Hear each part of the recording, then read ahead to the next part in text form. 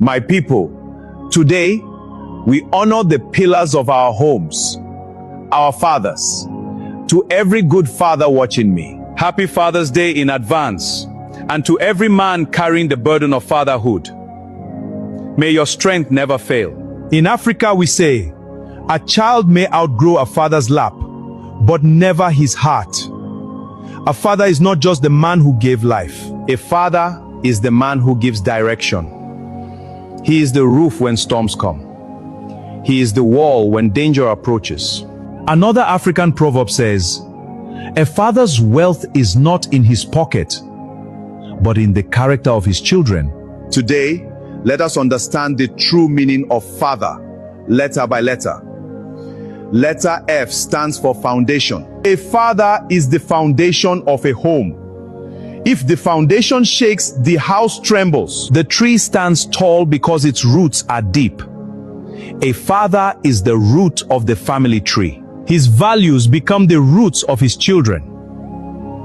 Without a strong foundation, a home cannot stand. Letter A stands for authority with love. A true father leads with authority but not with fear. The shepherd does not beat the sheep to lead them. He guides them. A father must lead with discipline, yes, but also with compassion. Children should respect their father, not fear him. Letter T stands for teacher. A father is the first teacher of life. He teaches by words, but more importantly, by example. What the child sees at home, he repeats in the marketplace. If a father lies, his children learn lies. If he shows integrity, his children learn honor. Letter H stands for hard work.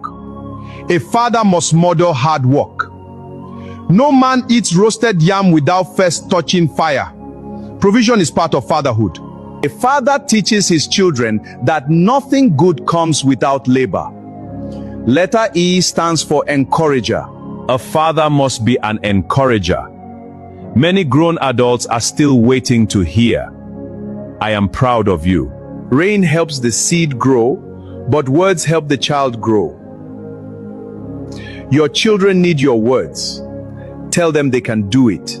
Speak life into them. Letter R stands for responsibility. The final letter is responsibility. A father takes responsibility, not only for bills, but for peace, for protection, and for presence. The man who carries the roof must not sleep while it leaks. A father cannot abandon his home and still expect honor. Responsibility is the crown of fatherhood. My people, being a father is not biology. It is responsibility. It is sacrifice. It is legacy. Any man can produce a child, but not every man becomes a father.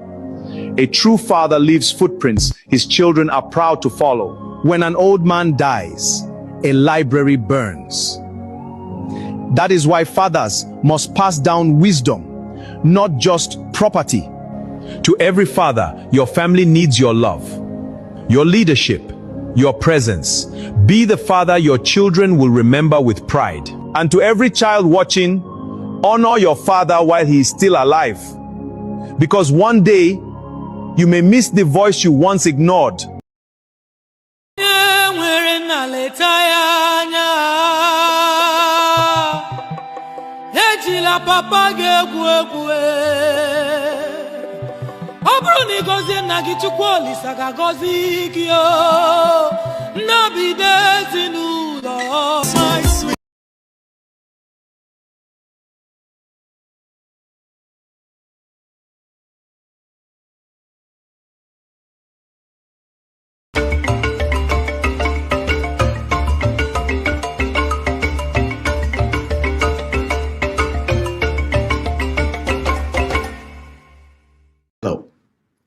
In 2005, New York Times columnist Maureen Dowd sparked debate with her best-selling book, Are Men Necessary?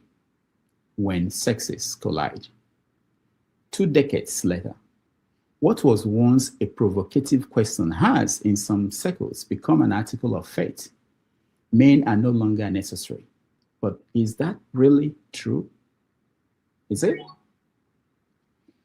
As societies change at breakneck speed, the role of men, and especially fathers, is being questioned, redefined, and in some cases, diminished.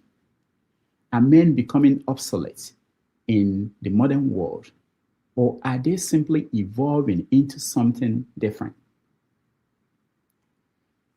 In the crisis of masculinity, is it real, or is it a reaction to the collapse of an old order where men held unquestionable authority and women were expected to know their place? On this special Father's Day edition of 90 Minutes Africa, we take a hard look at men, fatherhood, masculinity, and the future of gender relations in a rapidly changing world. Join us as we celebrate fathers, examine the challenges facing men today, and explore the vulnerability, anxieties, and possibilities that lie beneath the fire of today's cultural wars. Are men endangered, misunderstood, evolving, or simply being asked to become better versions of themselves? Who defines what a better version of men should be? My name is Fredo Okonkwo. Thank you for joining us wherever in the world you are joining us from, and let's begin. I appreciate you. Welcome, everybody. Thank you so much. Today is June 21st, 2026. 17 years ago today, my father passed away. He joined the ancestors. It was a Father's Day. I still remember I was in Virginia when it happened. So today is a special day for me. I'm remembering my father, who was a teacher and later on in life became a politician. He was a ward representative of my ward at Idemili South local government area, councillor.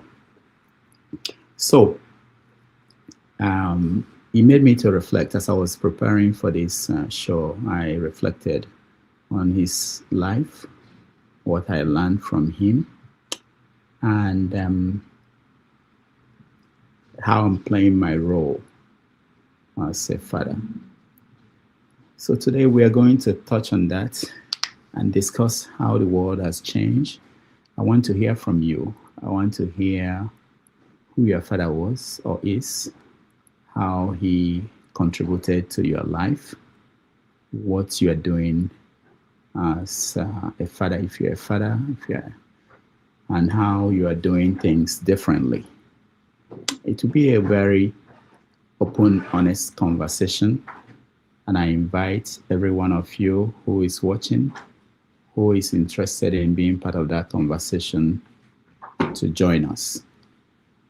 Again, thank you so much for being here. Always, I know people are busy, people are going out today, and of course, the news did not stop. The World Cup is still going on.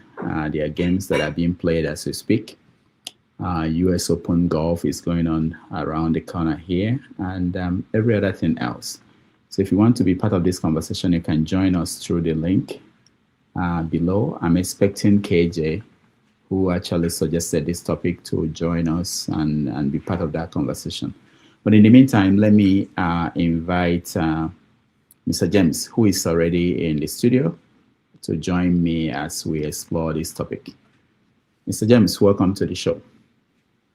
Yeah, thank you very much. Father's Day.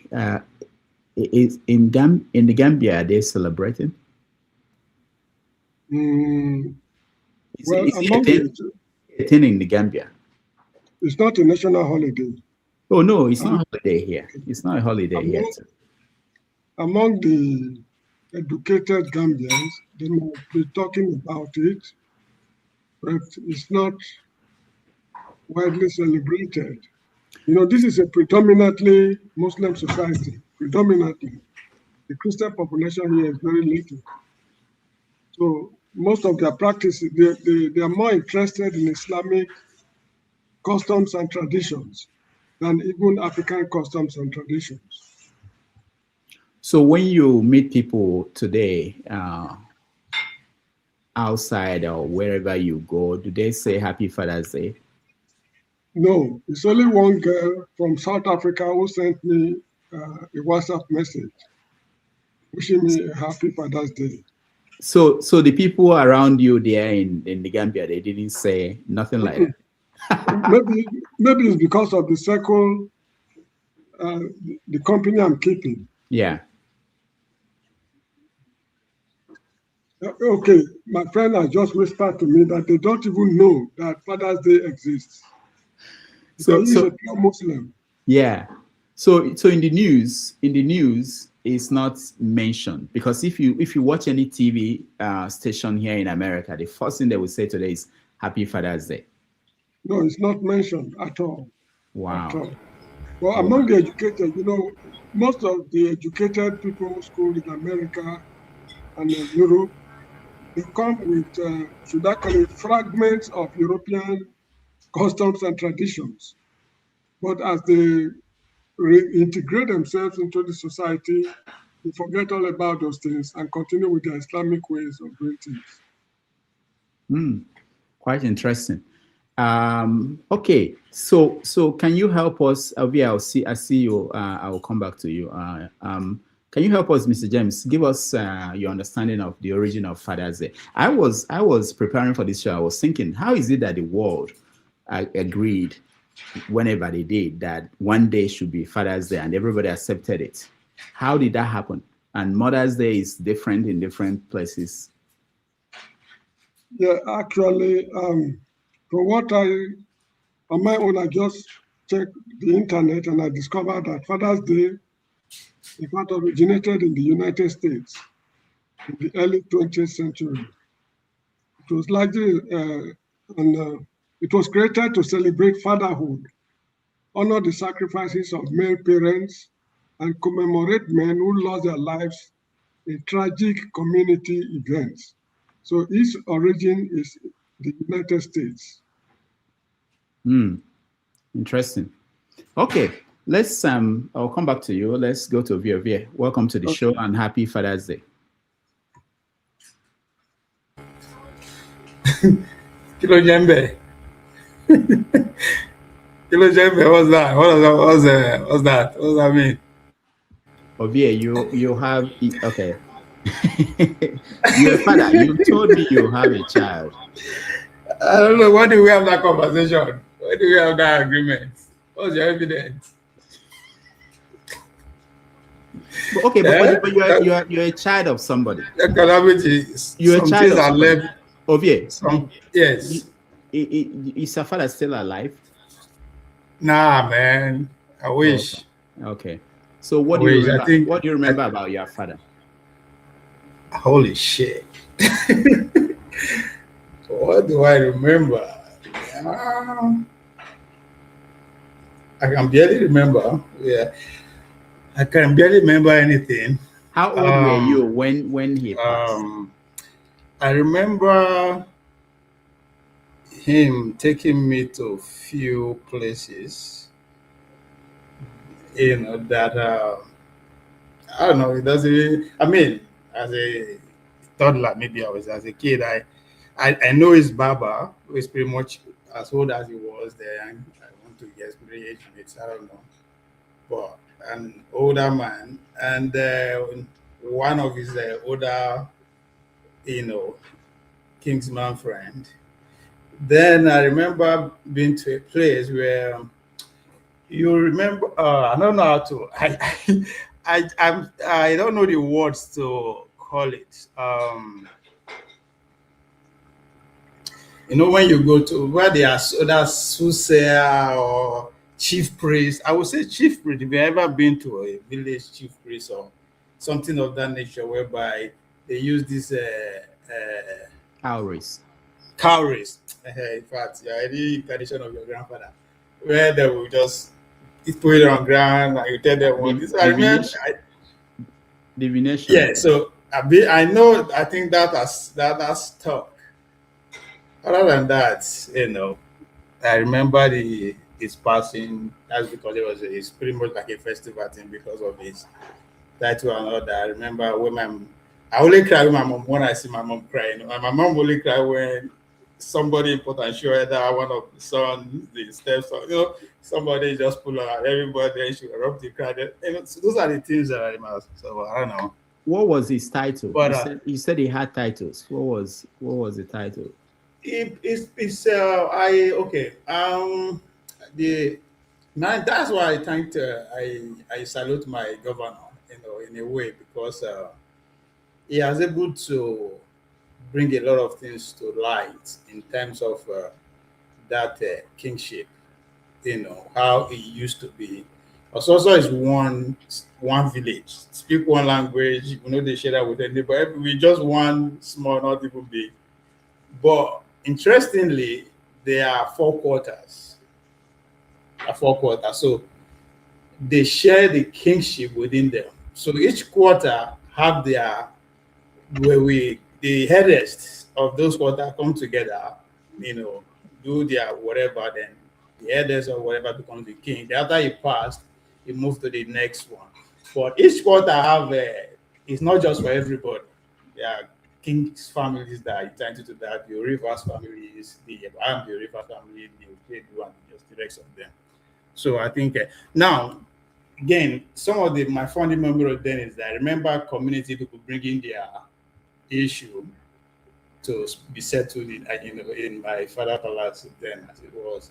So then I don't know what I have no clue, but I just know that when that people comes like that, everywhere becomes quiet, and I just know, okay, something is going on. This is some family issue, whatever issue coming into this. So things like that. Now, why do I bring my governors in? So that was the rotation. That was how the presidency works until the invasion of the Benin Kingdom in 1898. That the British decided to take over the empire, and because of tax, situation, there's a need for them to unify the Ososo and just put one person in charge, so that everything just go through rather than this complicated way of doing it. They don't want all that. So they empower the man who is important at that time. And after the man died, the son said no, it's going to continue. So they want to make it an hereditary thing. So that becomes a problem for the past 50 years. I didn't grow up to meet a unified king in Ososo. So even after the mass, a couple of years ago, the son came from America, decided to want to, take over the position. The family that he came from disagree with him. The quarter he came from, the Irish, not to talk of the whole community now. But he played smartly. He joined, he supported the government, coming into the country after they won. They gave him a position. He was a commissioner. From during that process, so they crowned him as a king, in a political way. So when Opawolo came in, good at the discretion, they thrown him and said they have to revert to how it was before. So, but the case is still in court, so that's why I bring him. Only that, exercise of his own executive authority bring a lot. So this story I'm telling, if you ask me, before he's coming to power, I won't be able to tell you this is how it was. So just because of that, a lot of things begin to come to light. New people begin to, grant interview to newspapers. I mean, other people from the community now go to TV interviews. So a lot of it brought a lot of things to bear. So I always use Nigeria also as a small. We can't get our leadership right. We are just one. We don't share nothing with anybody. Like literally, we don't have rival, right? Not up to now that the Fulani people. The only way the Fulani people are able to erode that area is because at the boundary where we settle on top of a hill, because due to the migration, everybody running for fear and all that, so they decide we go under rocks. So our village now, like city of rock, there are more rocks than houses. So then the only flat land that we have is where the boundary between the Edo State and Kogi State. So we found together with the Ibira people, we speak their language, they understand us. So because it's a very plain land, the Fulani is always going to graze their lands and all that. So that's just their rule coming to coming to Ososo. That's why what is happening in Ososo today were able to happen. So assuming they did not close down the school and they come, nobody could protect them, because are pretty much the last building before farms, forests. So after you pass our school, that's it. Now the rest, now once they come pick you for there, you are gone. So him taking that proactive, that's what I can support. So that's how my own small story, you know. Okay. So I really have most of the things I come to know about him from brothers, relatives, and all that. And so I'm taking it that you were very young when he passed. Yeah, I was a baby. Okay. But you don't even know the title. You don't even know the title he had. It's Orifa, with the family title is Orifa. Okay. All right. Let me go back to Mr. James. It is during his coronation. It was his coronation era that I was giving birth to. Oh, that's why they named me Ovie. That's why they named me Ovie. Means the king. Okay. That's what it is. Yeah. All right. Thank you for sharing. Mr. James, what do you remember about your father? Well, I still remember, just like Ovie was saying, he believes in Babalawo business so much. All these problems, whatever it is, being physical, spiritual, imaginary problems, the solution house is the Babalawo's. He goes to Babalawo virtually every week. That's one of his habits, to provide solutions to his problems and challenges. That's one thing I remember about him. Was there that period where many people Christians during that era? Yes. No. We had professed Christians. At his place of work, they all prefer to be Christians. But in the evenings, they know where they meet each other. And when they meet each other, out of, should I call it mild guilt, or I don't know, or shame, I don't know the right English word to use, they start giving excuses. My nephew in the United States sent me to find out certain things, those kind of, petty explanations. Let me put it that way, because big men don't lie. Petty explanations, whereas what they actually go there for is different from what they are making people to believe. So officially, at their place of work or places of work, they are Christians. But after work, they know what they do to solve their petty traditional problems. Okay. Thank you so much. Sully, welcome to the show. Hello? Yeah, welcome to the show. Yeah, so is today's show just for Father's Day? No, we go from there and go back to, of course. You see how we try to smuggle in these politics into Father's Day conversation. Okay. Because I know Obi is not a father. Obi, I don't know. Maybe he doesn't want to reveal it to people, but Obi can. So something I left for during campaign, when I declare my electoral ambition, I want that to be the distracting factor, let people dwell on that while I carry out my so all right. Okay, hold on. Don't derail us. We get to politics soon. Okay, Sully, I'm not expecting that you're a father. Are you a father? I'm sure you're not. Okay, so what do you remember about, first of all, what is going on where you are? Are people celebrating Father's Day? As usual, no, nobody cares about me.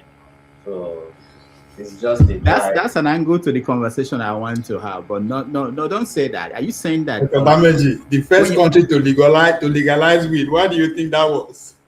No, sorry. Are you saying that in the news they're not talking about Father's Day? When you meet people outside, nobody will say happy, or you didn't say Happy Father's Day to anybody today? This is the first post I've seen about Father's Day today, and I've been using internet since morning. What? So is it an American thing or Nigerian thing? But they do that in Nigeria. Are they not? For those of you who left Nigeria recently. I've scrolled on different platforms, even Nigeria, even platforms where I've seen Nigeria, nobody's talking about Father's Day. I even knew it was Father's Day today because I saw your post. Seriously, because even when you announce it, my mind didn't go there until somebody saw it on TikTok this morning and decided to say Happy Father's Day. I was like, what are you talking about? Then I said, oh, is that what Dr. Damish wants to talk about? I'm so disappointed. I'm so disappointed. So let's see, where are the English people? Where are they? Oh, okay, we found one of them. All right. but Sully, what do you your father? Let me.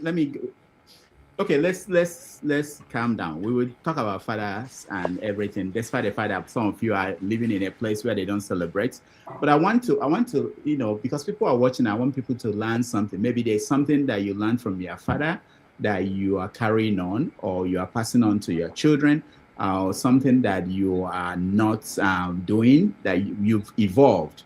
The fathers of the past, and we have to spend an hour at least and talk about this.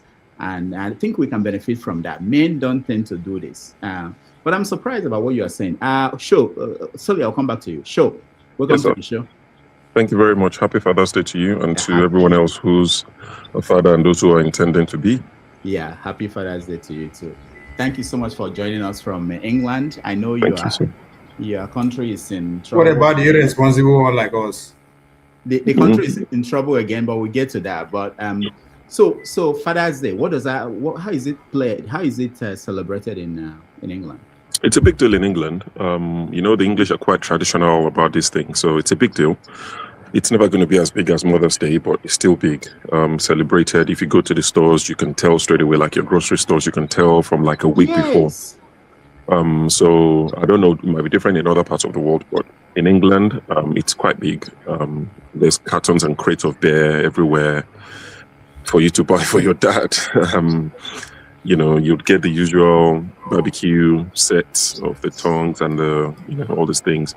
So it's celebrated and it's in the news. They talk about it in England, and especially, we have a king right now. So it's bigger than probably when we had a queen. So, it's more pronounced. So yeah, it's celebrated in England. And I think for someone like Soli, I think he said, well, you assumed he doesn't have a child. So that might play a key role in him not being aware of it as much. Because I woke up to messages from my friends who are fathers, been fathers for 20 years. Woke up to messages from them, Happy Father's Day. So things like that will make you know. All of my friends have kids. Some are in uni. Mine is 18, going to uni in September. So there's no way you won't get messages from your friends to say Happy Father's Day. I mean, few group chats where people just start pasting all this copy and paste forwarded Happy Father's Day. So you're inundated with it. But it's something that makes you happy, as a father. If things go well, you're quite happy to have children. And if it goes horribly wrong, you might regret having them. So it's possible that you regret having children. I know a few people who wish they didn't. So thank you, Sho. Is there anything you can share about your father, what you remembered about Oh God. And what you learned from him? How long have you got? We have all day. They want to go to politics, but we are not going there until 1 hour at least. Someone is there a noise coming from here? My neighbor's. I think it's coming from Ovie. My neighbor is doing his garden. He just started. Is it? No, can you hear like a lawnmower? No. Okay, it's good. That's cool. Yeah. So, well, my dad, God rest his soul, he will have been 98 a few days ago. He was born 16th of June. So Father's Day is always around his birthday because Father's Day is second or third Sunday in June. So it's always around that time. I remember quite a few things, but the most important things I remember about him is that he was a very principled man.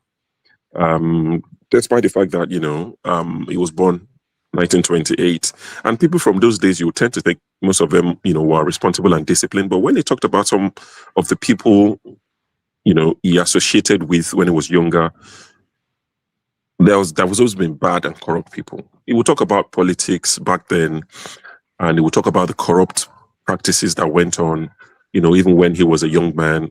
But he was a man that was opportuned. He lived on the corridors of power throughout his life.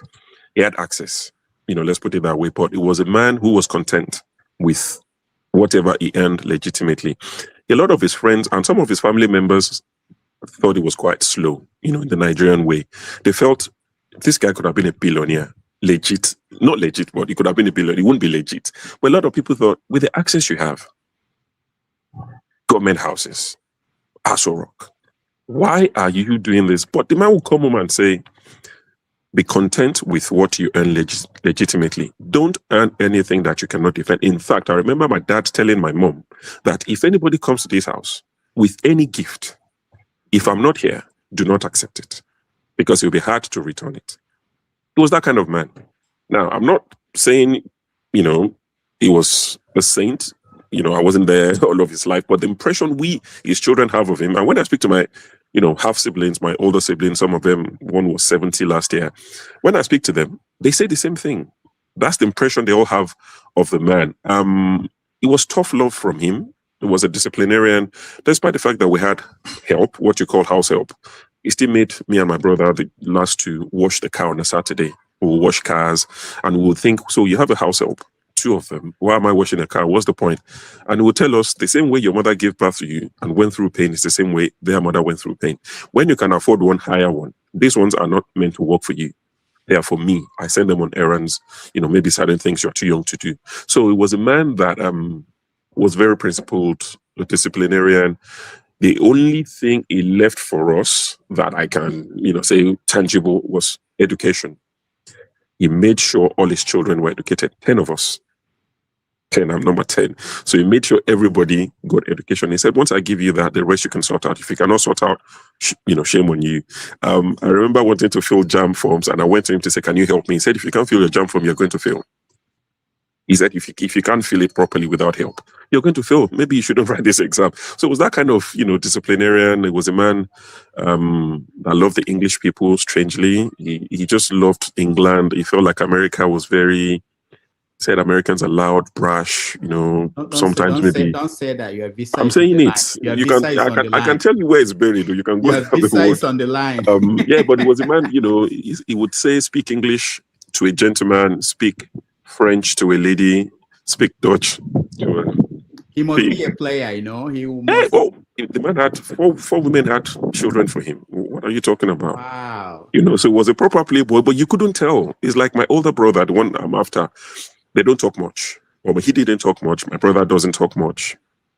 Very subtle. They go in, almost incognito. You don't notice them in a room. But when they get back from that room, they will tell you everything that happened, line for line. So they are quite attentive. Opposite to myself, my attention span is very little. Are you sure your father is not my father's younger brother? It's possible.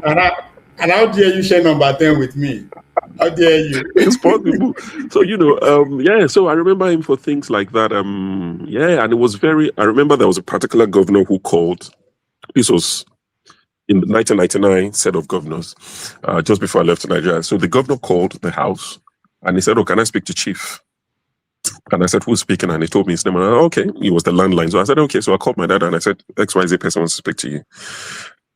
And my dad got off the phone and I was excited. I was like, what did he say? He said, he was inviting me to the Christmas party on the 26th or 27th of December. I said, so you're traveling to whatever state it was. And he said, no, I'm not. I turned it down. I said, why? He said, because they've invited me 3 days to the event. He said they didn't plan it 3 days ago. He said, so if I counted in their plan, when they started, they would have told me a long time ago. He said, so this is something for you to know. The fact that it's a state house and there's jamboree and there's a lot of people and opportunity, he said, don't make yourself available if they consider you last minute. He said, there's a reason why I wasn't factored in when they were playing. So, you get the idea of the sort of man he was. He had his flaws. I think it was too tough. I think it was too tough on us. But yeah, those are the memories I have of him. He was a lovely man. God rest his soul. What did you learn? And he hated Nigerian politicians who were corrupt. He hated corruption. He really detested corruption. Sorry, sure.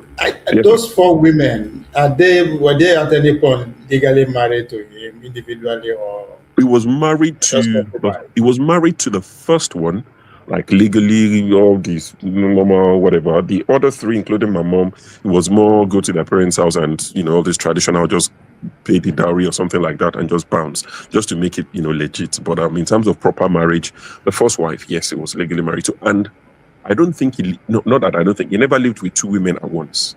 That drama of people all his children lived with him. The 8 of them grew up together. The youngest of the 8 is actually they're twins. So the number 7 and number 8 are 66 years old or 65 this year. So all of them, very few age gap. I think from number 1 to number 2. Had 5. Once married to each one of them, but one thing is that each woman had 2 boys.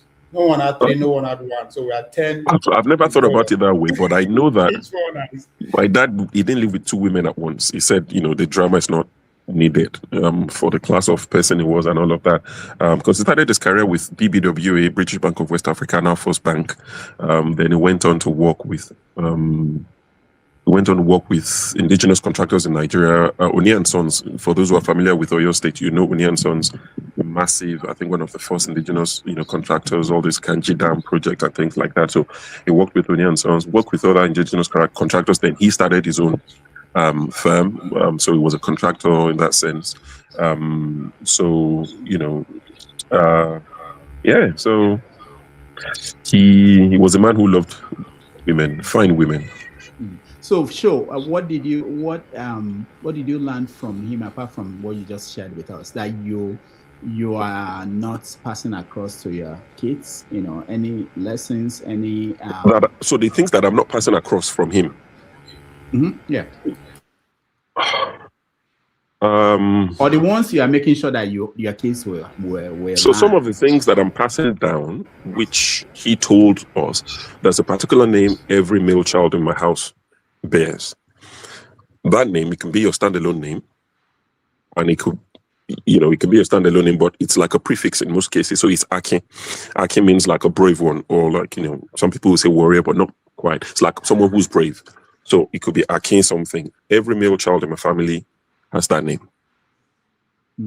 My sons have theirs, and that's what I call them by. Their mother has found some Jewish, whatever name in the Bible that she calls them, and everybody else, but I call them by their Akin.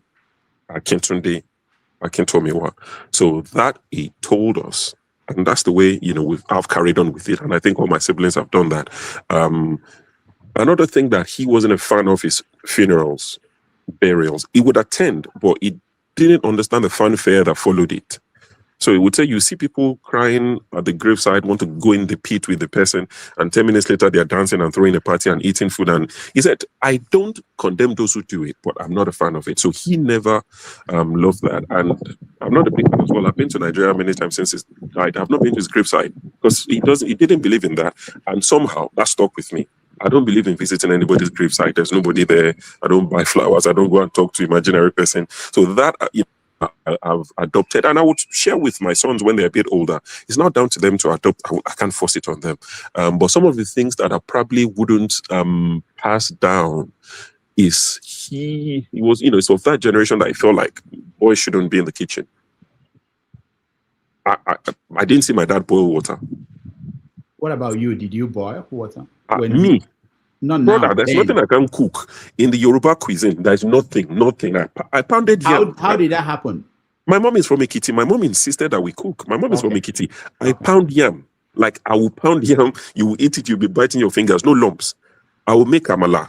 Standard. I will cook ewedu. I will cook okra. I will cook soup. I will cook egusi. There's nothing I can cook. I'm grilling. It's why that's the shit. They're supposed to grill for me. This is the kind of thing you will say now. You will start getting more women proposing, sending. Yeah, they should propose now. My father was a polygamist. Is my wife listening? Our garage is not big, and there's no bed there. Why? You are not the son. You are not the two sons of your father. Why are you peeping? You're about to see your wife is watching. My father lived in Nigeria. You see. No, your father lives in a different world, He lived in Nigeria. So, so some of that's one of the things. My dad just felt like, the kitchen, girls should cook and boys should wash the car and, tend the garden. I would cut we had flowers. We still do around the house. There was a lot of, greenery, and I would cut the flowers. When I was younger, my teenage years, I'll cut flowers. You think they've hired a professional, and I'm not even. I'll send you pictures, Rudolph. After the show, I'll send you pictures of what it looks like today, and that's the way I used to cut it every Saturday. But one thing he also did that maybe unconsciously, every first child of his wife, every first child from all the women are his favorite children, and all of us knew that. He didn't have. We just know that, oh, I know that he likes this Does person. I gender, know does that. gender, your gender important here, or does it matter No, it if the wasn't. child No, is no a man gender, or no woman? gender. It's mixed, male and female. But I was talking to one of my siblings recently, and I was saying, Dad preferred this person, this person, this person. And he said, yeah, he said, I grew up with the other 7. You grew up with your brother. I said, he prefers that guy, the one that you call my brother, he preferred him to me. And he said, that's true. So we listed the people that he liked. And I said, hang on. Those are the first children, or first child, sorry, of each woman. I said, so maybe it's a thing about the first child that they have for him or something. But that I know of him, which I think he made it obvious. He made it clear. In fact, he told me once, which I confronted him. He told me I was about 15 at the time. He said to me, oh, unprovoked, unsolicited. This guy was a gangster. He was saying to me, he said, 1, 2, 3. He mentioned their name. He said, there's nothing they can do to offend me and I won't forgive them. I'm thinking, why is that relevant to me? I was like 15 at the time. I was like, why is this relevant? Why are you even telling me? And, they will say, oh, parents, you don't have favorite. My dad had favorite and he made it clear. Now, he now visited UK in 20... He came to the UK in 2006. He came to the UK in 2006. And I was renting a house at the time. My brother, whom I'm after, he just moved to the UK just before then. So my dad visited. My dad was now staying with one of the older ones who is one of the favorites. He now called after like a week and he said, oh, I'm thinking of coming to see the two of you, you and your brother. I said, where? I remember I was in a park. I was just chilling on somebody. I said, where? He said, oh, where you live? I said, I'm afraid you're not welcome. And we had no issues before then. I think that thing just came back to me. I said, I'm afraid you're not welcome. He said, how do you mean? I said, I remember something you told me.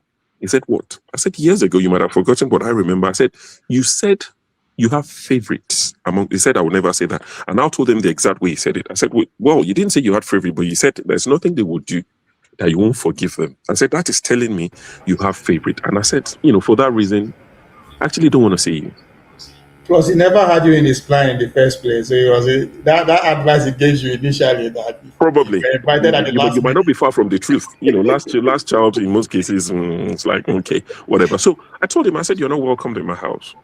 And he said, I said that. I said, yes, you did. You told me that your favorite. I said, so unfortunately for you, your favorite that you want to come and see is currently out of work. I pay his rent. I own the keys to that house. So for that reason, I'm afraid I don't want to see you. 2006. And he apologized. That was the first time my dad ever apologized to anybody, at least that I know of. And he said, oh, I'm really sorry. He was older at that time. He said, I'm really sorry. I didn't mean to. Oh, that's not how could I have said that? He apologized. And I said, okay, whatever. Now that you've apologized, you can actually come. So his other favorite son brought him to see the other favorite one. And of course, I'll go to work very early those days. Also, 7 o'clock, I was gone. And I won't come back intentionally until I'll finish at 5. And I won't come back until like 8 o'clock. They will have cooked. Just come and say hello. Just go upstairs, But that was the last time I saw him. What kind of Yoruba man are you? I mean, like letting your father to beg. That's not a moral arbitrary. I didn't tell him to beg. I just told him how I felt about him. I didn't tell him to beg. So he apologized. And so that was the last time I saw him, 2006, actually. Yeah. Wow. So thank you so much for sharing. Let's go to, I want to hear, Sully, what can you tell us about your dad? If you want to share, you don't have to, but what can you share? What can you share about your dad and what Father's Day means to you?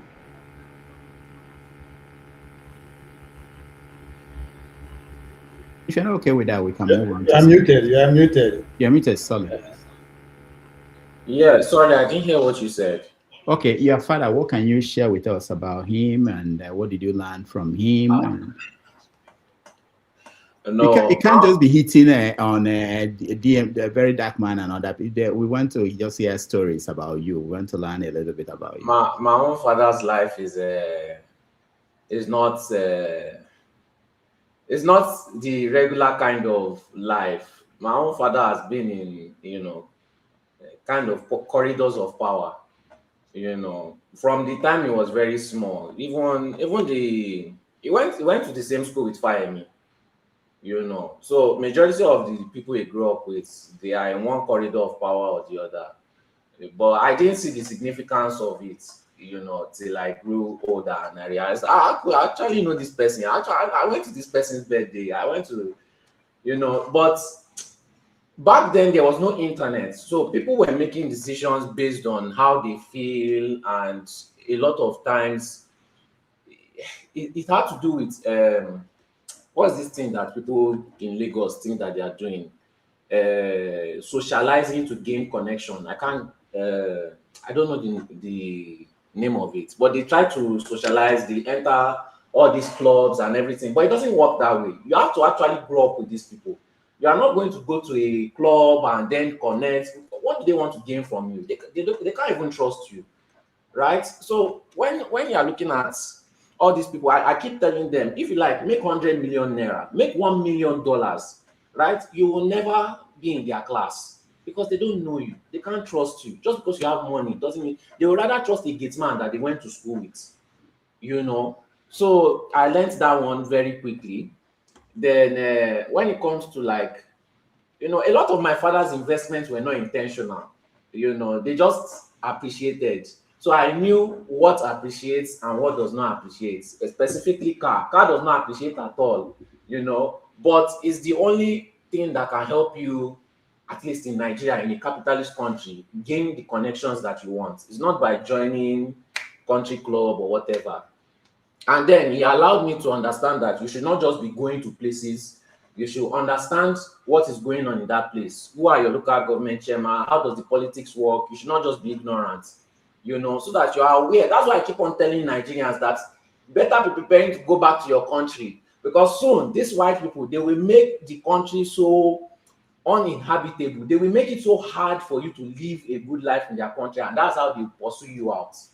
But Nigerians do not believe me. I told them that in UK, these people, they will get to a point where they will start beating you on the road in 2026 and 2025. It's not already happening. So that's just how it is. There are some things I just don't want to say here, because I'll be revealing a lot of people, but for no reason. Yeah, thank you for what you shared. Let me when you were talking, I was thinking about David Hundeyin, and I know a little bit about him based on what he talked about during several interviews. I'm thinking whether you have the same feeling. So according to him, he grew up, his father was influential in Lagos circles, and he grew up knowing these people who run the country or the people in Lagos. And then it made him to have this total disdain for them when they do things and how they live their life. Yeah. So do you share the same thing, the same kind of feeling? Yeah, because I realized that Nigerians behave differently when they are not in front of a big person than when they are in front of a big person. For example, my uncle owns one of the biggest churches in Lagos, right? I'm not going to mention the church, but it's one of the biggest churches, billions of naira, right? How these people behaved in front of my uncle was very different from how they behaved when my uncle was not there. When my uncle was there, they pretended to be very, very good people, moral people, because it's a pastor, they want to. But when they are not there, they are totally different. They are very bad, terrible people. Very, very bunch of liars, bunch of, they just do everything bad. That's when I realized that Nigerians are not really good people. They are not bad people, and then when it comes to politics, they start pretending like they want the betterment for the country, but they really don't. So I saw a lot of people be very two-faced, especially when they're in front of a governor or a local government chairman. They don't behave how they usually are. They pretend a lot, and they are not most of them are cowards. They rather side with a big man that gives them promises than somebody that they can get guaranteed help from just because that person is a small person. All right. I like a lot. All right. Thank you, Sully. Let's welcome KJ. KJ is the co-host of this show. He just came in now. I know he must have gone to church. He was the one that suggested this show yesterday and left it to me to figure out how to start. KJ, welcome to the show. Happy Friday. Thank you so much, Dr. Rudolph. Thank you for hosting the show. When I read your outline, I knew that I had nothing to add because you already covered all the angles. I say, wow, this guy is very good, So I went to church very happy that you had done, what Napoleon could not do, And contrary to other people, who in where they are, they don't celebrate Father's Day. In my church, I'm just coming back from eating edikaikon and bakery and all the stuff. The church had a feast for all the fathers, and we had to do justice to it before leaving that place. So I thank AFAM 2474 for trying to give me power to down whatever is going on. I really appreciate your offer. Unfortunately, I don't drink. I don't smoke. I've never smoked. I've never drank in my life. Okay, I used to drink. I'll be against your church next Father's Day. Oh yes, church. Please, by all means. So, yeah, Rudolph, you've done really a good job, and I like all the stories people have shared. Some of these stories are things we will never get to have heard if not for this program that you are holding today. Before now, I was looking for the picture of my father and my mother too, but maybe as the time goes, I'll let you have them. My story is not too different from Show's story. My father was just like his father, but on a more cooler side, on a more gentle side. My father didn't display who is favorite or who is not. The only thing he left for us, like I've always told people, when I went to marry, I was asked, who is your father? And I said, if you are trying to know if my father was anything, I can only tell you one thing. My father left me with a good name, and that's all I have. I have no property anywhere. Even though my father, in part of my own part of the East, his great-grandfather was owner of half of the community, but he left all that. He decided not to be a chief or called by any title. He was just a gentleman to the core who didn't want trouble at all, and that is what he handed down to all of us, to live and obey the simple instruction given anywhere. Doesn't matter who is your leader, whether it's a small boy or a big boy or a man or a woman. So that's a lesson that we were taught, or I was taught. And apart from all my siblings, myself and my younger sister, immediate younger sister, were the ones that spent the most time with him. It was my father that told me that once you cross the age of 18 as an Igbo man, you no longer force your children to do anything. You advise them. You call them and say, oh boy, this way you're taking. This is where they lead, though. It doesn't lead to anywhere. So based on that, you now begin to regard them as your equal and treat them with utmost respect, and you get the best of the result from the children, especially their male children. My father told me that you don't use I have 10 girlfriends to collect title. So you can have all the girlfriends you have like in this world. You can't go to the village square and say, ladies and gentlemen, boys and girls, I have 10 girlfriends, therefore I'm going to be given the other title. See, it doesn't happen. So it's just a question of waste of time. So majority of what guides me in life, even though my father was not as a Christian as I was, majority of what he told me is what has kept me in the straight and narrow path, even to this moment. He is the one who first taught me that it's not always necessary to fight. Sometimes you win by not even fighting at all. So most times when people, I once in my secondary school, I fought a guy and I beat the guy, and there was a lot of problem. And when the case came to him, and he asked me, why did you fight this guy? Because I have not fought before. And I said, well, he called me a bastard. Then my father looked at me very strangely. I said, he called me a bastard. I said, yes, sir. And you fought him because of that? I said, yes, sir. Don't you know your father? I said, I know my father. Who am I? I said, you're my father. So why did you have to fight the guy? All you need to do, say to the guy is, I'm not a bastard. I walk away. I was shocked that he didn't shake me to say, hey, nah, you have done well. He said, next time, anybody who calls you a bastard, tell the person you're not a bastard because you know who your father is. And that's all. So he has a way of what's the right word now? Trying to de-escalate stuff, even amongst his children.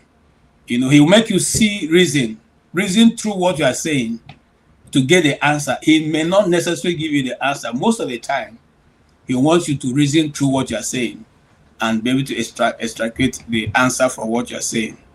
And so wisdom was more like what I got from that. You now own the wisdom for which you are displaying or which you have been able to arrive at based on what he has told you. He was a very hardworking man, very straight and honest guy. He didn't believe in cutting corners. The only thing if you say any damn part of my father is that once he told me that he would have been in England to be, trained a medical doctor, but because his grandfather, my great grandfather, was a chief, and when he's coming back to the community, he comes back. He has 3 rally bicycles. You know how rally bicycles were very expensive those days. The one they call the white horse. So he has 3 of them. So when he's coming to the village, the people line up and be receiving the son of the chief who is coming back with 3 rally bicycles, and his younger brother will pushing one while he's riding one, another one will pushing one, So he told me that, he felt that if he had gone to England, at the time they were trying to send him to England, he probably would have been lost. And by the way, who would have known, how these people who are praising him will not even be there, so he may not even come back to his community. So I said, look at this guy. I mean, actually, maybe by now would have been speaking like show. Who knows? But to say, cut a long story short, he was a very nice guy, and we also attest to that in his burial. In his burial, everybody that came from the community, nearby community, and all that, everybody had one statement to make. He said, "Honest and straight man. If you wanted the truth, you come to him." They once called him for a dispute in the village, and he went to the court to go and give testimony. As soon as he finished giving his testimony, the judge closed the case and then told the people who brought it. So you have such a man and you brought a case to me. People must be very stupid, So that's how it is. It explains everything, make it clear for everybody to see. And at the end, unless you're just a troublemaker, you have nothing to say. That's the story of my father. All right. Thank you, KJ. I'll come back to you and find out what you learned and what you are passing down to your children. And we'll get to that. But let me welcome to the show. Pansat, welcome to the show. Happy Father's Day. Same to you, Rudolph. Happy Father's Day to everybody who's on the show and those who are on that comment section there. And I hope if you got any gifts, it's exactly what you wanted, right? Everybody got what they want. And maybe by next year, when we celebrate Father's Day, I pray that we'll be proud fathers, proud Nigerians, and that we'll begin the journey to make ourselves upstanding citizens of Africa and Nigeria and everywhere, to make ourselves begin the journey. So that's my prayer, and I hope it comes to reality very soon. I was listening to the executive producer, in detail, talk about that. I'm sure a lot of us relate, because our fathers are pretty much the same thing now. Mine goes way back. I could actually be fathers to some of you here, like Ovie over there. Rudolph, you know who redeemed Solly? Because I know you're fond of Solly. It's me. I went to the swamp and I pulled him from there and brought him over here. So to be in the ocean and swim, and you see, it's one of I'm very proud of him. His politics still evolving, but at least he's in the ocean instead of being in the swamp over there. They call one man into motion. So now I know that you're over here gathering a lot of anecdotes about our fathers, and I have to tell you, it's pretty much going to be the same thing. Most African men, they're macho, they're disciplinarians, and they want to do the right thing. They are poor corruption. I don't know how, when people quote Nigerians, they say, "Oh, 99% of Nigerians are corrupt." That's not true. You do have the core minority, a few people who are corrupt in Nigeria that corrupt the system. Yeah, Pansa, we can't hear you anymore. Your connection is not good. Oh, really? You can't hear me? Okay, now. Okay, you're back. Yeah, because I this time I have a gigabyte in my system, so I'll be surprised if you don't hear me. It has to be from your side. So, like I'm saying, Rudolph, you don't. Everybody doesn't do it. I was looking at a study here where a few people commit all the crimes in the United States. In essence, there's a few killers. If you go to a city, you go to a town, there's a few people that commit all those violent crimes. It's the same thing in Nigeria, right? You have a lot of people who now. Corruption is not, I think Jonathan got in trouble when he was trying to define corruption. Corruption is not if you don't provide electricity, somebody goes out there and draw that wire down into his unit and get electricity, right? That's not corruption. You're supposed to provide stuff for Nigerians, else they're going to be innovative. They have to survive. We're smart people. So corruption is totally different from whatever Jonathan was trying to explain. He was right. All right. Jonathan was a good president, but a terrible ex-president. That's his own story right there. So anyway, so I know you want to get all these anecdotes and get on with the show. I've come here to deal with certain issues like I normally do, but I never get to what I come here for. Never. All right. If you can only share with us, your memory of your father, did you learn anything from him? Did you pass it down to your children? How are you playing the role of a father? That's what we want for this first hour, and then we can go into politics. I know you can't wait. All right. Now, because I'm in a battle mode, I don't try to reveal a lot about my family because I don't want these Nigerians who are home to trace me. But so if I'm going to tell you anything, it's what I said already.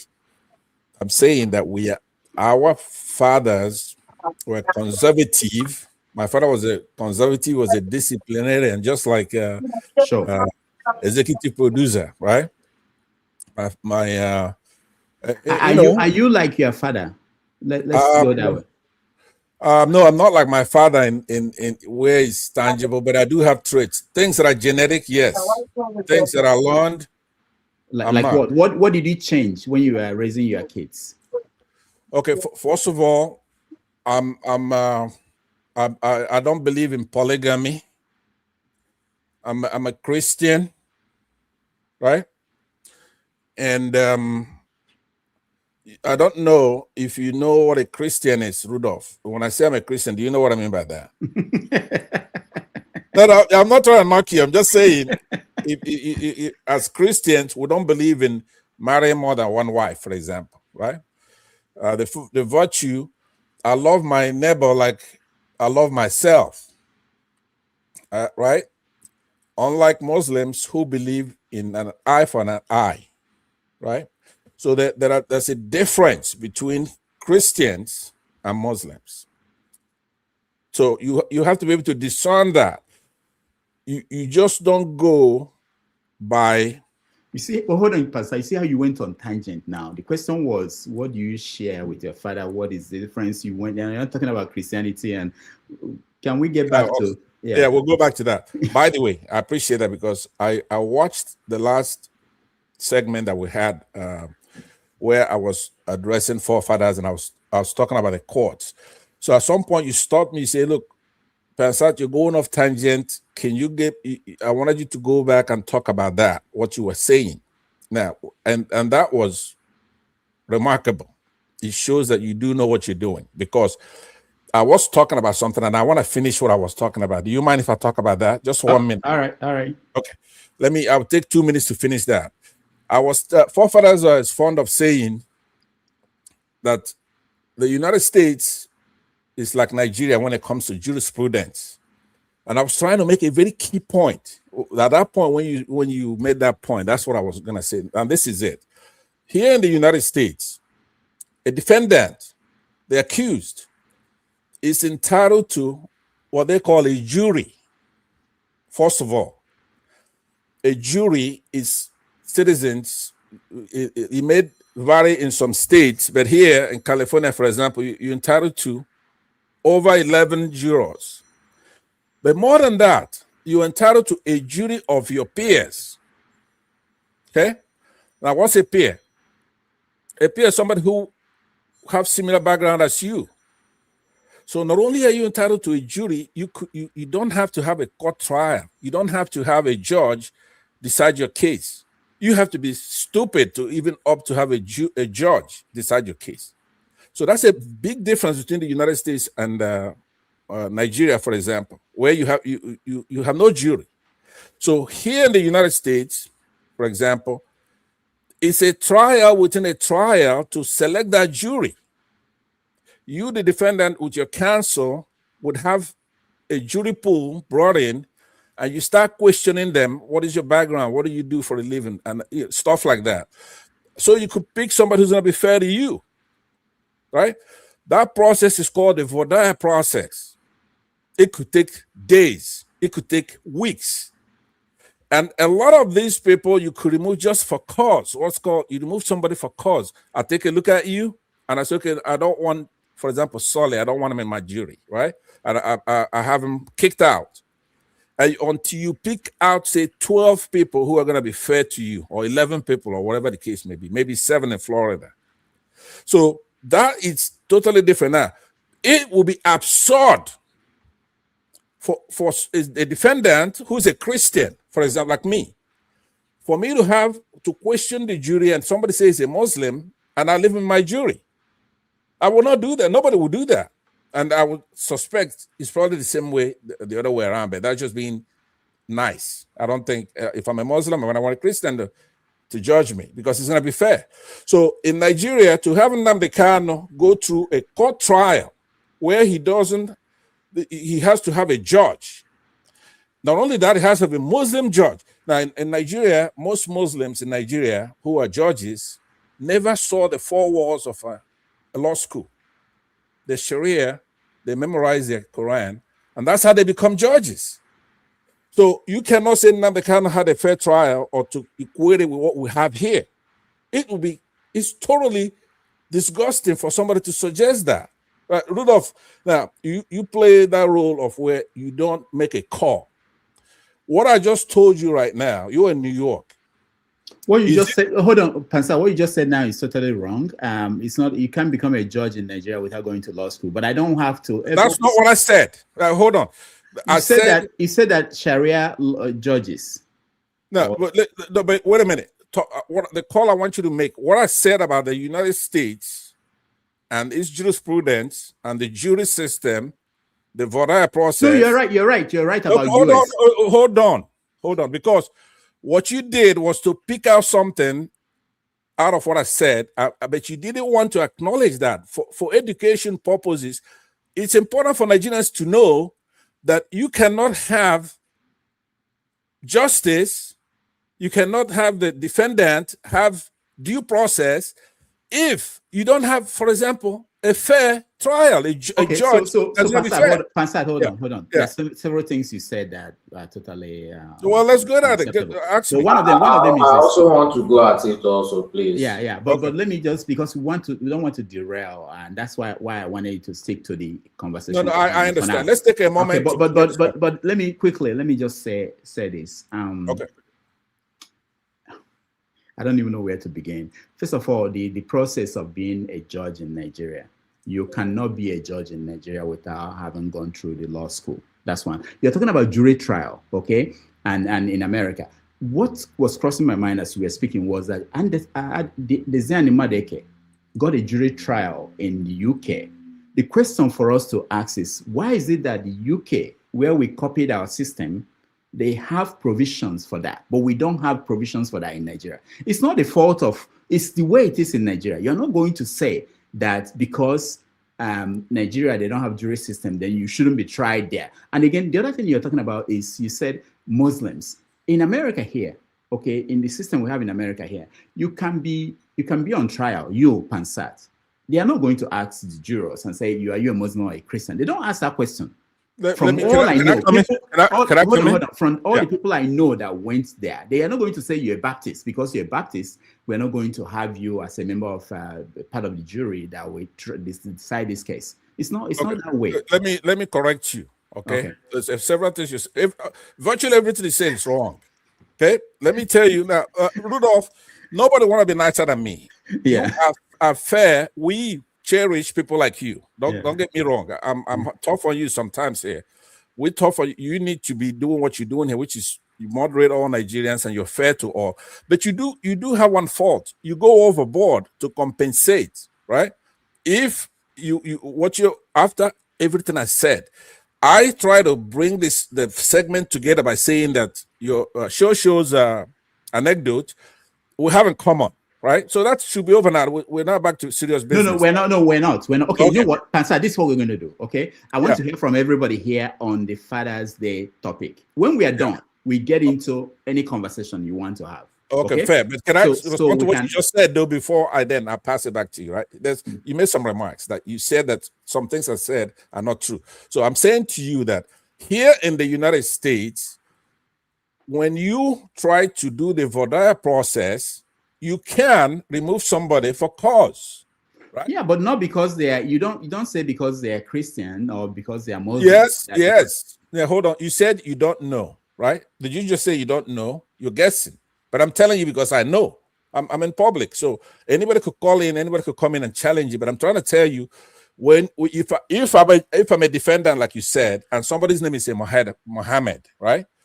Well, I may not say, are you a Muslim? That's the point. That's the point I'm making. You can use that based on the name or maybe the hair. It tied something on the hair. You can say let's just bring it down. Do you think it's justified that what?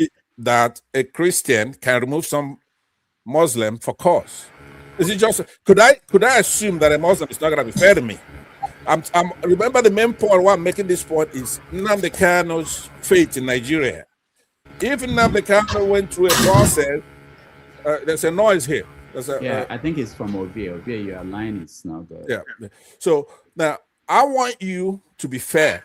You don't. If what I'm talking about is not true, then of course I told you the last time when it's true or false, you have to make the call, like you just tried to do now. If it's good or bad, that you have to leave that to everybody. If it's right or wrong, but true or false, make the call. I'm saying that if Nnamdi Kanu went through that process in that system where he did not have due process, it was a court trial. Now, what do they mean by court trial? It's when a judge is sitting there. It wasn't a jury trial. Even if it was a jury trial, it has to be a jury of his peers. These concepts, these doctrines mean something, right? It means something. You can't be here, Rudolph, in New York, and when you're addressing Nigerians who don't know, a lot of Nigerians don't know their ass from their mouth when it comes to their rights and democracy, jurisprudence, right? So what you do, which I had it out with Madam Precious the other day, because you cannot go and say, which is what you do, and I'm going to end with this. You bring guests from Nigeria or just Nigerians who are in Nigeria who don't know half of what I know, and you say to them, hey, you're a guest, you're higher than me in the hierarchy. You know what I do, I'm going to respect you. But then when Pansa comes, because you've already said that guy is higher than you, knows more than you do, then I have to knock that guy down, because if I assume it mathematically, if he's higher than you, and then you try to be higher than me, then he's higher than me when it comes to true or false. So I cannot accept that. You're going to have to educate via this medium. When you have somebody, like, look, when I left Nigeria, I was the sharpest guy that could come out from anywhere. I came down here, I didn't know anything. A bomb will be smarter than you. But why? Because of the environment. It's not genetic, right? If you're sitting in Nigeria where you have jurors, I mean, you don't have a jury trial. You don't. Who's going to raise that issue? Who's going to tell people let's say he wins? We have to reform the judiciary. We have to have jurors, because Nigeria is a multifaceted country. You can't have a Yoruba sitting trying a Nigerian, an Igbo man. He's not going to be fair.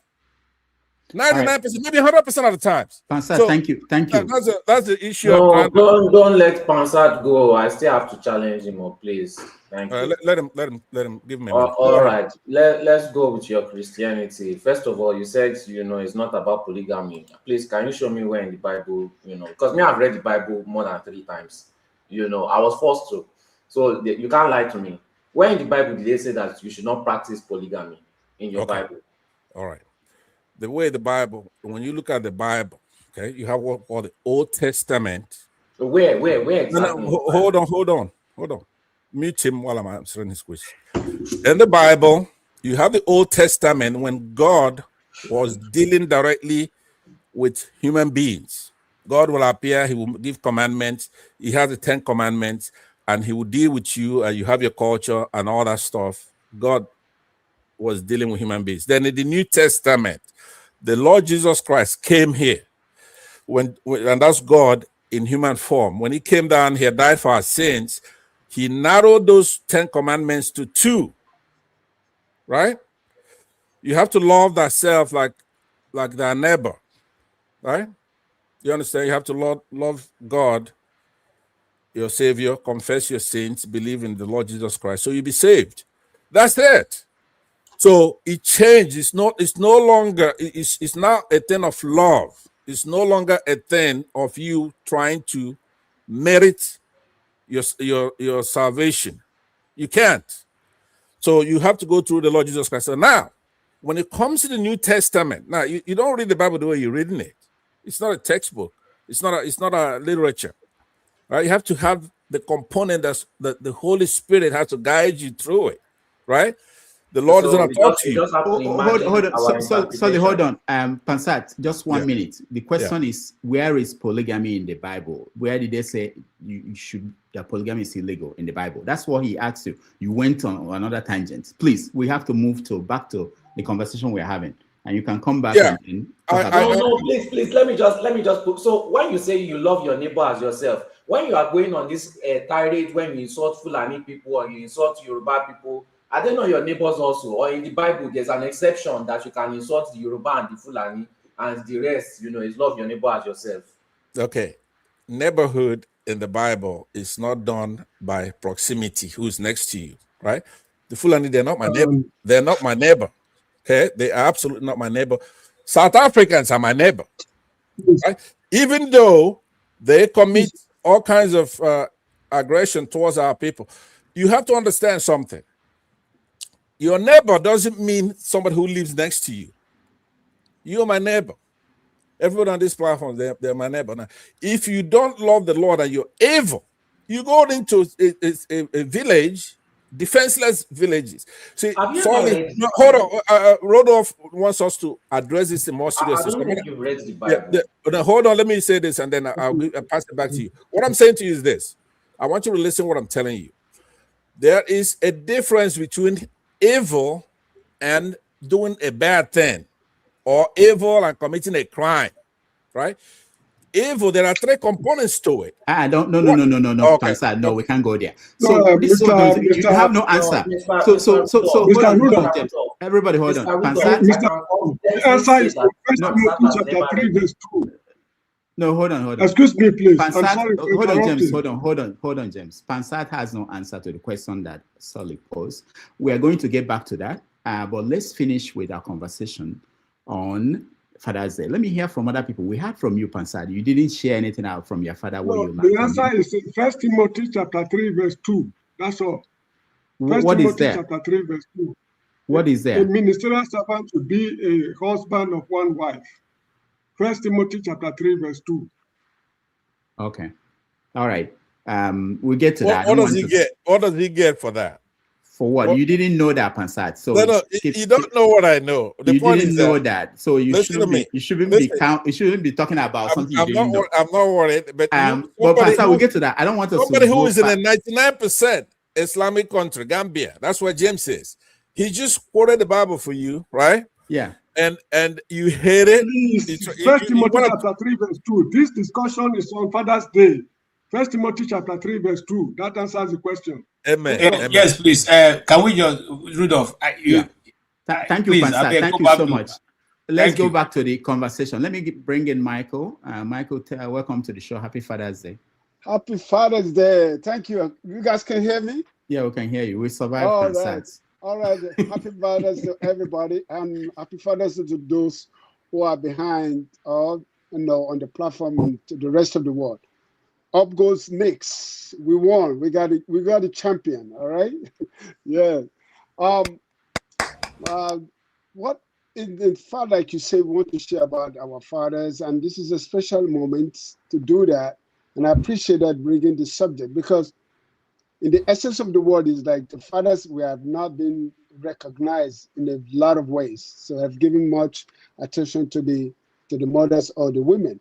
So I appreciate you so much for giving this platform an opportunity to express our fathers and what they have contributed to our life, because whether we like it or not, our father played a lot of influence in our life, especially those of us who are born over there and grew up over there and come over here. So my own little contribution I can make about my father was, he was, like everybody said, he was a loving father. He was a disciplinarian, and he was core to the truth of a Nigerian, because he believed in Nigerian unity. He believed in Nigerian improving itself. And because this man worked 36 years with the Nigerian Railway Corporations.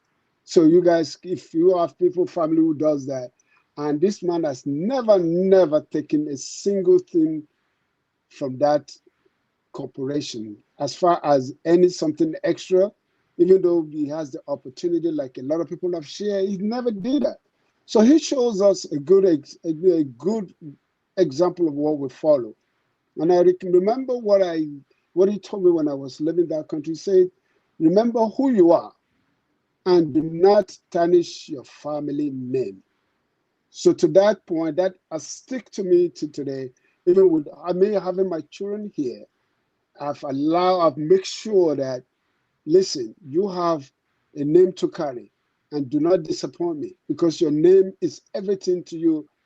People may not know your inside. All they see is your outside and your name. So therefore, carry that name with value and carry it with an exceptional understanding that you have something to show for it. Historically, you are the part of first generation of being American here. So that my children's, because I'm grateful to God, like you today, everybody's celebrating. I got my kids around me. They call me. I have, God be to glory, because I have two individuals who are law enforcement. I'm like, yeah, because for you to be a law enforcement in a foreign land, you must have earned your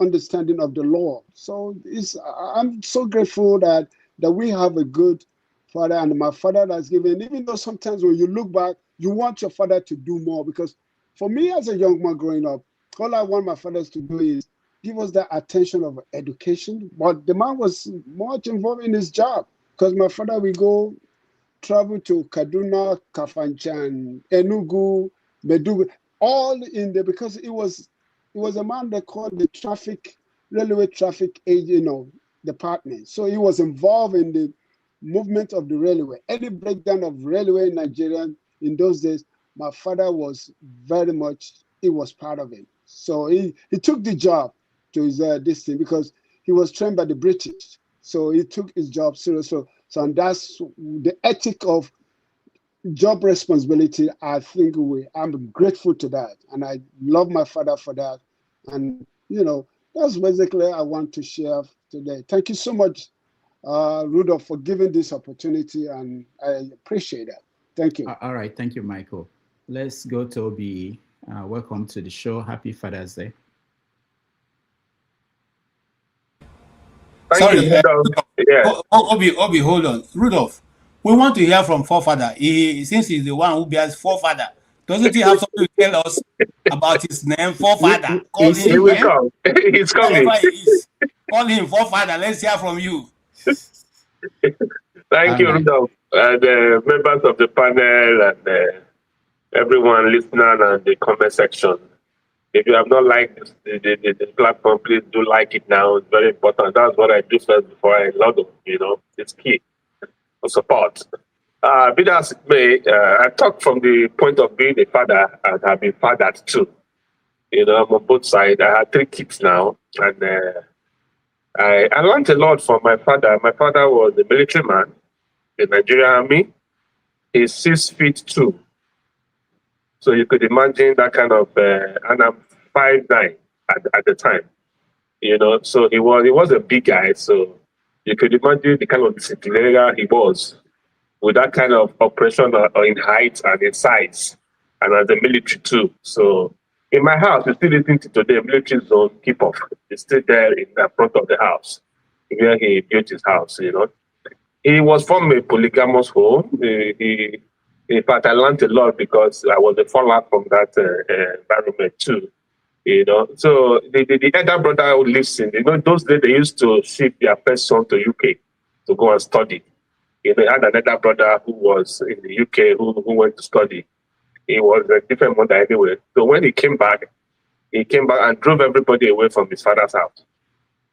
You could imagine a young man in his 30s had to quickly rush and build a house. He built a house, he rushed it as he built a house in like 1-2 weeks. And took all his mother's children to that house. There were like 4 of them. Everybody came to the house there, you know, and grew up in the house. Do you know I grew up with my cousin thinking that they were my father's kids? And I thought my auntie was one of the wives in the house. Never knew they were auntie until we grew up to understand that, this one Popsi's sister, this one my cousin, you know. That was how it was, you know, in my family when we grew up. Everybody in the area still think that we are all his kids. Because somehow we look alike, somehow a cousin will look more like him than even me that is his son. So he gathered everybody those days. You could imagine you keeping your siblings in the same roof with you, with kids. Some of them, in fact, 2 of them that I knew had children. One had 5, the other one had about 4 then before he passed and all that, you know. So that was the environment where I grew. He was this man that because of family, he couldn't do more. He couldn't build more houses, couldn't do more because he had to take care of everybody, plus his mother in the house. That was how I grew up. And at the end of the day, everybody now begin to grow matured and leave the house, go to university, like that and like that, you know. Old man gave me a training that nowhere I would be to in this world that I cannot survive. It's not possible. If you could imagine that he will leave the house, for example. There was a day he left the house, he will pack his baggage like he's traveling for like some few weeks and he won't be back. He will come back that same day. And I want to see whether you are at your spot. He wants to see whether you have jumped out to play ball necessarily, or whether you have done your assignment, or whether you have done whatever. I said, but Papa, you said you were traveling now. He packed his bag, he entered the car and drove off and will come back that same day. It's not as if the trip was cancelled. He did it just to observe you guys, what you do behind him. And that was how he caught us on our way. Everybody was alert. You know now, your papa go hunt for gate. If you don't open gate in 1-2 minutes, you know what it is. He then no horn and it takes you many minutes to come and get to the gate. You dare not. In fact, he has a horn signal that he horn afar off that you open the gate. He doesn't stop at the gate. He just drives straight. That was how much training he gave to us. He was up to the task of fathering us, even while he gave birth to multiple women. Anyway, we were like 5 women. My mother was 3rd, and I am the 4th child. You know, my mother had 2 for him. You know, so he was a big player, a military man. What do you expect? And it was something he did that was particular to me that touched me. He smokes and drinks. He called everybody, tell me that I don't want to see you hold cigarettes. And I asked him, Papa, why now? He said, I'm only doing this because I advertised cigarettes when I was growing up. And I had to display it. I had to learn how to smoke. I had to do this because of job, because of work. And I became addicted. But if I see you smoke, it's an error. That was what he told us. And I said, but why didn't you stop? You know, he just said it's a behavior that probably with time. And today he has stopped anyway. He's still alive. He's 83 this year. You know, this year I just went to his house in the morning. He didn't know I was back from the US. I made sure I targeted my trip towards his birthday. And I just opened the gate with the cake with my family, and we all got there. We celebrated with him, and he was so happy. You know, I said that is the little we can do. After we have, you know, be able to fix the home and all that we have done for him. You know, those training we have trained us, made us so strong. It makes us look like sometimes old man when we are at home, he would just leave the house and we'll come back in a week. I want to see how you survive. You think he's punishing you or what? He said he was training us. That was what he could give us so that when the situation becomes difficult for you, you manipulate, you will resolve it, you will see how you sort yourself out. And everybody will survive. And he will tell you, okay, for doing that, take this gift, and bless everybody. He said he was training us. That was what he said. There was no punishment. He wanted to know whether he could survive without him around in the situation. But we survived it. And that is why when I went to Benue to search, I was by myself. At the end of the day, I became a star as a copper. Anywhere I go to, even in America here, when I came to America, in 5 years, I already bought a house in America, But anywhere I am, I'm able to survive because he gave us the word without to so that nobody owns you. Anybody you beat to take the possession. And if you look at Benin that anywhere can do this sell. Anywhere Benin man goes to, he's always taking possession of that environment. That was how he trained us. It was so typical about the main child, because of the inheritance thing that family put on. So my elder brother is in Spain. He's a great guy, He actually, it trickled down from him, who was the eldest child and the eldest son. At the end of the day, life has been that way. And he also told me something. He said, when you get to a town, and you see a beautiful woman, very angelic woman, KJ, you know what I'm talking about? A woman that is socious. And you are rushing to go and, ask the woman. He said, calm down. He said, don't think that you are a star or the woman was waiting for you. No, he said, it's two things. If you have a beautiful woman in an environment you just came to, he said, does not have a husband. He said, that is a witch or is an harlot. So you should ask very well before you start jumping in. Don't jump in because you see that it was not waiting for you. In other words, don't be thinking that you are a star and you think that situation just was waiting for you and you now became a star. Say, no, don't rush. You see, if a woman is beautiful, angelic, he was not waiting for you. They had no husband and he has he's not married and he's just there, fine, beautiful and angelic. He said, no, it's either a witch or there's something going on with her.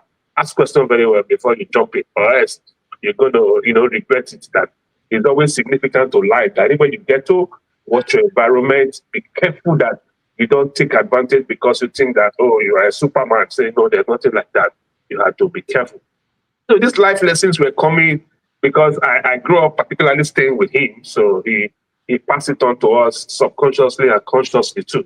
That is why today I'm like a preferred child, or probably one of his first child he would mention in his mouth as very close to him, because I lived with him all my life before I left for university or for college and probably make my way to United States. It's been a wonderful time. And the kids I'm also bringing up, trying to pass it on to them, that as much as possible, you must be independent. It trains you to be strong. It's not that daddy is punishing you or whatever. No, it's innate in us that all these things that you call birthday, I hear it after I got married. What's birthday? Everybody just move on.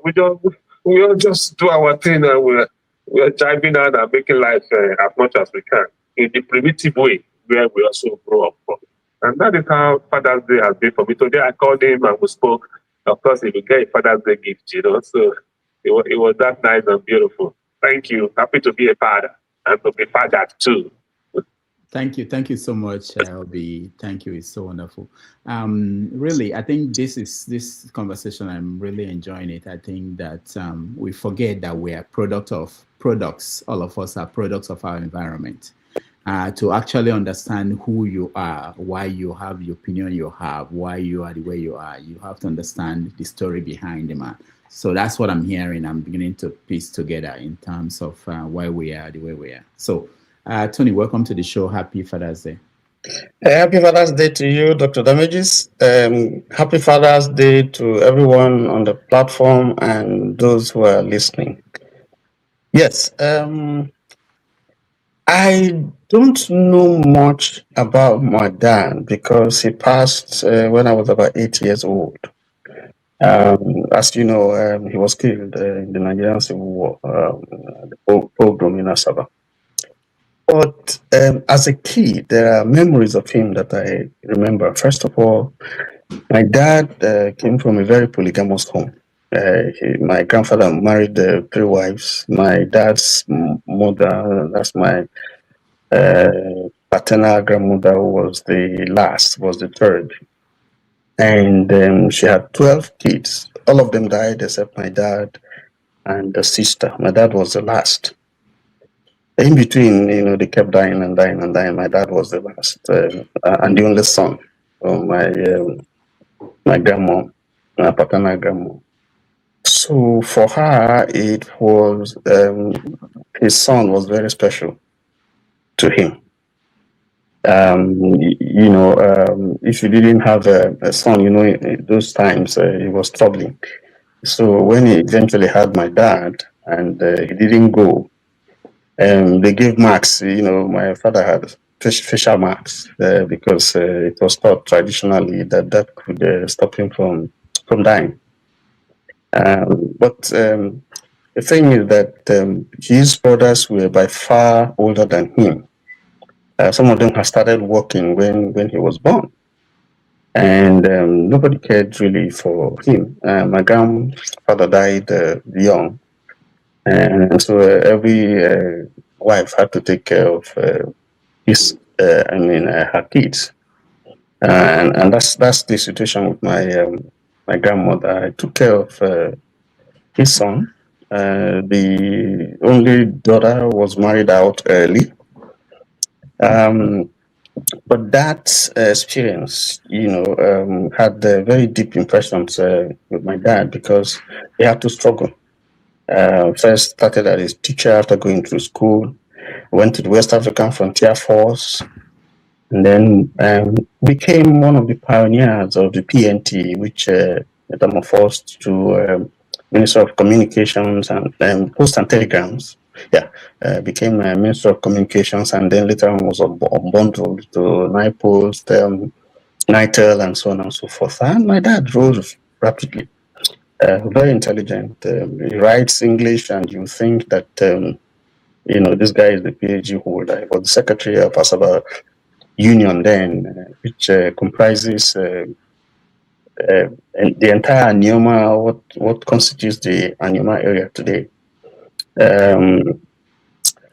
One thing that I learned from my dad was that because of the experiences that he had growing up, he decided, and this is my mom telling us, he decided that God willing, his kids will not suffer. He was going to do everything for his kids. And he really, for the much I know, my dad likes to dress well. That's one of the things he likes, good things, big things, And so for his kids, I have pictures that we took when we were, kids. We really were well dressed up, suits, agbada, and danshiki, and rings here and there, we were good. He treated us good. And he had a very good upward mobility in terms of his career. Very early, he moved up very, very, very fast. I can remember his first car, which was a SIM car, British car, LA841. I remember his first house. All he did that because he was somewhat in a hurry. Maybe he knew he was not going to stay to take care of his kids, but he laid down almost everything for us. In 1959, for instance, he built his first house. It was an 8-bedroom apartment, big, on a very large expanse of land. And then followed up in 1963 with another one. They knew him very well in the village. The things about my dad was that our house was like a beehive of activity for people all around. He fixed people in jobs. He took care of people, helped some go abroad.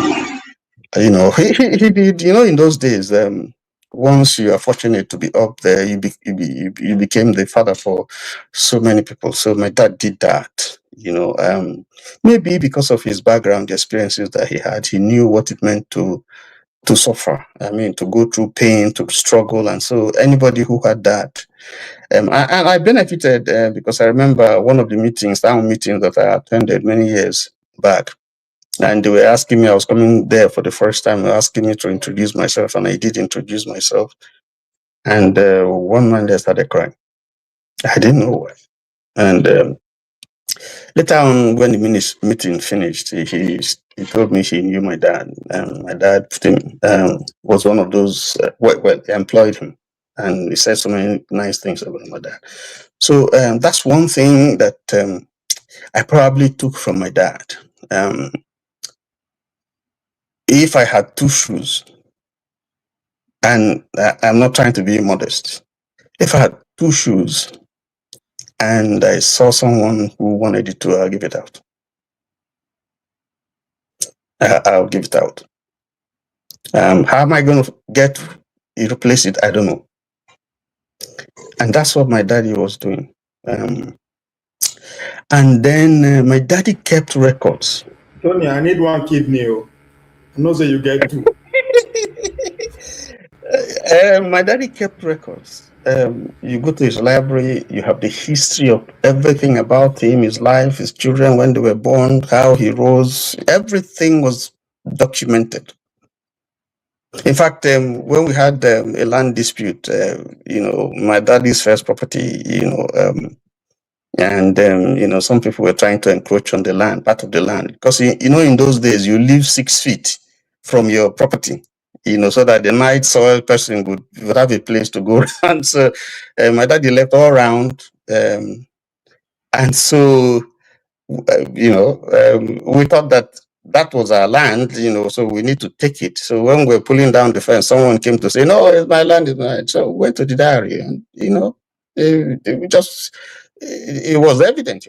They couldn't dispute it. So my daddy kept records, and that's part of one of the things that I like. It's good to keep records because they're old. Everybody would see that no, this thing is something that was written many years ago, and it will be difficult to fault. That's one. Two, my daddy believed in planning and organizing his life. My mommy told my wife a story once that she was walking. She wasn't. They will be laughing at her. They say she doesn't behave like the wife of a senior civil servant. In those days they have a senior civil servant and all that kind of. She wouldn't go to their meetings and so on. She's always walking and so on and so forth. Because my daddy decided that my mom, who was the teacher, should stop. And just see the children grow up. And then your salary was okay to take care of your family. So my mom was at home, and then you had people coming in and going out and so on. So my mommy was really working, and she was telling my wife that she thought that this man was deliberately making life difficult for her. But everything that now that the man is gone, he knew if he hadn't built the house as early as he did, where was she going to stay when the man was killed? Where would she stay with five kids? And then, of course, the people, relations, and so on who came. Well, it was a big house, who came to stay with us. Even as difficult as things were, we had people staying. My mother took over, became the breadwinner of the family. But my daddy didn't see us. His second house, he didn't finish. Was supposed to be a retirement home. It was the Ambry 7th Brigade in my town in Asaba. He didn't know that he wasn't going to finish it anyway. But he moved so fast, and but for him, maybe if he didn't do the things that he did, who knows? Maybe life would have been much more difficult when we lost him. My mom continued, and thank God we're where we are today by the grace of God and through the efforts. It looks like she caught the vision, and so she continued the way the man, because she told us this story, the way the man, had proposed. Eventually, he became all his elder brothers who had started work before him. They looked to him. He was training some in school, he sent some abroad, and so on and so forth. So he did he lived at just about 50 years, and within that 50 years, he achieved quite a lot. When I look back, I thank God for. He never would beat anybody, because I think he also was looking at his past. He would just look at you. I was very stubborn. I remember that Every time they call my dad, because he worked in PNT, he had some benefits. We had phone in the house, even down in the village where I come from, country home, we had the phone. So every time I went to Lady Luck, Yaba Lagos, Lady Luck Nursery Primary School, it was then a mission-run school, very, very good school. So every time they would call him, nearly every day they would call him, and I had injured myself. I was very rough. I was very, very rough. So they would put ice block on my head, and they would phone him, and then he would come. He just look at me or just shake his head. Never once beat any one of us. He would not do that. I was the most stubborn, but he would never touch me. But the way he would look at you when you go wrong, it was better that you were, giving some strokes of the pen, but the values, it was also very, very honest, very, very honest. In those days, you had these textbook workers, they follow the book, they don't bend it. And he was one of them. He would say it the way it is. And some of us, inherited part of that. I know that in one of the jobs, before I started my business, I was sacked because I was insisting on propriety and professionalism. And I was sacked, and I was unbending. I said, if it was a difficult time for me because my wife had a baby and had stopped her from working, so I was taking care, and it was bad for us that period. Even when they put pressure on me to go and beg and go and say, no, I'm not begging. This is principle. I'm not begging, because I knew I was right and I was ready to take whatever comes out of it. And God made a way because those who knew me, the people who gave me offices, there were those who say, if I need anything, come to them. Quarters from where I didn't expect. In fact, there's a son, a young son then, I won't mention his name, from Delta State, who we had worked for. He just said, if you need anything, come to me. Because he came to the office and he didn't see me. And they told him, I was hurt and so on. So he called me and said, Anthony, I got to your office and I understand they are no longer there, and they told me what happened. My doors are open to you anytime, any day, anything you want to call me. So it pays. And those are some of the things that I learned from my dad, and those things are becoming very rare now because people don't want to speak the truth.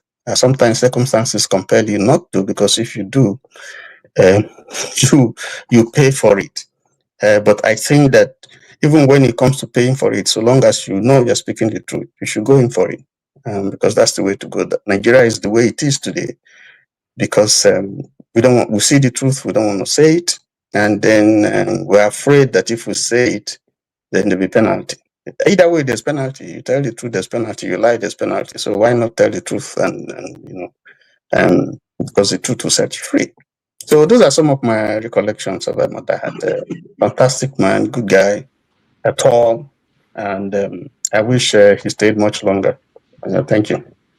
Thank you so much, Tony, for sharing. Most of you may not know what this means. I really appreciate those that shared their experiences. You can see we have a common thread.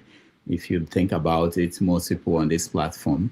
And the question really is, what happened? What is the kind of men that we became? Did the society change us? Are we worried about our children, what the world is turning into? How is the modern family structured? I don't know, most people here, whether are we conservative? Are we liberal? What are we envisaging will be the outlook when we are grandfathers, when we are old, next 20 years? How will people, our children, our grandchildren, what are they going to encounter?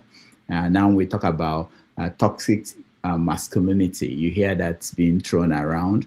You hear conservative views, people who are interested in going back to the way it was. You hear people feminists. How are we dealing with that? Why are we looking at the world today and the structure that is in place? because even the way we approach things is a factor of how we grew up, what we were taught, what the people who brought us up, what they went through. You know, some of you, I think in most families now, everybody, if you go back maybe one generation behind, you see that there's polygamy there. Is that a factor in how we behave as men in today's world? Some people decided that I don't want anything to do with that because of what I went through. Some people, you know, so these are real factors, and these are subjects that we don't tend to have time to discuss because I think we're also running away from what we may find out. Mr. James, you wanted to say something? Yes. How sincere are we in these confessions we are making? Why is it that no one is saying anything or emphasizing any character of our fathers we will not like people to emulate? We only talk about the good sides. Why can't we also talk about the other side of the coin? Can anybody please answer the question?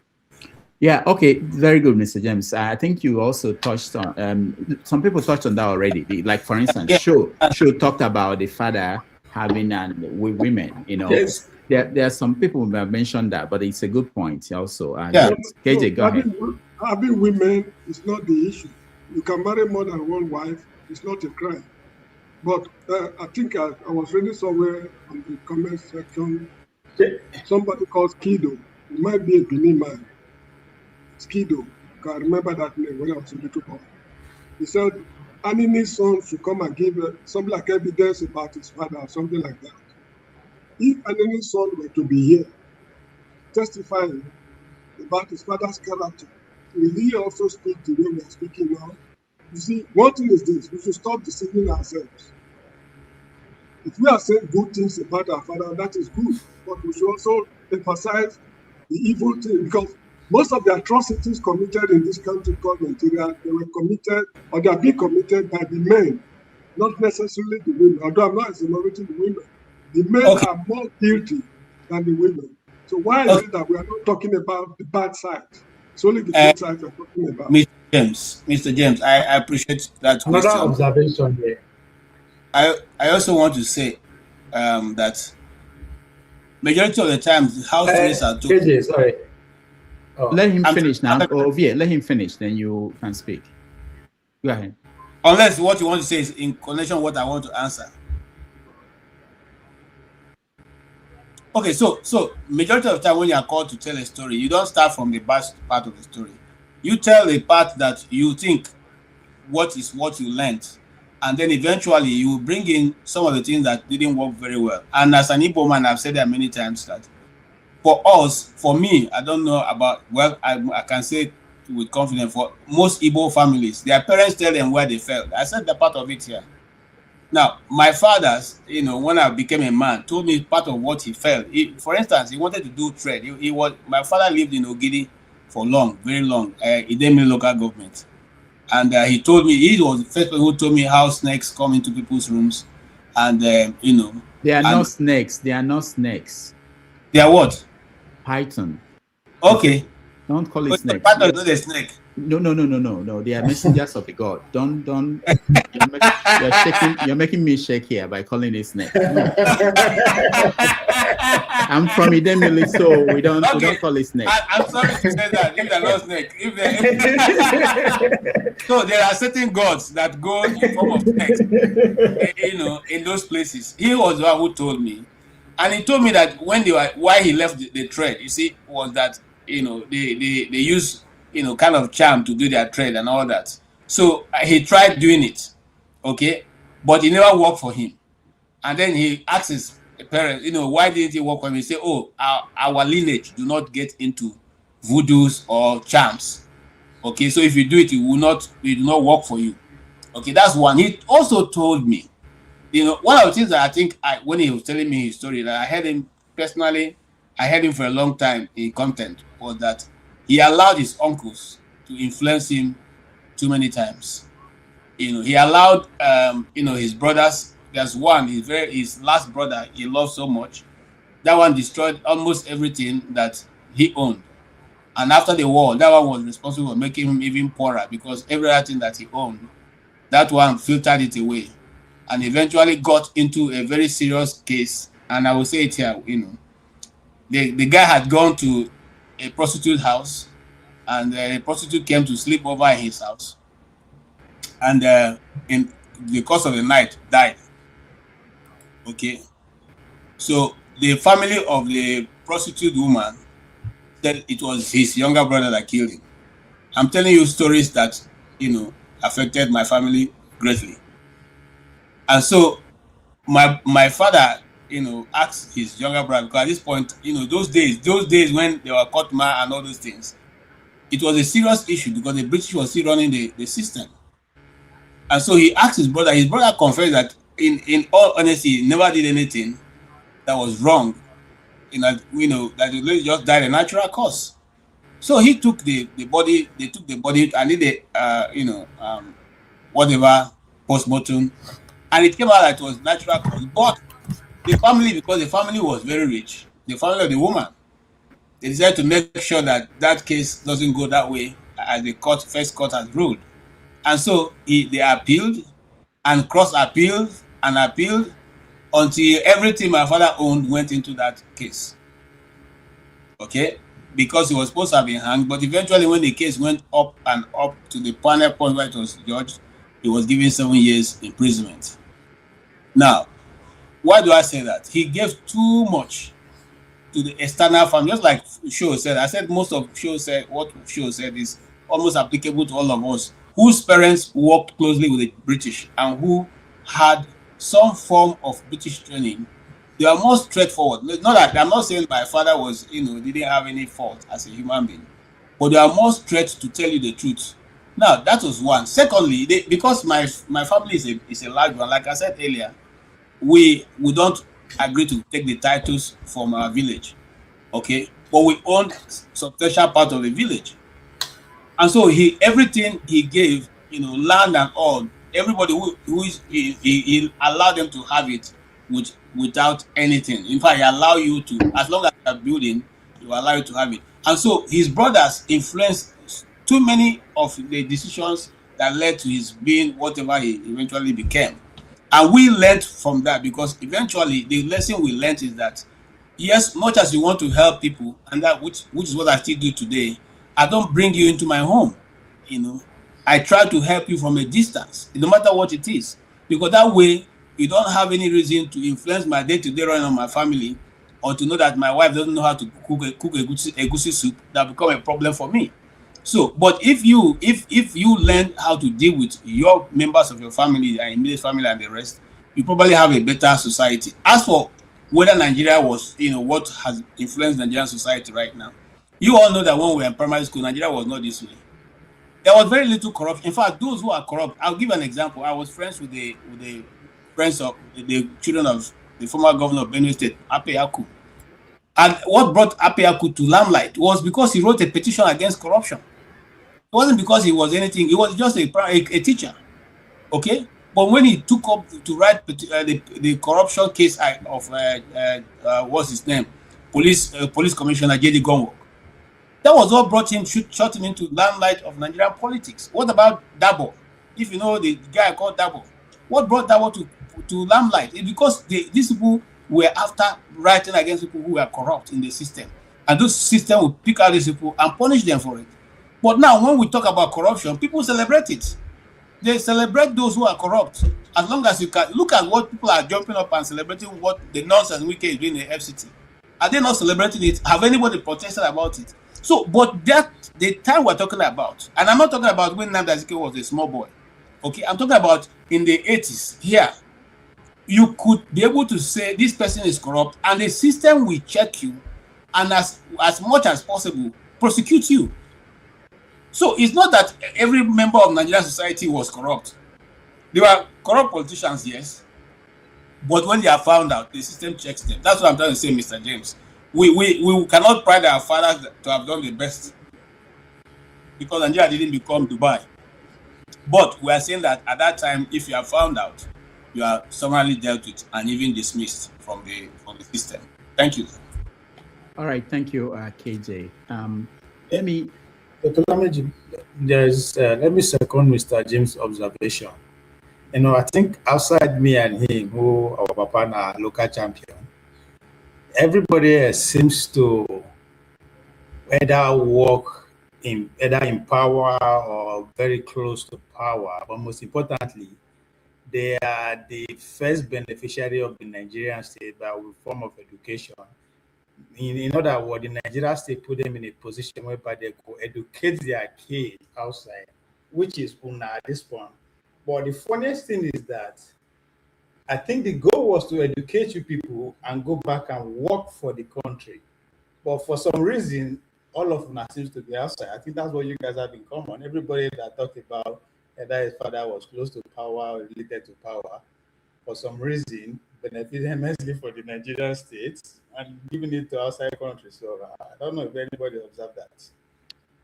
So thank you, Ovie. Let me just say this. At the beginning of the show, I showed a picture of my father. I'm showing it again because of what Ovie said. I don't know. It's not the same for everybody. My father was the first person in my kindred that went to school. I've written about this story. It hasn't been published. It's in my memoir, yet to be published. His father, my grandfather, who is here, this is a picture of my grandfather. It's the only picture of the man that we have. And the person holding the picture is my aunt. My grandfather went to fight for the British during the Second World War. He fought, he was going to go to Burma, but he ended up in Cameroon and the war ended. So he came back home. So when he came back home, he had discharge certificates. He became a veteran, but he didn't go to school. He didn't understand what it meant. And somebody from our hometown came and took that paper from him and used it to collect his benefits. When he found out what happened, oh no, he swore that his children must go to school. That he said this how he said it, that he was blind at that point. It means that he was old, he can't go and start learning how to read and write. But that his kids must all go to school. So he sent his kids to school. Even though he wasn't a Christian, his children had to convert. So they went to my father was the first child. He went to the school called Salvation Army School. From that school, he went to a central school where he could go to Standard 6. And that was how he finished Standard 6. He was smart enough. It sent him to teachers training school. And he went there. From there, he continued until he went to the University of Nigeria. He was the first, not the first set of the students, but he was at the University of Nigeria and Soccer when the war started. So he came back home. So it's not that it's not everybody that had the kind of this jump that Ovie was referring to. My father became a teacher and was a teacher until he retired. No, I'm saying that you guys are better educated, but for some reason that education is the Nigerian state is not benefiting from it. Just by all of everybody there, all of them are there. Mr. Yes. The point I'm making is this. Take me for example. I hardly forget and I hardly forgive. If my daughter is aware that that is my character, it is her duty to tell people that my father hardly forgives those who wrong him.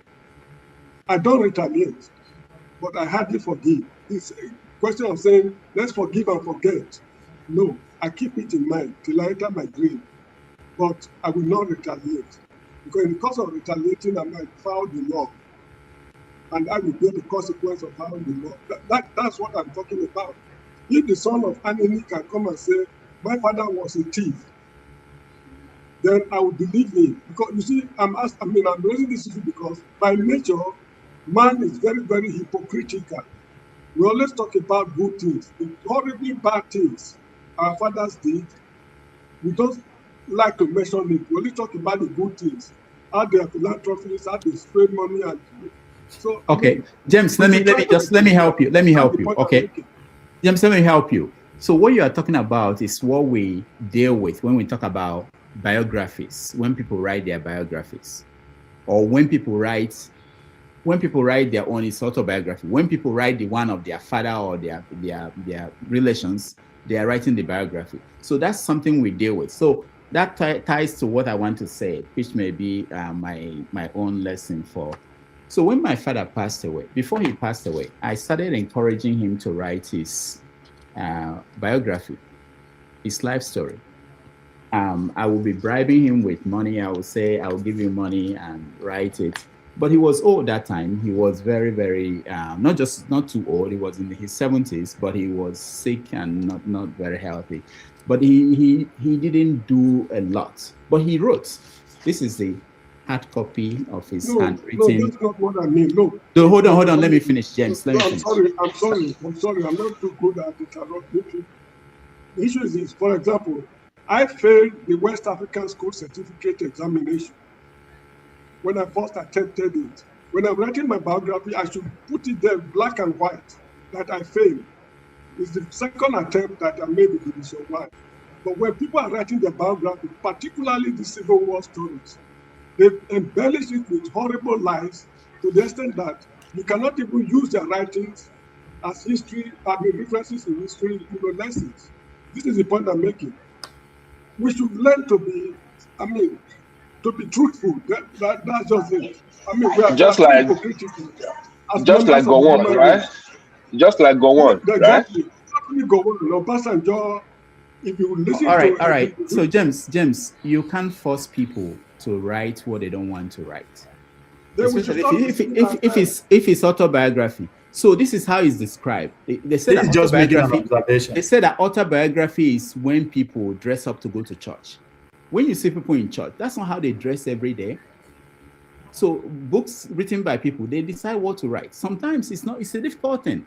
I've written my memoir. I know the challenge. There are certain things you don't want to say when the people who are involved are still alive. I gave a chapter of my memoir to a friend of mine to read. He was with me in college at Akure. He said, that's not how it happened.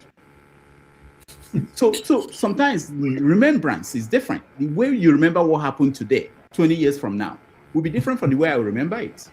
So there are technical issues. There are real issues. But you are right about honesty. But you can't force people.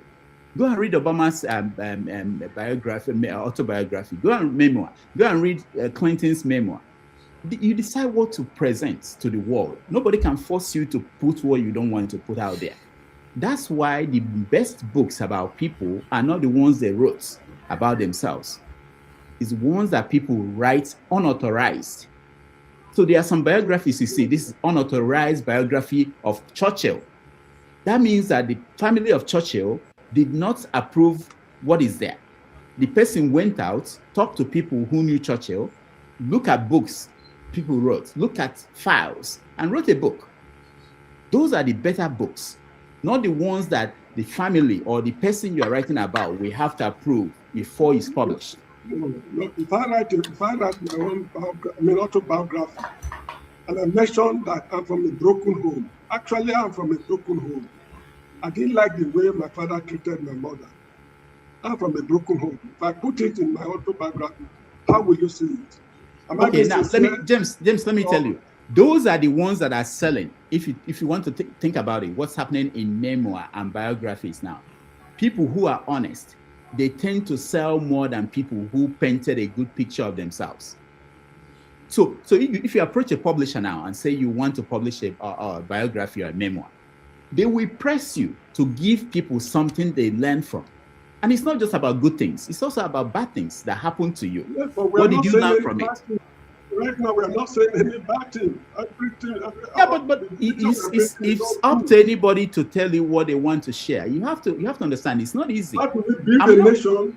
No, it's not about. We're not building a nation here. We are talking about our fathers. James. Truth is relative. Truth is relative. Yeah. How do we build a nation without telling the truth? Yeah, you are right. You're right, James. But we're still talking about our fathers on Father's Day.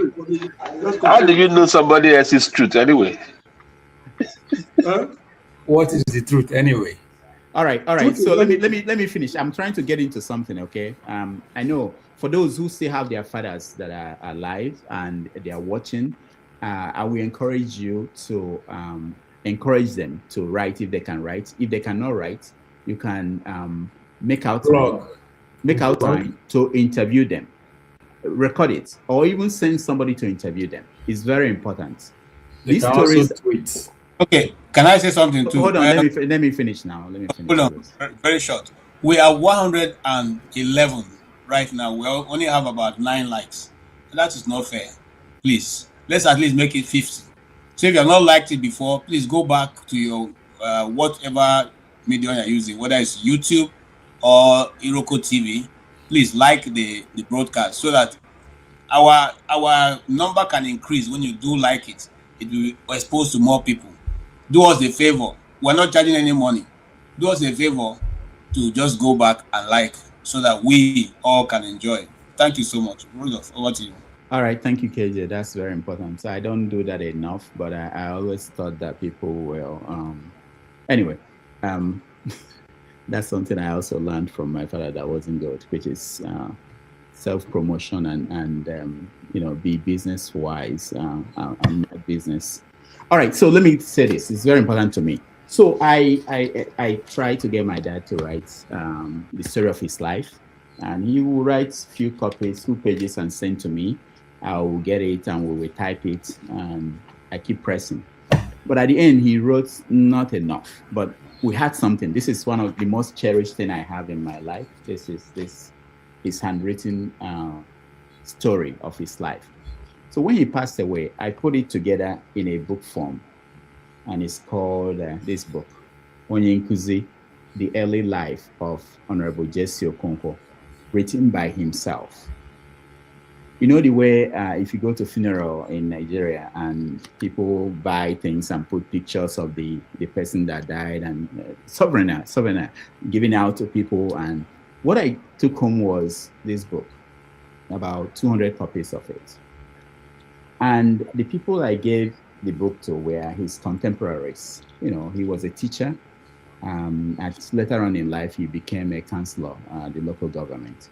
So his contemporaries, I gave it to them, and they appreciated that. And anybody that opened it, now my children got a chance to read it. So they are reading the story of their grandfather. It's written in first person. So when you're reading it, he's talking to you. He's telling you a story. So it's important to people in my family, and it will continue to be important. I wish I had something like this about my grandfather, who I didn't meet, I didn't know. I wish I have something that would tell me a story of his life, and it will continue. So that's something that we didn't do well as Africans in the past, because we didn't document things in a written form. You know, we tell the story and we carry on the story, and stories change when you tell it to different people over generations. So this idea of documenting, now we can do it on tape, videotape, audio, and record these conversations. It's very important for, not just for us. It's not even about me now. It's about people coming behind, you know, like next generation, 200 years from now, if there's still books, and it's in digital form too, there will be somebody that will say, okay, this person lived this period, this is his life story. So I encourage everybody who have people, it doesn't have to be just fathers, mothers, brothers, sisters, uncles, people who have first-hand knowledge of not just about themselves, but about your environment, how you grew up, where you grew up, the people you look up to, the people that passed. It's very important. So that's just my message for today on Father's Day. Thank you, everybody, for listening. I hope somebody will do something with it. Thank you. All right. So one last question. I'm talking about the main topic of the day, the crisis of masculinity. Yeah. So that's not the main topic. There are so many angles we can take it to. I talked about looking forward, looking at feminism, because some men think that feminism is a threat to what their fathers had, what the world looked like. And looking at the children coming up now, how they see the world. How do you perceive that? Do you feel threatened? Are you worried about tomorrow? Especially those of us in the West, we that live outside Africa, where there is a change in structure, you know. There's something, Igbo Basic, thank you so much for this message. We're talking about fathers, people that pass, or people who are living, and mothers and grandfathers. We should also be writing our stories. And that brings me back to Tony, who just wrote a book Where is the book now?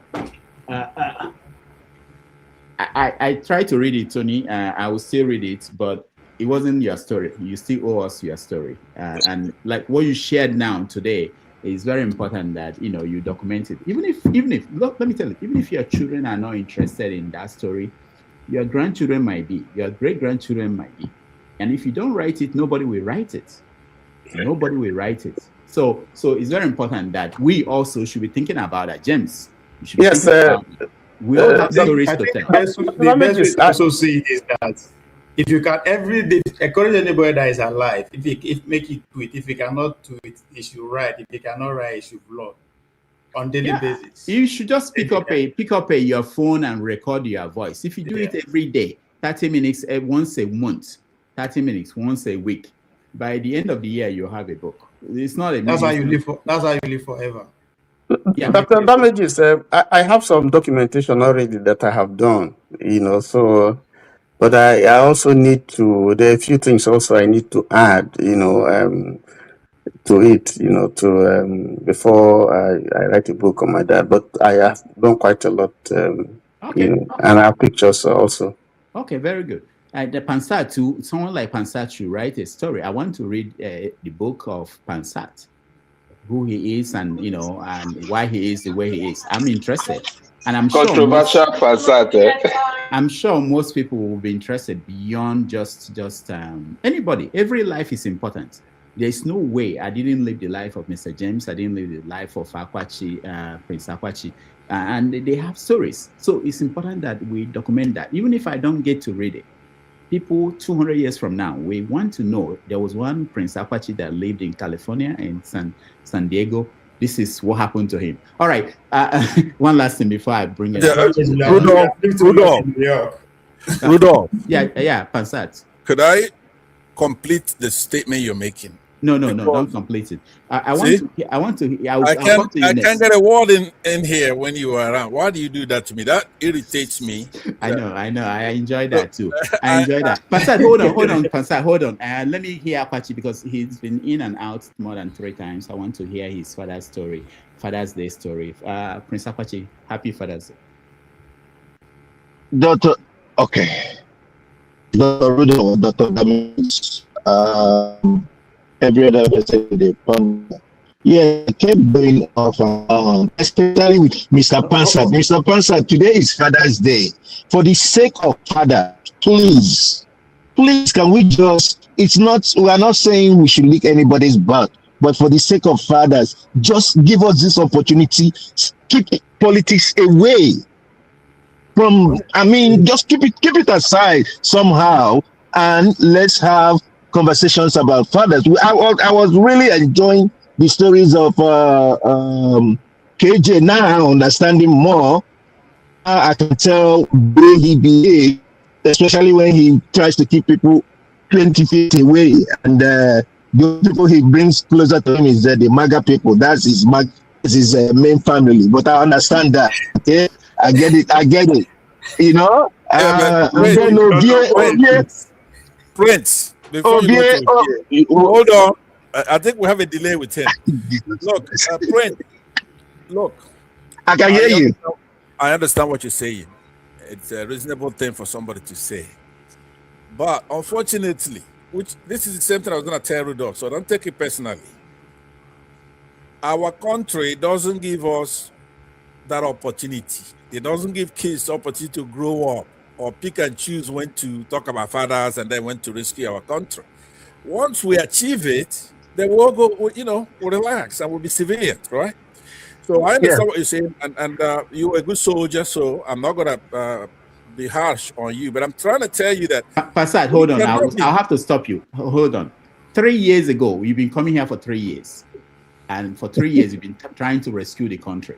We're saying just for today, give us 3 hours before you go back to rescuing your country.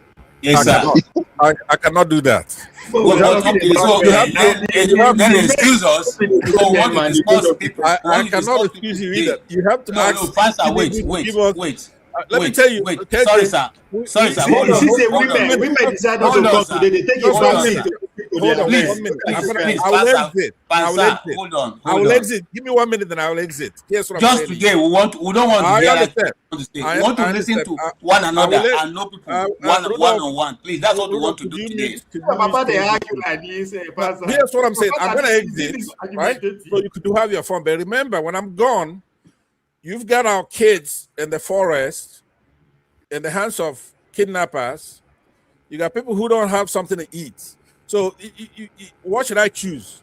Giving you a time to yab all day, talk about fathers, or rescue those kids? What is my choice? I don't have a choice. If the people who want to rescue them are fathers. Now we now know those who have their background, men, who have their parents as a soldier. I will excuse myself. Hold on, the fathers will still put their life on the line to go and rescue those children. Right? It is still fathers that will do it. It's not mothers. It's not brothers. AJ, please. Hold on, sir. Hold on. AJ, so I'm answering your question. I'm telling you why we have to discuss I am today. one of those people that made you have a show here. I told. I agree. Thank you. Right? You helped me have a show. So I agree. All I'm saying, when I'm gone, which I'm gonna be gone in 30 seconds, just continue. But remember, I'm not doing this so I can have enemies. I'm a lovable guy. If everything is okay, so if I'll be here kicking and we'll be laughing all day. But we cannot do that. But having said that, let me excuse myself. Go ahead, have your fun. But if I'm upset, if I'm irritated, I'm gonna jump right back in here. All right, thank you very much.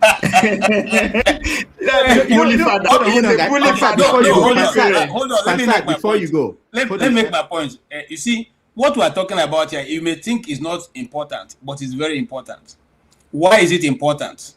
Men are the ones who are altering the history of societies. Men are the ones that take the biggest risk anywhere in the world, be it in Africa or elsewhere. Now, the same I disagree with you, but I'm not gonna. Hold on. I disagree. The history of yesterday. Hold on. The same people who are in the forest now are going to be rescued by fathers, by men. No, some but of them it will come back alive. Look, it shouldn't be like that. Listen to me. Don't allow people to speak. Some but you're wrong. You're wrong. Some will not come back alive. It is still men. It's not going to be women. It is still men who walk into that danger zone. When they hold on. When they are being kidnapped by men. You could see the firefighters. Go and watch that. You could see the firefighters running towards danger. They're not running away from it. These are men. That's why we're celebrating them today, whether you like it or not. Let me say this to you. Here in the United States, right? We had not long ago a Secretary of State that was a woman, right? Hillary Rodham Clinton. It's a woman. He's one of the people that saved us in Africa by removing Gaddafi. Now, a lot of Nigerians, they come and say, oh, they removed Gaddafi, but they ruined Libya, right? Because Nigerians don't have any sense. Gaddafi is a terrorist that's training people who would have taken over Nigeria, remove Christians from there. That's what he was doing. So what I'm saying to you is that you have men doing the job because of our society. They don't want to use women. Men and women are equal. Right? You're here, you know that the creed here is that all men and women are created equal. If you don't train these people to carry gun, women, they're not going to carry gun. If you train them, they're going to carry a gun. And they're going to defend themselves. Have you seen a mother, you go to a hen or a chicken that has a lot of little chicken, right? And try and mess with one of those chickens. Then you're going to see the hen is going to, the male, the cock is going to be running around like a cock, right? The mother hen will protect those kids and will fight no matter what it is, even if it's an ego that's come down to pick it up. So I want you to take what we know, what we've seen. Oyibo came, they left their shores and came to us and borrowed a lot of things from us, learned a lot from us. They will call it Western, okay? Because they left, they're forever precluded from claiming anything. We come here, we see how societies are built. We have to build the society like human nature has made it that way. Women cannot. The statement you're making is correct. That Pansat, you are a product of your generation. You see the reason like your generation. Times have changed. All right. Hold on. Is no longer... Before we move away from this, Pansat, I just want to say that next year on Father's Day we are going to prepare. We are going to do a little bit more, just for that day. I would like to, us to prepare more and talk more about experiences being fathers. And maybe if it's possible, if we can get our children to come and tell us about their father. So I would like to see Pansat's kids come and tell us about Pansat. I don't have kids. I have grown men. Right? Oh yeah, it doesn't matter. Some of my sons are older than KJ. So, yeah, it doesn't matter. It doesn't matter. So, but they're still your children. We want to see. We want to see them tell us about you, because you may not know that we want to know. I'm serious about this. You know, it will be a good thing to see children come up here and tell us what about us. Yeah. Okay. Final. KJ, pardon me. Final. Rudolph, what you're asking from Nigerians is not possible, right? We are under subjugation in our country. I'm telling you, but for the grace of God, there goes you in that forest. So you can't come to us and you want us to start talking folklore about what our dad did, right? Obviously, they didn't do that much. If our fathers did that much, we won't be here, right? So I'm telling you, there's no day off. We have to rescue our country. There's no day off. After that, we'll go party. Nigerians know how to party now. That you're looking for. I agree with you on that one. Pansat. Are you worried that one of your kids will say that you didn't do much? Is that the worry you have now? That if they come here next year and they will say, "Oh, our father didn't do much. He was just playing guitar somewhere in California on the mountain." Instead of, is that what you're worried about? They will say that anyway, right? They will say that anyway. They have no. This case these days don't have respect. Look at Obiena. No respect. But you go on with the show. I'll be in the background and I will listen to the show. Thank you very much.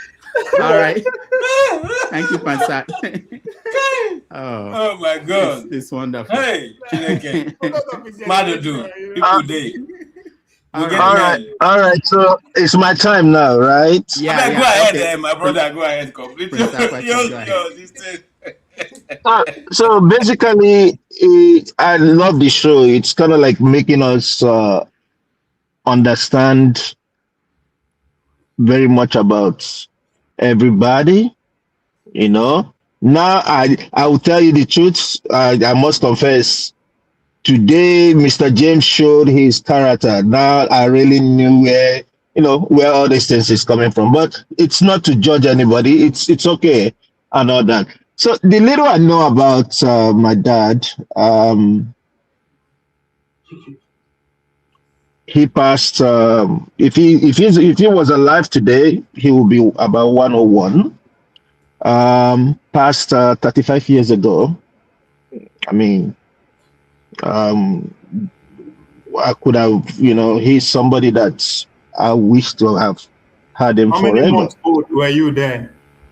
How many months old? How many days old? If I'm in my 50s and he died 35 years ago, you know how old I am. So I'm in my mid 50s. So do the maths, okay? Do the maths and you get it.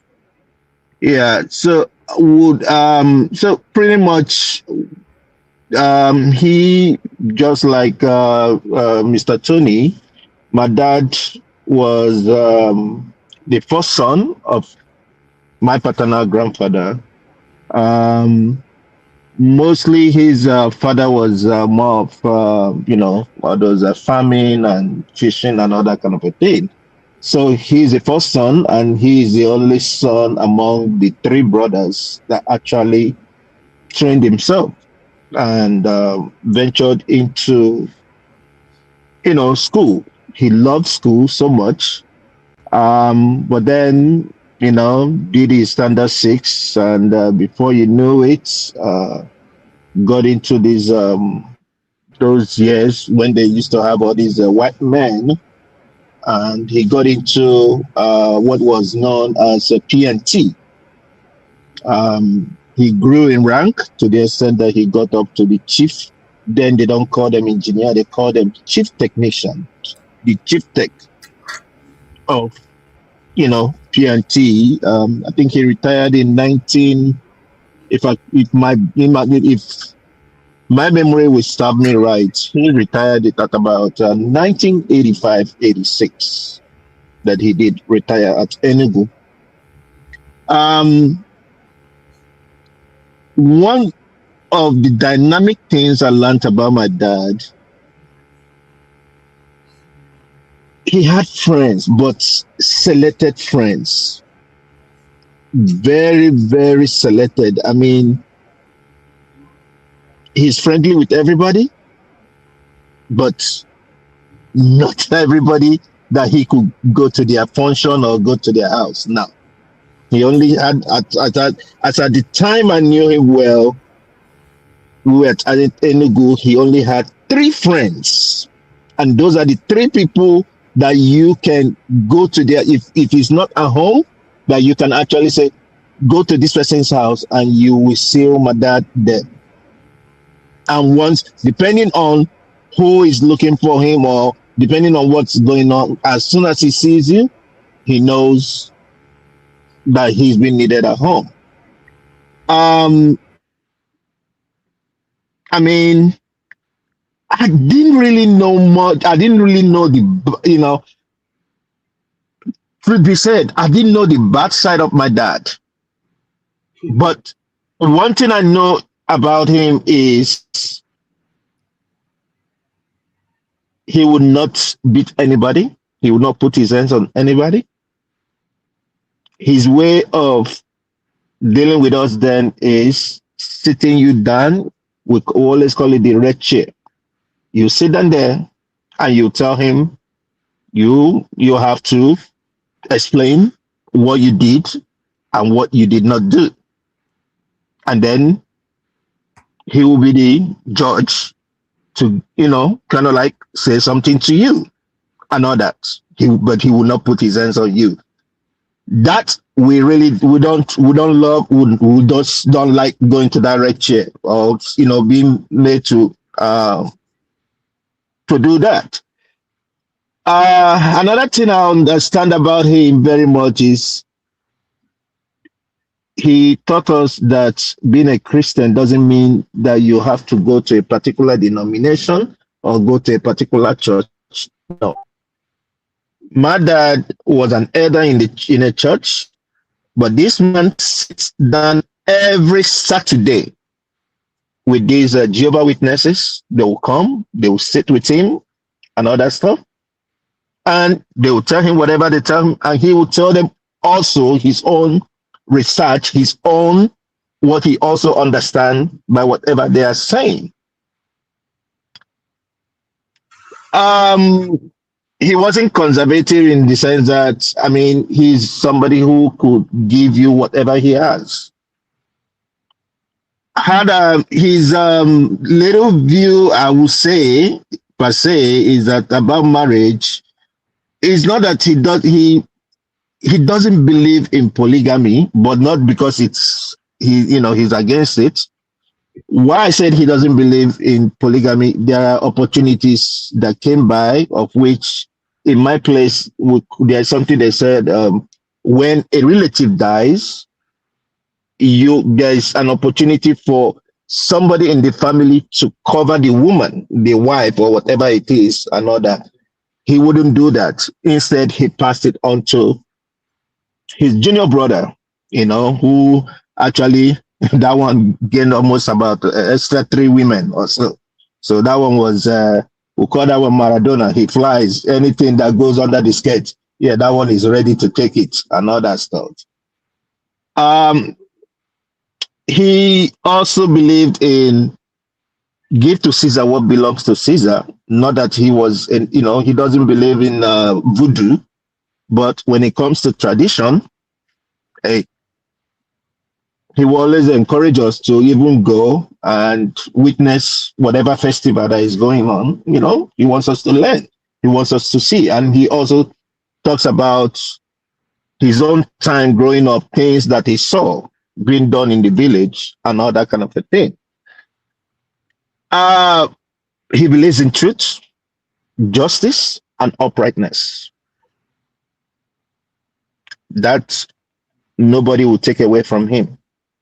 And that's one of the things that I learned Though I would say I have my little, sometimes I might have my little, Western way of doing that, every one of us, especially when it comes to taxes.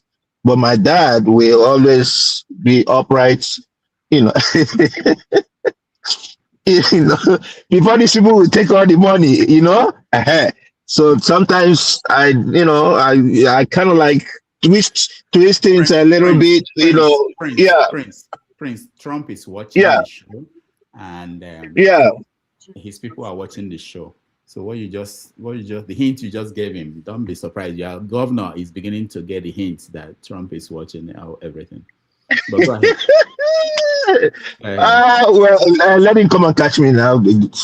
That's his own business. I did it, and it's a personal thing. It's not, it's not about any other thing. It's a personal thing. So, for me, things that I try to put on to my kids is that I need my house. One is free, and we treat everyone with respect. I try to explain. Oh, now can you hear me? Okay. So you can round. Yeah. So I try to treat everybody as with respect and all that stuff. And the thing is this: I believe in justice. I'm a bro. That's my lifestyle. It is what it is, and I just believe in freedom. I believe in ability for people to do whatever they want to do, as much as you just keep it to yourself. I know that's me. Yeah. All right. Yeah. Thank you, Prince Akwachi. Everything we've been saying here made me remember an essay I wrote long ago called Eze Went to School. There's a book called Eze Goes to School. There are different variations of that. I think Ali went to school in the north. In Europe, I think it was Ayo went to school. And one day I was thinking about that. And I'm saying this because there's a question on the comment section that I just read. And I was thinking about that. Eze went to school, and then what? I was wondering what happened to Eze, the character in the book. What happened to him after he went to school? What happened to Ali after Ali went to school? What happened to Ayo after Ayo went to school? So they were supposed to take over the country, and I think someone else mentioned something like that. And now you are making my point. build it up, and the question was, what happened to? So I'm beginning to think that maybe, back to what James was raising, the issue of who are the children of the bad people in the country, who are the children of the people that did terrible things. Maybe what is going on is that, of course, I don't expect anybody to come and say my father was a thief, my father was Anini. Maybe the children of Anini, they are pastors now. It's possible. There's something I did a small, not professional, not scientific research, but I figured out that if you know someone like Showore and someone like Chris Ngige, who was commissioner, minister, and governor of Anambra State, someone like Chris Uba, I tracked some children of teachers in prominent positions in Nigeria. And you find out that just like any other profession, they could either be good or bad, or children of pastors, like Anglican pastors. People tend to think that children of pastors are always terrible, because after the restriction of growing up in the home of a pastor, when they get opportunity to be free, they go wild. That's the general thinking. But if you actually zero in and look at it, there may be one or two or those that behave that way, but most of them continue to follow the right paths. It's not in general that everybody will go that way. So I think part of the issue we have in Nigeria is that we don't do studies. We don't do studies where we can say scientifically this is what we can say this percentage of people go this direction. So it's right what James is raising. Who are the children of these people who are messing up the country? Why is it that we are not hearing those stories? I'm not expecting anybody to come here and say my father killed 20 people in their family, my father is evil.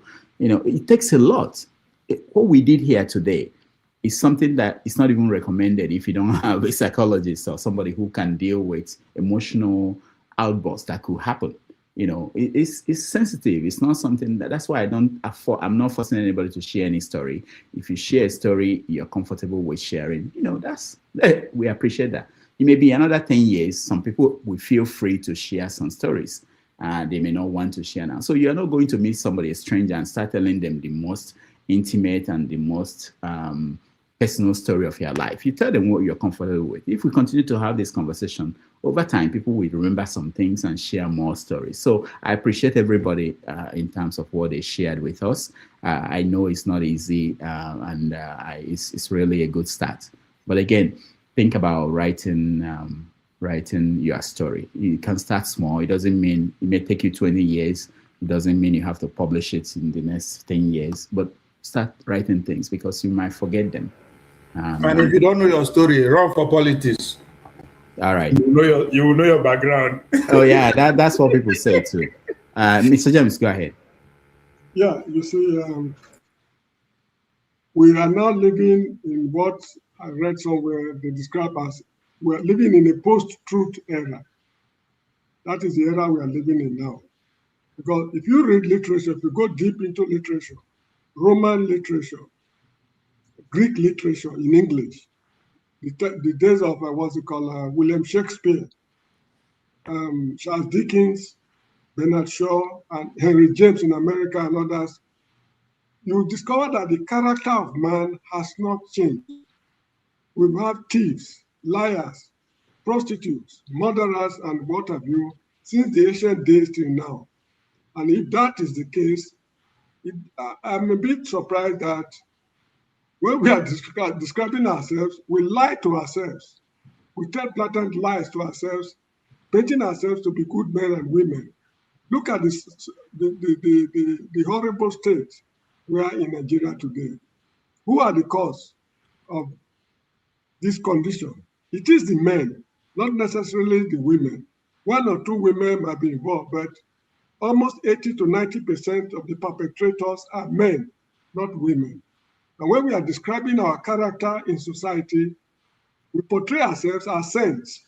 I mean, anyway, maybe, please let's leave it at that. We can call it a day. All right, thank you so much for your effort. Thank you, Mr. James. Anybody has any other thing to add? Yes. I'd like to say something. I don't know why the story must be told from a negative point of view. I don't see that. But it's not everybody who lived in Nigeria that has contributed to what is happening. You cannot hold me, and I've constantly and continuously we refuse to accept that badge. They're trying to sell to everybody that those who live in Nigeria are part of the problem. No. Some of our parents fought this system and kept pointing out the flaws in it and was never heard. They were never heard. It was never treated. It was never accepted. And so now you come, and now I'm living. My father has lived and died, and now I'm here. You're saying I'm not part of the problem because they pointed out what the flaws in the system was. Those who have been in leadership of Nigeria should take the responsibility. Those who have been responsible for running day-to-day activities of Nigeria. There are people who are we saying that whatever is happening to Nigeria now is a new thing? It's nothing new. If majority of the people in Nigeria were not clean people, by now the country would have not only collapsed, there wouldn't have been anything like Nigeria. So for the love of 10 people, God can keep a nation. For the love of 10 people alone, 10 righteous people in Nigeria can make that country still be running. That is until that's the lowest, the minimal number of of the committee of senators or whatever. I don't want to go into that. But I'm simply saying that 10 people can hold a nation and stop God from destroying that nation. Now, Out of Nigeria, I know that by the grace of God, there are more than 10 people who have been saying to the system, you guys are going the wrong direction. This is what to do if you want this thing to happen. And they refuse to do it. The first time I came onto the Dr. Goodluck platform, I said something. I said, I have a friend who was working then with the Minister of Education, and who was, I don't want to call the name so I don't say I'm now putting it on particular people, who was running the educational ministry and had a mandate to destroy the system. The system started getting decayed 15 years ago.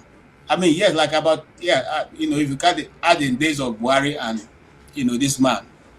That's when the system, they decided to say they will remove every other structure that gives a system, that is education, for instance, some form of leverage, some form of measuring who comes into university and who does not.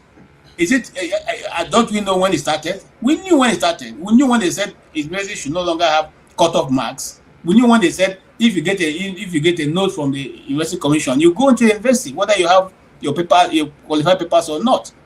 So we know. Do we now say the whole of Nigeria, we came together to destroy education? No, a particular people, a particular set of cabals said that this is what they want to do to the educational system, and they succeeded in that order. I will not take such a badge because I'm a Nigerian. And for the system began to be destroyed. But only the few good men, and some of those few good men paid with their lives. Okay, some of them are not even, their families don't even have food to eat. They don't have houses. They don't have vehicles because they didn't steal. They were against the system. And they said the system must change. But the system played them, dirty and threw them out. I have a friend whose father was one of the outstanding men in Benue. He served Nigeria and came out. In fact, the day he said to the system, you guys are so wrong. I will not join your party because what people are doing is evil. That day he was removed from a position. The following day they said he must pack out of his house, knowing that the man never stole money to build a house. I'm talking about what happened to me. I know this story like A to Z. So the system has consistently fished out those people who are holding the guards and removed them. Now you come and sit down and say we should talk. I don't have anything to talk about because my parents never stole any money from anybody. Okay, they worked honestly for what they have. Hold on. They work honestly for what they have, and that honesty is what they use in training their children, even though their children may not have come out to be on top of the game, but we can honestly say we are living an honest life because we are living out of what we work. I said here earlier when I was giving my own story, I said my father said when he dies, he's only leaving us with one thing, his good name. And that good name, I'm still sitting on it, and I cherish it much more than gold or silver. If we all can say that of Nigeria, then we'll be at a good place. But majority of us, those ones who even parents did this kind of good work, we go and celebrate evil people. We are the ones running around and saying these crooks, these certificate forgers that are in authority, that they are doing well, they are master strategists. When you know that your father died working for the system to make sure that he is able to train you to be honest citizen and contribute your best to the system.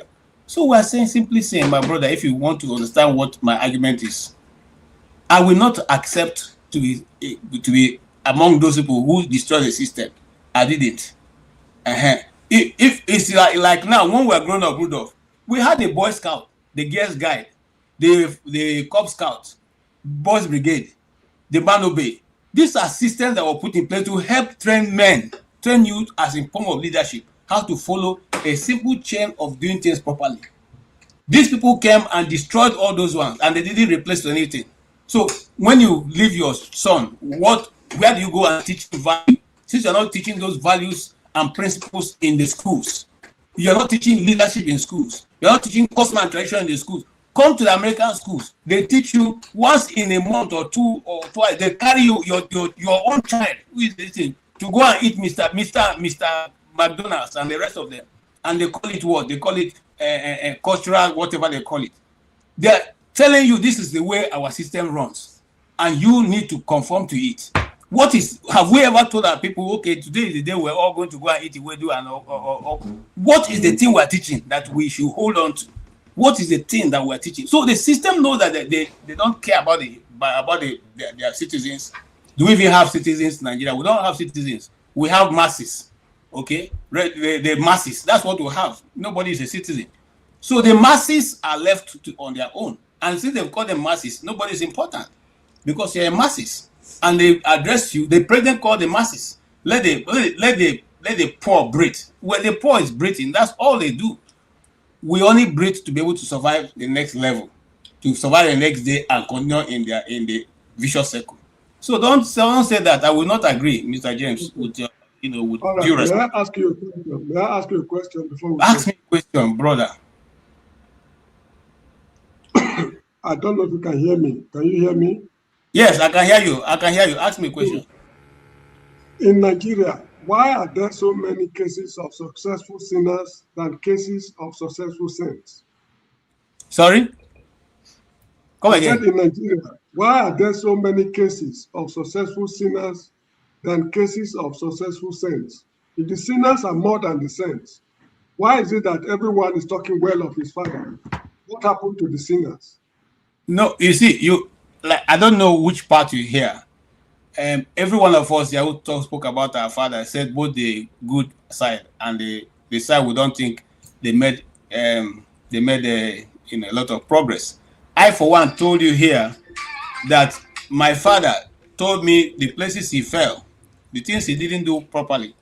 He told us. No Igbo man who doesn't tell his son where he fell. I don't know which one. None. They all said to them, this is what I did, this is what I did, this is what I did. They always tell us. And I said here that one of the things that I thought my father told me was, if he knew that the war was going to be where it was, he would have left for Britain. He would have left. He wouldn't be afraid that he's going to get lost. He wouldn't be even worried that eventually a time is going to come when Rally Bicycle, they call it a White Horse then, was not going to be important. He didn't know that. Okay? He didn't see beyond what he thought Nigeria was constantly going to be the way it is. Things are advancing. Because when the British took over, according to what he said, there was great progress because there was great joy. There was great joy that they walked all the way. In fact, they walked all the way to go and receive the opera, who is not too far away from my village. Okay? They walked with him. They were totally, some people even work for opera for free of charge, just to make sure that this nation is built. None of them ever thought that, in fact, they wake up and see what Nigeria become now, they will be very amazed. So we're not saying there was no sinners. There's always going to be sin in the world, whether Nigeria become perfect. Look, America is one place, I'm just supposing now, it's one place that you will see the good, the bad, the ugly. Some people say, oh, they don't go to church again in America because Americans are... No, that's their own view. Every day I drive around where I live, all the churches are filled to their brim, both white and black. Okay? And so when they get the story that people don't go to church again in America, where do they get it from? But does it mean people don't sin? Does it mean that certain traditions that are being upheld in America suits the Christian? No. And then that's the way it is. It's not going to be Uhuru, never going to be Uhuru. But we will continuously, because we are not called out of the world. We are called in the world. Jesus said, I'm not praying that you remove them from the world, but that they will be in the world. And as they are in the world, let them influence the world. Let me tell you something, Mr. James. The message we listened to today in church was how the world takes the language and trivialize it, reduce it to what you and I will now accept as a reality, and they call it modernization or trending. Or they call it trending. This is the language we speak now. This is how we do things now. That is not because they don't know what they're doing, because they want to make you and I be used to doing certain things and saying certain evil that are not ordinarily supposed to be allowed within our own system. I ask you a question. Hold on, I'll end with this. I'm sorry, sir. The fashion that we see and we wear, especially those ones that expose the body, how many Muslims are wearing it? But they tell me and you, that we are the people who are trending. We are the people who uphold the fashion world. So our children, our people are allowed to wear those nonsense. And we wear it proudly. Who are the people making it? Are they Christians? No, but they sell that idea to us. They sell the idea to us and we buy it because we want to show that we are a secular trending people. I rest my case because final example, if the White House invites such a people to come for a party, or when the King of England invite them, you don't wear those theater clothes. You don't say you're a fashion star, so you wear those suits and go. You go and buy a black suit. If it's a black suit event, you dress properly, all your portions covered, and you go to that event. This is a man. But you don't do that when you want to do other things. So you see, the system itself knows when to call off their nonsense and allow you to control it. I don't know if I'm making sense to you, Mr. KJ, who are the people making the clothes? They are not making sense. That's what I'm saying. The people making the clothes. Who are they? Are they not Christians? I thought they were American businessmen. No. Listen. Jesus didn't call you also. Now Muhammad called me. Does that count? It's like what someone was saying earlier. They have not joined. I was still in church. Now he was saying that the people who are part of it was Mr. James. They found out that those who were also going to church also involved in other kind of court this thing. That was a system that existed, and that system was sold to us. And let me say this, and I'm digressing now, for a while. I went to Liberia to do a story after the war. Now we found that I haven't gone because from the constituency where I work, we went to the church to visit. When we went to the lodge, Rudolph, I'm telling you a personal story. All the people whose names were on the lodge in the Freemasons lodge in Liberia, half of them were bishops of the church we just came from. The Freemasons, they put their lodge, they put the names there. In the same church in Liberia, I don't want to call the name of the church, the names of those people who were leaders of the lodge were there. It was a shock to us. But remember, I came back and I saw an uncle of mine who was also a member of the lodge. And he said to me, we didn't know what we were doing. Those they want to go to England to go and do our law this thing. They asked us that this is the way to go. They don't even tell them what it means. They all think that it's like call to the bar. Is part of what you are. Eventually, they only realize last that this is where they are. And then it becomes too late because at that time they will have gone high. So what am I trying to say? I'm simply saying that these clothes are designed not only necessarily by Christians, because who are Christians? Those who keep the law of God. So it's not because I say I'm a Christian means I'm a Christian. Am I doing the things that beholds me as a Christian? So hold on, KJ, hold on there. So if a Muslim is saying the same thing you are saying now, most people have issues with that.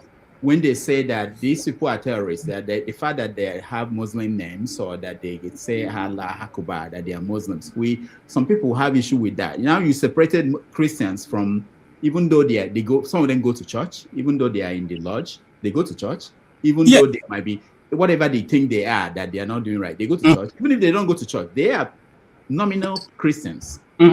Okay, so we can separate that. We can do that separation. No, I'm not even trying to separate it. Okay.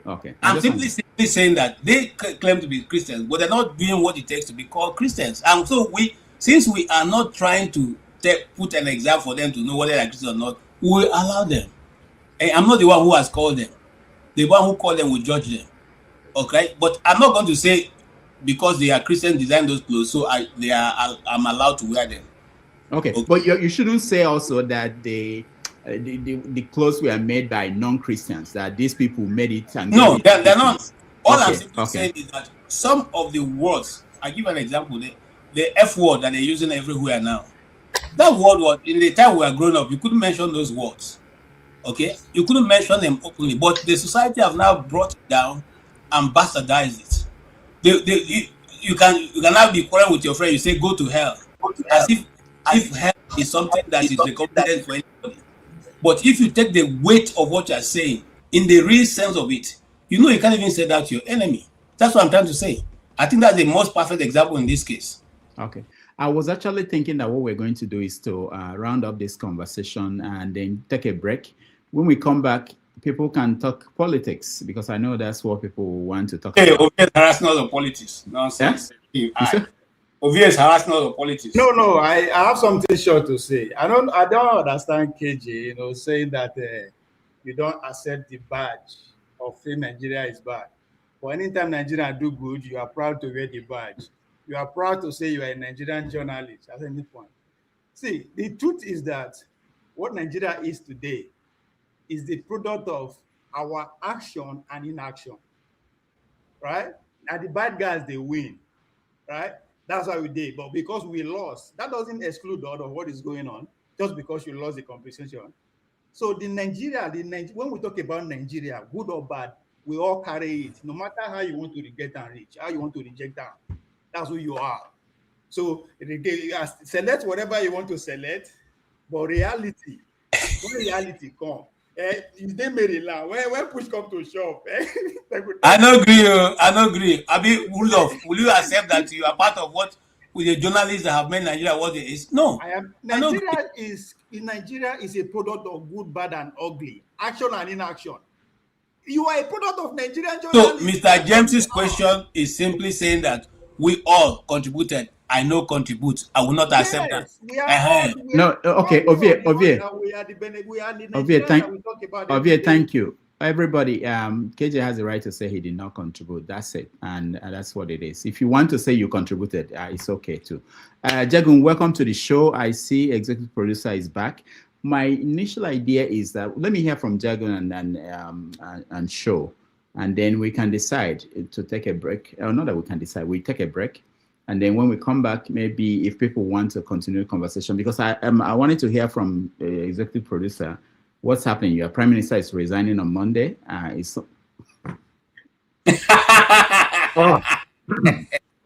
Okay. They have no clue why it happened. Okay, Jagun is here. He can. Yeah, Jagun is here to give us. But before that, Jagun, I want to just we're talking about fathers. If you can tell us about your father or what you think about fatherhood and Thank everything. You. And after that, we'll take a break. We'll come back and then maybe politics. So go ahead. Thank you very much for that opportunity. I've been listening. I have been listening, and it's not easy, I think, to speak about our fathers, or to speak about ourselves as fathers, and to speak about the bringing up of children and what we do as fathers to make sure that they are equipped to enter into the reality of the world that we're in. My own father, man, I appreciated him a lot whilst he was alive. But by the time he passed, it's like I actually found out who he was.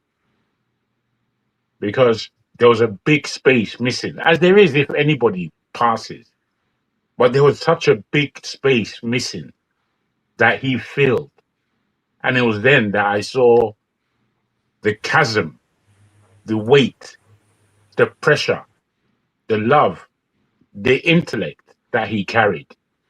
And I really, really appreciate him as the days of my life go by. I have a lasting memory of him that flows through my soul in terms of his gentleness, his strictness, his wisdom, his advice. This morning I woke up and I wrote, I don't know if to call it a poem. It's not necessarily a poem, but I wrote a paragraph or two about him. And I could have expanded it to a large degree, but I left it where it was and sent it to my mother. And I read it about 3 or 4 times today. And, because of that era of gentlemen as they were brought up in a world of how to carry themselves in a distinctive way. And we ourselves, we don't even know how much we have learned from them. This week gone,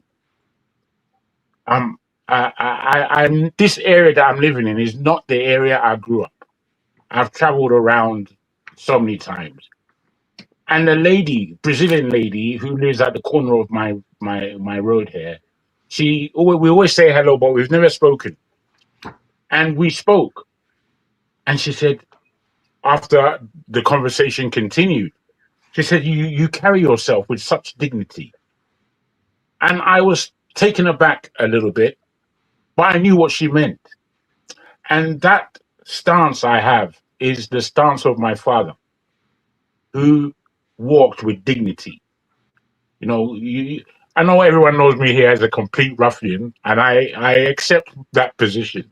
I accept that throne. However, my father was very different than me. However, again, I carry a lot of him with me on a daily basis. And I feel that fathers, men, don't get their just deserts, their just rewards, especially whilst they're living. And I believe that's a great shame. It's almost to me like Father's Day doesn't happen every year. It happens every 4 years or something. Mother's Day, it seems to come up quite a lot. I don't know. I'm sure I'm wrong, but that's my kind of perception in a strange way. I would like to congratulate you guys on bringing this to the table. As I said, these things aren't really very easy to talk about. You spoke earlier of feminism and what it means to us in today's day, and whether or not we as men are afraid of it. And this, I think, be a deep subject, especially for us Africans, because I believe us Africans always take things in a very plain way, and we don't really always understand it. Again, this is my old man. My old man, he was deep. He didn't just see things on the surface. When he used to speak to us, he used to speak to us with depth. And we had to fathom out what his meaning and intentions were. And I believe that these things are things that me personally hang on to for my own consciousness. And I also believe that we as men, we need to maintain our consciousness as men. I think that's where we can get and gain direction from. I'll end it there. Thank you very much. Thank you, Jagon. Before we go to executive producer, there was a question I actually wrote down at the beginning that I would like people to maybe address. If you should be asked, do you think your father will be proud of how you turned out? What will you say? Good question. All right, executive producer, welcome back. Thank you, Rudolph. Yeah, I came back simply because just before I left earlier, I saw the comment I saw someone drop a comment saying, I think it was said in jest that if they're good, how come Nigeria is the way it is? And I wasn't listening for a while. Then I came back after a few hours, and I think Mr. James must have said, I didn't hear it, but off the back of what people said, I think Mr. James must have questioned, why is Nigeria the way it is? If everyone's father, is this good or was this good? So I came just to sort of explain it. I see KJ try to explain it, but he sort of just, struggled to explain it. He explained it, but I feel like it's such a simple answer to give. Are we pretending or are we genuinely asking this question? Mr. James is a well-read man. The fact that you're asking, it worries me. So Mr. James would come and talk about Samuel Ogbomudia all the time. People would talk about M.I. Opara all the time. But for those two guys, you had what was this guy's name? Okotebo. You had him. So why are we struggling to find or name those who wrecked Nigeria? How's that difficult? How do you think it is our fathers? So you think our fathers ruined Nigeria and we ended up here? If my father was one of the people who ruined Nigeria, I wouldn't be here. I can bet you that. The children of the people who ruined Nigeria don't join such conversations. They're not here. So are you telling me in 20, 30 years' time, when Ogona, Rudolph's son, is in his 40s and 50s and is on a show like this, I doubt it. But if he's ever on a show like this and they're talking about who ruined Nigeria, and the young man is saying, my dad was a journalist, satirist, stood upright. I don't know this for a fact, but I'm almost certain that Rudolph has the telephone number of at least 3 current or former governors on his phone. They might not pick his calls, but I'm sure he has telephone number of 1, 2, or 3 current or former governors, senators, House of Rep members. If he wants to capitalize on that, he won't be doing this. If he's doing this, he will be in another format and he'll be richer for it. So if Rudolph's son now goes around and tell people that my father had the opportunity, but he stood up tall, he was proud of the little he had, and he was an upright man, do you think Wike's children will be in that same conversation? No. They wouldn't be. So why are we asking these questions of us? We that jackpot. I left Nigeria when I was 22. On my own. I decided to.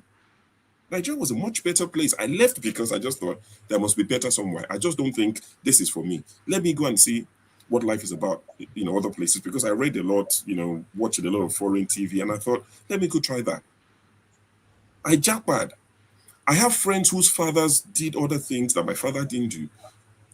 They visit the UK and the US. They don't stay. They've never stayed. We know these people. Why are we pretend? Why are we asking questions of KJ and Tony and Uvie's, our fathers? You know the people who mess Nigeria up. So you're telling me in 30 years, people will be asking like they don't know who is ruining Nigeria today. I wonder. Let's stop pretending now. So you think Wike's children will come and sit on a panel in 30 years' time and be discussing whose daddy destroyed Nigeria? No, they wouldn't be. They'll be governors. They'll be. Well, what's your evidence that Wike is destroying Nigeria? What are you saying now? Is this guy? I won't entertain that. I'll continue like that didn't happen. So, so it's very simple to do these things. We can play games and we can throw questions and play devil's advocate or be serious about it. That's fine. But to pretend that we don't know,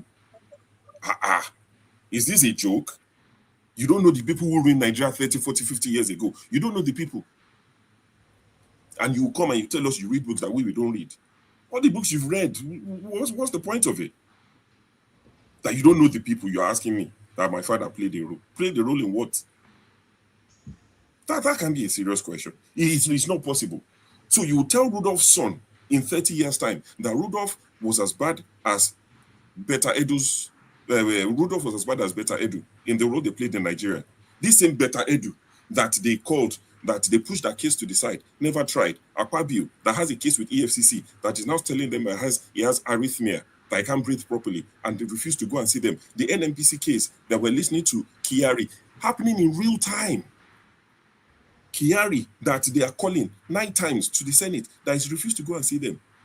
You now equate my son and Kyari's son, that your fathers both ruined Nigeria, or you'll be asking my son, if you're saying Sho was a good man, how come? Who spoiled Nigeria? Don't be asking such questions now. No, it's not. It's very simple to dismiss such questions. You know the people who did it.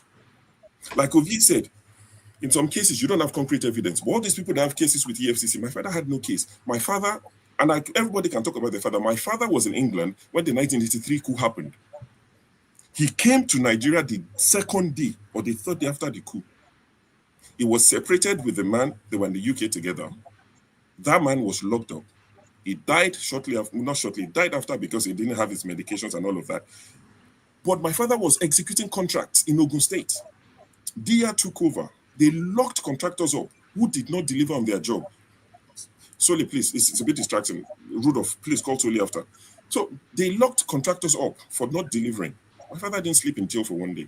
I've told this story before. I went to Ogun State many times with my dad, trying to collect the money of the job he had completed for Ogun State, and they never paid. After a while, he wrote it off. So when some of us say our fathers were upright men, I said it when I spoke earlier. I said he must have done maybe some things, maybe naughty here, but to say that he was part of what ruined Nigeria, when you have names that you can call, that their children will never join this conversation, you can't be asking us those questions.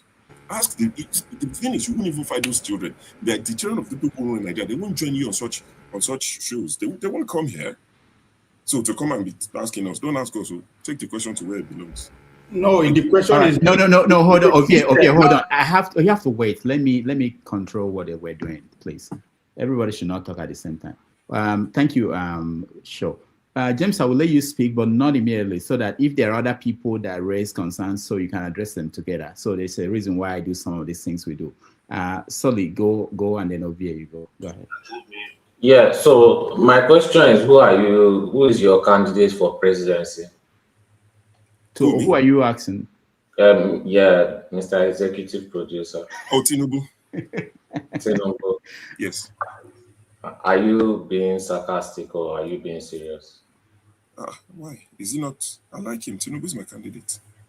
So, sorry, this question is not, it's far away from what we're discussing. We are yet to go to politics. We're going to take a break after this. We're concluding this conversation. Then you can ask question out to executive producer. But let me see, Viet, you want to go on? Yes, just very short. A friend of a thief is a thief. If you see, you know, talk, you is a thief. If you see, look, road, it is a system that destroys Nigeria. And if you are part of that system, if you work in that system at any capacity, you are part and parcel of the problem. It doesn't matter how you decorate individual each. It's not about individual. There is no way you can take 1 million naira out of Nigeria. Only you. It has to go through system. Bankers are involved. Everybody is involved. So we should start saying, "Oh, this." No, it's not. With the question Mr. James is asking, is a broader one. It's a systematic or generational question he's asking. That's nothing to do with individual. No individual can destroy a nation or a system. I mean, we should see things from a broader view, not from saying you are not. If you feel attacked, that means you know more than you are telling the public. That's exactly what it is. You don't feel attacked because it's not directed to anybody. I don't feel attacked. It's the pretense that you can't mention names of the people. Hold on, see, my own concern was those parents who benefited from the system by way of attending good school that the Nigerian system provides, right, with the intention of giving back. They are their offspring. What are their offspring doing? It has nothing to do with poor man or rich man that benefited with Nigeria when the education system was good, right? All our parents did one way or the other. How come we all end up abroad now pointing finger to those people who continue that are the problem of the country? There's no way we can exempt ourselves. We are adults. All of us don't pass 20 years. I no agree. You are missing the point. Nigerian journalist is part of Nigerian problem. You are. I no agree. I no agree. Exempt yourself from that organ. I no agree. All right. You keep referring back to Nigerian journalists. When Nigerian journalism is going good, you should also take the blame that comes with it, and that is what Nigeria is about. All of us contributed one way or the other. I no agree. So okay. We don't know. Okay, thank you. To know we are an adult, to know what is going on. Either you speak or you don't speak up. You are part of it. You are Nigerian, for God's sake. It's not an individual setting. Thank you. All right, James. You know, Ovie, I think one of the things, just for your own information, maybe that's what you are not getting. One of the things that people worry about when you speak in the way you frame things is that you're trying to give cover to people who are actually doing bad things by making. Well said. So do we rank bad things now? Do we have to rank them and blame everybody according to the role he or she played? This is a nation. Or we will not be contrary. This is society. So should we be undermining individual contribution? Come on. EFCC never call me now. Maybe you should give them my name to call me. No, I just need to know where they work. No, give EFCC my name. Maybe they call me. No, it's not like that. It's not like that. Now you talk I know where the EFCC chairman are your uncle, or not from your village, or not from your tribe. I don't know. All I need to know is where you work. Does your organization contribute to the ills of the society? Yes or no?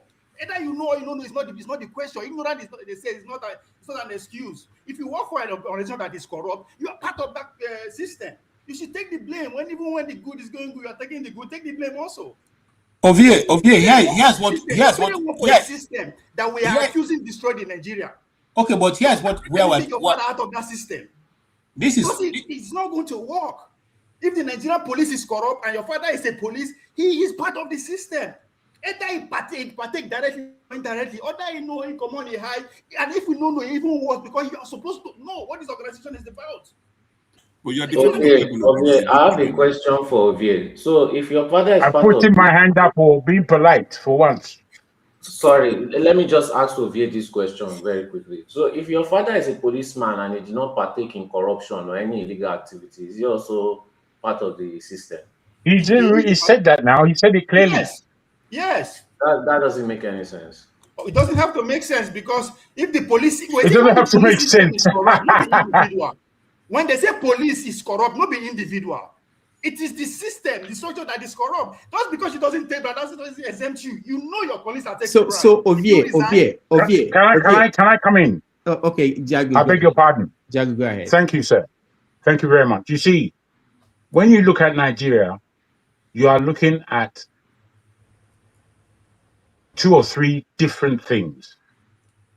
There is the system, there are the people as individuals, and there is the community. They are on 3 different spheres, and we have to understand them like that. When it comes to the individuals who have done very well for us, and we realize that, the realization of the good people of Nigeria, they are vast and many.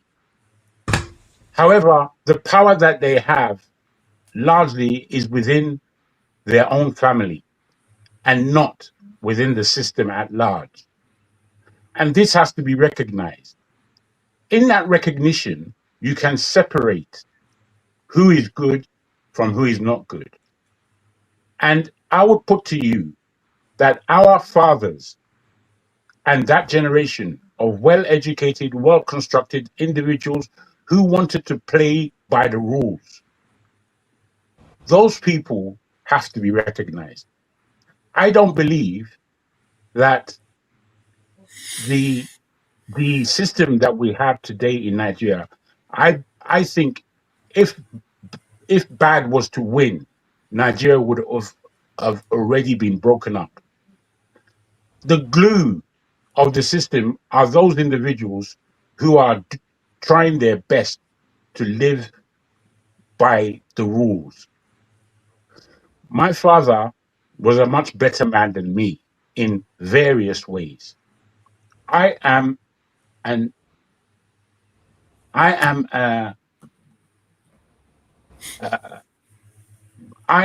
it's very difficult to describe yourself, but I see myself as a renegade, if you like, somebody who speaks out and doesn't like what I see, and I will stand up and speak out to anybody. However, many of our fathers didn't have that kind of construction necessarily. They will speak out, yes, and they will say what they mean. However, they would not fight, as it were. They would not fight. Me, I'm a fighter. Physically, mentally, and spiritually. I fight because there's an enemy. That's why I fight. There's an enemy within. I don't believe we can put our fathers and say that they were enemies of Nigeria. Largely, they wanted Nigeria to succeed. My old man, he was a biochemist. He wasn't a lawyer. He wasn't an accountant. He wasn't one of these. He was quite different in his way. And he had his working life majorly in the UK. And I can show all of you what he achieved within his profession. It's there, crossing the River Thames, the Thames Water Barrier. When he finished from Thames Water Authority, who he used to work for, he went back to Nigeria in his late 30s, early 40s, with all the plans of how to give the whole of Lagos and eventually the whole of Nigeria pipe-borne water. He was already 20 years experienced in this game. He went to Nigeria, he worked for NNPC for a while, he worked for Guinness Nigeria for a while, and he was running his own company. He was running his own company, and he gave his services to these big organizations. But what he went back to Nigeria to do was to give Nigeria pipe-borne water. This is 1980s. They frustrated the hell out of him. I remember going to Nigeria. My dad is not somebody who shouts. He can, and he did, but that's not his way. He will prefer that his instructions are taken on board without shouting, the way he worked when he was in the UK. But what he found in Nigeria was pure frustration. Pure frustration. He came back from Nigeria after 10, 15 years, and he was ill. He became ill. Within his illness, he had 2 strokes, and then he died. And I watched all of that. And I saw that, man, these motherfuckers in Nigeria can never do this to me. They can't do this to me. You're not going to frustrate the hell out of me and have me there dying on your behalf.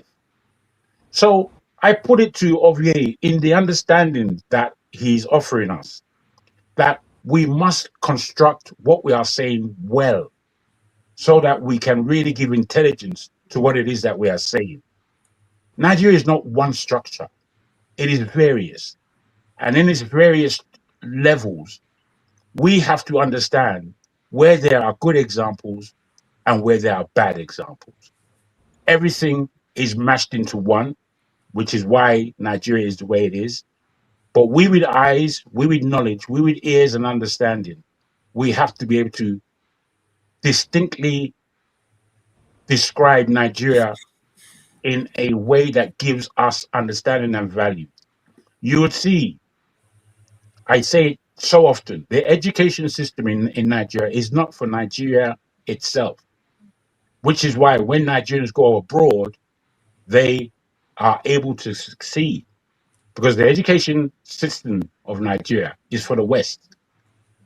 We can operate very well in a Western environment. So I put that on the table to assist us in constructing how it is we are speaking about the land of our fathers. And it is the land of our fathers that needs to come through. It is the only reason I have still love for Nigeria. I'll put that to the table. All right, thank you so much, Jagon. Let's hear James, and then you don't have anything to say. I thought they started with you, and you may have something. Yeah. Oh, yeah, has already done the job for me, actually, Okay. because I remember what's his name, Mr. KJ mentioned 2 names, Joseph Tucker and Godwin Dabo. Am I right? Ape Aku. Apa Aku and Godwin Tucker and Dabo. If you Tucker me, I Dabo you. Ape Aku. Yeah. I think I was in primary school in those days. These were men who were opposed to corruption, and they exposed it, and they got the reward. So that is the point of view he's making. He is saying that if you are part of a system, for example, Abacha loot, that man loot the country blind, but he is not the man who transferred the money from central bank to wherever the money was taken. They are all complicit. Now, why is it that the people who participated in these horrendous atrocities, when you call them, they tell you, anyway, please, Mr. Rudolph, let's discuss other issues. Let's leave this topic as food for thought. Thank you very much. All right. The man, sorry, Rudolph, the man who was mainly solely responsible for this Abacha loot, is working for some people's favorites. Yeah. And they still equate us and say we are the same. Your favorite has employed this same man. Is working for him.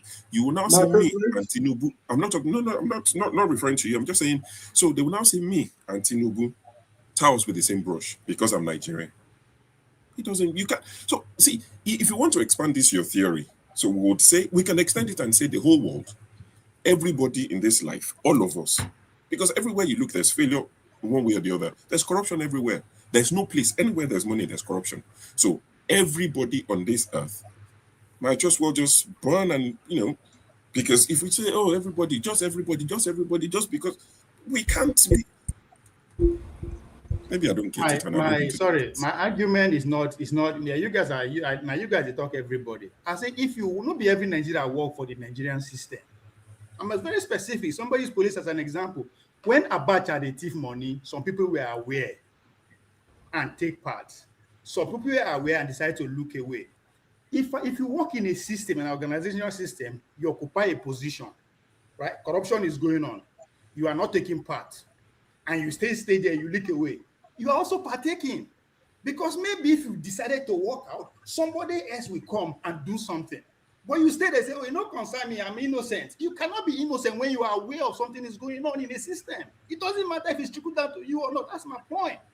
So nobody every Nigerian but this is Nigeria. I was very specific. Even KJ, I say KJ is a journalist. And in the Nigerian context, you cannot exempt journalists. Either Nigeria is good or bad. Nigeria is black and green and white. You cannot accept the green and accept the white. It is not going to happen. But this is our own argument. This is my own argument. The systems in the country is set up. Nobody can be called. We're not South Africans. We don't go to the street and begin to execute judgment by ourselves.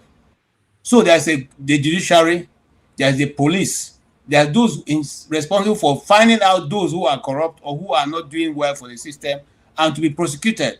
One of your minister now, as well, me and you are talking, was the same person who was in charge of filtering money from Nigeria, outside of Nigeria. He is sitting as a minister of the Federal Republic, even to this moment as we speak. What has happened to him? Have the system checked him? Then why, hold on, Ovie, why do you expect me, the ordinary Nigerian, to now be the one to checkmate the system? Those people who have been in the system, I'm coming, listen to me very carefully. Those who have been in the system, who have done their work honestly, and even reported people who are gaming the system. What happened to them? When the result came back, the backlash came to those people, who stood for them? And I'll end with this example. Just this morning, a broadcaster in Ogun State, her name is Auntie Ketan, was assassinated. She was assassinated right in her house with her guard or whatever it is. Okay? She has paid her for the ultimate price for her job. Who is going to stand for her? Is the system going to come and take care of her children? Or the people she has left behind?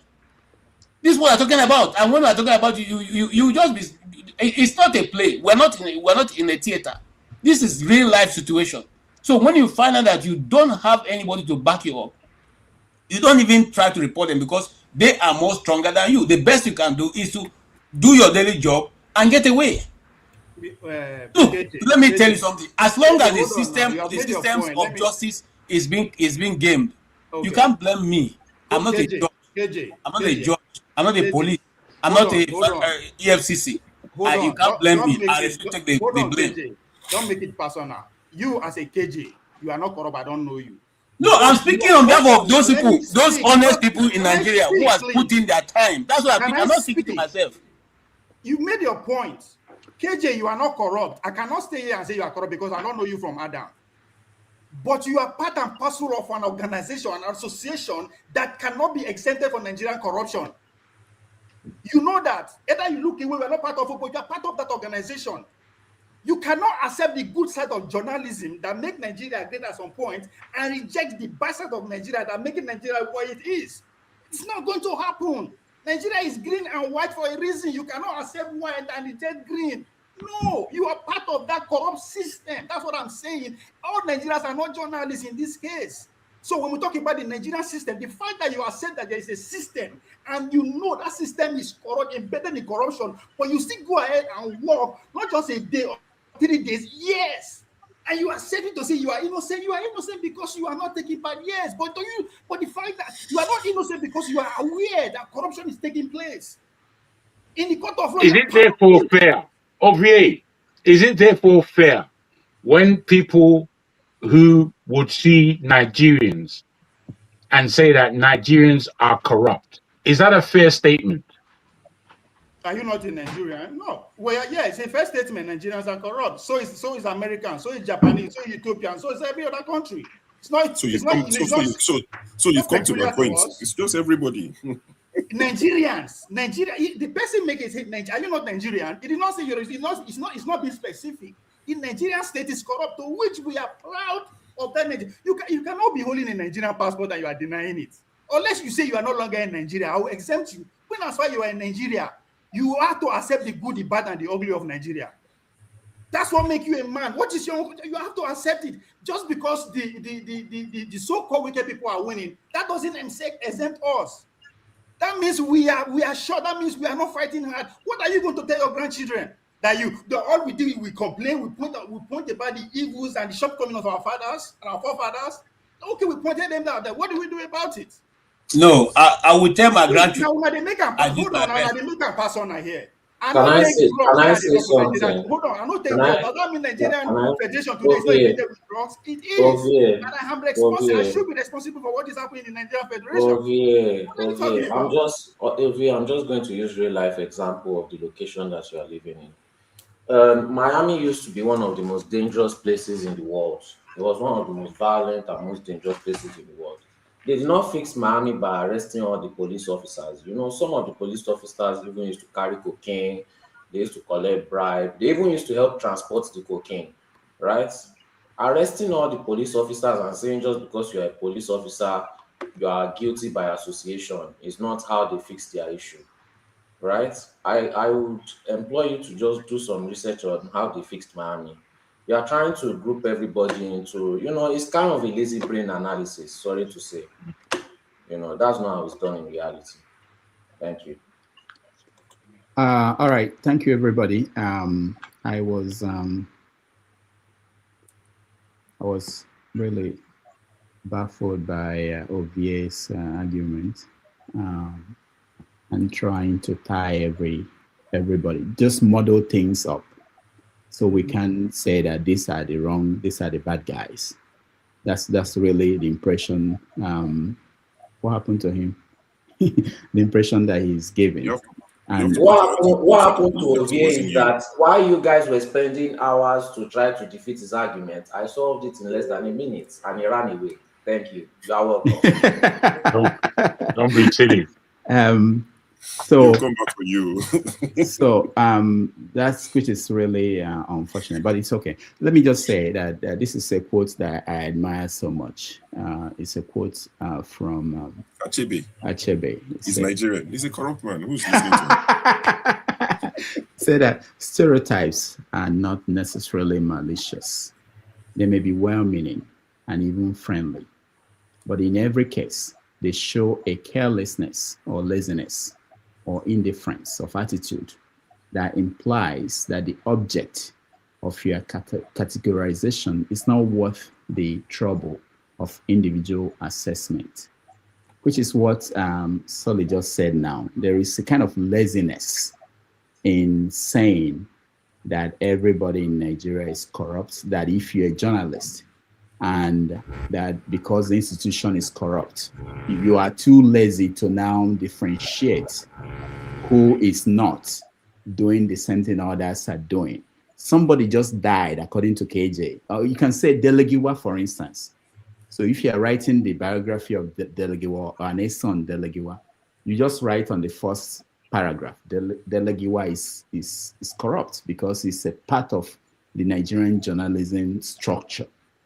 It's a kind of laziness of saying, nobody's saying that journalism, there is no corruption in journalism in Nigeria or that the police are not corrupt. We are not going to categorize everybody by saying that all of us, because we are part of Nigeria, maybe we worked at NNPC, because we did something in Nigeria, so we are part of that corrupt system. You are no longer, you are giving cover.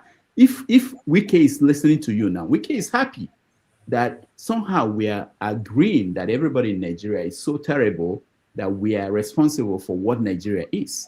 When we know the people who are, I think what I'll end here. I think what Sho said captured everything in the sense that I know, and all of us, we know some of these kids of these people we are talking about. There's no way, and I've talked to some of them, come here and let's talk. Let's know, because I want to know. I want to peek into their minds and see, are they happy about what their father is doing? Their mom, are they happy about this? How do they see this? They will never do that.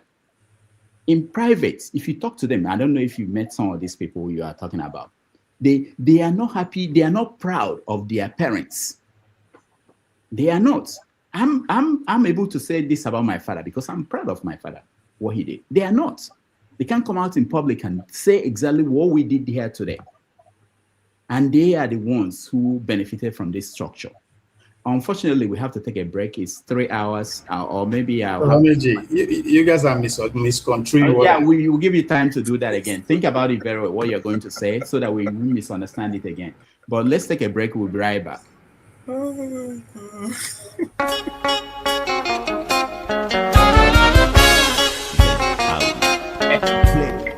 thought.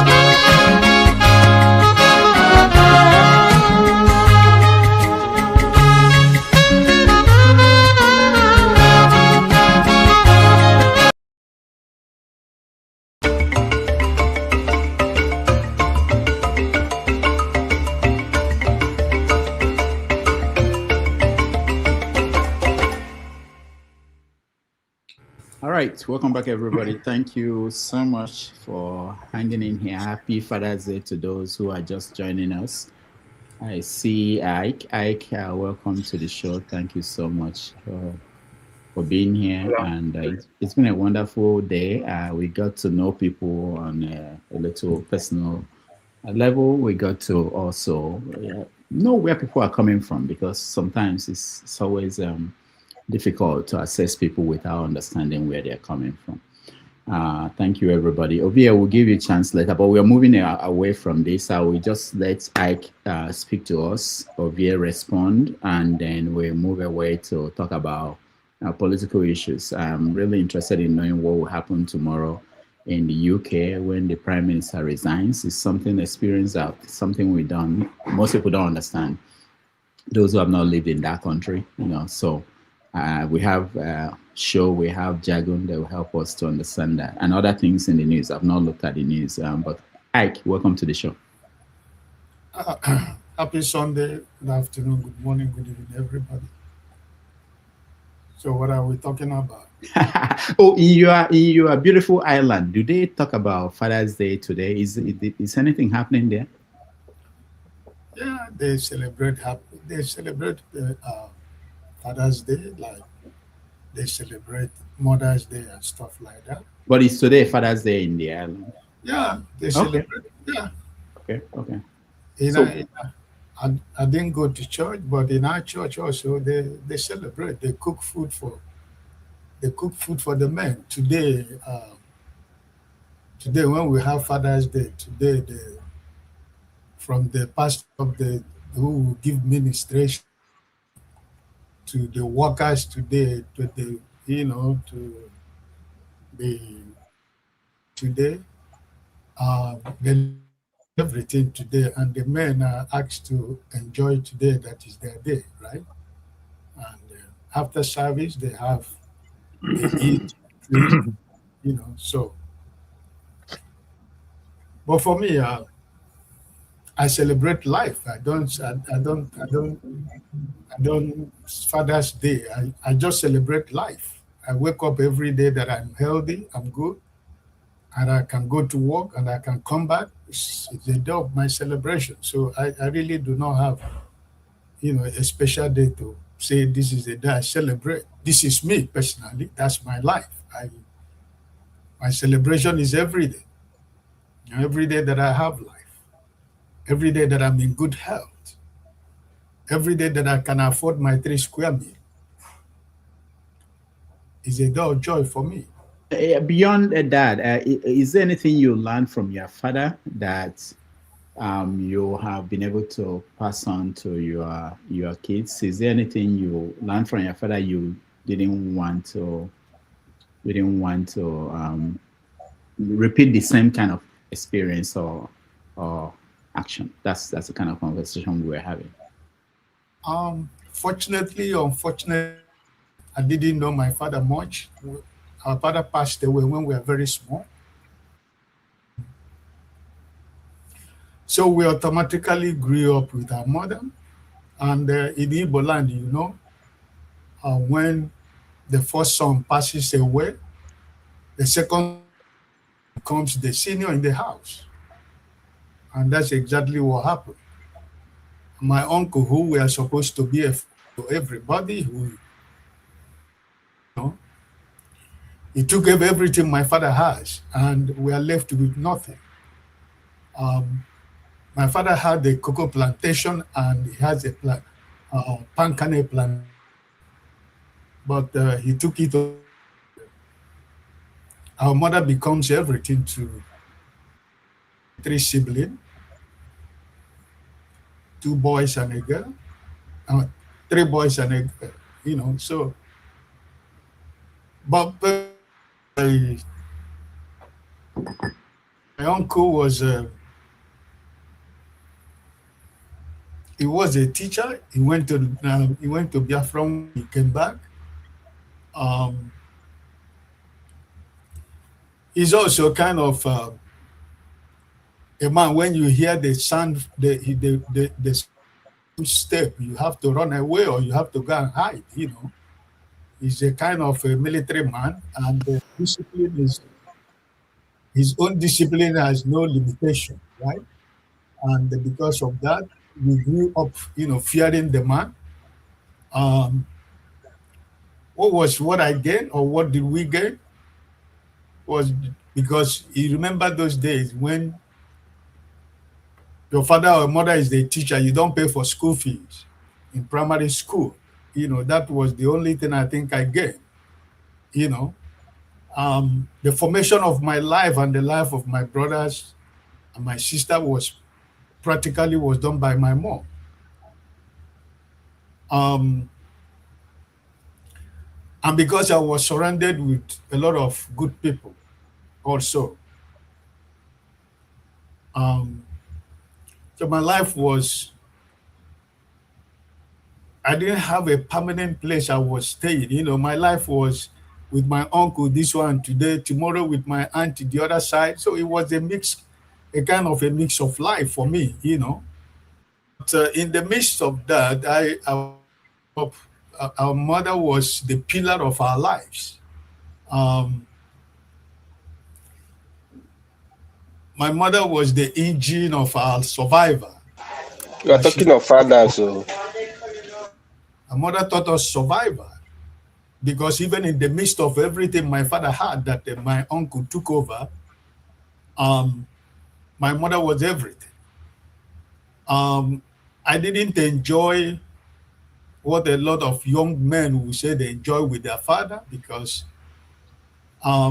we have to go and pick stone. We have to go and pick sand during the rainy season. We have to go and cultivate farm for other people. We have to do so many things for us to be able to feed, go to school. During the Christmas, every celebration, to make sure that you work hard so that you can be able to have something to for you, buy shoe for you. You know, there was nobody that was there for me, my brothers, you know. So, but the only thing that what I am today by the grace of God was, like I said, what our mother, instilled in all of us, decency and work hard. Whatever that is not your own, never look at whatever that is not your own. Never be greedy, don't be jealous of other people's success. The only thing you have to do is to smile and thank God for other people's success because your own is coming. He taught us how to work hard because my mother was working hard. She was farming for other people. We are doing everything, in order to live and have a good life. So, my uncle, the only thing, the kind of discipline we are talking about, you have to do this. If you don't do this, that kind of, sometimes I talk here, they wanted me to be a reverend father. It was my uncle who said you must be a reverend father. And in our family, because he was a military man, he came back from Biafra, everybody fears anything he says is final. I had no choice, but I didn't want to be a reverend father in the first place. But because I passed federal government scholarship to Federal Government College of Palan in Bende State, that is the Delta State right now. Oh no, you are not going to go. I passed Bishop Shanahan College, Olo, which is one of the best schools in the southeast. He said, no, you have to be a reverend father. Exam for seminary. Everybody is rejoicing that now you can go to school. I can be able to send you to school. So, but after my first time, second time, I decided that this is not my calling. I can't be a reverend father, So, but you're in a situation where you don't have a choice. But I took a risk by myself. After the final exam, class 1, we are supposed to go to Aba to continue. But from Umuwa Seminary School, I moved to Lagos.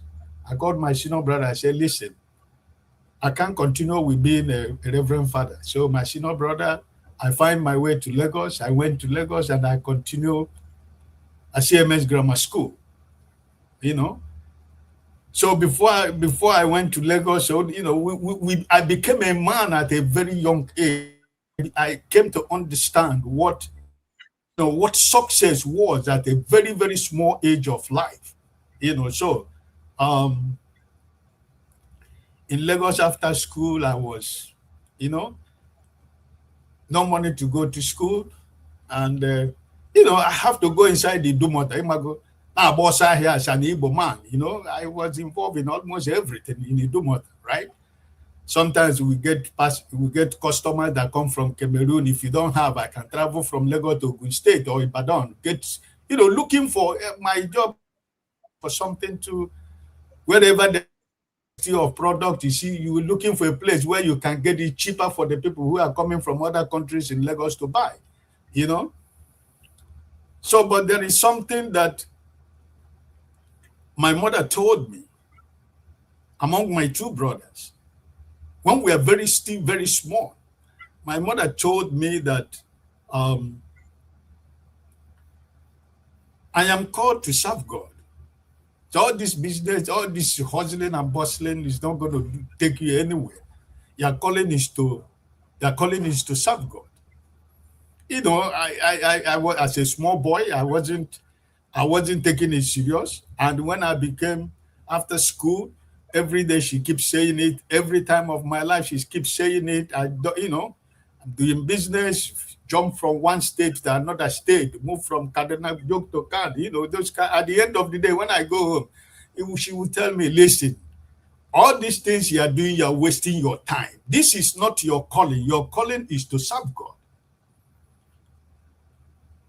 You know, so what am I trying to say? But at the end of the day, when I decided, a time came when I decided to hit that core. And I think that was the beginning of the turning point of my life. You know, and everything began to turn around for me. So at the end of the day, Dr. Damages, I was not privileged to have had my father around me. But at the end of the day, there are so many people that I am grateful for, who became mentors, who became fathers, who became uncles, who became everything. And today, that toughness that I was meant to go through as a man, and those teachings that we all learned from my mother, I think my children, they are the beneficial of all those things, you know. And I am very grateful to God that at the end of the day, I can be able to feed myself. I can be able to feed people who felt that we are not going to be anything. We cannot amount to nothing, you know. And I believe that everything, that God did everything, all those journey that I went through is for me to be a man whom God has wanted me to be. So at the end of the day, my children and my grandkids today, I owe them my life. And my prayer was never for any of them to go through what me and my brothers went through. And I think that whatever that I can give to my children was education. And I denied myself everything in life to give them education. And today, by the special grace of God, they are living a good life for themselves. And I am happy to be a man, you know, and I'm happy I did not fail, but I succeeded where my uncle failed. But the thing is that at the end of the day, those plantations, he sold everything because we never knew he was playing pool. You know, when we go to toilet many years ago, we will see Liverpool, we see Manchester. We don't know what it was because we are very small. We don't know that the man was playing pool with everything it was getting from the plantation. You know, at the end of the day, he mismanages all the resources that my father left behind in his hand. But at the end of the day, I did not look up those things because I believe that I was blessed. And the only way that I can pay back, to give back, is to bless him and his family, which I'm still doing today. He has passed on. But before he passed on, that's where I'm going to end it. He passed on. That's when I go through tough time, I remember what he did. And there are times that anger and frustration and vengeance will fill my heart. Even when I was training myself as a pastor, I struggled with it, you know, how to forgive this man for what he did. You know, I know I have moved on, but you know, sometimes when I see people that are going through what we went through, it reminds me of my past. But at the end of the day, I continue to ask God to give me the grace to let go, because I cannot be standing on the pulpit. I cannot be preaching forgiveness. I cannot be a teacher of the gospel. And at the end of the day, I'm playing that. And in that situation, if I die, I'm going to go to hell because I know the truth. The Bible said that when you know the truth will set you free. But it was a very difficult, struggle for me, as a man. But I tell you that a day came when, on a night vigil, after night vigil, I went home. And I was in the shower early in the morning, around 6 o'clock in the morning. And I was there, singing praises. And all of a sudden, it's like there was a stone that was taken out of my heart. It fell out like a stone. And after I took my shower, I went to bed. And when I wake up in the morning, I have to tell you that I became a different person. All those pain, all this vengeance, all those, those bad thoughts that keep coming, everything vanished and disappeared. And I became free. And the next week I traveled home to see my mom, because my mom also telling me for so many years, because I can't walk with God and I am still holding, even though that your life is better than the life of your uncle. So, but it got to let go. So at the end of the day, I went home and I saw my mom. My mom told me, I told my mom what happened. And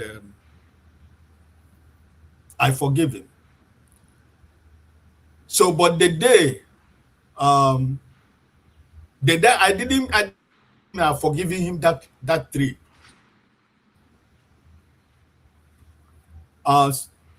After that 2 or 3 months, somebody I was told that he was very sick.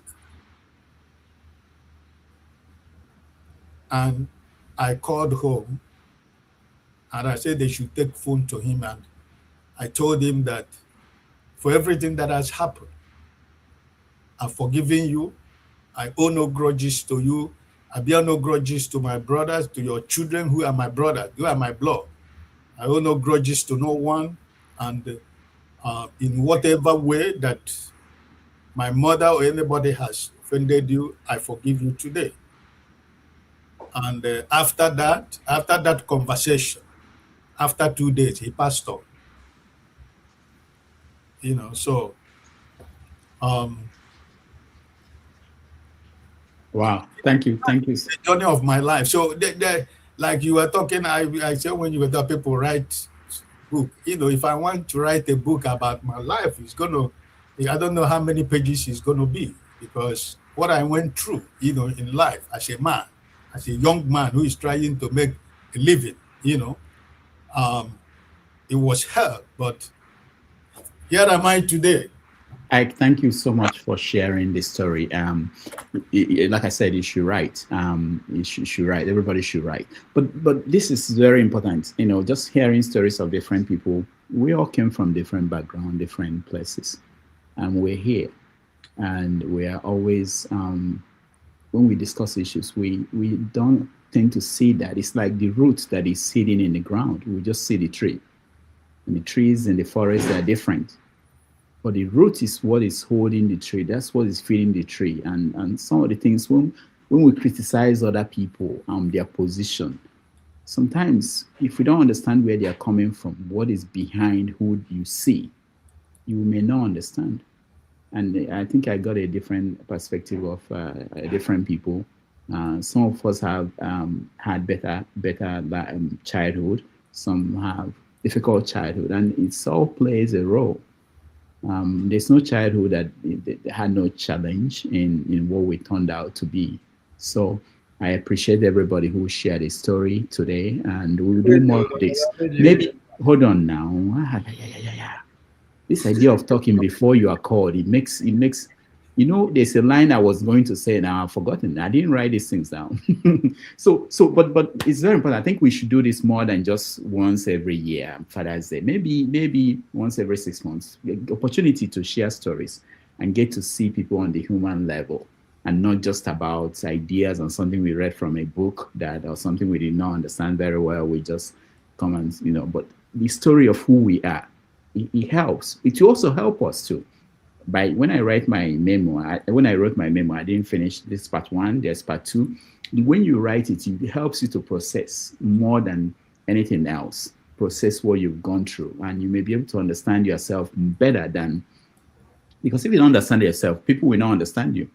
But the first thing is that you understand yourself, it helps. Anyway, that's it. The last thing we're going to do is to let Ovie respond, and then we go politics, for people to, but I have to leave. It's something I have to take care of. But Ovie, go ahead. Yes, 2 things. One, I try as hard as I could to be specific, but you got, turn it to general conversation. But in both sides, I'll point where you guys are wrong. First, on the general side, Sho asked me if they regard Nigeria, if the parents tell me Nigerians are criminal, would I accept it? I say yes. That was not your question. Asking me, okay, what was the question? It wasn't me. It was someone else. Okay. That question did come up, but it wasn't me. The same vein when Nigeria, when we woke up, I would say yes, we'll be Nigeria. Because we belong to a court, and the name of that court is in Nigeria. There's a code that binds us together. You cannot accept when things are going good, and they said when things are going bad, so you are not part of it. You can go ahead and explain, but if I can accept in Nigeria, whenever Nigeria break Guinness World Record or whatever, I'll be proud. As well as you accept what when wrong is things are going wrong. That one. 2, I was very specific. If you work for the system, not be everybody they work for the system as everybody want to make it look like. And I was very specific in my example. I use journalists because people here belong to that institution, military guys and all that. That's why I use that. Today, Sho, if I am running for Nigerian Athletic Federation president, being a former athlete, I don't use drugs, but during my time, my colleagues use drugs and they fail drugs. And I'm contesting that presidential position with you, Sho, who did not do sport, but in a way you are qualified to run for that position. Yeah, you one thing you will use against me, even though if you don't talk directly, but your campaign team will say that when his colleagues were using drugs, he was there. Though he was not part of it, but he knew it was happening. Of course I do it, right? But nobody can say that against you. So if you work in any of the Nigerian institution, you go there innocently to have to get job like every normal human being. You don't know what is going on. You stay there 3 years, 5 years, 10 years, 20 years. You cannot that I don't know what is going on. Now, 2 things happen here. One, you are aware of the corruption that is going on. You are partaking of it. You are part and parcel of it. You are sitting there for that long. Or you are aware and you look away. All not the same. You are aware of the corruption. You look away. They allow you to keep working there because you are safe. If you are not safe, there will be somebody there, and the political will bring somebody that will challenge the status quo is there. So they rather leave you there to keep looking away. That means you are also part of the system. Now, if on the court of general opinion, that's how we look at things. But if you go before the judge will not say, oh, yeah, because you are Nigeria, are you corrupt? No, you go say, you work in this company, this association, so place, are you aware so thing is going on? So if there are 2 contests here, and both contests, there's no way you can reject the 2. If you accept the good, you cannot take the bad. We belong to a court. The Nigerian, we see it as a court. Now that's what joins us together, the word Nigeria. That's the only thing we have in common here. So nobody is talking about specific, there are farmers there, there are hunters, there are people who are in Nigerian space, don't know they are Nigerian. Go to Gomborungala, all those neighboring countries to Cameroon. They don't even speak English, they speak French and Kanuri and Hausa. They are Nigerians. So, all right, Ovie, thank you. That doesn't mean the published there's a this thing that is happening. You're also part of it. Ovie, thank you. So I think Bala Blue just gave us the solution. We should just agree with you so that we can move on. Thank you so much, Obi. Let's move on. So let me see. Let's do this.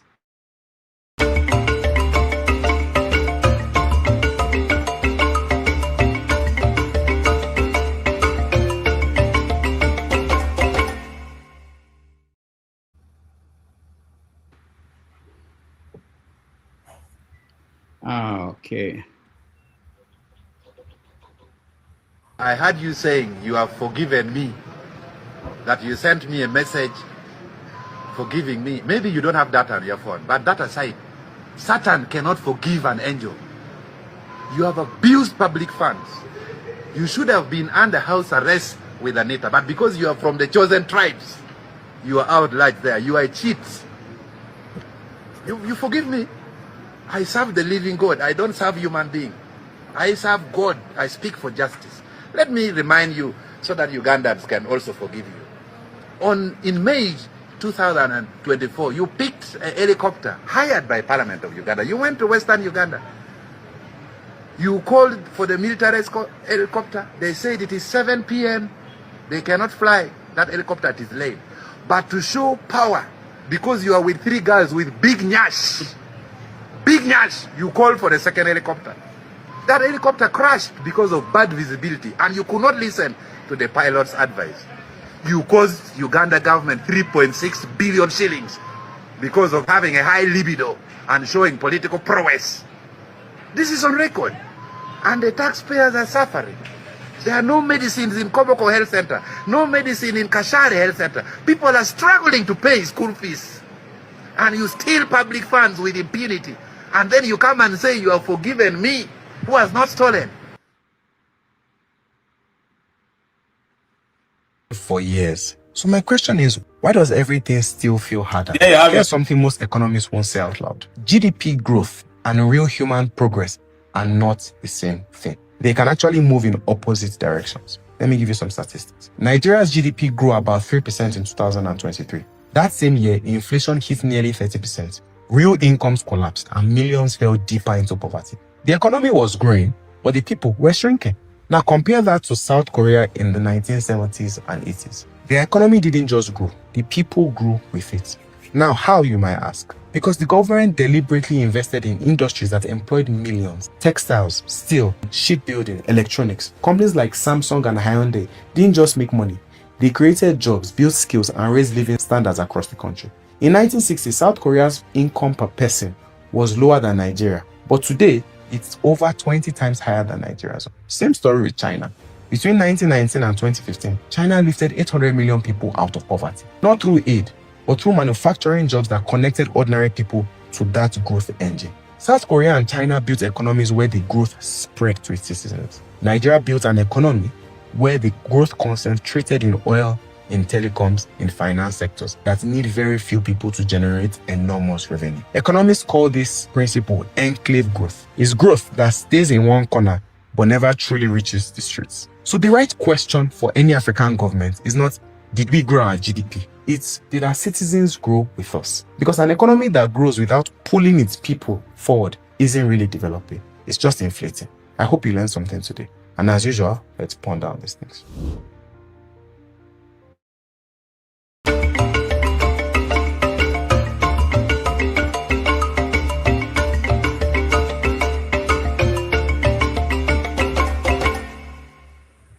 All right, so let's open it up to wider conversations on politics, economy, whatever you have in mind, for those who are itching to go into that conversation.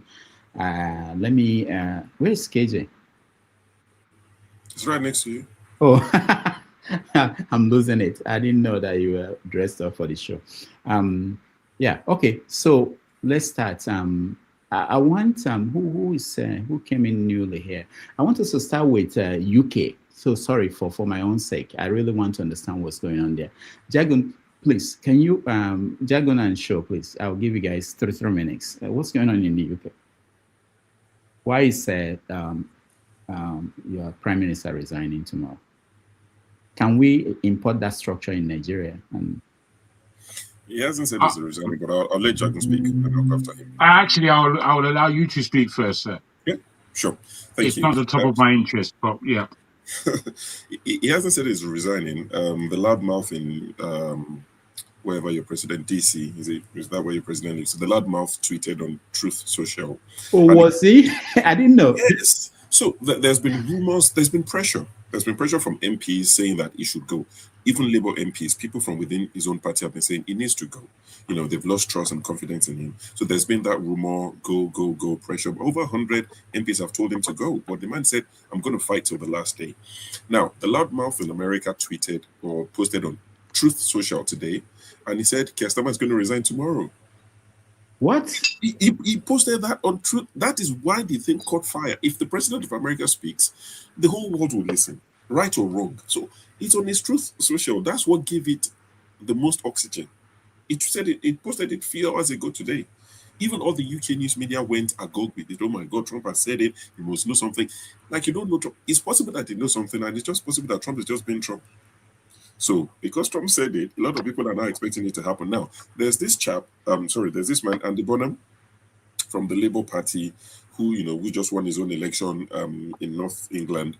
And he's the one that is likely going to take over. The way it works in England is very different from most places in the world. So what will most likely happen is, even if Starmer wasn't planning to go, with Trump's post, that adds more pressure. So chances are he would leave. If the Prime Minister resigns in England or in the UK, what would happen is other members of the same party will now have to contest to replace him. We don't have to go to general election. The next election in England, in the UK, is August 2029. So we don't have to go to general election. Somebody that you didn't vote for would become your Prime Minister, in the sense that they would now, the MPs would vote amongst themselves, and, you know, they would narrow it down to 2 people. 10 people might signify their interest to replace him. They will now start voting and, you know, like knockout, like, you know, football or any sports. So they'll start knocking people out. You have to reach a threshold. If you don't meet that threshold of votes, you drop off until the last 2. It will be MPs that will vote up until that point, until we'll now have the Labour members, card-carrying members. You know, the one they counted, 1, 300, 700, that type of members of the party. They will now vote for who they want to be the next Prime Minister. So it will be the party members that will now vote at that point to get the Prime Minister. Now, if Keir Starmer still says he's not going, despite all this pressure, and the Bonham, or anybody else for that matter within the Labour Party, as long as you can secure 20% of all the MPs within your party, 20%, I think that's about 81 of them, have to be on your side to say, you know what, we are behind you. We want this guy to go. He's refused to go. You can now challenge him. It is allowed to say, oh, all of a sudden we don't like our Prime Minister anymore. I have 81 plus MPs. So they can say, we want to challenge you. So they can, and the MP at that point doesn't need 81 people. Even if the whole MPs, all of them have gone against him, because it's the incumbent, he doesn't need 81. Even if he has 0, then he can go to, you know, head-to-head, a straight shootout between whoever's challenging him. So I think that's what might happen, because Keir Starmer, for whatever reason, has decided, I'm not going to go. You know, Trump said he's failed in his post. I saw the post. He said he's failed on immigration and is it jobs or something like that? You know, he mentioned 2 things that the Prime Minister have failed. I think Trump is very disappointed that I didn't support him with the Iran war. He won't let that go. You know, they won't support us. They won't do this and that. So it's going to be interesting days, you know, in the UK. But I don't think there will be a snap election. A snap election in the UK is when 2029 is when the next election is, the general election. If the Prime Minister decides to say, oh, let's go to general election, even the new guy coming in and the Bonner will not dare that, because of the last local elections they had. Labour lost so many seats. So they know that the momentum is with Farage and which Reform and Kemi. Bad enough. So those 2 people have a momentum that Labour doesn't have right now with the general public. So they won't call for a snap election. What they will do is they will keep recycling the leaders within the Labour Party until 2029. You don't have to vote for them, but you just get like 3 or 4. I mean, look at what we went through. How many? Jago will tell you, from Liz Truss to like 3 of them in the space of maybe a year and a half. So, yeah. So UK is quite it's quite different. It's different anywhere in the world. what I actually like about the UK system is this Prime Minister's question every Wednesday, every Thursday, or Wednesday or Thursday. Wednesday on TV. Wednesday, yeah, okay. Televised. Yeah. I wish we could put that something like that in place where we question. Why? Why do you want to be? You want to be questioning Tinubu? No, we don't do that. You know, in South Africa, they had a mix of both the presidential. That's South Africa's problem. That's not our problem. We are Nigerian. Don't question Tinubu. It's doing fine. Anyway, all right. So thank you so much for that show. Let's see, Jagan, you have to add something or no? You don't have anything new to add. All I would like to add, because I see politics as quite a structured and a manipulated profession in all. This anarchist Starmer, he, as a child, was known very well to Jimmy Savile. And there is a deep connection with him and the royal family and the whole parastatal of the UK. He became a lawyer and a judge. In fact, the top judge in the country at the time, which he actually presided over the case of Jimmy Savile. I'm hoping you all know who Jimmy Savile is. He was the DJ entertainer, children's entertainer, who was found to have been a major criminal, pedophile, and child molester. Over this period where he was in court and Keir Starmer was the judge proceeding over the case, he was the one who let the whole case go in terms of finding him not guilty. So when you look at this, you see manipulation. And I believe that there is manipulation right now, again, within the politics that we have in the UK, and indeed the politics we have in the world. And this is why I would implore us as Africans, as Nigerians, as brothers here on stage, to sometimes look beyond what we see and what we realize through politics. We are being manipulated.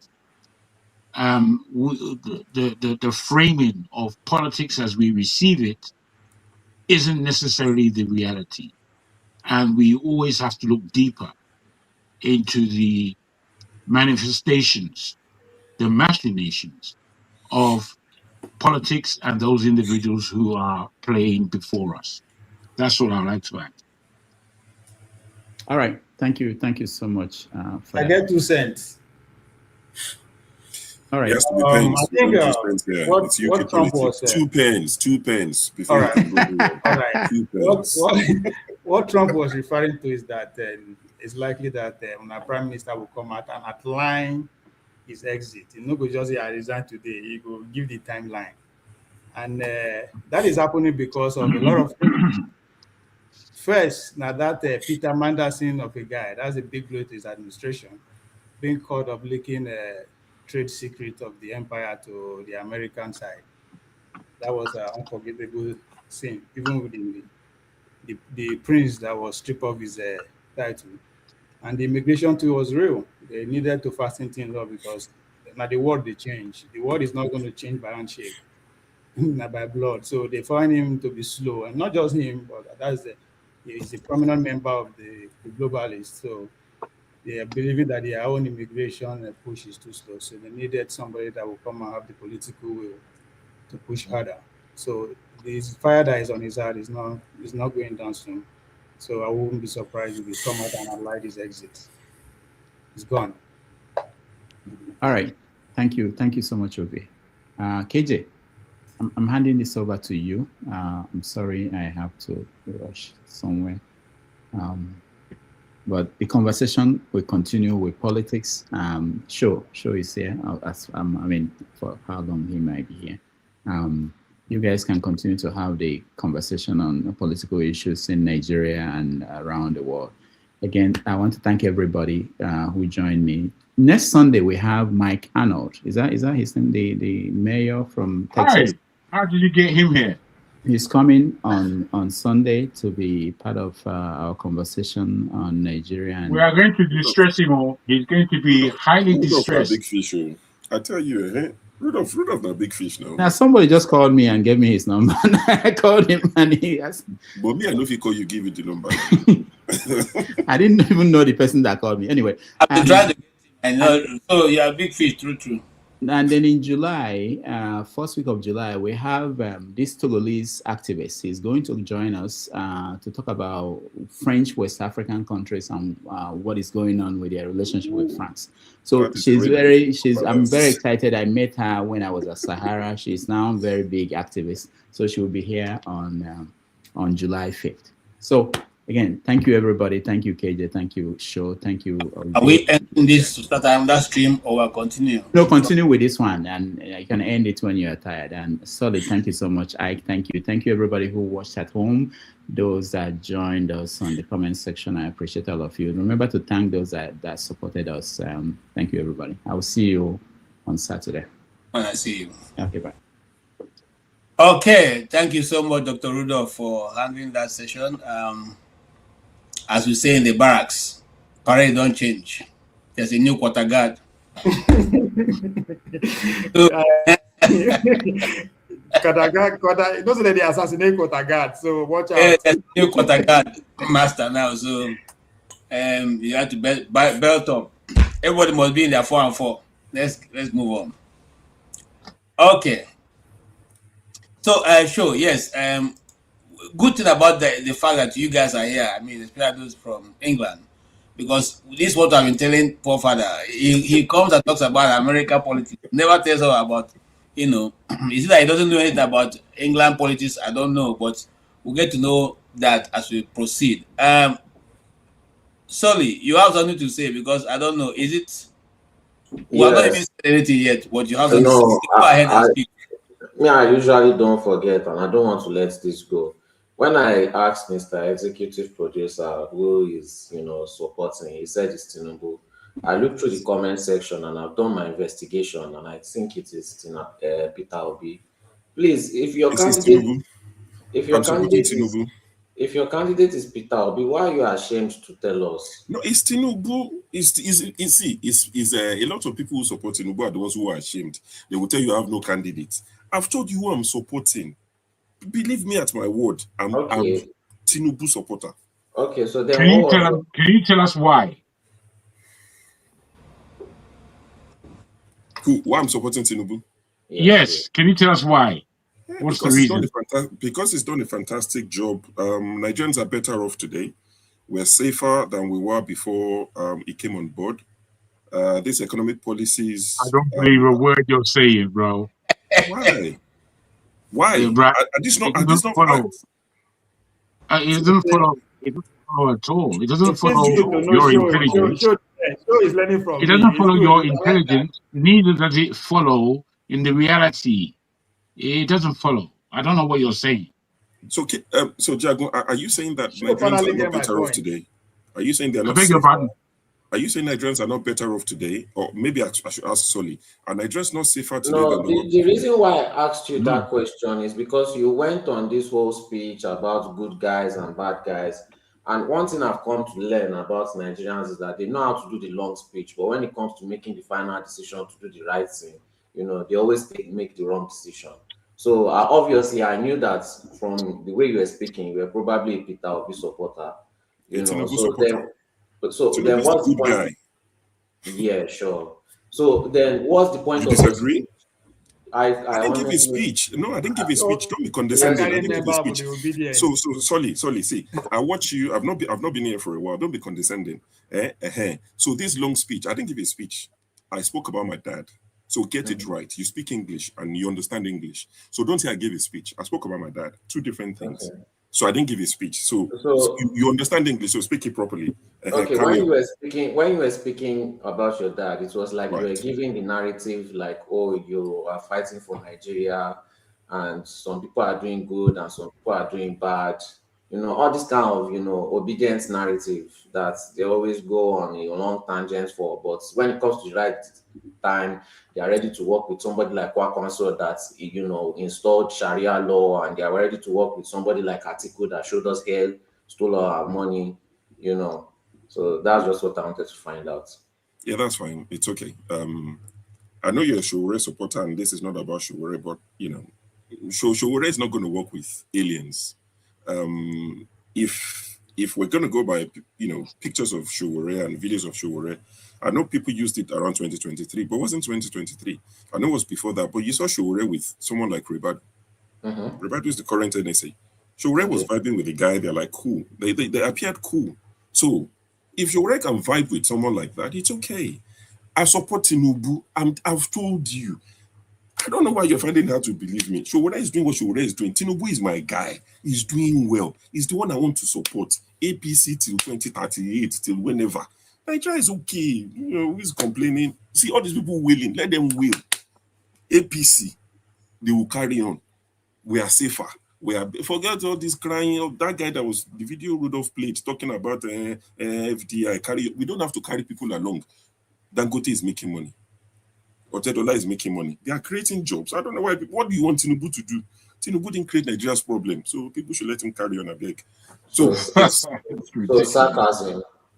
No, it's my weakness. I think Show have done the best of that. Let's leave it. He has said his support is for Tinubu. That's it. And then anybody is free to support whoever. Nigeria go better at last. Everybody go chop breakfast. Okay, I will say that. Yes, Jagun. The question about the British politics is that why is it a bit difficult to actually bring the prime minister to? Well, okay, so what's the real issue with the prime minister? What do the British people want that is different from what he is doing right now? And why can't Kemi Badenoch, who is obviously better than every Nigerian politician put together, right now, can't take over if there is a snap election? No, they're not going to call snap election. I just told you. If they call snap election, Labour will lose. Yeah, but they may want to say, okay, let's test our popularity, and they go for Why would you test it when you... What's KJ saying now? So they did a local election not too long ago. They lost woefully. You are now telling them to go to general election. They wouldn't do that. So to answer some of your questions, like I think Ovie mentioned it and Jago mentioned it. Yeah, what is exactly the problem with it has? There are too many scandals. To go back to Ovie's point, Ovie will say, "Shebi, I told you, he's friends with. He has links to people who have serious allegations. Someone like what's that bastard's name now? Jago, remind me the MC DJ. No, not that. The dead one. Savile. Jimmy Savile. Just Google Jimmy Savile. This guy abused countless children. So there's links there. There's links with the Mandelson. So there's too much scandal, and there, even people within his party have seen an opportunity to say, okay, we've smelt blood. Let's take this guy out. So they want to take him out. All he needs to do is to resign, and the man has the right not to. So he said, I'm not going to resign. So what they have to do is to challenge him and defeat him, and you become the prime minister. In terms of the snap election, they're not going to call it because they would lose.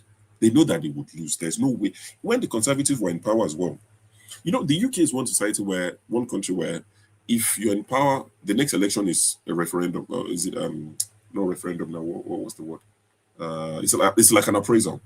The next election, people will say, okay, we're not happy with you, we'll change it. So it keeps changing in the UK. When the Conservatives were in power and they had similar leadership issue, they didn't call for snap election. That's why we ended up with someone like Rishi Sunak. The UK will never vote for Rishi Sunak. They are not ready for that yet. You had your Obama moment. The UK is not ready. This guy is Indian. His parents are like first generation. No. So, yes, sorry, Jago. No. Well, what I wanted to say, to add to what Show has said, you see, in the UK right now, there's a lot of reframing of the paradigm going on. And part of that reframing is the level of nationalism that the people are feeling. And that level of nationalism is suggesting that there is a two-tier policing state, whereby foreigners are given the benefit of the doubt as opposed to the English, British, white themselves. So they are reframing that they are now the oppressed in their own country. And that reframing is really being carried out by the Conservative Party and Reform. And then within the Labour Party, that many would suggest are a party that tries to look after the downtrodden in a large way. And that would include the ethnic minorities of this country.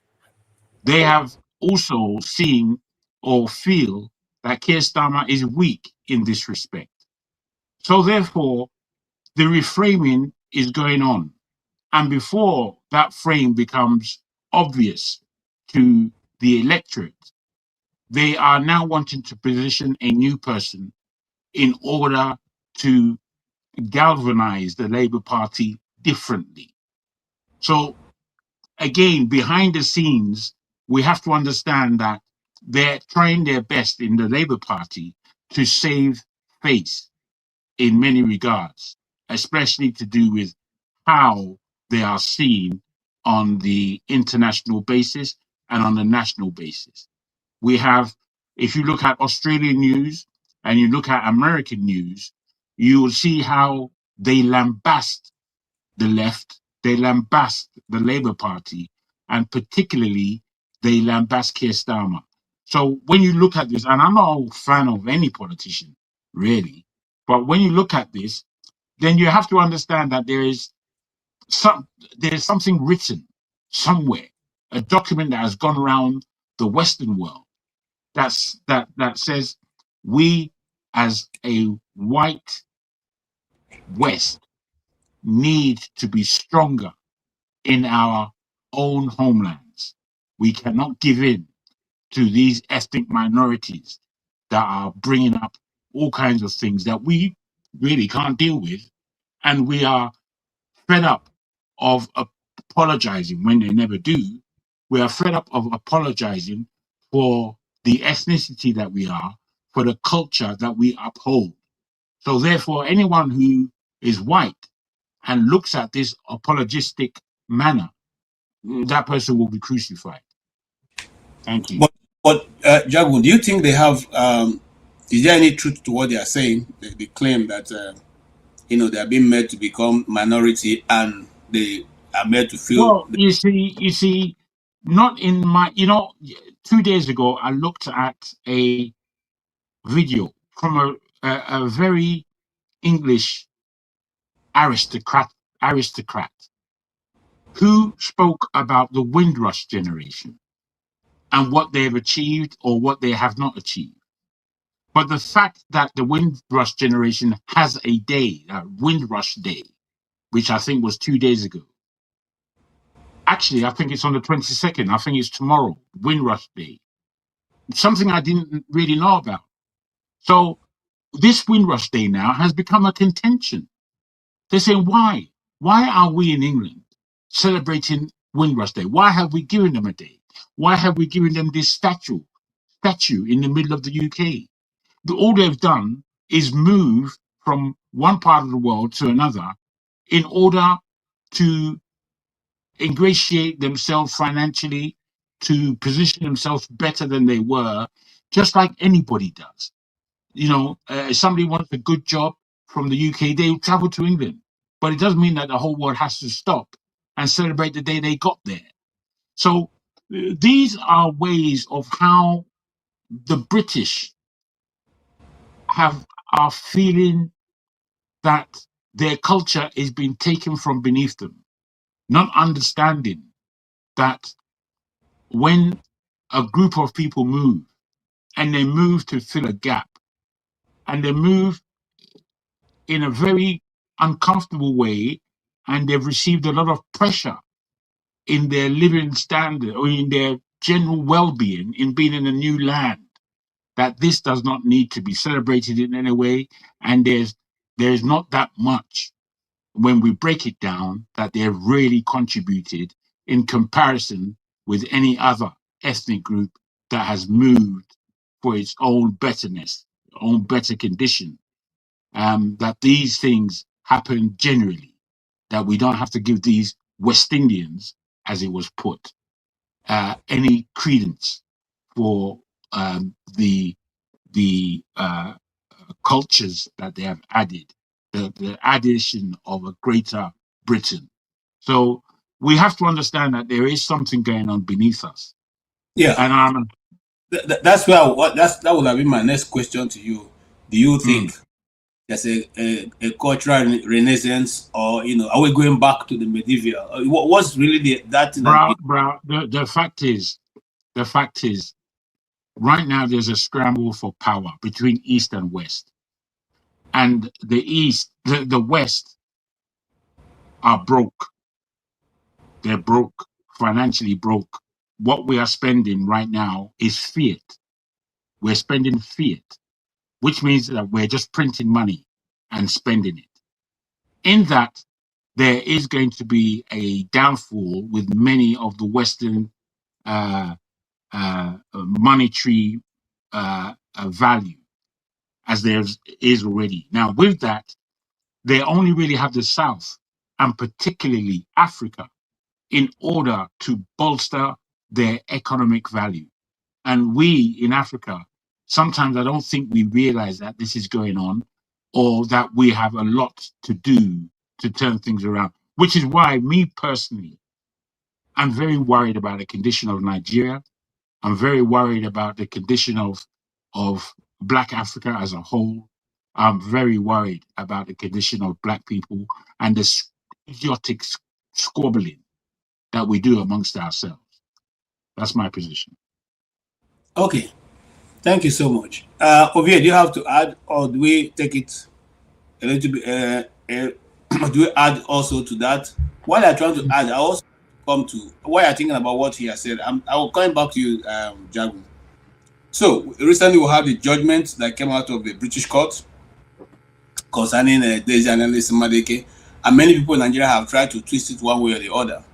What will be the assessment of that judgment? Is it that they couldn't find anything, or just that having looked through the papers, they decide that, okay, what people as you have been shouting, lion, lion, eventually there's no lion in the cage, or is it that they just wanted to play a quick, fast one, and like the Nigerian courts just let her loose?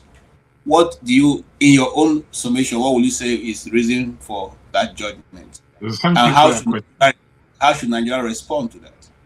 Well, Nigeria is this. How Nigeria should respond is one thing, but thank you for the question. In that, to me, after 11 years of nonsense, it is obvious from a British standpoint that she would get away with this crime.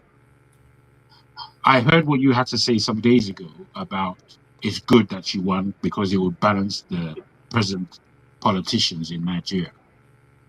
Me, I don't agree with that. I think wrong is wrong, wrong is wrong. And in this, we have to understand that she has stolen a great deal of our value in Nigeria and transported that value to the UK. And therefore, the UK have judged that it is rightful that that money should be with us.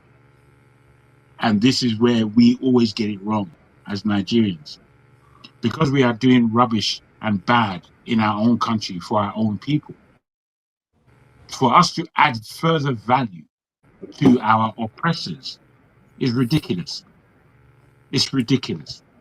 The amount of money that's been stolen from Nigeria is kind of in the trillions. It's in the trillions. And we have wasted and thrown away and departed our value away from ourselves yet again. And I'm afraid we are losing this fight against the West. They are ingratiating themselves with the delusion of strict fairness, judgment to law. You see, in this world, we have seen that there are laws. But I'll give you the American condition. When the Irish came into America, now crime, they balanced them all. Hard crime. When the Italians came, now hard crime they began with. They began with hard crime. They weren't playing. They weren't playing games in order to create value for themselves in a new territory. When the Jews came, my brother, now hard crime until they squared themselves in such a way that they can do and undo in the American climate today. Well, we as Africans have been following the rules whilst everybody else is a criminal and behave in a criminal way. So when Africans, black people commit crime, we as a black world peoples, we are seen as criminals. Yet we haven't committed a tenth of the crime that has been committed from other ethnicities. These are things that we fail to realize. In fact, we will distrust ourselves and trust a completely different criminal because he's a different race. So I really need us to work these things out in our mind. What's gone on historically? What's going on right now? And make these connections.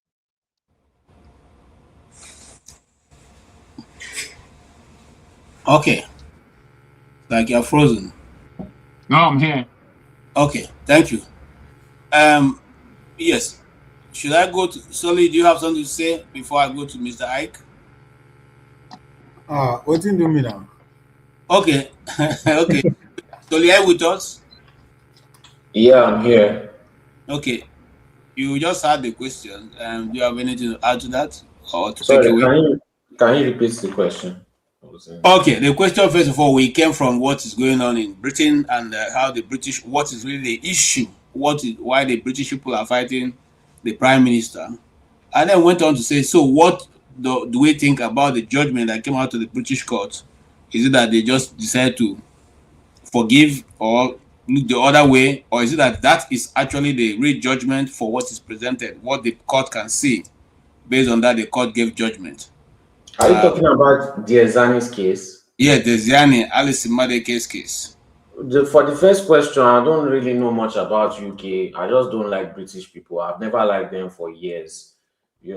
I've lived in a community full of them, and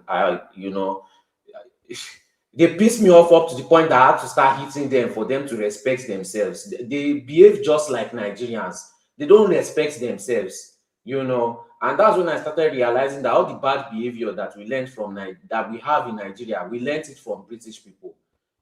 I really, really do not like them.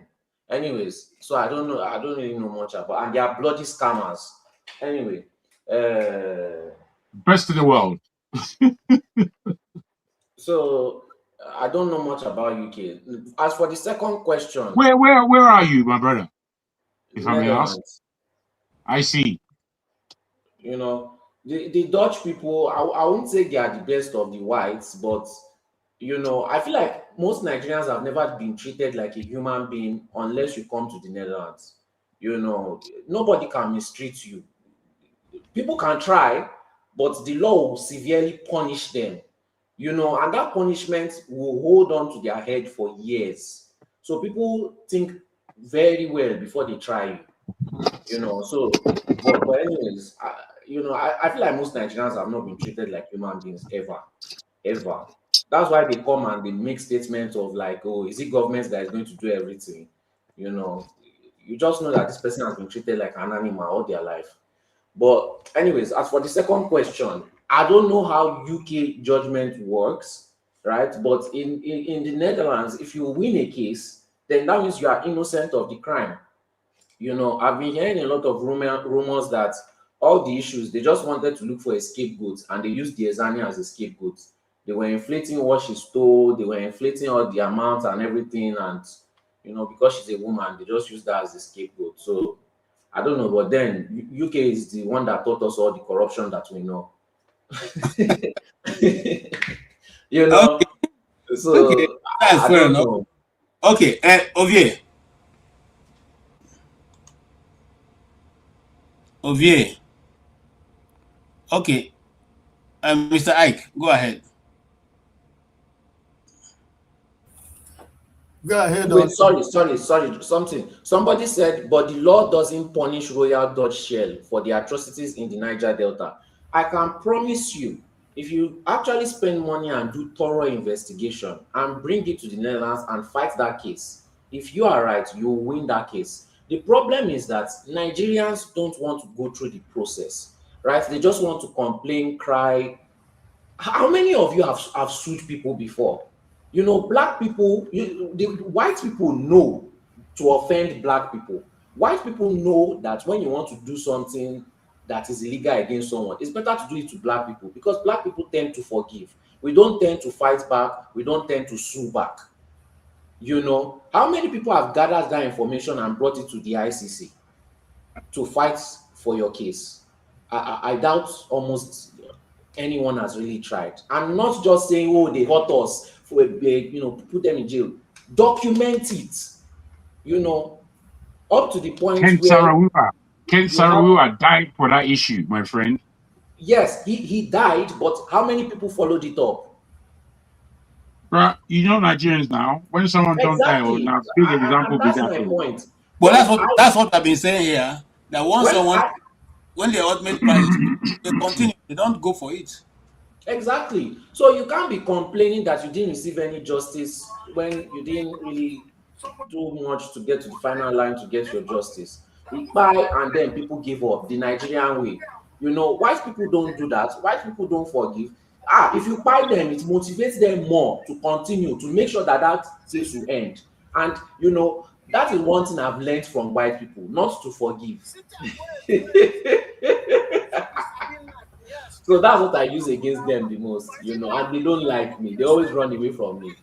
So yeah, Okay. I wish Nigerians were like that too. But Nigerians, they're always trying to look for who is weaker than them, who is poorer than them to fight, who is lesser than them to fight. Somebody's radio is disturbing. They'll pump their chest off.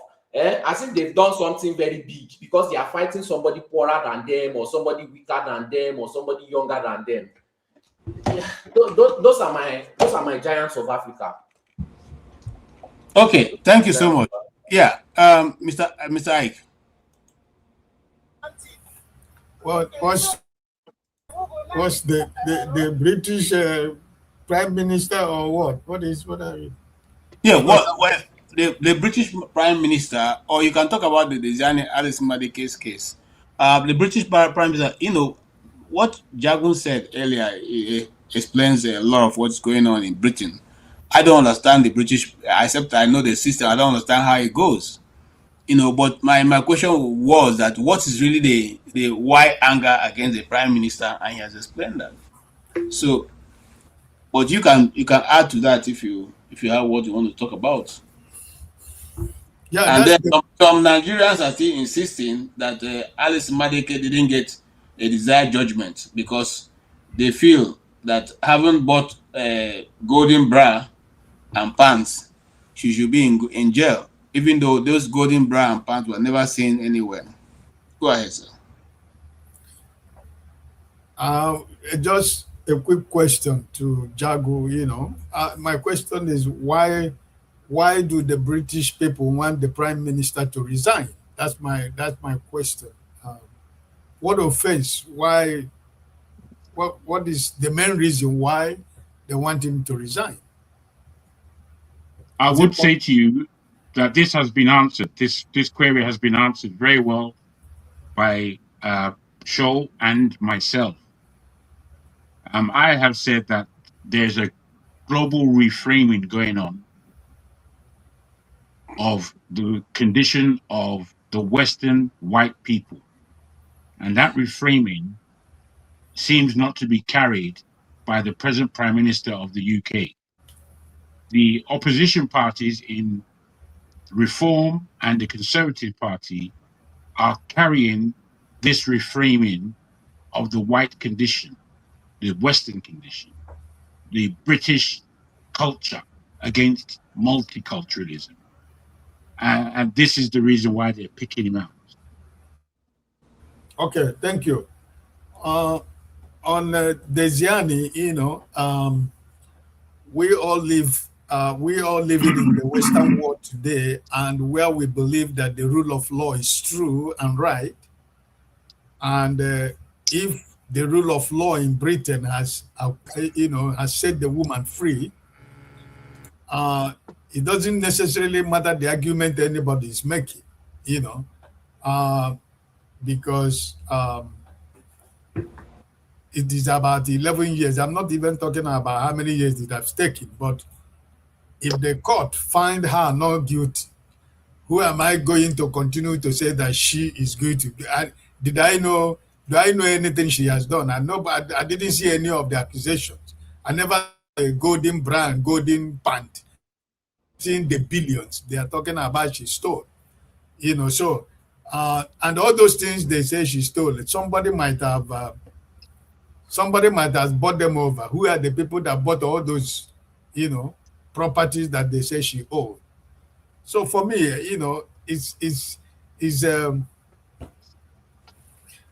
Nigeria is a country where if she was tried in Nigeria, probably a lot of people, if she was tried in Nigeria and she was set free, probably most of us will say she has bribed the judges and whatever. But that is in the British court. So who is going to say the British people, they took bribe or they collected the backhand money? Or I don't know. I don't know the argument we are making now, whether she's guilty or not guilty. The court said that she's not guilty. And at the end of the day, if Nigerian government felt that the ruling was not what it's supposed to be, what is the next process they have to follow? Is it extradition? They might call for is extradition for the trial, right? So Oburi and the rest of them who was tried, have they returned every money they have stolen?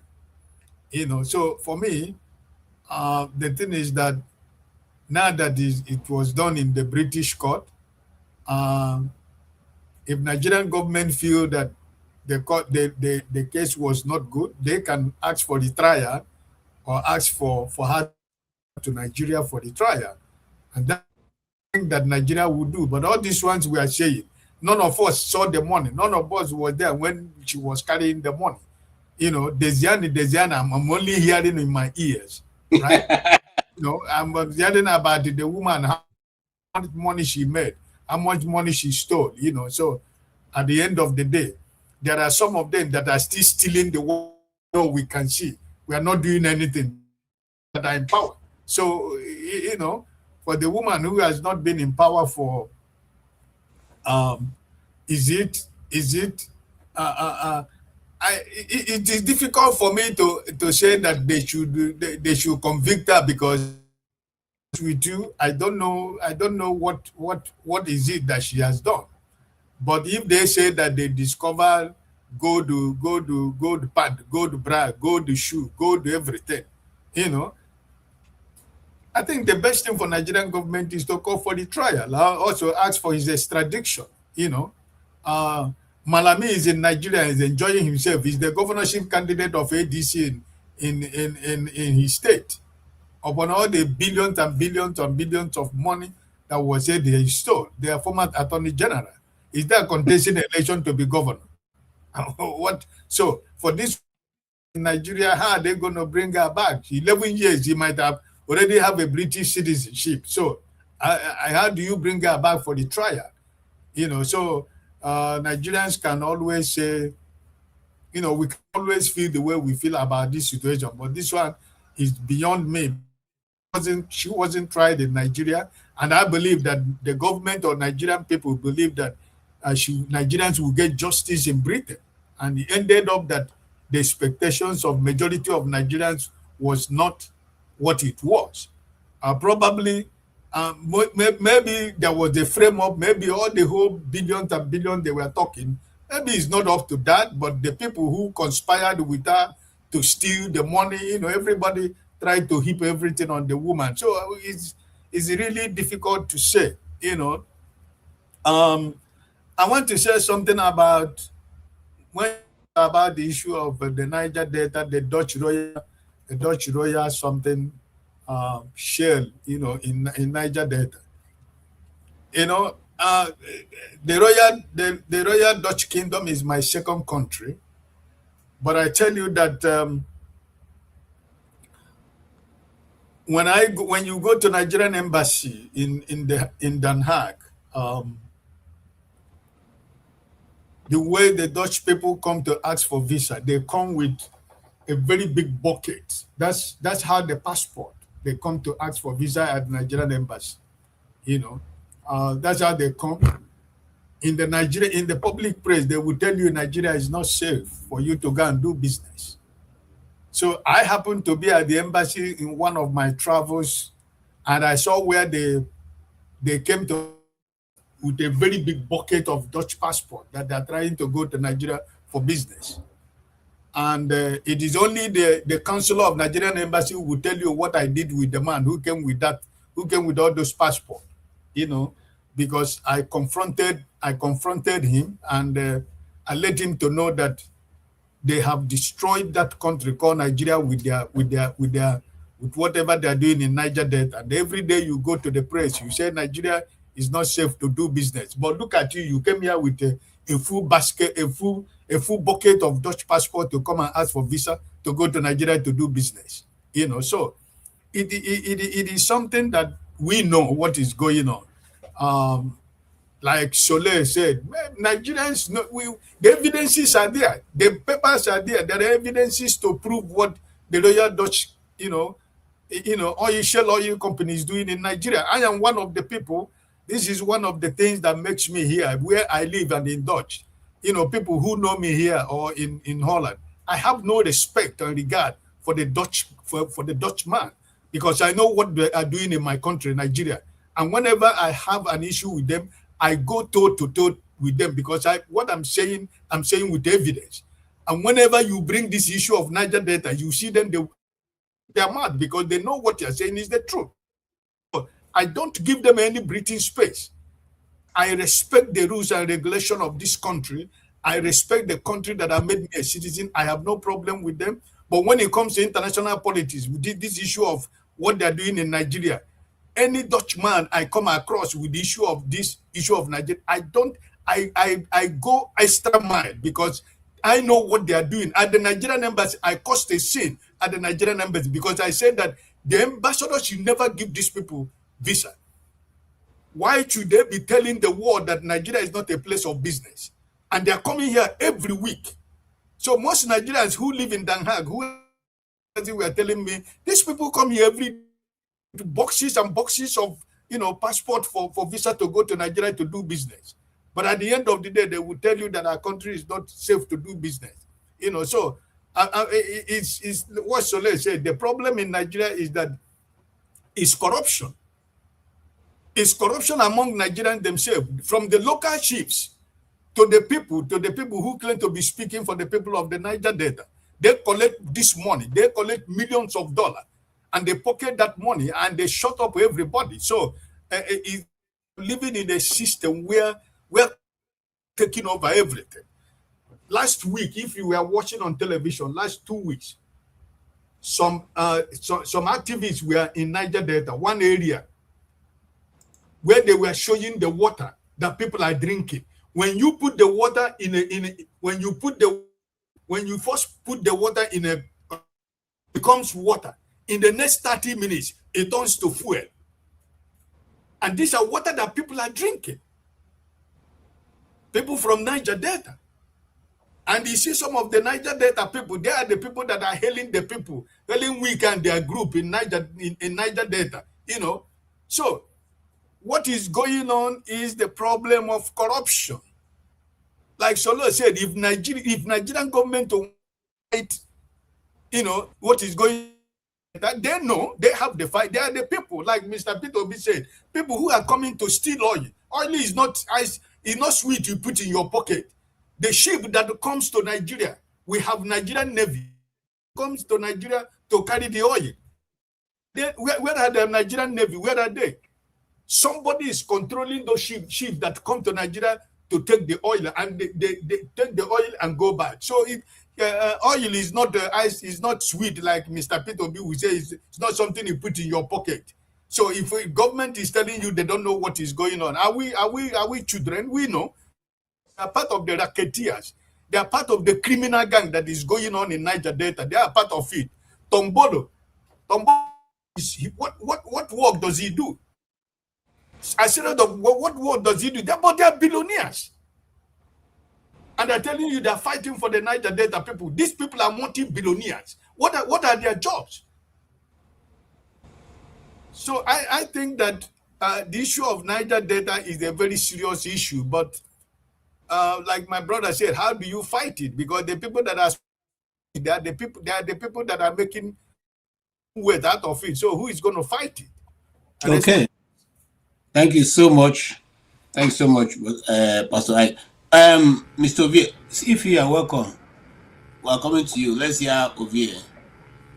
Yeah, Ovie, why is it that, and this is directly to you, in Sokoto State alone, they have 40 oil wells that are people from Sokoto State run. You have never come here to fight those personal individuals who have 40 oil wells from Niger Delta. But you are very quick to fight every other person. So why is it that the people of Niger Delta don't see the reason to own oil wells and probably fight to make sure that the water in that location is prepared, and the ground, not only water safe, and the ground is also recovered. Water is recovered and ground recovered. Why is that you are more concerned about fighting other issues in Nigeria?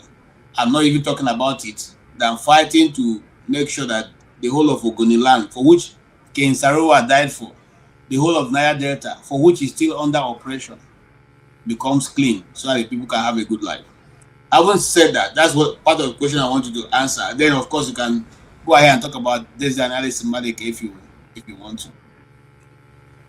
There's no difference between Desiani and the plight of Niger Delta and the Nigeria at large. Okay, not individual now. No. I think that's a mistake we are making.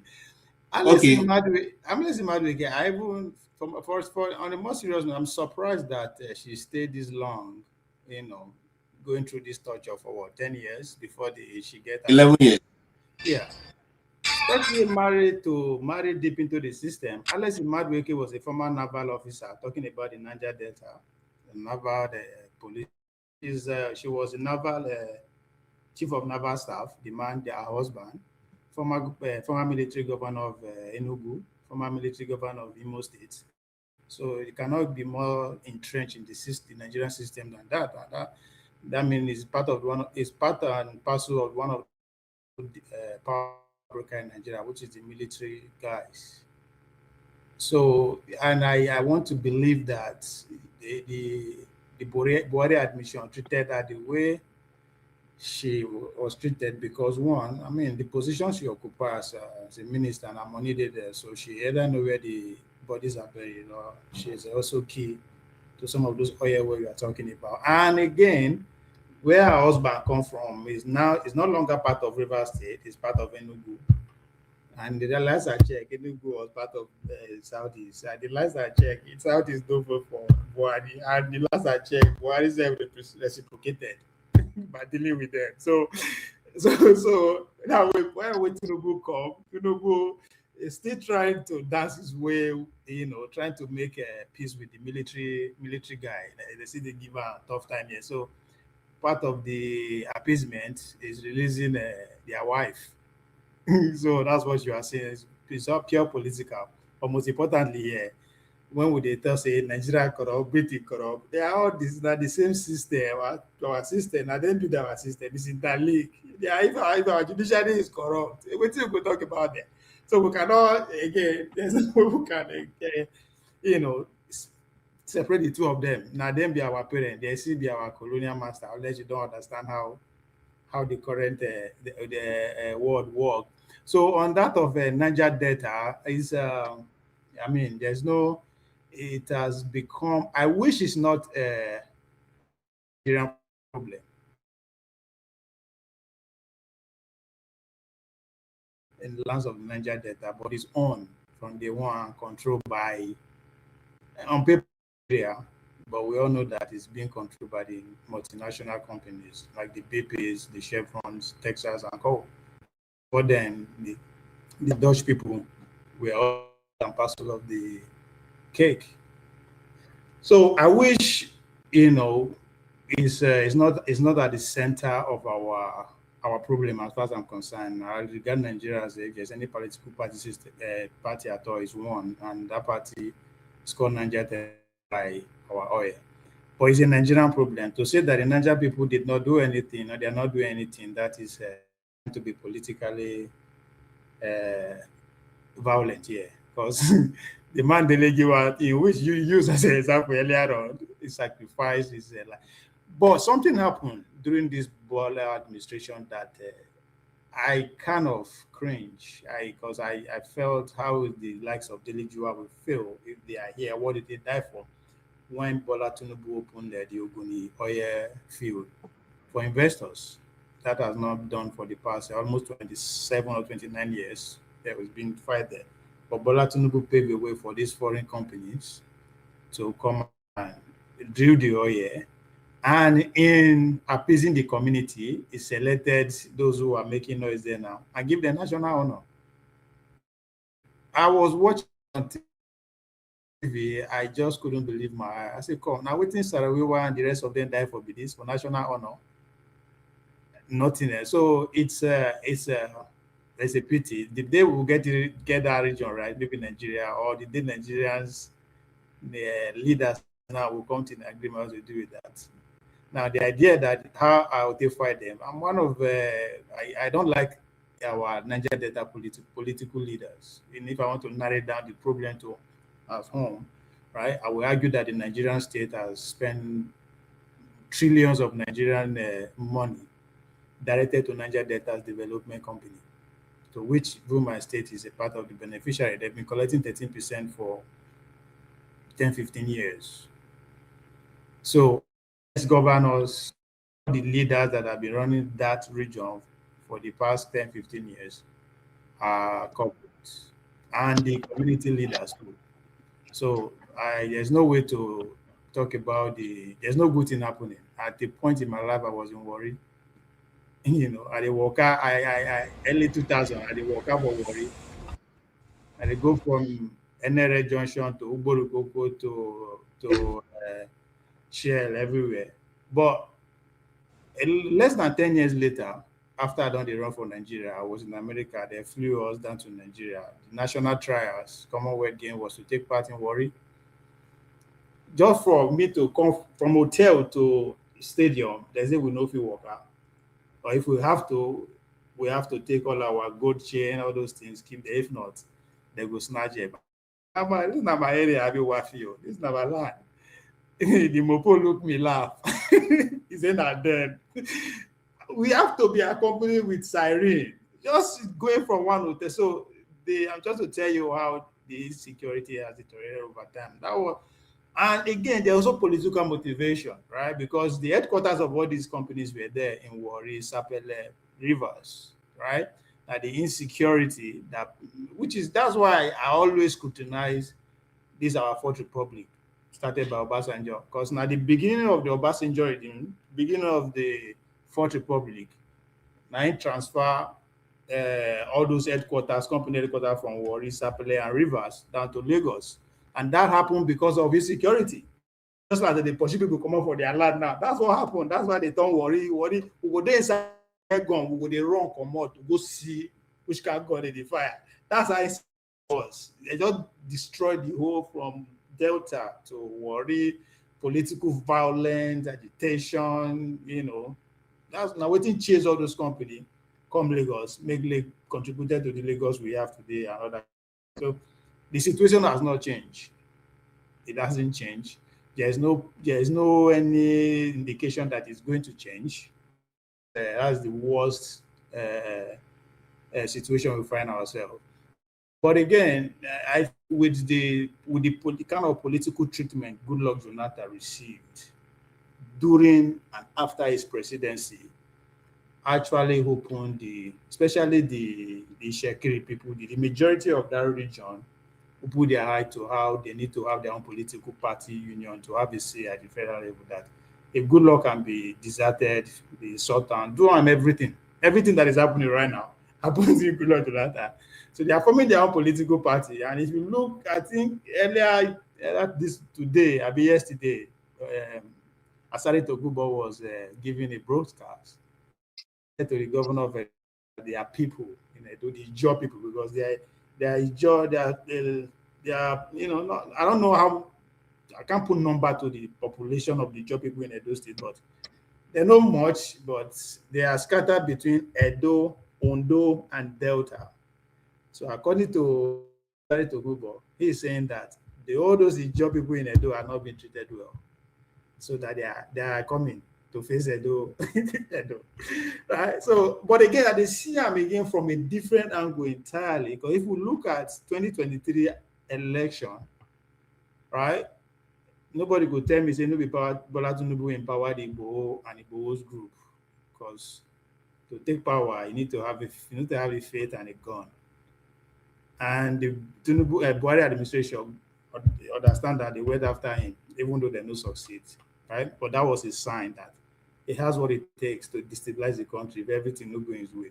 But again, as soon as they swear him into power, the first person to visit Aso Rock was who? Asari Tokunbo. And there he laid down saying that these are the places we operated, from Anambra to Kaduna to everywhere. So when I see and they give those orders about Edo, that comes to mind. At the same thing we will see again with this idea reinforcing because of 2027 election.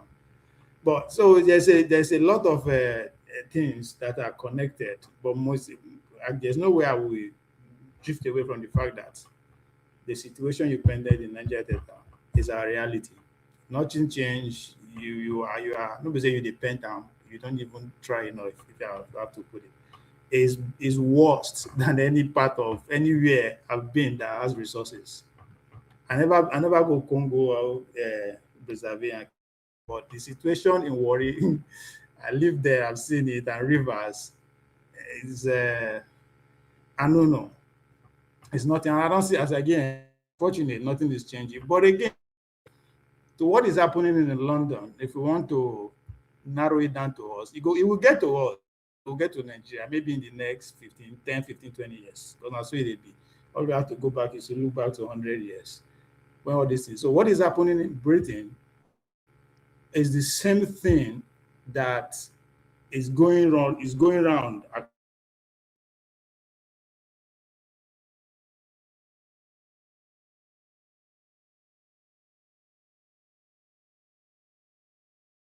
Okay, view is frozen.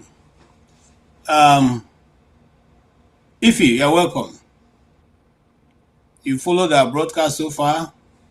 You have heard what Ovie said, and probably also part of what Soli said, and where will be your intervention? What do you have to say? Intervention about what? Good evening, everybody, and happy Father's Day for those of you who are fathers. Thank you so much. Yes, let's start from you, since you are the only female voice so far. Let's circle back a little bit.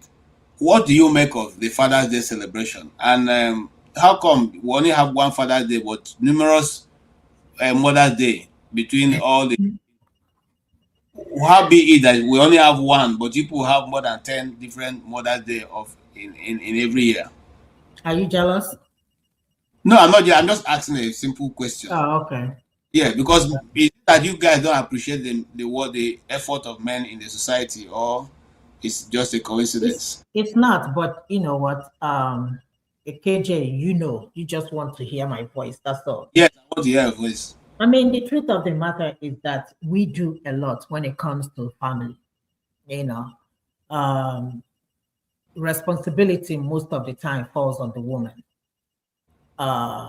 In as much as we just feel like men just provide, but who nurtures everybody is the woman. She will carry the pregnancy, have a baby, take care of that baby, raise a family. Most of the time, some of them are housewives, runs the affairs of the house. Everything. I mean, some fathers, if you ask them their children's name, school, they don't even know the name of their children's school. If you ask them the size of the shoes, of their children, they don't even know. They don't know anything. The only thing they know is just that they are fathers and they just have to provide. Once they provide, in the sense, maybe they pay school fees, in the sense that they, make sure that there is food in the house, that's what they call, father. But the rest of the, job or rest of everything, it falls on the woman. In most cases, the woman will find the school where the child will go to, be a soccer mom. We juggle in between everything, jack of all trades. And at the same time, you go to work. You still provide, you still come back to work, you still cook, you still clean, you still make sure everybody is happy. You'll be the last to go to bed and be the first to wake up in the morning. Women, we have a lot of, responsibilities. It seems to me that you are describing the days of our mother, not the days of you guys now. Even now, no, don't go there, please. Forget about the Gen Z. Are you sure? Because Jago is here. Confirm what? Jago, yes. You might say that, with the Gen Zs, yes, it still happens. It still happens. Okay. The days of our mother, with the new internet and all that stuff, women are working now more. Women are more independent now compared to during the time of our mothers. And of course, women, we still do all that stuff and still, KJ, you know what I mean? Still be the woman, still provide, still do everything. So I think that's where it comes in. But does it still exist? Yes, it's still in existence. They still have families that have, that old school thing. So yeah, that's it. Okay. So are you now saying that the modernization have not changed the dynamics? Because now, in the days of my father, he never one day went to the kitchen. He never one day, washed plates. He never one day, but these things were done by the children. And these things were done by, the girls and my mom.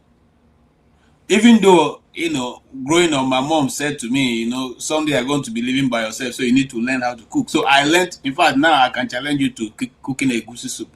But that is now, okay? And the situation now we find ourselves that it's like, there's a subtle competition, we are all struggling to lead. The woman wants to lead the home. The man wants, say, no, this is my traditional position.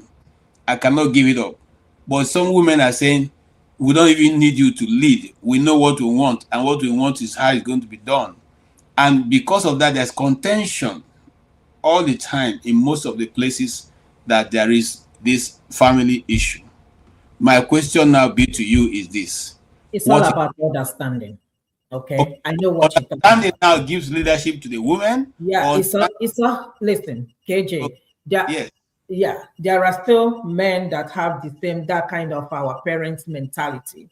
That I can't remember my daddy for one day. I can't remember that I'm on the phone with my sister, giving us a bath, doing all. The only thing is that there is everything. My mother was a housewife then, up until when we went to university and all that stuff. That was when my mom started doing stuff. In abroad, it's different. Okay, again, and that's why I say it's all about understanding. Because back home, sometimes we have maids, we have, extended families that, lives with us and help and contribute, with all those, kitchen things and, family things. But here it's only you and your husband. So that's why it takes that. That's why I said it's all about understanding. The same work you are going to is the same work the woman is, doing. And in most cases, women even earn more. And they still come back and do all that stuff. But a man who understands that, knows that, this responsibility supposed to be for both of us. We go, pick up the kids, or maybe the wife is at work, the man will cook, or vice versa, try to do as much as he can. But In most cases, trust me, just very few men. There is nothing like a house or a home where a woman is and put it in order. There is always a difference when a man tries to do what a woman does. So you cannot compare. I understand what you're saying. Things are changing. We have the Gen Zs. We are eating pizza. We are eating hamburger. Oh, we are not going to cook tonight. Let's order food. Growing up, we didn't have that luxury. We cook morning, afternoon, night. I'm sure, maybe minus one or two people, but you know what I mean. So, but here in America, sometimes both of you come back at the same time. There is no food. You decide to order the food outside and eat. So it takes the understanding of both couple to see, how they're going to run the affairs of their family. I'm not going to say that we don't have women who don't want to, just like men who don't want to, support their wife and vice versa. So, I mean, it's all about the couple in question. If both of you understand each other, trust me, I mean, things will be easier for you to understand, to do. However, because I know a lot of women have come here, we forget about where we come from. I know that's where you want me to go. Yes, we forgot that, you do all these things, you come back and present food for your husband on the table. I say, nah, go ready. And when you finish eating, you just leave the plate there. The woman will come and pick up the plate and go and wash it and all that stuff. I'm not saying that there are not people that are still doing it. There are some people, but it's just very few, because the same work you go to is the same work I go to. You're coming in, I'm coming in. Both of us are coming in together. We have to iron the uniform. We have to cook. We have to do this. We have to do that. So it takes two to tango. It's all about understanding, but I know where you're coming from. Okay. I don't, Ovie, you are itching to say something. Yes, now my turn. I think what is happening is economic shift. They are moving from muscle economy to mind. See, like from centuries, masculinity was structurally tied to physical labor, defense, external resource extraction, went from a hunters and gatherer revolution to agricultural revolution, who gave birth to farming.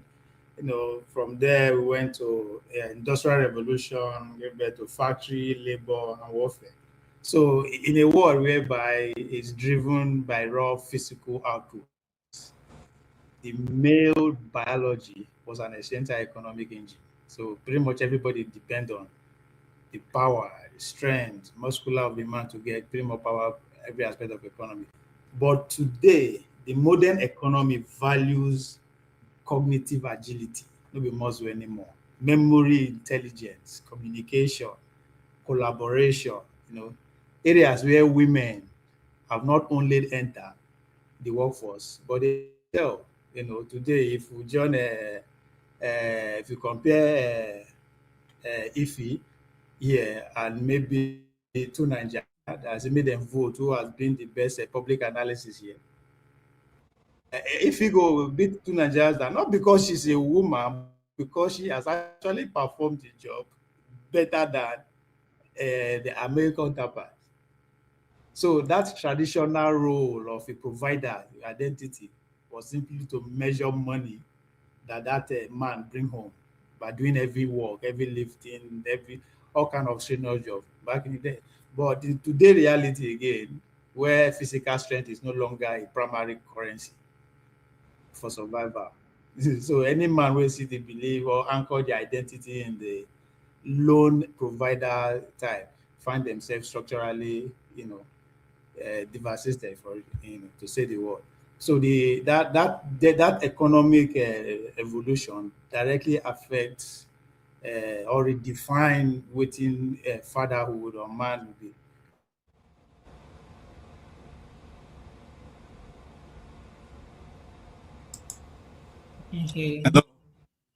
Okay. I don't know why your village people don't want us to hear what you're saying. Anyway, Ewa, you're welcome. Before we move on, Jagun, yes, you have any comment to make right away? If not, No. I mean, all right. if I'm to speak on, no, sorry. if I'm to speak on the value of men and women, it's a difficult subject. Women are valuable in so many ways. The only thing is, I feel that women have had it tough over the many years. They have been through a level of oppression, and this is not oppression based on their sex and the fact that they may be a physically weaker sex. This has happened because of the issue of sex and the oppression that they may have to go through or they have gone through in terms of how they are seen sexually. And a lot of men, although we realize this, we haven't necessarily been quick enough to protect our women. And I feel that that has played against men, in that, not that we don't respect women and we don't protect them, but a lot of what they've gone through has happened unconsciously because we are men. However, I think, to use the pendulum effect, from the 60s to the 80s to the 80s till now, the pendulum has swung so much to the way of women, and it has allowed men to become quite soft, too soft, in the way men today, globally, I'm not talking about black men, I'm talking about all men, look at their own responsibilities, their own positioning, and the fact that they have had to share the workspace to a much larger degree and have to share the position, the political positions. But having said this, me personally, I remain a man, and I remain unmoved because of the conditioning that we've gone through as a global human species. I remain a man, and I refuse to buy into rubbish, nonsense, and pandering to the softness that the world has taken on board, the femininity that the world has now taken on board. I have had few problems with women, because I know how to give them their space. I know how to articulate my own emotional position. I know how to protect women. I know how to do it. But I refuse to pander. I don't pander because you're a woman. I don't. I don't do that. So all the pandering that men are doing in today's world, where largely I don't believe they even know what they're doing with the level of their pandering. I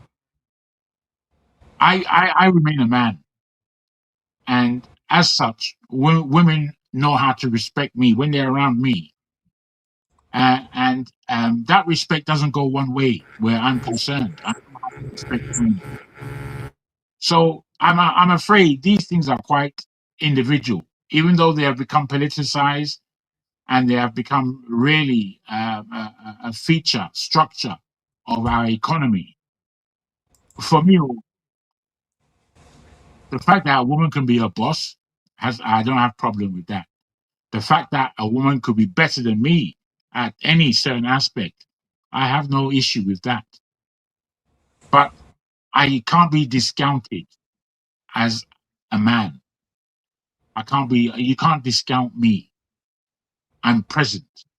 I can speak about women's issues. You know, sometimes women say, "Are you a woman? Do you know that?" Go away with that rubbish. Me, I don't take that on board at all. I'm not a woman. I'm a human being, and as a human being, I can appreciate emotionally the steps women take. I know how to appreciate the life of a woman. I don't have to have a period in order to appreciate what a woman goes through. I don't. So all these things that men stupidly pander to, I think it's the fault of men not being able to hold their own. Me, I can hold my own very well, and I maintain that position. Thank you very much. Okay, thank you so much. I like what happened. What happened? Yeah, I don't even say I go offline anyway. Yeah, it's not me who took you offline. You went offline just like that. Yeah, my network. Okay. All right. What do you like? Continue what you're saying. To Jagun, I don't think the man is becoming obsolete or is being. I didn't say that. Yeah, no, or is being undermined, or your place of your authority is being threatened per se. But I think the mechanism by which men traditionally validate their words are the one being eroded. One, which means the making money aspect of it. Back in the days, it takes pretty much physical strength to earn money. I heard what you said, and I think you are pretty accurate. But that's not where I'm coming from. You didn't hear all I said. You see, my father, he could do anything my mum could do. He didn't cook as much as my mum, but when he cooked, maybe it was the fact that he didn't cook every day. But when he cooked, the food was tasting better than my mum's most of the time. He could cook. He washed plates. That's before the children. You know, generally they wouldn't wash. Neither of my parents would do that kind of work, clearing the table, washing plates. No, we would do that. He took us. We took ourselves to school, but at times my father used to come and pick us up from school. There's not one thing that my mother did for us as our mother that my dad didn't or couldn't do.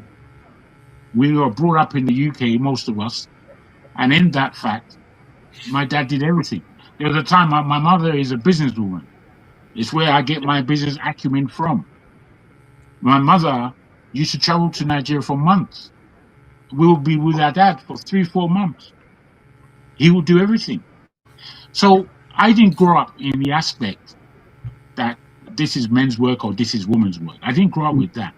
May I ask you one question? Do you think the way things are going, moving from that command authority space of a man towards let's build a community of protecting vulnerable through proximity and strength character? That what I think is that men need to be respected. All this man bashing that so many people do, including men, it's not just women that do it. All this man bashing, it's a poison to our world because men and women think differently, and in their difference in thinking, a man's love. I tell you this for free. A man's love is greater than the love of a woman. It's greater. Yeah, but the man anything. I don't think a lot of men understand this. The love that is contained in a man is greater than the love that is contained in a woman. A woman's love is rather specific and rather, what do they call it? What's the word? It's rather conditional. Whereas a man's love is it's bigger. It's unconditional because you have a lot more to think about, a lot more to love. When you are loving your wife,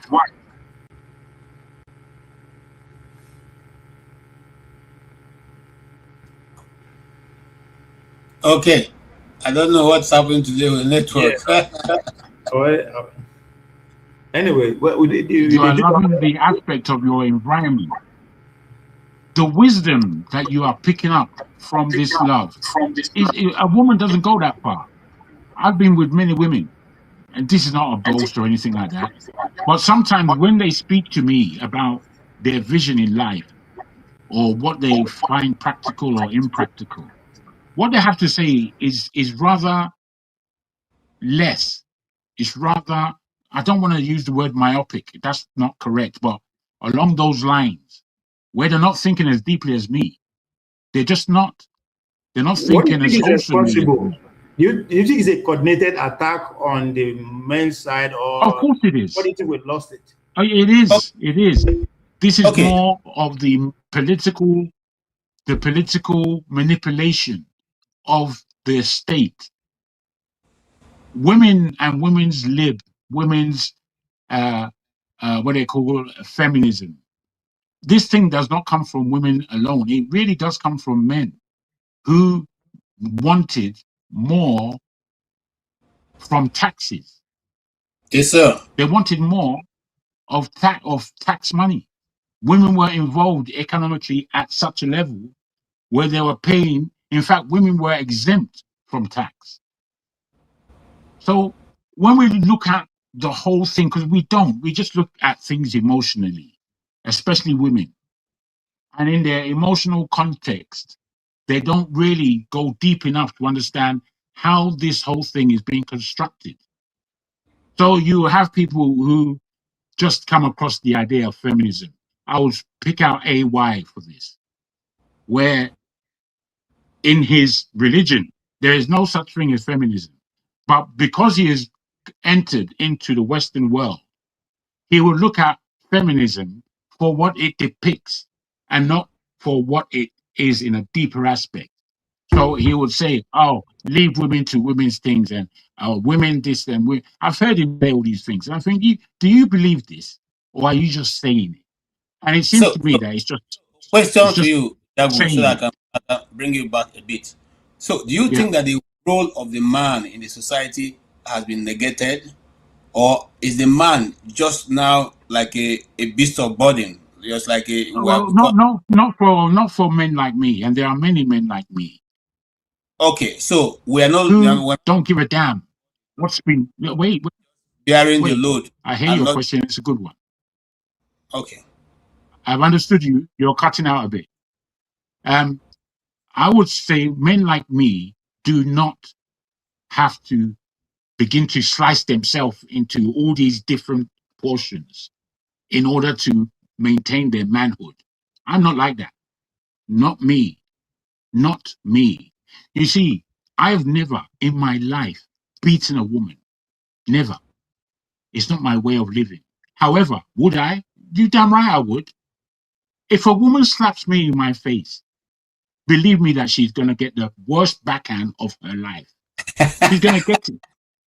And I'm not boasting. It's not a boast. It's that you as a woman have to hold your own respect. You can't slap me in the face without getting a bang in your mouth. You can't do that. Because I can match you word for word if you want to speak. If you want to raise fists, you're in trouble with me. You're in trouble. So all these men that are doing oyinbo and pandering to rubbish, not me. Not me. Thank you. Thank you so much. And please mark that. Why I say that because you there's a question for you here. Fumi says that respect is mutual. If you respect me, I respect you. Me, I won't respect you. But that's not how society is governed. Because I think for me, I'm coming to hold on. I'm coming to Ify. Now, if you go to your office, the office where you work, you earn your daily bread, and your boss does not respect you, you don't throw back at the boss and say, because you respect me too, I will not respect you. But you know that you are getting your daily living. So even when he talks down at you or somehow that you don't like, if you feel disrespected, you don't You don't, whatever. You don't say, okay. Before Ify comes in, I would like us to You put say, two okay. pence in. So this question goes to Ify. If you go to the office I know. and your boss disrespects you, are you going to say, okay, because disrespect now, also I'm going to disrespect you, knowing that he can actually fire you if you do that? Ify, allow me just to say, I agree with Fumi in that she said respect is mutual. That is a direct fact. And we are human beings and we have to work together. What I deeply believe is that the family and the relationship between the sexes has been heavily damaged with all this rubbish that I hear every day. And that is the salient point I want to give. I thank you. Thank you so much. All right. If you heard what he said, I'm not negating that the fact that respect is mutual and each person needs to respect the other, especially in verbalizing your opinion. You see, that's where the man, and I'm speaking from a man's point of view now, the way you verbalize your opinion makes a lot of difference for the man. Okay? And the ego of a man, once a man loses that ego in him, forget it. He's lost everything. It's just like a pack of tiger, of lions. Once the leader loses his ego among the pack, he walks away. He doesn't wait. Once he's challenged and he cannot deal with that challenge, he walks away. Now, looking at that, some of our women, and we're talking about the Father's Day today, some of our people, some of the women have little or no respect for their father, the father of their of their houses, especially before their children. Some of them even go ahead to we can play many videos, slap the man around, insult the man and all that right before the children. And in such a situation, the man begins to die inwardly, even if he doesn't walk away. So how do we, and this is found especially from our own set of people, our own color, our people from, you understand what I'm talking about? How do we deal with this stemming issue that's rising almost on daily basis? And today that's the Father's Day, which is once every year. How do we deal with that? And how do we caution our people to take it easy? To be honest with you, KJ, happy Father's Day for the people that were not here when I said that. Uncle Ike and hi, AY. Send me my gift. Not be happy Father's Day. Okay, you have to tell me where you are then. But anyway, see, KJ, initially I said it takes two to tango. Okay, it's all about understanding. Sometimes I personally, I imagine what we make a man or a woman, they will put their hands on each other. I believe that if it's not working, just leave.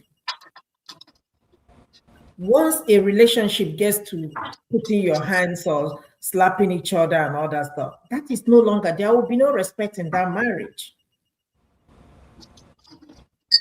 And again, keep your hands to yourself. I don't know if you guys saw the case that just ended about it. It's a little bit out of what we are saying. The young guy, KJ, that stabbed Camilla Anthony. I don't know if you saw that case. Keep your hands to yourself. So many ways. Working in the healthcare have taught me a lot of patience. When I mean patience, a lot of patience. Not only am I a foreigner, not only am I a Black, not only am I a woman. I mean, so many things are all odds against me. But I've learned to walk away, just like at the end of the day, just give me my money. Let me go. I'm not here for your foolishness. Again, depending on what is going on, you say disrespect. Culture differs. What you call disrespect might not be a disrespect. So if you have said maybe sexual disrespect or any type of disrespect, yes. But I try as much as possible to, thank God I work in a very professional, people that are very professional. So I cannot speak because the position I am in now is different from where I was, a few years ago. So I can't tell you that, my oga or my overall would disrespect me. We don't even see each other walk, unless we pass each other in the hallway. So I cannot speak of that. But in terms of marriage, I always tell people, sit down, have a conversation with your partner. If it's not working, just walk away. Go your separate ways. Marriage is not by force. Relationship is not by force. Because one slap can end somebody's life. Just one. Just one. We don't think about that. And I know sometimes it's so difficult to, walk away. Somebody will call you names, or even put their hands on you. But honestly speaking, that you walk away, it will save you a lot of trouble than for you to retaliate. My own opinion, you might disagree with me, but that is how I handle stuff. Okay, thank you so much. Ewa, you're welcome. Ewa, KJ, sorry, can I say something before I'm trying to round up in my place? Okay, go ahead. Ewa, sorry, let him say something. The thing is this, listen, let me talk about love, marriage. It is the man that loves a woman. What a man needs from a woman is respect. And that of the abundance of the respect you give to your husband produces the amount of love your husband showered upon you. What a man needs is respect. It's not love. We love women. It's our responsibility to love the women. It's the love that produces that. If she returns back that respect, then the increase of love goes higher. So it's not that, like, people have different way of loving each other, but I'm just trying to be, I'm speaking in the perspective of the Christian. The Bible is the man that loves a woman. What a man needs is respect. That's all. Your respect to your husband will attract the kind of love that your husband shower upon you. And when you talk about a place of work, like if he said, where I am working, the head of the HR is a woman, assistant is a woman, right? And you, all of us who work in a place, know that the HR works for everybody. And it's my responsibility to respect her position because she is the boss of the HR. But also for her to recognize my input also to the company. So it's a matter of trying to, understand your position. You respect your position. You know where is a line you don't cross. It doesn't matter who is the head or who is where, right?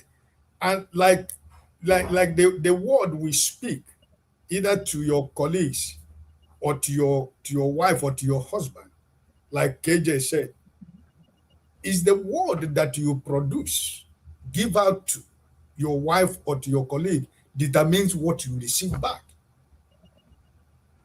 Because it is the presentation of a word that you can be able to get what you want.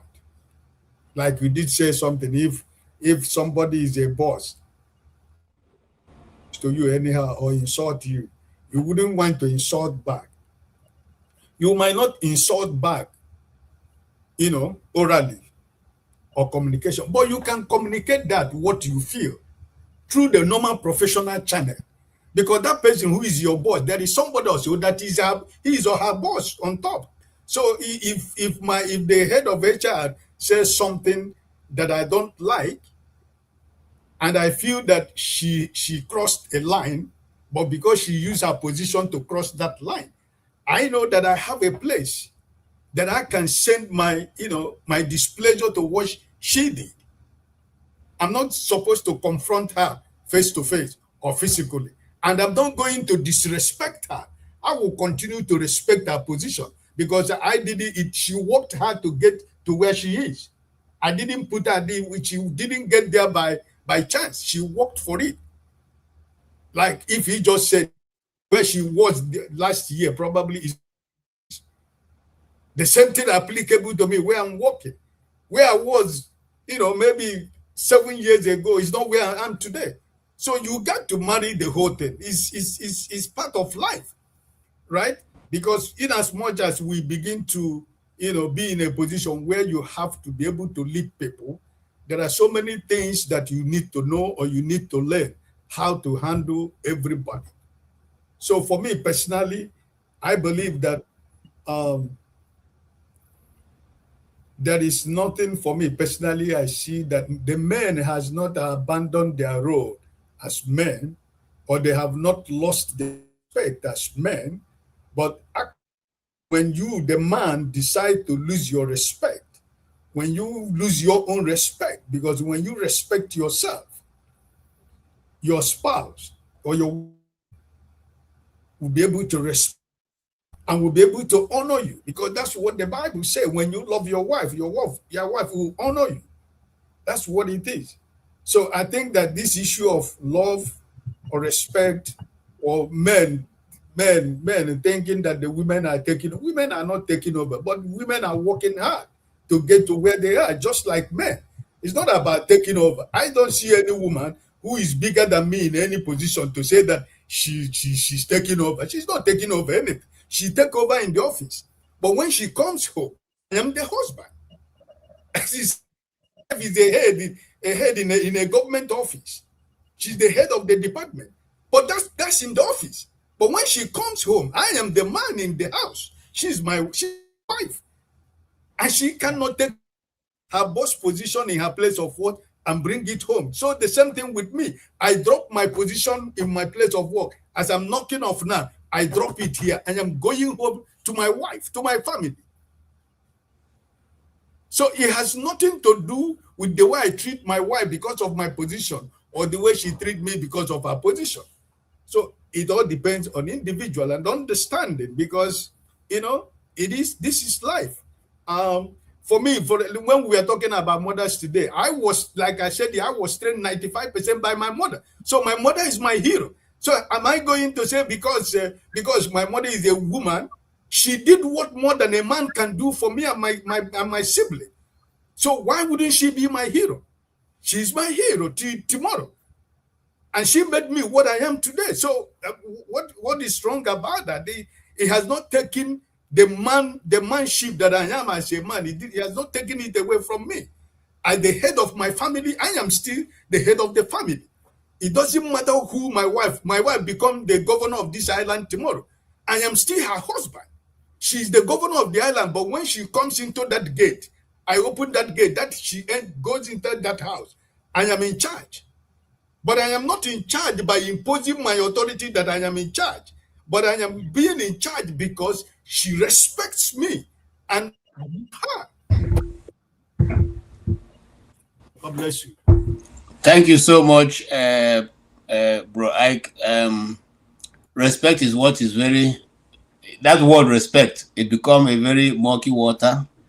Some people think that respect now, it means that, in fact, before you say respect, they'll say, what is respect? What? People are coming again with respect. People are coming again with respect. So that is where the cross of the matter is. But I'll go to AY, who came in. And I hope that AY didn't come in to ask me where the 40 oil wells are, because I refer you to Igbere TV, where it was, they were quoting KJ, we are not discussing your year well. Don't worry, I'm not going back. I have the answer for you. It is let me say something, KJ. Sorry, AY. It boils down to what Uncle Ike says. It's all about understanding. And see, a lot of people take this thing called relationship personal. Somebody posted something on Instagram. Check this out. It's UK. She's in UK. She left her husband. They do 50-50, yada yada yada yada yada, all that stuff, right? And somebody wrote under, please don't steal another, don't go out with a married man, or don't, that kind of stupidity. Made a comment under that. In other words, you are single now. Please don't come after other people's man, something like that. And I sat down and I thought about it. I said, you know what? In this era, things that not supposed to be a problem is a problem, especially in abroad. Most of the problem in abroad is not even about respect. It's all about finance, all about money. People will say, "Oh, woman, because you have come to abroad, you start making money. You not respect your husband and yada yada." No, I promise you that money is not the problem. There must have been other underlying issue going on. Just like Uncle Kai said, that respect has not been there. So when you start making money now, it's not a problem in a relationship. But again, and that's why I say it is very, very important to have understanding. It takes two to tango. If you want your marriage to work, it's a work. Marriage is a hard work. When you see two people that grow old, like Uncle Ike and his wife, they will tell you what, it hasn't been a bed of roses for them. There are some days you want to be, what, I'm out of this marriage. And there are some days, you enjoy it. It's a work. So when you see people, enjoying their marriage, go ask them what they've been through. Go ask them the fight you did not see. Go ask them the malice you did not see. You did not see the hard work they put in. You only see the success. Maybe after 25 years, they'll be like, you know what, I'm tired of, get out of here. I'm not even going to pay you attention. And the marriage keep going. I'm not talking about somebody who is abusive physically. I'm not talking about somebody who is cheating. Do you understand what I'm saying? But I'm talking about, couple who understand each other, learn to let some things slide under the table, talk about it and move on. Some people tell you they've been married for 40 years, 50 years. They're still learning their wife. They're still learning their husband until they go to the grave. If because somebody said that. I say congratulations to a pregnant woman, but you don't know how many. Somebody asked a question. Why didn't God create woman first, before creating man? And the answer was that because he didn't want any argument. He didn't want argument. So he created a man first before creating the woman. Anyway, that's just a joke, by the way. Anyway, I've heard what she said.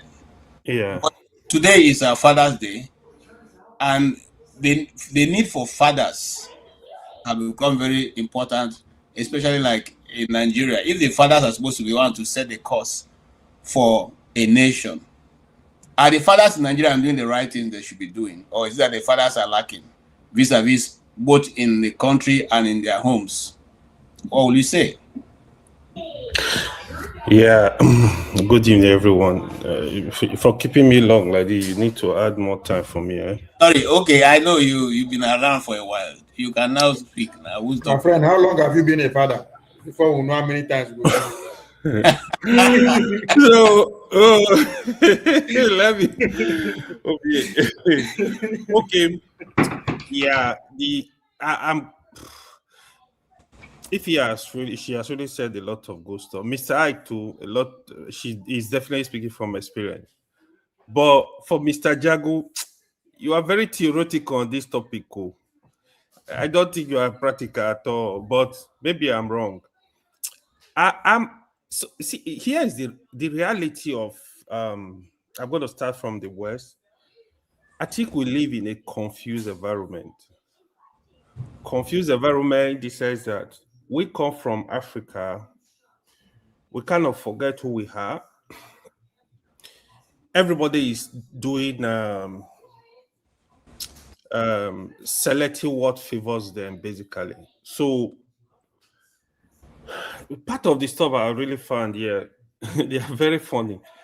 You see, every marriage, in my understanding, is unique.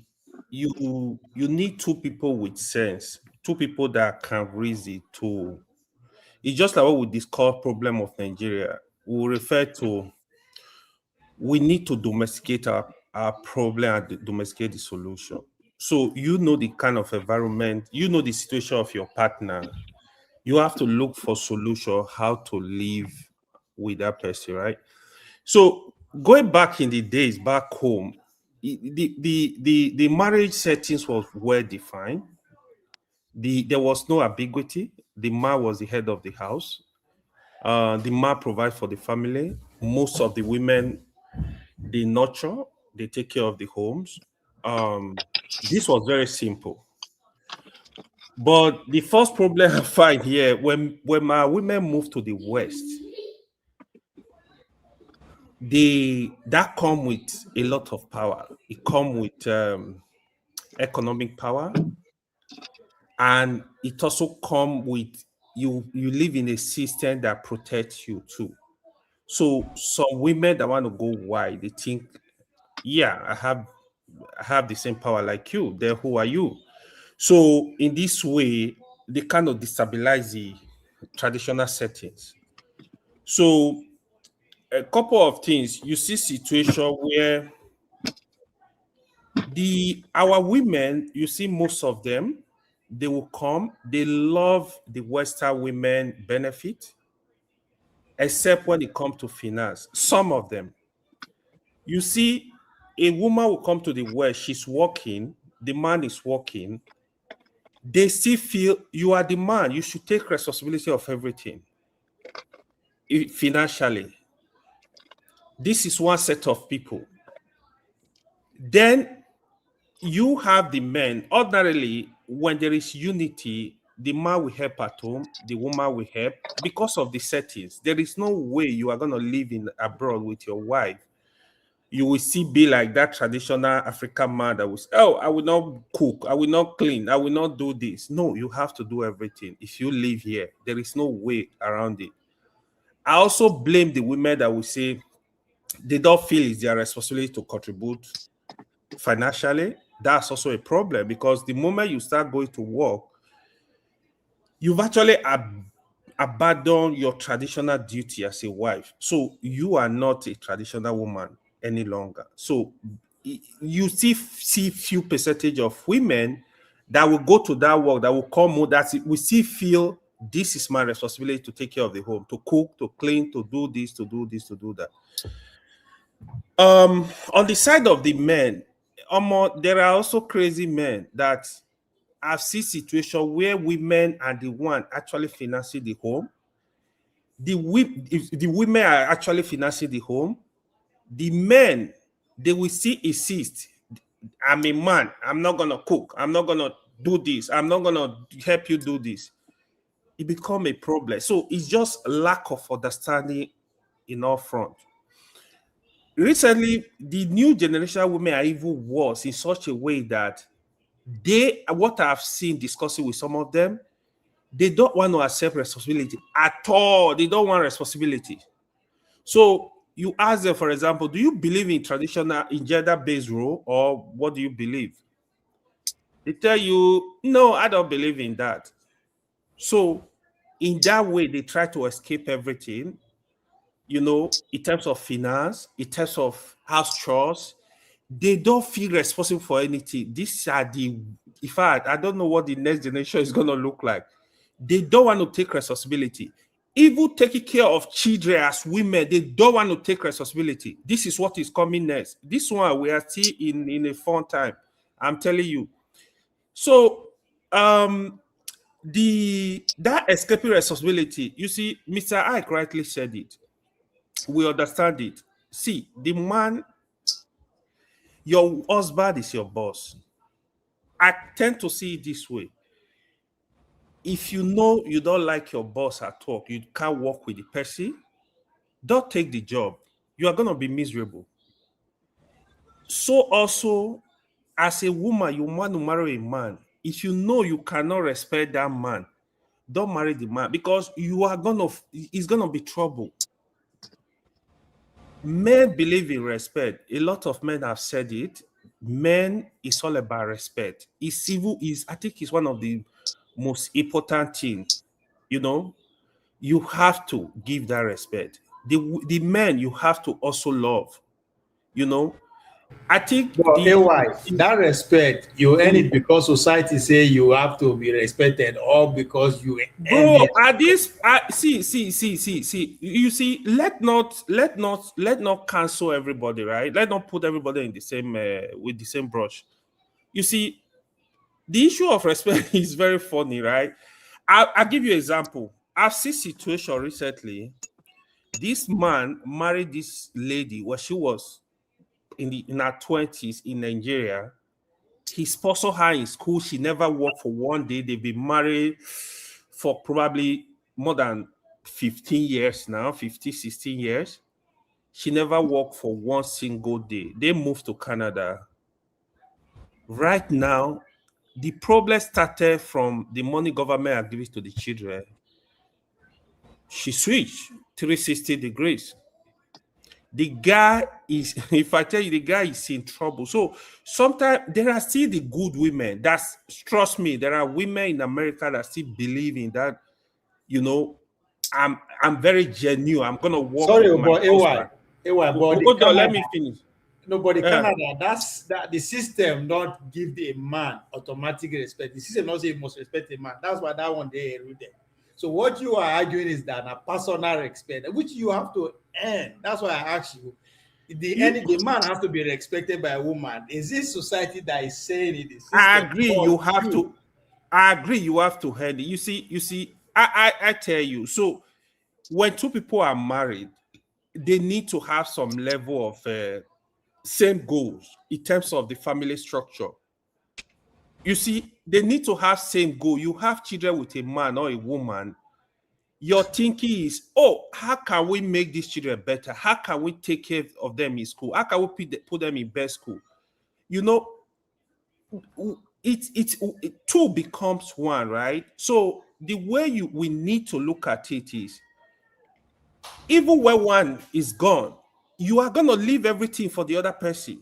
So in terms of financial planning, savings, in terms of, you need a woman or a man that will have that plan with you. That is your first constituency. But that is what we are missing. So now people are married. It's like competition.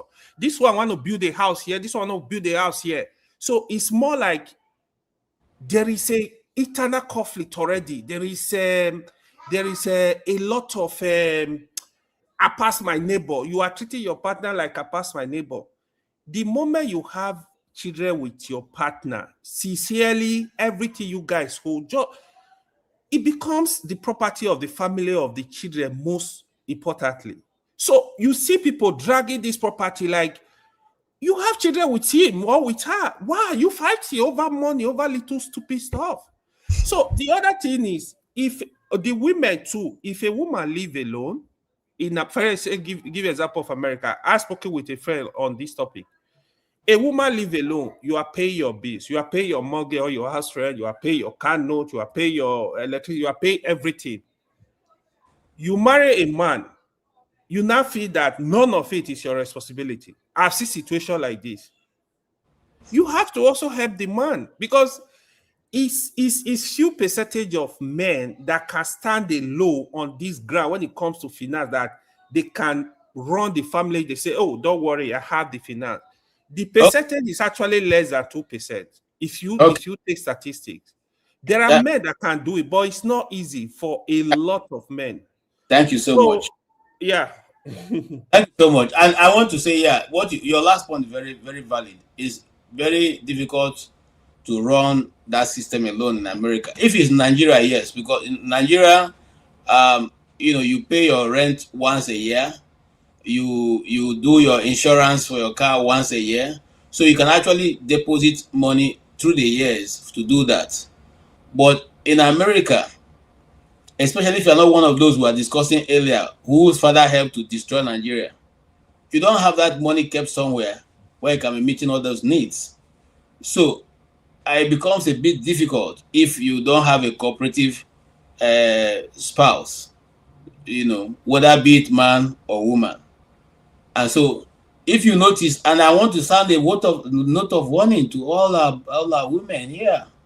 You see, there's a campaign now going around, all around the world, looking for Nigerian men. So you guys should treat us very well. If not, market will spoil. I'm telling people now, they are calling us in Netherlands, in America. They are calling us they are everywhere. If you open the internet now, in the streets of they are looking for Nigerian men. They say as long as you are 25 and above, they want you. So please, no, I'm just making an appeal. I know me talk about KJ, So Fumi, please, Fumi, be sure because they are looking for us. So I have not seen any video saying they're looking for Nigerian women though, but I have seen many videos looking for Nigerian men. Okay, I will let if you respond before I come to stay humble. Okay?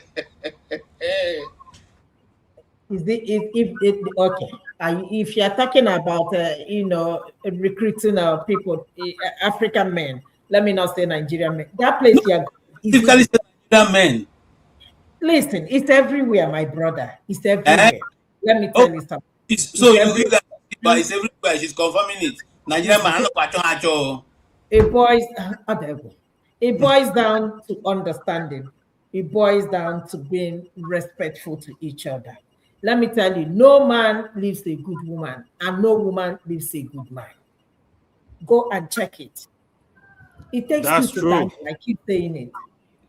You know, it's all about AJ. AY says something about money. That's one thing that brings me some understanding in this country called America. Between couple, it's always money. It's always finance. Why should it be that? Like that? Back home, we know how it is back home. Growing up, we know how our fathers, our mothers used to be housewives. Quite unlike now, every woman, even if your husband is the richest person, you have something that you're doing because you want your own financial independence. So, my brother, forget about Nigerian men or American men or they want them. Go there where they want you.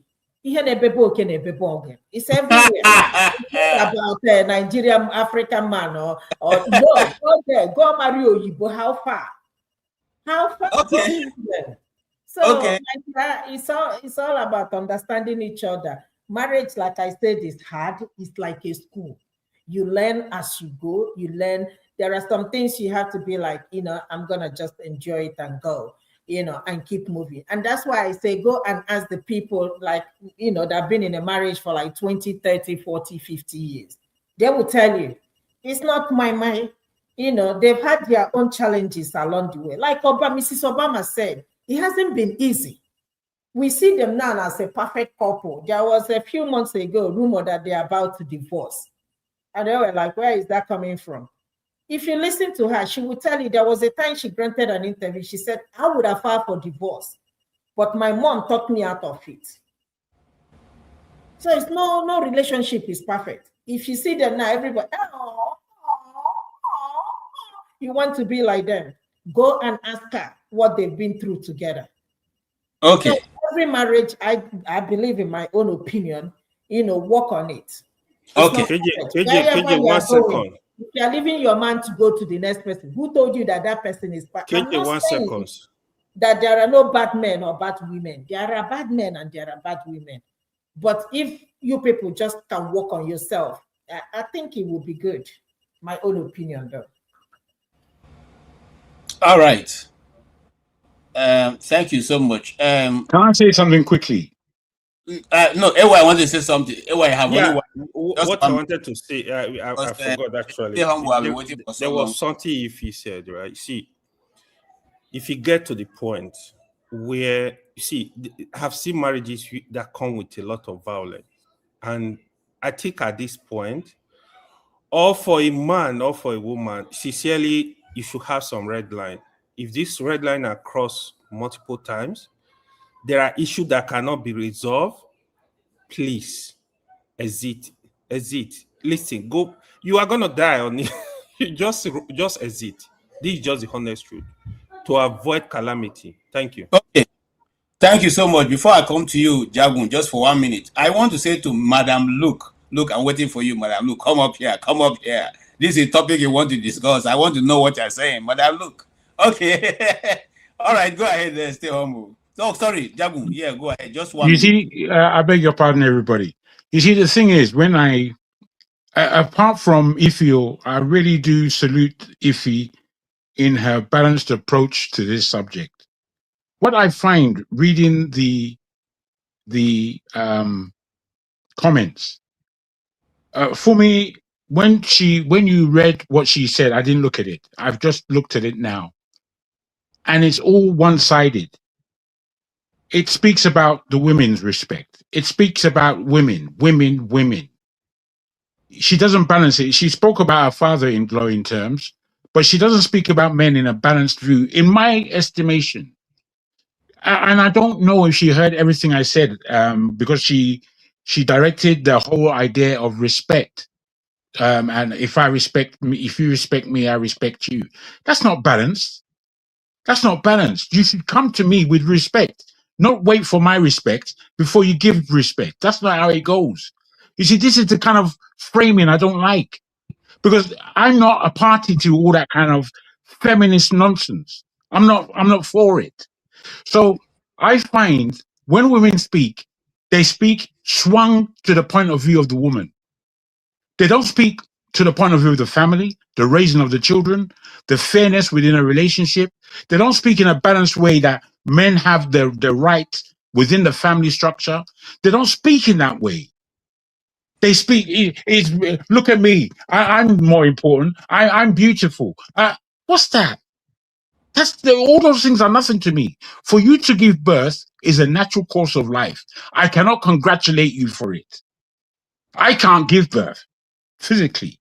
I can give you the seed that creates the birth, but I can't give birth out of my ass, for God's sake.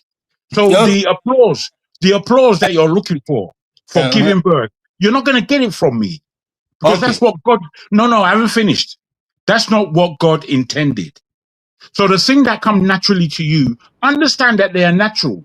They're natural to you as the other half of the human fundamental. Okay, let's move on. I hear you. I don't like all these concessions, KJ, unnecessary concessions that we give to women, where they're totally unnecessary. And I'm not playing that stupid game. Okay, Jagu. I said that no woman. I said I've never hit a woman in my life. She didn't mention that. Never in my life. However, if a woman dares to put her hand on me, she will realize that I'm a man, and you can't do that. You can't. All right. I can match you word for word. Okay, thank you. Thank you. Idiotic space. Madam Lu, if you can hear me, please come up. KJ, And then Theo, before it's my turn, I just want to push back on what one or two things that Jagun said, which I really strongly disagree with. Okay, but because it's, I don't know if you can hold on, but if you have only 1 minute, 30 seconds, because it's not much, and I think go ahead. If you're going to push back on me, I have the right to reply. Yes, but it will be at your turn. I just write it down, whatever he's going to say, so I can give a stay humble. Okay, maybe I think that's better. Let me just wait. When it's my turn, I can elaborate more on my pushback. Then okay, wait, better. Then he wait for his turn. Stay humble. Go ahead. And stay humble. You heard what the discussion so far has been going. I don't know what is. Can you answer why women find it so difficult when respect is mentioned in the terms of a man and a woman, in the sense that some fathers feel disrespected in their own home? Why is it difficult to give respect when you know that the man paid your bride price? Okay, thank you very much. I really appreciate the opportunity to be here, and happy Father's Day to everyone. I've listened to the submissions as usual; they were brilliant. The topic, the role of fathers in today's modern family. But I will start with answering your question. Really, I think respect should be given to everyone, irrespective of the gender and age, etc.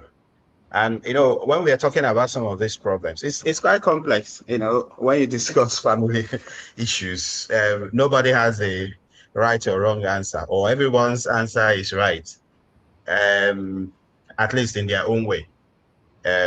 So it's really challenging finding easy solutions to these problems. But I think that issues relating to family, fathers, especially as we're discussing this evening, you want to ask where, because sometimes different societies have peculiar problems, different problems. When you talk about Nigeria, for example, people living in Nigeria, when I was growing up, I thought that money, when I was a kid, I thought that money was the principal problem in family life and marriage. And eventually, as I got older, things like infidelity, things like childbirth, etc., started to come into the picture. So when it comes to respect, in Nigeria, we have this what Farouk Berogi, Professor Farouk Berogi, the controversial guy. What he usually describes as reverse ageism, a system where, people are respected, as a result of their age and stuff, or gender or so. But I think that in a society as ours, where we stay currently, and even where you stay, Oga KJ, respect is given to everyone. I think in equal measure, almost equal measure, I think, and that really protects a lot of people from abuse. And I think that's fine, really. Respect should be mutual. Um, Man gives the woman respect, woman gives the man respect. It should not be conditional. It should not be conditional. It should be, exclusive. Unconditional. I would think so. That's it for respect. But I will tackle some of the other meaty aspects of the conversation this evening. I've waited really patiently for my turn. I've not interrupted anyone. Please, you should give me kudos for that. So let me dive in straight.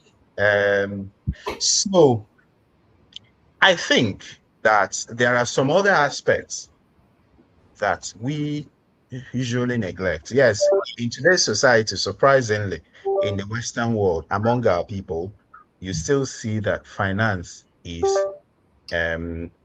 one of the problems. I never knew that would be a problem if I moved to the developed world. I thought that, people that are abroad, they are making money, so maybe some other things might be the problem. But yeah, it's one of the problems, surprisingly, especially even among the Black communities, and people even born here, etc. It crops up, and some of these challenges, they also stem from the foundation of the marriage itself, or the partnership, whatever. The term partnership has really become commonplace. But we were used to marriage, and what we knew from the scriptures, and I know that some of us are Muslims, but what we knew from the scriptures, that two shall become one, right? So so many people do not subscribe to that foundationally, and I think that is one of the um, areas where the problems crop up in future. Because when I hear people saying things like 50-50, 70-30, I begin to wonder, are they not one? What I earn, if I earn, let's say, $2,000, and the woman earns $1,000, 2,000, 3,000, we all pull our resources together as the family income, isn't it? And if we get some more money from the government, like there are some people that get money from the government, I don't. But if we get more money we all pull everything together, they become a family income.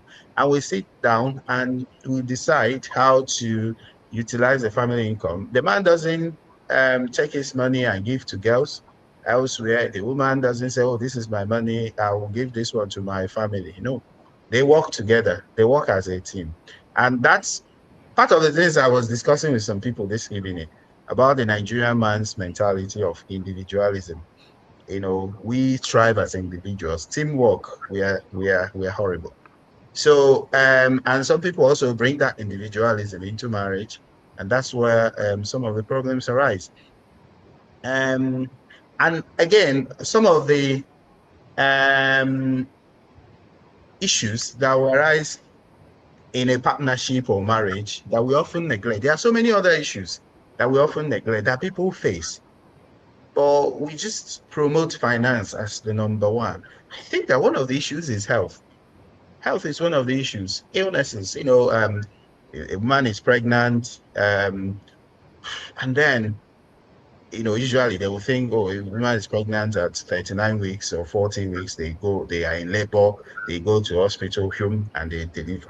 It might not happen that way. At 27 weeks, there may be an issue. The baby has to come out and then stay in the intensive care for 3 months. So that's where you actually test the fortitude of them. Or, they go for anomaly scan and they say, look, this baby has Down syndrome, or this baby has a congenital heart problem, cannot, or has this or that, may not be able to do this, that. These are some of the issues. When I was in Nigeria, there's some comes with sickle cell crisis and say, where is the father? He don't disappear. So those are some of the issues that we often neglect. Health challenges, extended family interference, so many things. Finance is not number one, I think. So many things come up. It's just that there are things that people do not want to discuss. And also even sexual problems, so these are some of the things that we push to the background, but they are very core issues that arise. And the thing is that when people agree to be together, they don't foresee these issues. They don't foresee these things, that there are possibilities. And unfortunately, we live in a world where, or we have this culture of, God forbid, it's not my portion. It's not my portion. We don't think about possibilities. This could be possible. This could arise. Okay. If it arises, what are we going to do? So, okay. Again, that's food for thought. Thank you. Thank you so much. Stay humble. You have humbly stayed humble, and you have now humbly contributed. I appreciate that. All right. There are so many angles to this story, and I just want to let Masker look at it whichever way. But the question is, do we still need fathers, since the women cannot bear the burden of making sure the family is? Do we still need fathers? Maybe we should just reverse whole roles, allow them to be leading, going to war, going to protect the country, while we will just be behind and be washing plates, cooking food, keeping the house clean. Will that work and solve the problem? Or is it that we have got too much of westernization in our system that now we don't even know who is who in the system? Because let's face the truth, majority of the people that don't have this color don't behave the way some of our women behave. That's the truth. So I don't know how you can talk about that. Oh, the question is for me, KJ. Yes, sir. Okay, so I would answer it straightforward. I think if that question is vis-a-vis women, I can put it to you that women don't need father. So is it, because when you say father, your question is, do we need fathers? Yes. Do we still need fathers? Because today is Happy Father's Day. So, this statement, you have to be careful in terms of the way you couch it. Because for a woman, when you say, do we need fathers? Obviously, there is no any woman without a father. A father would be a significant part of the process to provide, to produce even the woman herself. But if you are saying that for a woman, I know. I'm just saying that there are angles that if you don't clearly delineate, one can go there. So I'm just trying to delineate that I am suspecting that you are asking me whether a woman does not need a man to have children. Is that your question? No. So no. What is the essence of police? The question is, today is Father's Day. We're looking at the roles that the fathers have played so far, and what is negating that role right now. Is it modernization? Is it too much civilization? Is it too much? Because most women don't want, I've been in many forums where if you talk about respect for the man or the husband, and all of them will flex. So you just use the word. So now you are not talking about father, you are talking about husband. That's what you're trying to do. Is father not husband? No, Master, you are the one. You are the one shifting the The goal. two are fundamentally different. No, we are talking about. They are different. Master is right, actually. Yeah, they are a bit different. Okay, what's the difference? You can be a good father and a bad being a husband. husband is completely a different It's different, yeah. So if we are talking about a father, we are talking about your children, how you relate to children. Husband, wife. Now, how you relate with your wife to provide for your children is being a husband. Just go ahead, Master. No, Yeah. I can't go ahead without understanding. I have okay. So my answer to your question is that women don't need men to have children and to take care of their children.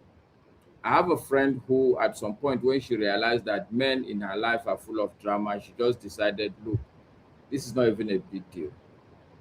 After all, men are promiscuous. I'm not saying that women are not, but a man finds it more difficult. Or no, not difficult. A man doesn't really make choices. It's everyday people. Okay, I'm sure you understand what I'm saying. So she decided, out of all these dramatic people, she picked one, and without even his consent, he fathered a child, and today she takes good care of this child. She's fine. She works. She has sent this guy to school. He's a pretty good kid. So if that is the question, we are talking about an ideal situation here. We're talking about, because even for the men also, they don't need wives that situation is the ideal situation for her. No, we don't need. So a man doesn't also. I have a friend who right ideal now family settings. Who has a son and is not no relationship but has a son from the same process which you talked about. So it can go either way. It depends on how crazy people. That's the truth. So I'm just answering your question, because when you say you need, that will not help this discussion. Rather, dealing with the issue we're talking about today is a World Father's Day, and many people went out there. You can see I've not even removed my Christmas suit, and I'm going to go and eat ofe salad and white this thing in the church. So the question now is, you are not being a good father. You are not being a good father. Yes, are you carrying the kids to the church? Of course. Why not? So my perspective is, as a good father, this is a day where you stay with the family. This is a day for the kids, not a church day. So, forefather, I mean the same forefather, mask, I don't tire. So if you want to ask a question, ask it. You can do both now. Today is Sunday. All right, but okay, so look, I won't be able to. I don't think we'll see eye to eye with the question you put for me. Even though I said yes, in the mind of a very modern woman today, in her mind, honestly, she doesn't really need you to have kids. She doesn't need you. What I would say to that, the only thing I've seen is that, not for the woman, but for the children. I've seen a lot of children, especially boys. What I've seen is that I think in every boy's life, there's room for a father to provide some sort of example, guidance, and direction, which a woman can really not, because it's one thing to be loving, but it's another to be experienced. Like, I have sons, half of the time they are doing stuff, I look at them, I laugh, because like, what you are doing, I've done this thing, I know this thing. And the truth, as we say, boys will always be boys. So being there, done it, puts you in a good place to know when to sit these people and have a good talk with them. So I think for me, beyond that, I think it's not really a very critical thing. The only thing, what I will do is, at first, I want to push back, like I said, on what Jagun said. I think it's very important. I think a lot of men don't really appreciate women. Okay. When you talk of childbirth, KG. Okay, listen, you are rather driving us away. Today is the fact that men. No, but Jagun raised it. So men are being recognized, and so we are trying to look at the possibilities of what is hindering the smooth flow of marriages in our society? And what is that traditional role kept for fathers? Are we fulfilling it? And what is the challenges possible fathers will have? I saw Madam That's exactly what Madam I'm Luke doing. is there. The problem is that you're not liking my answers. And for Madam Luke to come to this topic, it means that it means a lot. So, Madam Luke, you are welcome. We have been expecting you for donkey years, and now you show up. So, Mark, just hold on. Let me welcome Madam Luke because she has been firing us from the comment section. Now, now, Madam Luke, it's good to see you. I hope all is well. But from how you are looking, you are doing very well. Of course. Amen. All right. So the question simply. Happy Father's Day, everybody. Oh, thank you so much. Baska was saying that women no, don't need. What is it now? Are you saying that I finished just because Madam Luke is here? Okay, no, all right, you go ahead and finish so that she can speak. Let me see Wahala. All right, so KJ, like I was saying, I want to push back on what Jagun said. Look, he brushed this issue of childbirth by the side, and I think it's very significant for me. One of the key lessons I've learned being a married person, or from the marriage and being for a son to a mother, it's the realization that women really they go through a lot that they don't even tell us, they don't even allow us to understand. And I think it's very important that we begin to appreciate them for that. Let me take you through a story. I had a toothache. It was very terrible. I didn't know when at 3 a.m. I stepped out of the house. I was walking with my hand in my head. So the next morning, it was a public holiday. I remember clearly. It was raining and I was walking on my feet looking for a dentist who would remove it. Luckily enough, I got the removed, and the guy was saying, look, you understand that this is the third most painful pain that a human being would go through. And I was shocked, like, you are telling me that this is number one? He said, no. I asked him, what is number one? He said, childbirth. And since that day, I have a different, really, perspective. And again, when I was having my third child, there was a little bit of complication. My wife stayed like 6 months in intensive care from that childbirth. And it was very clear to me that women have a lot of advantage when it comes to all this procreation and biological stuff. A lot of us don't even bother to know whether the women around us, most of the women I know, when they are having their monthly period, it's very, very painful. They have cramps, they have so much things, and so I think that's very important if we really are going to fulfill our role as fathers. It's very important to do the understanding. And actually, for me, that's my perspective. The most important thing that is missing between the man and the woman is that biological understanding and appreciation. Over time, I have seen it, and it had transformed my marriage life significantly. When you really step back, there's this guy, I think John Gray, he wrote a book, Men Are From Mars, Women Are From Venus, I think, or the other way around. But significantly, he tried to expound on the fundamental psychological difference between a man and a woman. And I think if you manage to get the hang of that psychological difference, it helps your relationship with every woman. Today, most newly married people, there's a culture in Hausa traditional settings. When you get married, the father of the wife, they will sit in one room. You will have to go and greet them. When you come to greet them, essentially it's just advice they will be giving you, the elderly men who are the parents. And now people have learned to be inviting me even when I'm not really too related, because the news I've gotten that this guy is very good with the advices. People have come back to thank me. And what is it? When we were married, they tell us just be patient with the woman. That's what they tell you, that how could you be patient?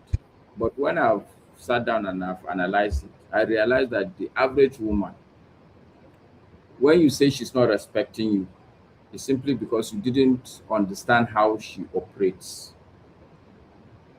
I can give you an example with my wife. Okay. I can do something, she's upset with me and she's ranting, she's doing stuff. Give her 2 hours. Okay, maybe I go out, I come back. Even me, in your mind, you are like, you know how as a child you do something wrong at home and you're careful how you enter. You are careful, but she's completely forgotten that she's, and you're like, is this not the woman that was just ranting not too long ago? You understand what I'm saying, KJ? So once I understand that, like, okay, look, this person is just that she would say what is in her mind, and once she says it, your own work is to manage that situation. Don't talk back, don't start arguing, don't be logical that don't you know that there's traffic. Okay, she's angry, you come back late. You want to say something, Ify? Go ahead. Yeah, yeah. Good evening, Master. I agree with you, but you are talking about a woman who understands. You are talking about a woman who understands. I'm a woman. There are some women who are women from hell, and there are some men who are men from hell. You see, actually, we are talking to a woman who understands. Okay. Because there are women, that one you stepped out of that house, you're gonna sleep outside. That is even number one. You will sleep outside. So you're talking about somebody, when you meet a woman from hell, a man from hell, yeah, this your advice AJ, will not work for them. AJ, if he, somebody said now she's very balanced on this topic. Yes, she is. That's why I'm laughing, because she hit the level. You see, you could even have a wife married for 20, 40 years. She's a good woman, or you have a husband, she's a good man. You will not understand the other side of it. If you witness the other side, there are people you cannot please them. You can't just please. Okay, so AY, I am sure we're not talking about extreme ends. Okay. I'm sure we're talking about the extreme. We're not talking about extreme ends. I agree. Generally, if you ask me, and look, okay, yes, I understand what Ify is saying, but my understanding now, at my age, fundamentally is that the responsibility is for you as the man to understand how a woman, not logically thinks, how a woman's brain works. I mean, like, I have kid brothers who have, some of them have 2 wives. I mean, you could see this thing play out day in, day out. Okay, let's hear from Madam Ify, because This is not okay, KJ. I'm not. This but is you how have been we talking do since now. You have been talking since, my brother. I've allowed you to talk since. Okay, no Allah. It's okay. It's fine. Even though it's Father's Day, you will not allow a father talk. Let a mother talk.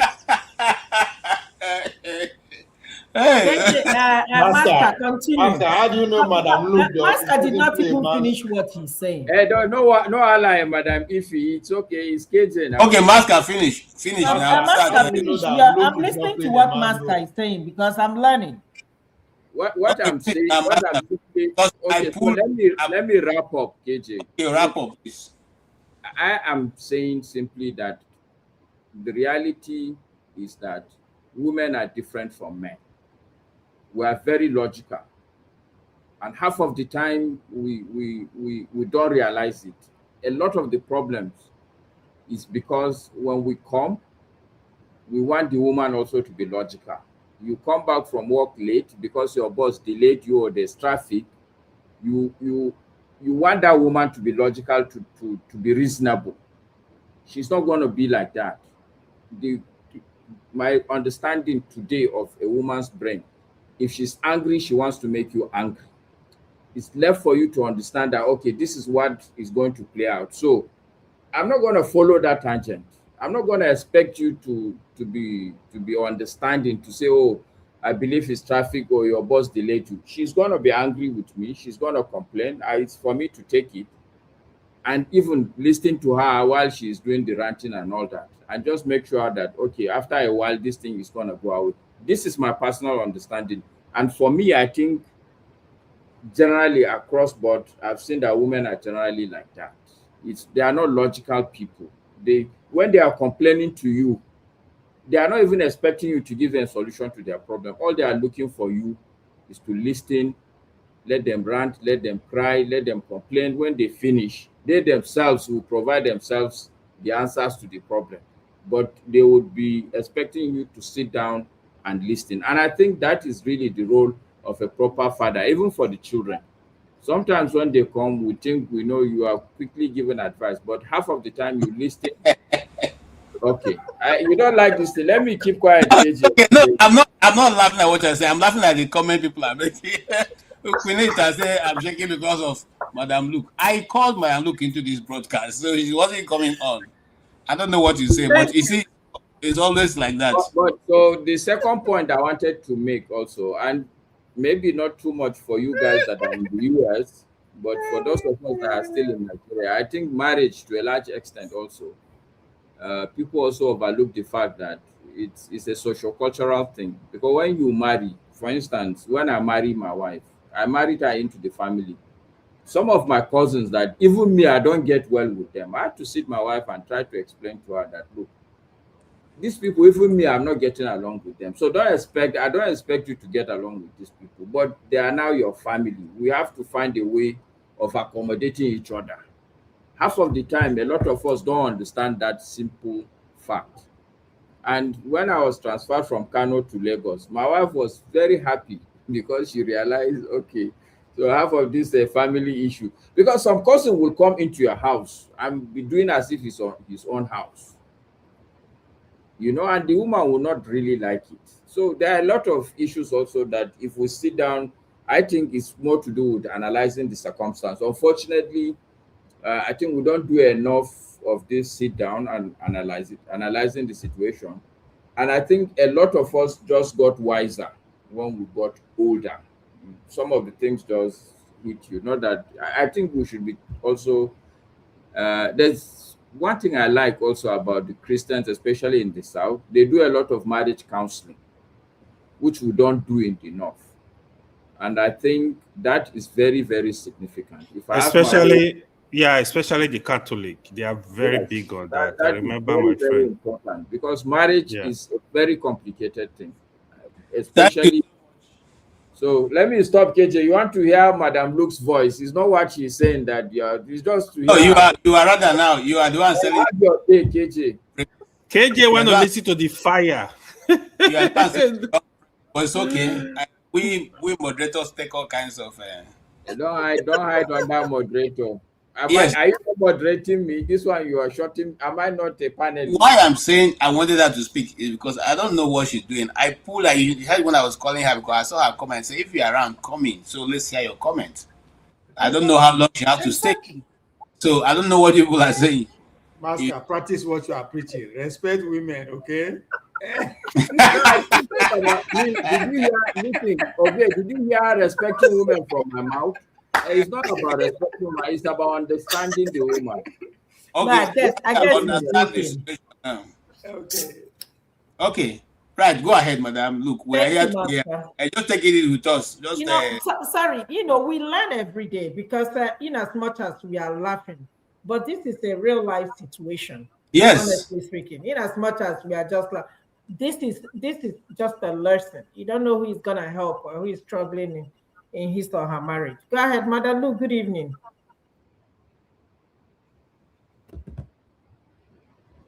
Oh, good evening, Sister Ify. Good to see you. And anytime I watch the program, I always see you and I'm always happy. Anytime I see one female in the panel, I'm very happy. So, thank you for keeping us. Madam Luke, don't be too excited. Oh. She could be a female yesterday, but this is That's America. okay. And she lives in That's Atlanta. okay. So Like, you hear what she said. Take what you see. Remember what she said? Take what you see. What you see is what you should address. Exactly. So happy Father's Day to everyone, including the sperm donors.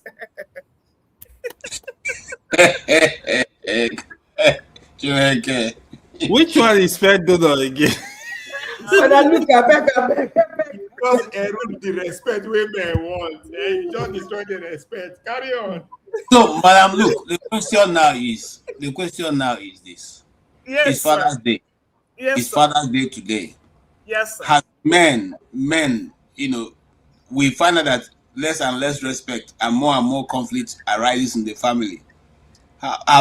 Is men or is the male figure in the family still being able to do the needful in their houses, in their families? And why is that we only have one happy Father's Day a year? Why people have up to 10 happy Mother's Day? Every Sunday is happy Mother's Day. Let me answer your question backwards. Women have many Mother's Day because the children are happier with their mothers. Well, okay? So don't blame us. So don't blame us. We're not the one giving ourselves the awards. It is the UN now. It's the children. The children are the ones celebrating their mom. So if you have 10 wives in a house, of course, you're going to have 10 mothers celebrated. Abi? So as you make your bed, so you shall lay on it. You wanted more wives, many wives, Abi? Many wives will be celebrated. Only one daddy will be celebrated. So why are we complaining? You can't have your cake and eat it. You understand what I'm saying?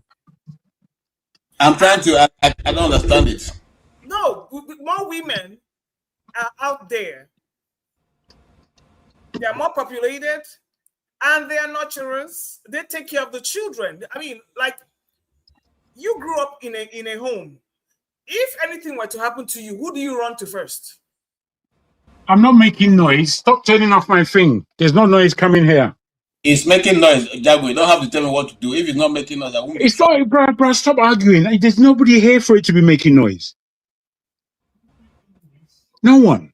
You see what the husband is doing? This is what the men are doing. I'm telling you what is happening, and you are still arguing with me.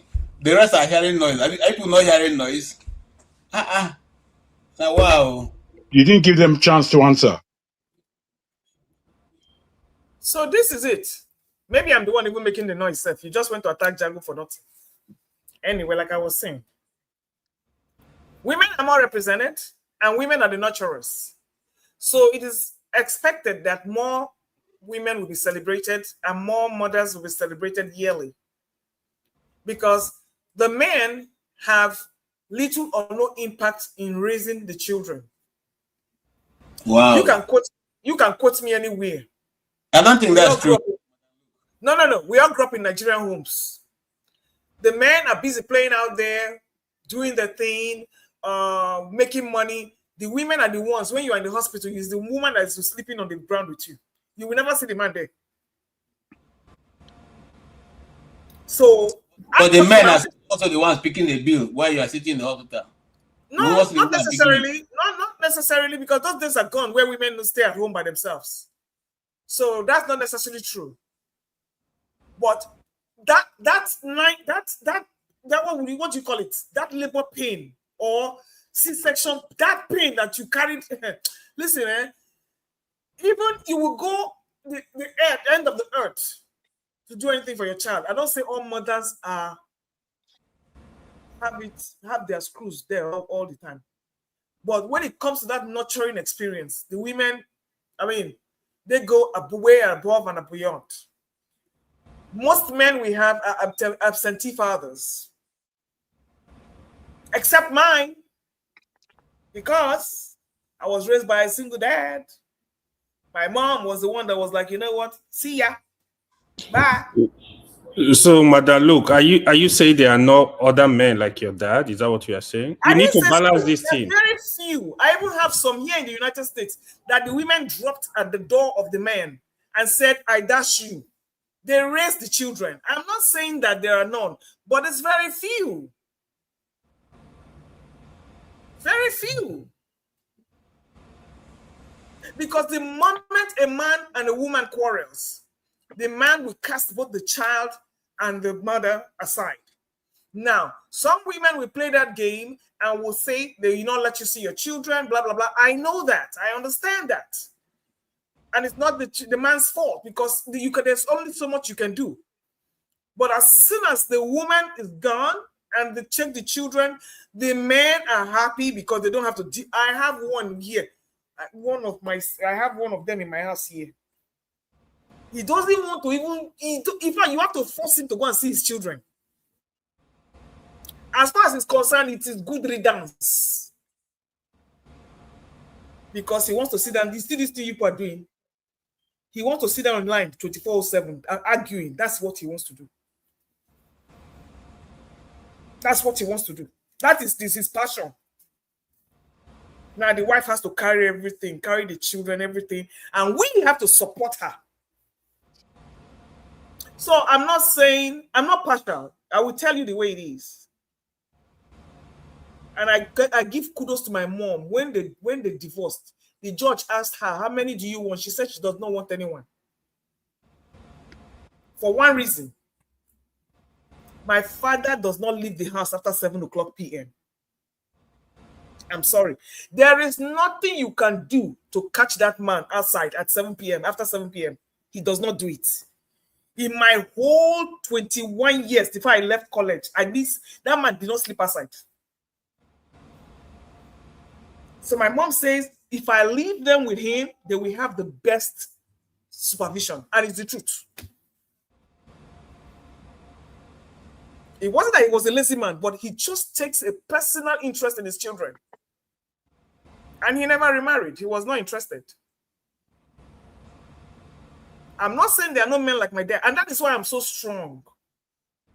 People, when they think me say the thing, when they give me energy, they say that it is that man that devoted his attention to me. That is why I am so strong today. If I was with my mom, I would not reach Libya. The God who made me. If I was with my mom, I would have been in Libya. But for my dad, eyeball to eyeball after 7:00, you ain't going nowhere. If you are going out, now you ain't going to Lamuto. Until you finish whatever you are doing, he's not leaving that place. Go and ask. And like I said, people who know me, I'm not hiding. Go and verify. I was raised by a single father. And for that, I owe him my whole life. That is why when I look at men come near me, I'm irritated. Because that candle, they're not spiritual. They're not spiritual. Even if the boys he gave birth to could not even replicate it. So you see, I'm not saying that there are no men out there, and I'm not partial.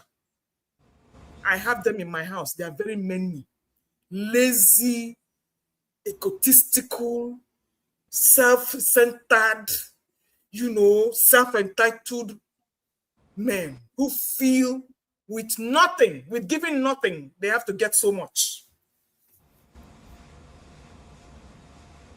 Why?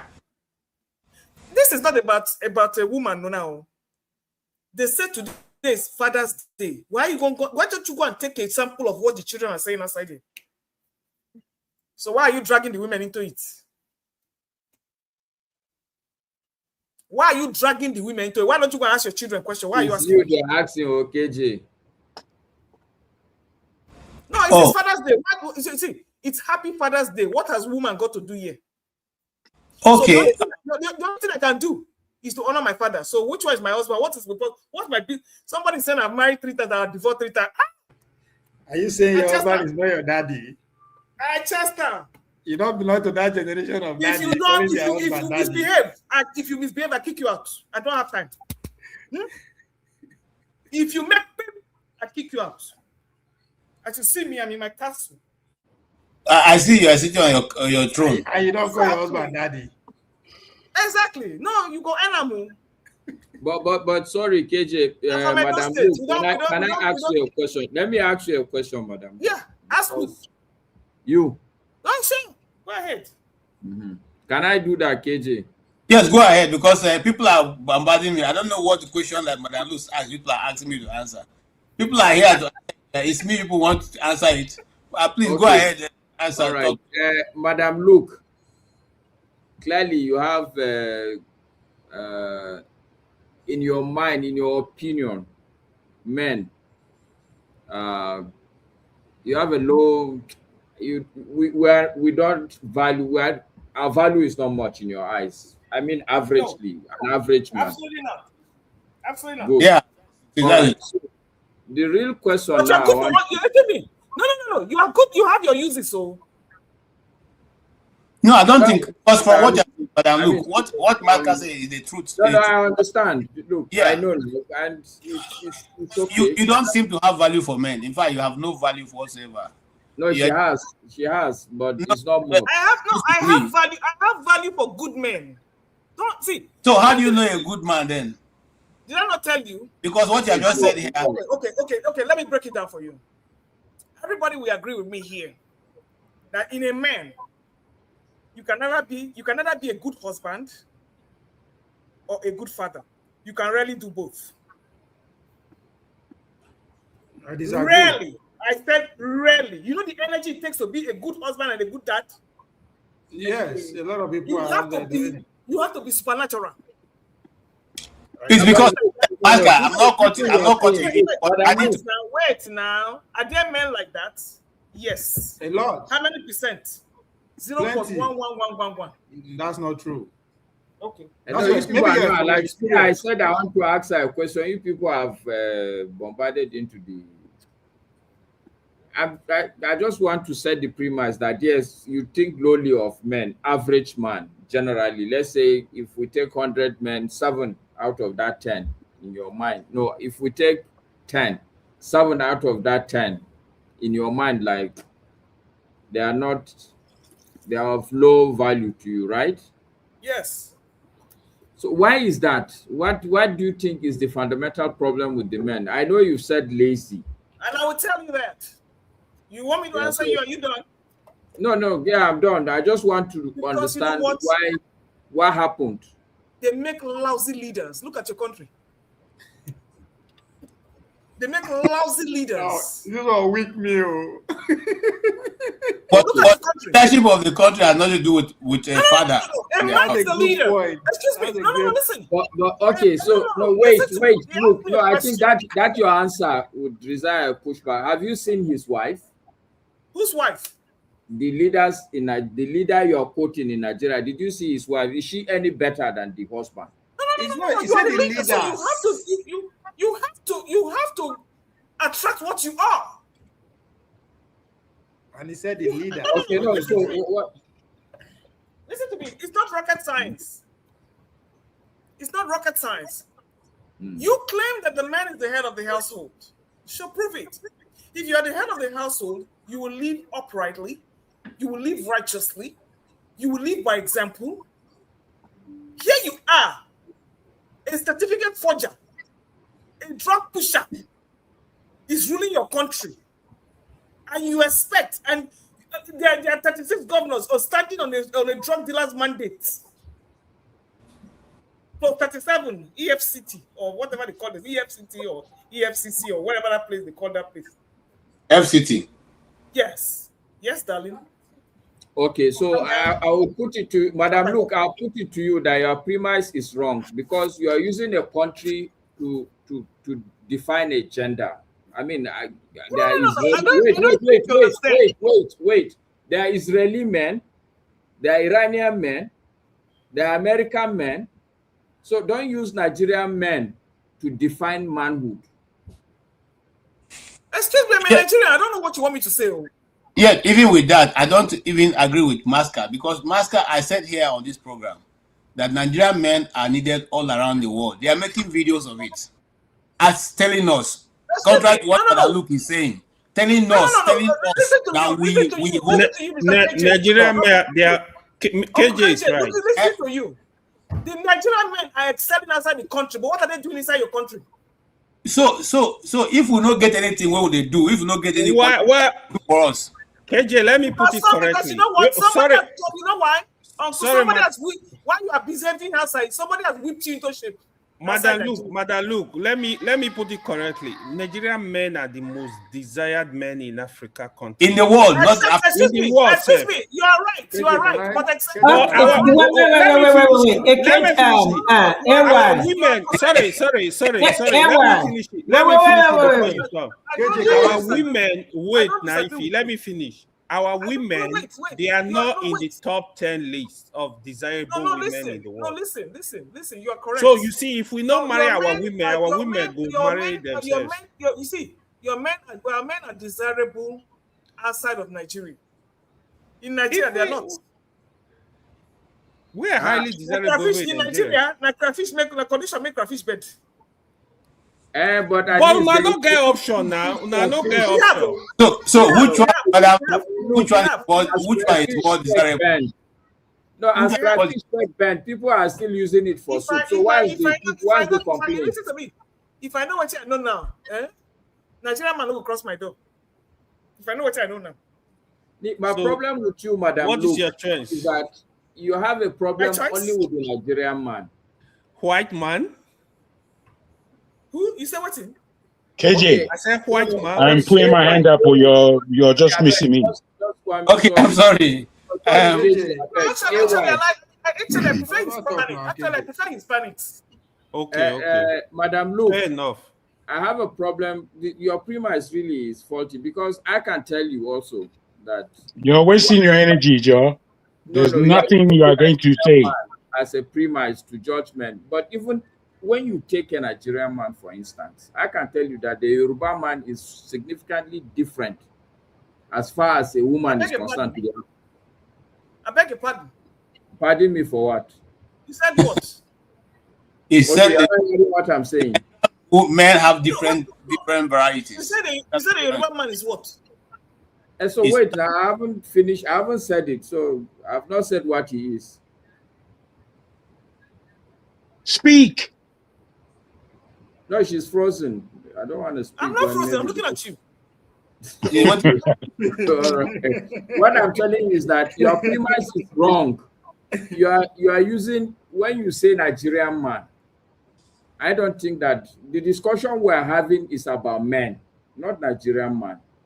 Okay, I understand your point that that's all you know, but then I'll push back and say, so no. So what I will tell you is that the premise now that using maybe 3 men, 4 men to judge a whole country of men, I think is wrong.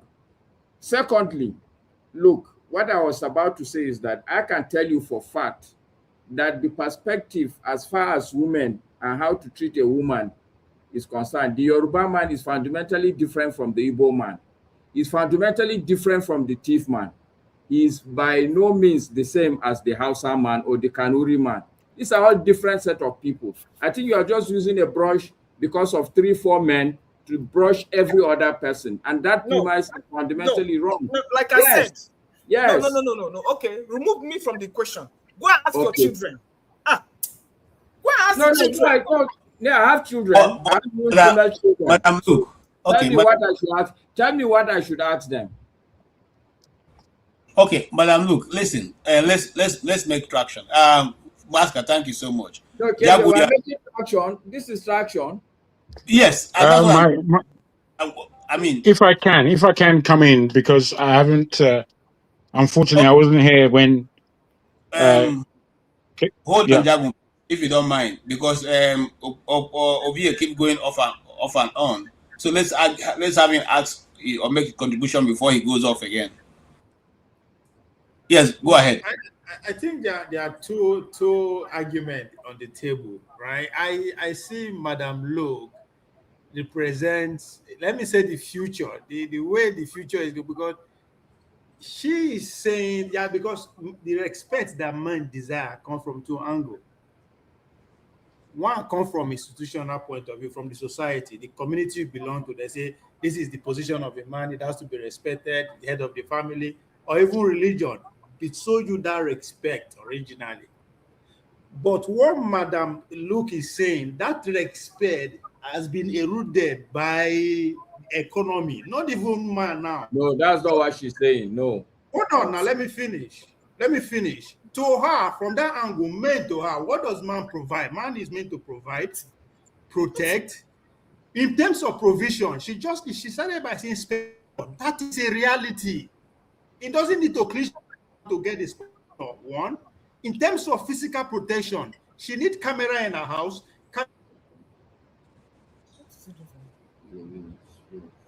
That's frozen again. That's why he's frozen. Thank God. He's full of. But is your hand also frozen? He's full of. Okay. Jagu, go ahead and ask a question before we go to Jefferson. Well, it's not a question I've got to ask. I missed a few bits and pieces, I'm sure. I don't know why Masca wanted to rebut me in any way, because I think I was very clear. I think I was very clear in this factor that I spoke from a holistic point of view in terms of why there is feminism in today's world. In respect of the pendulum swinging far against any level of masculinity, I think that's a big issue, a big problem, as has been announced on this very channel.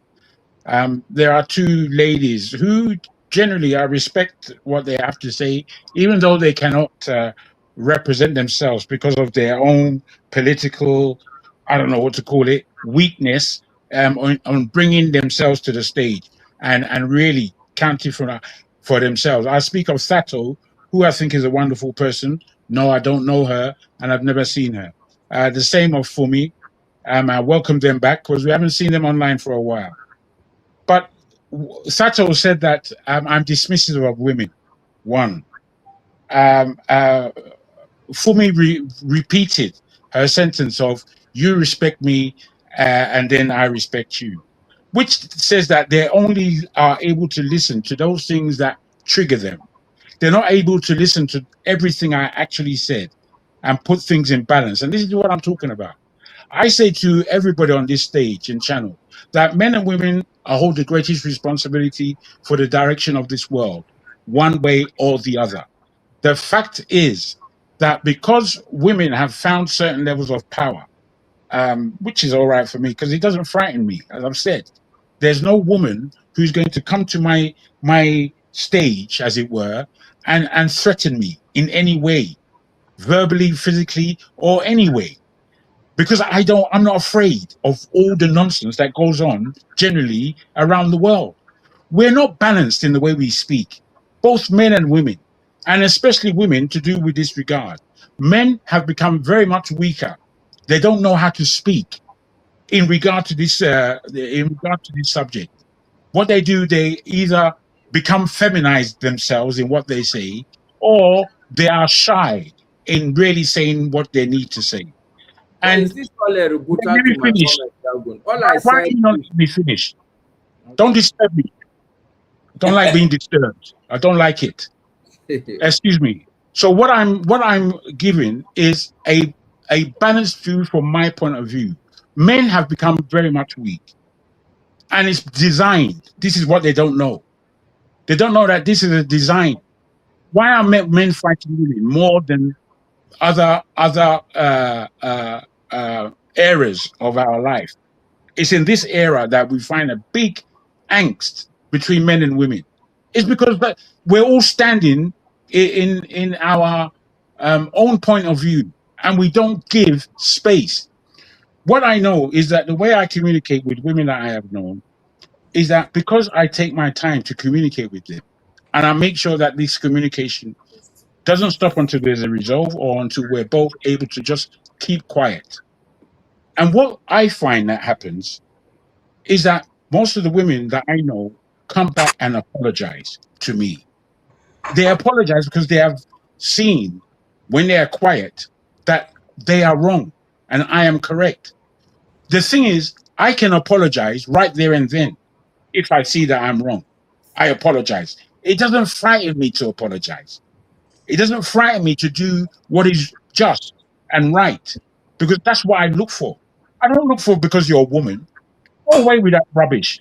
I don't look because you're. You see, most women in this feminist society, I think they want men to be like their girlfriends, that we need to soften ourselves. We become feminized so that they can communicate and dominate. Go away with that bullshit. It's rubbish. It doesn't allow us to be who we are. Why do you want me to be so feminized? Why? Can't you handle me as a man? Because I can handle you as a woman. Don't get me twisted. Femi also said, for me, she also said that what I said about giving birth was disgusting. It may be disgusting to you, my dear, but is it not factual? If do you think you're the only person in your family that have had people die, or have had children die within giving birth? Do you think you're the only person? Should I become so soft because somebody in your family or somebody that you knew died in childbirth? What do I need to do to that? Excuse me, I haven't finished. Excuse me.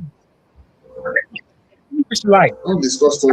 I don't think you misspoken that I had aunties die of childbirth. I have had my cousins, 2 of them, die within childbirth. I have watched children being born. I know what it is. I don't have to go through the pain myself when I can see the pain happening. All you're doing is depicting nonsenses just so somebody can become soft. I don't want to become soft. If you want someone to see softness, go and talk to Masca or where's that guy? AY. Those people who were soft for you. Me, I would remain a man. It's not by words. Being soft or it's not by words. What? It's not by words, Jagu. Okay? That what? It's not by masculinity. Sincerely, women. I'm not speaking from a masculinity point of view. I'm speaking from a Jagu point of view. Are stronger than men. Take it or leave it. Half of the things they go through without complaining, if we go through every day, we'll be whining just like we come. Well, that's why they're women and we are men. There are differences. You want to become a woman? Okay. Are you wanting to become a woman? Can I come in a bit? Rubbish! Don't talk rubbish, man. Can I come in? Can I come in? Being strong or weak. It's not about masculinity. You're talking nonsense. There's a reason why they are women, and there's a reason why women deserve their respect as women. But there's also a reason why men deserve their respect as men. If you want to give away who you are because of who you are, that's your problem. But I'm not doing that. You can't convince me. AJ, before you talk, Jagun, I don't need to brag. AY is on this panel. AY has come to my house. Whether I'm respected or not, he can tell you. What does that mean? Person within my family. What does that mean to me? So don't bring this personal. It's not a personal issue. It's not a personal issue. I'm telling I'm asking you what your statement means. Okay, you're asking me. Saying it's that issue. Let's not go there. I'm telling you that. Why can't we go there? We're having a discussion now.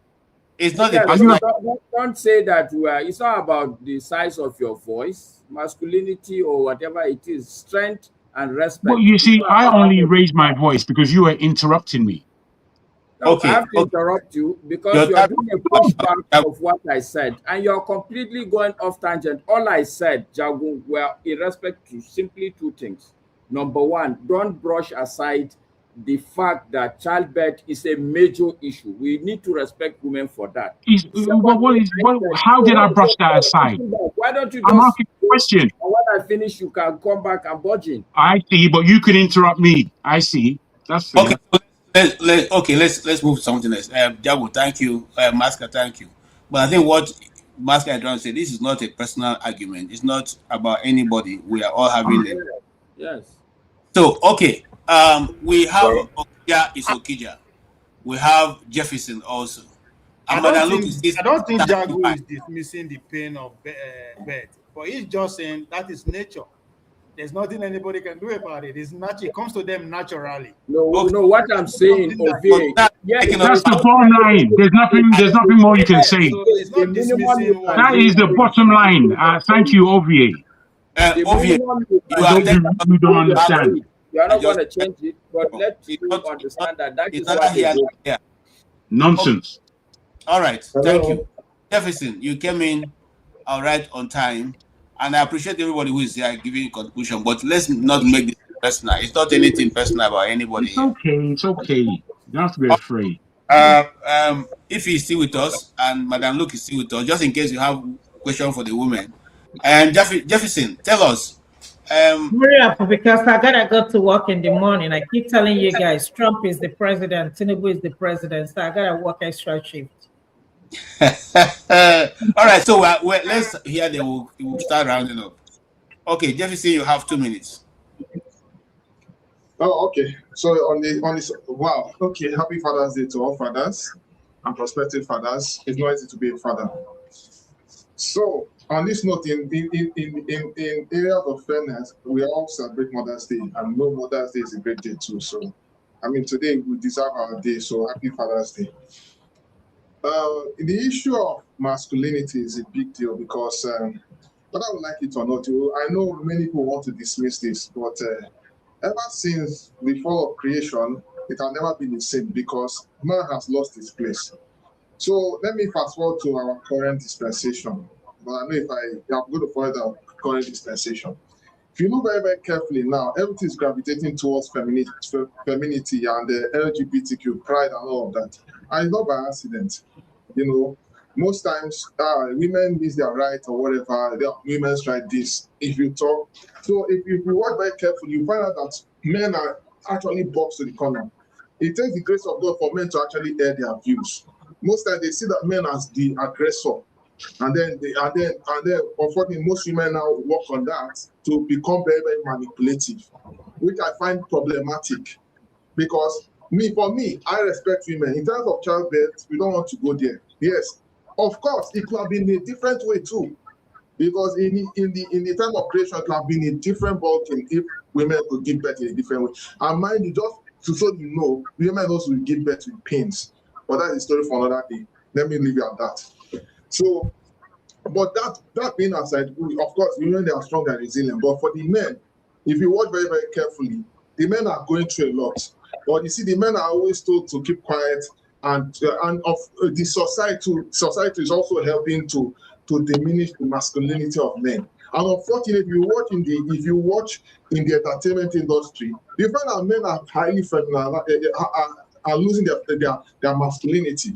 It takes the grace of God for those who are actually strong Christians or have strong conviction in whatever anybody wants to practice, to be a strong man and to hold on to what they are supposed to do and face the world. My own saying is that Jefferson. Yeah.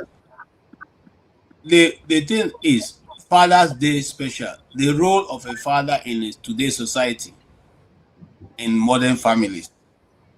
So have the men actually been able to men are doing what they need to do.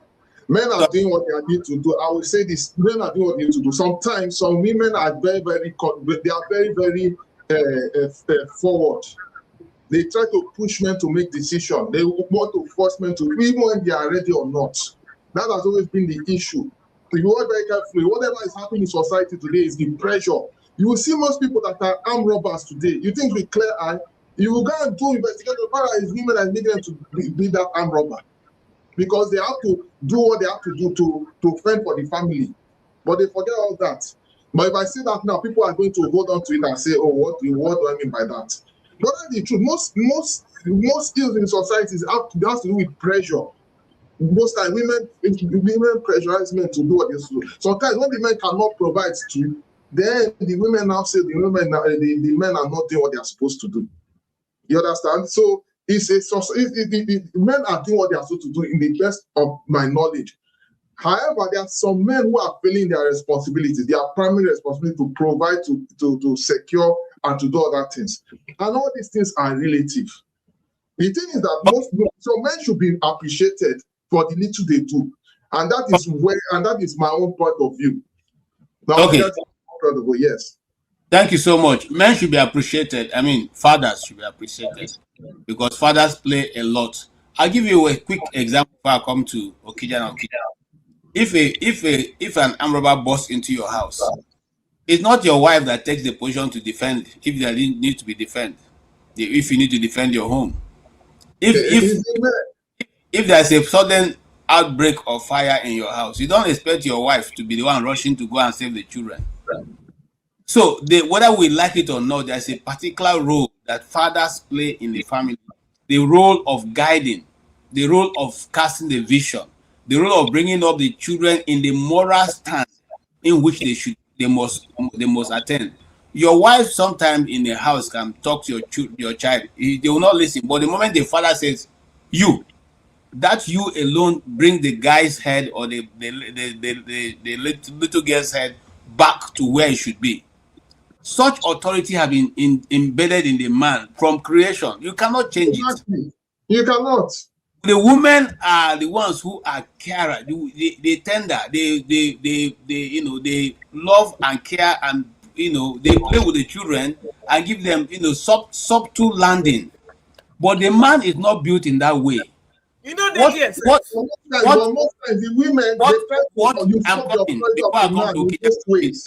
what most women don't understand is that a father carries 2 roles or 3 roles. The first, you are the father. The second, you are the husband. The third, you are the vision bearer and the one that whips everybody to the place supposed to be. If you don't see it that way, most of the time, what Madam Luke has problem with is that most women think that a man must be loving and kind. Every time I want to speak, must be that. When we do all those things, I say sometimes the men will be over pressured too. Sometimes women are insatiable too. They need to work on their excesses. No, I'm not saying it to counter them, but I know I'm talking about. Most times, it's not my voice now. I don't know. Those you just mentioned. If you want to hold on, let's hear from Okija. Take care of the women, but sometimes for women they want too much, and they now brings a lot of stress on people. We have a different view, so let's hear from him. Happy Father's Day to everyone. Madam Luke, let him speak. I'm coming to you. No, I know. Wait a minute, but you put words in my mouth. You misrepresented what I said. Okay, sorry. When you come to you, correct it. I beg, no verse. Okay, go ahead, Mr. Okija. Happy Father's Day to all the men. Can you hear me? Yeah, very clear. Thank you. Okay, yeah. I mean, I was comfortable, listening to all of you, in the background and minding my business. But I mean, I saw how the conversation was going. People, lumping, things together. I don't know if any of you listened to Michelle Obama. Was it on Thursday? Was it on Thursday or so? She talked about the husband, and I mean, all over the world, you see people who are having relationship. They come together. They understand that you are not alone now. That compromise. That it's you. You and this person. Against the world. It's not like you against me against you. I mean, that's so. Some people they're just unhappy people. That's what's affecting them. They can't be in a relationship. I see, I saw somebody was lumping, like me, Nigerian men, this Nigerian men, that Nigerian men. But I mean, someone said that Nigerian men. Some people are marrying Nigerian men. Say no, that's in Nigeria. Nobody marries them. But anyway, I mean, I say okay. Let me just say we are generalizing. Let me generalize. Okay. All the time in the news, when you see a woman beating up a maid, but using hot water, it's an Igbo woman. It's an Igbo woman. When you see somebody selling babies, it's an Igbo woman. When you see somebody bringing, or young girls, putting them in a house so that men will, arrow them and then have them, make babies so that they will sell the babies. It's an Igbo woman. So that's why I'm calling up the engagement. One of the best women on earth avoided Igbo women and married a woman from Akwa Ibom. So is that this one is serious. So is that good right now? People, I just don't understand. People they cannot, understand that some people are bad. There are some bad men, there are some bad women, there are some good men, and there are some good women. If you are unlucky, you attracted somebody because probably that's the way you are. You attracted something that is that is you, and then you can use it to generalize, lump every man. Like I just don't understand, this kind of discussion. This is supposed to be a discussion, about Father's Day. We talk about They will say men has come. Hey, hold on now. Let him talk now, Jefferson. To be about what we go through. Yeah, and the other side, like I don't know if we had a Mother's Day. I don't know if we had a show that day, so I wasn't listening. So right on the Mother's Day, we talk about women. Women. People are going through a whole lot of stuff. Somebody was telling me. Somebody was complaining about period. I say yeah. Period. Is something you face every month. You're lucky. There are some things you go through. That it has an end. Okay, so when period comes, maybe 2-3 days, you have whatever, you have cramps or whatever, but you have hope, that it's going. But there are some people facing so many other things, they don't have hope. Even there are men who have bumps, get bumps all the time. I don't know if you have had bumps. We all, every one of us, we have so many different issues we go through. Yeah, some are bad, some are good, some are less. But we can't just just because you are going through cramp, you say that the whole world is against you. I don't know, I don't like this kind of discussion. 10 years, okay, I totally see where Okija is going, and that's the truth part that most women don't see. Let me tell you something. Because you are not a man, you can never see like a man. And I want to give a good example before we move on.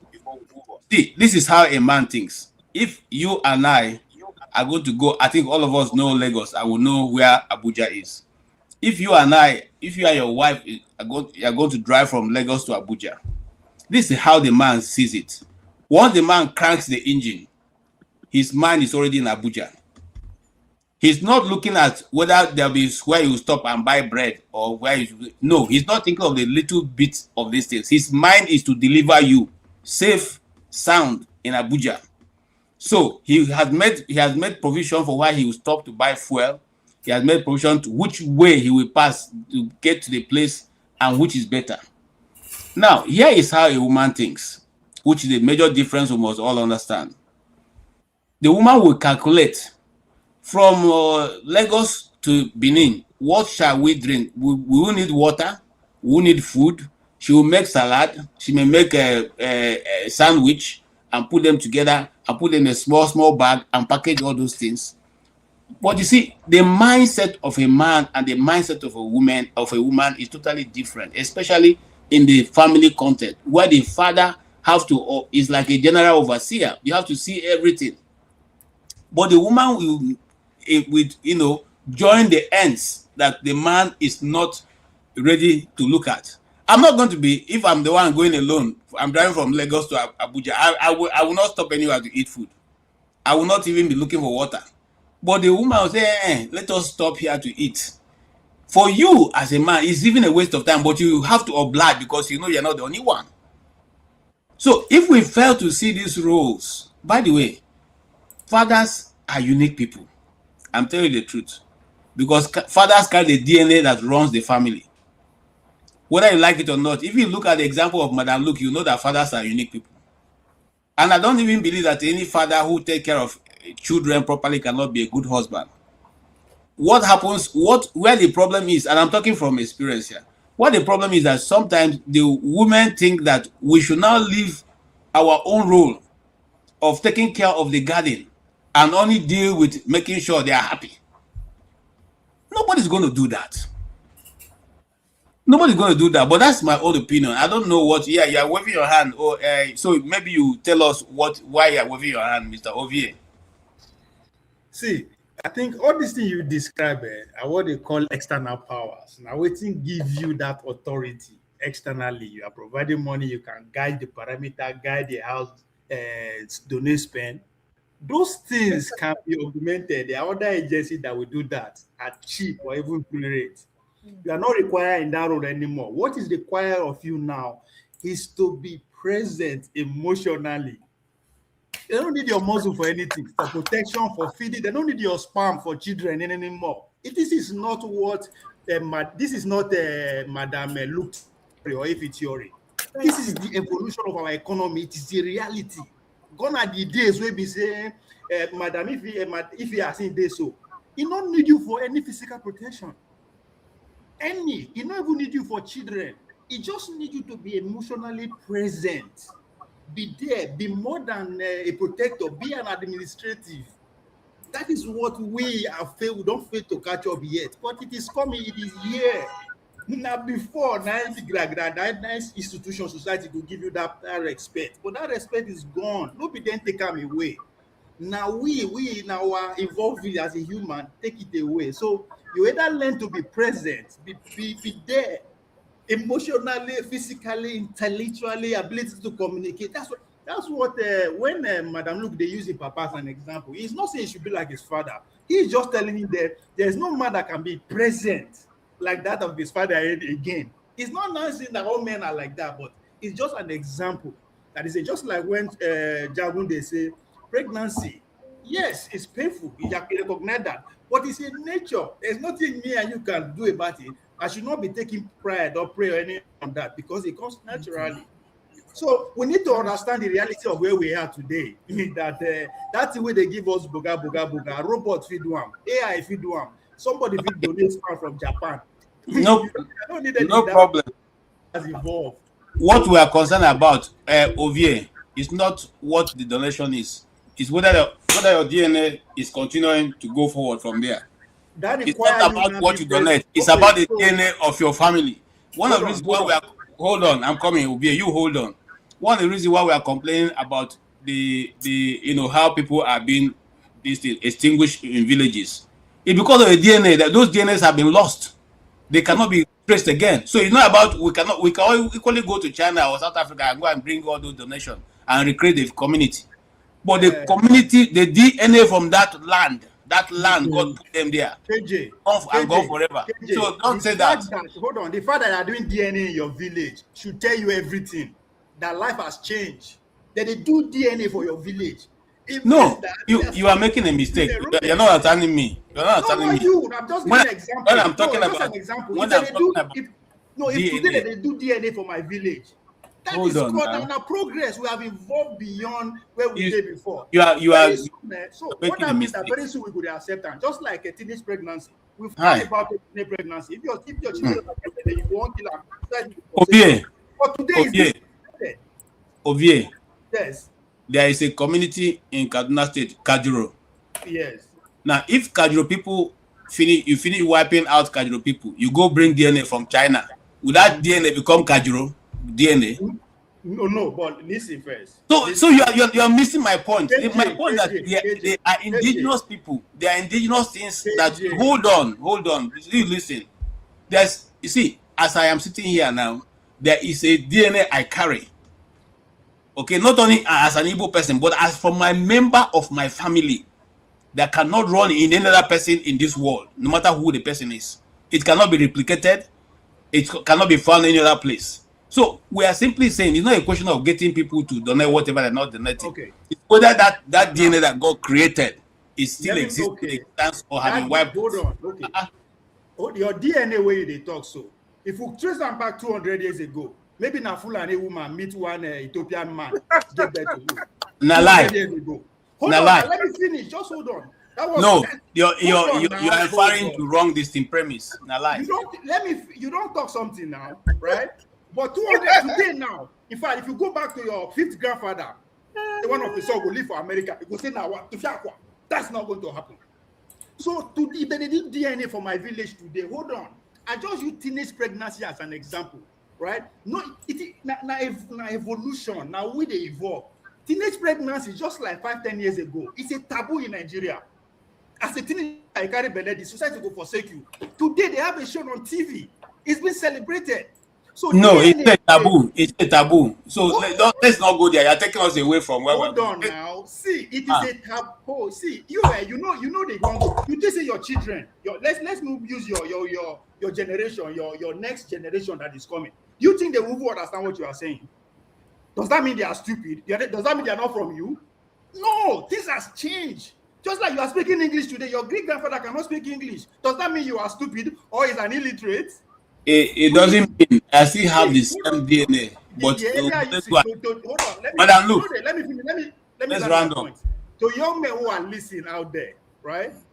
The two way of you handling reform, now through the institution, the community you belong, and what you bring into the house, just like Jagu is saying, that no person will come disrespect him for his house.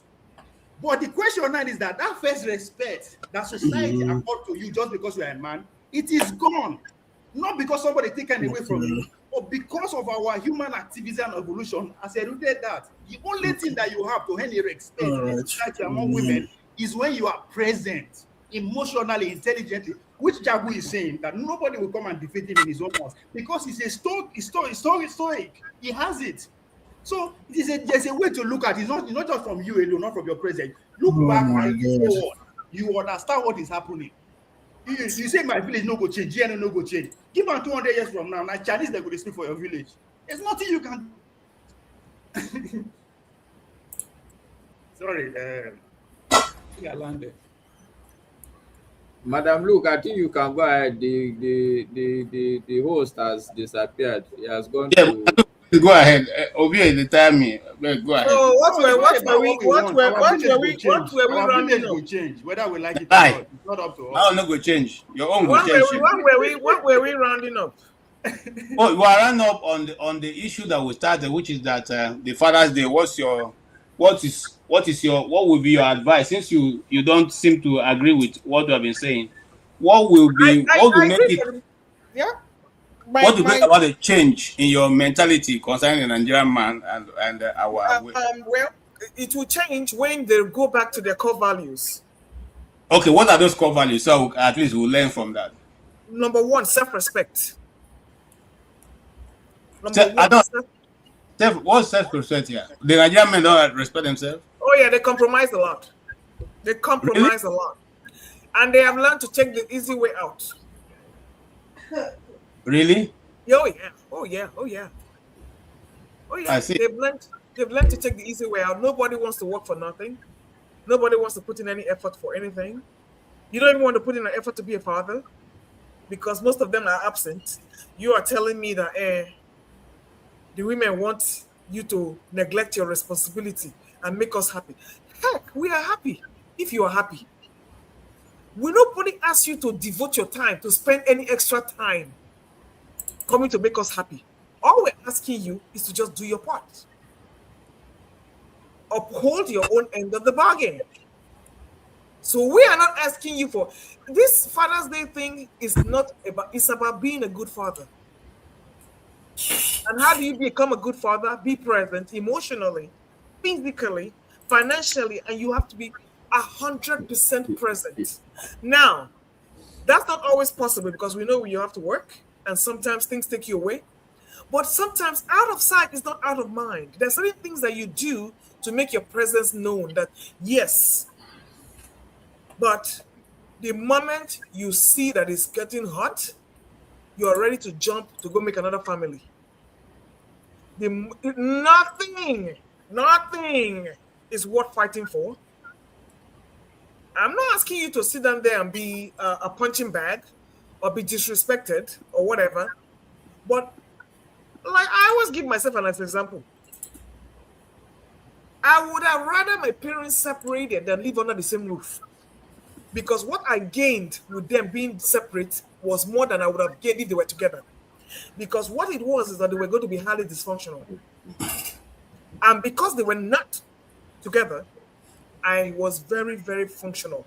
And I could really, really sit down and develop a mind of my own without bias.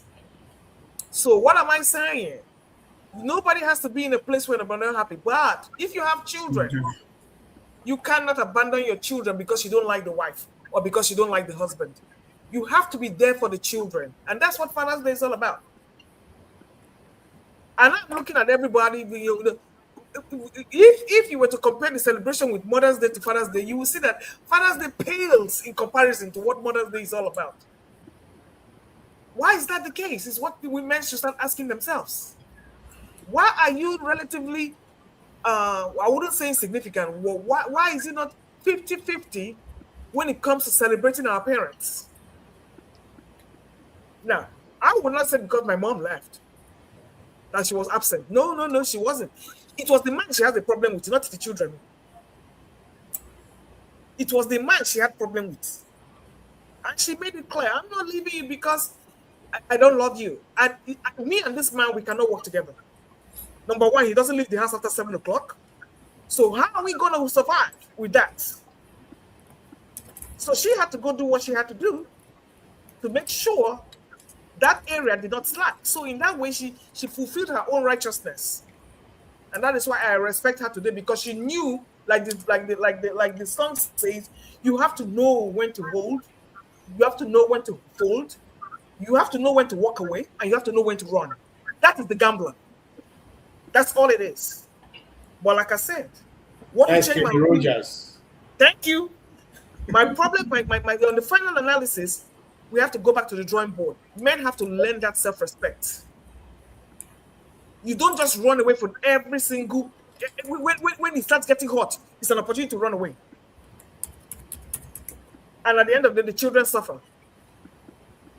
Like I said, there are more single parent homes where the mother is raising the children than you have the father raising the children. Any father you see is already married another wife and already started other children. And you expect Mother's Day not to be multiplied times 5, and you want Father's Day to be times 1. When you have already made 5 mothers, 5 different. I take an example of Kubana chief priest. There's one in Kenya shouting over there. There is another one here in Nigeria. So one man will have 5 different women, and you think all those 5 mothers will not be celebrated by only one man? So Okay. You reap what you sow, or you sow what you reap, and that's the way it is. So men should need to respect themselves. Thank you so much, Madam Luke, and it's good to see you. It's good you come all the time so that we can have the likes of Fofa that come at the end of the program. Anyway, I don't do Fofa that program. Thank you. Why not? No, all right, no problem, Madam Luke. Thank you. We will Fofa. Okay, thank you. All right.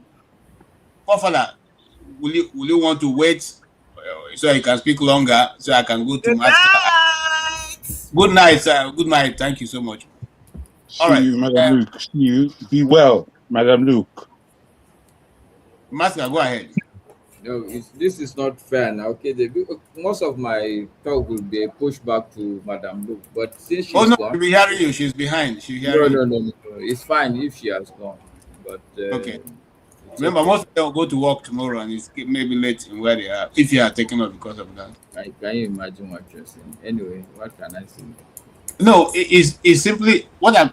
Okay, I understand you two have to go to work tomorrow. Exactly. So I don't understand. Go anyway, so I'll still go back to the things I've said. I really believe that being a good father is different from being a good husband. That I know, because I think the relationship between the father and the kids, it's significantly different from the relationship between the husband and the wife. And for me, Father's Day should be more to do with your relationship between you and the kids. But having said that, I would also repeat that most of the challenge that we have, and the challenge I see Madam Luke was facing really significantly, it's just the difference. It's not that men are not emotionally present. It's the truth is, I can't remember who said it. Okay, I think it's UKJ. Our propensity from a societal perspective is to go to the farm and do what you have to do, to go and look for what you need to look, or to go and hunt. And when you come back to the homestead, you are expected to at least have some slack. It's not that men are irresponsible. Sincerely, it's just that the way the society has been configured. And I hear most of the things that Ovi is saying, but one of the confusion I have, but I would excuse it, is because I think you people are talking from American perspective, even though you're claiming to be talking about Nigerian men. But if you are talking about Nigeria, this thing Ovie is saying is like, I don't know where he's coming from. Every husband in Nigeria here Where I'm has coming from is that your grandfather was a farmer, but you are a banker. No be America bring banking come. We are changing. It's not about American thing. Economy is okay. So so this now so do a percentage of how many Nigerians today. There are more farmers. There are more farmers 20 years ago than today. It's not about farming. Even in the olden days, before farming, it was hunting. Don't use farming as a So basis. in other words, they move from agriculture to industrialization. Now we are moving to information age. Nobody needs to go farm again, even if you want to. What I'm telling you that in Nigeria today, every husband that you know in the morning will go out and look for food for the family. It's not going to be like that this. That thing you're saying yeah. is a future that has not come here. Maybe it has come in America. Even in America, I know it has not landed. You are a banker. You are no longer a farmer like your grandparents. So are you suggesting that if somebody is a banker in the morning, he's not going to leave the family and go to the bank? No, what I'm saying that your father has 10 kids. You have 5 kids. Your son is going to have 2 kids. Okay. No, it's evolution. It's happening. We cannot avoid it. Okay. All I'm telling you is that in Nigeria, that evolution has not yet happened. Who said it? Who said it? I just use I am saying as an example. You are a living example. Your parent, your dad probably had 10 kids. You have 5. Your son is going to have 2. Your grandchildren is going to have 1. No, so see, slow down. You see, part of the problem you're having is that you are too swift, even for your own liking. I am the one talking, not my son. So leave my son out. Tomorrow. It's evolution. We're talking about general. Just calm down. So evolution, what I'm telling you that evolution that you're talking about, if you are using me as an example, yes, in the morning, today, as it is, and by God's grace, tomorrow as it is, I will have to leave my house to go and look for food. That's what I'm telling you. So this issue of emotionally present in the house, as much as I would want to be emotionally present in the house state, unfortunately for me, and unfortunately to 80% of Nigerian husbands, no, Masker, you are not listening. You are just waiting to respond.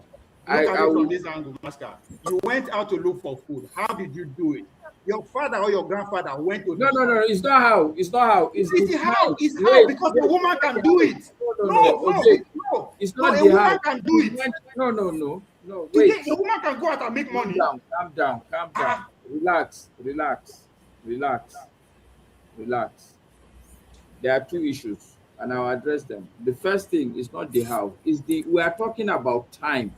For you to be emotionally present, you have to be present in the house.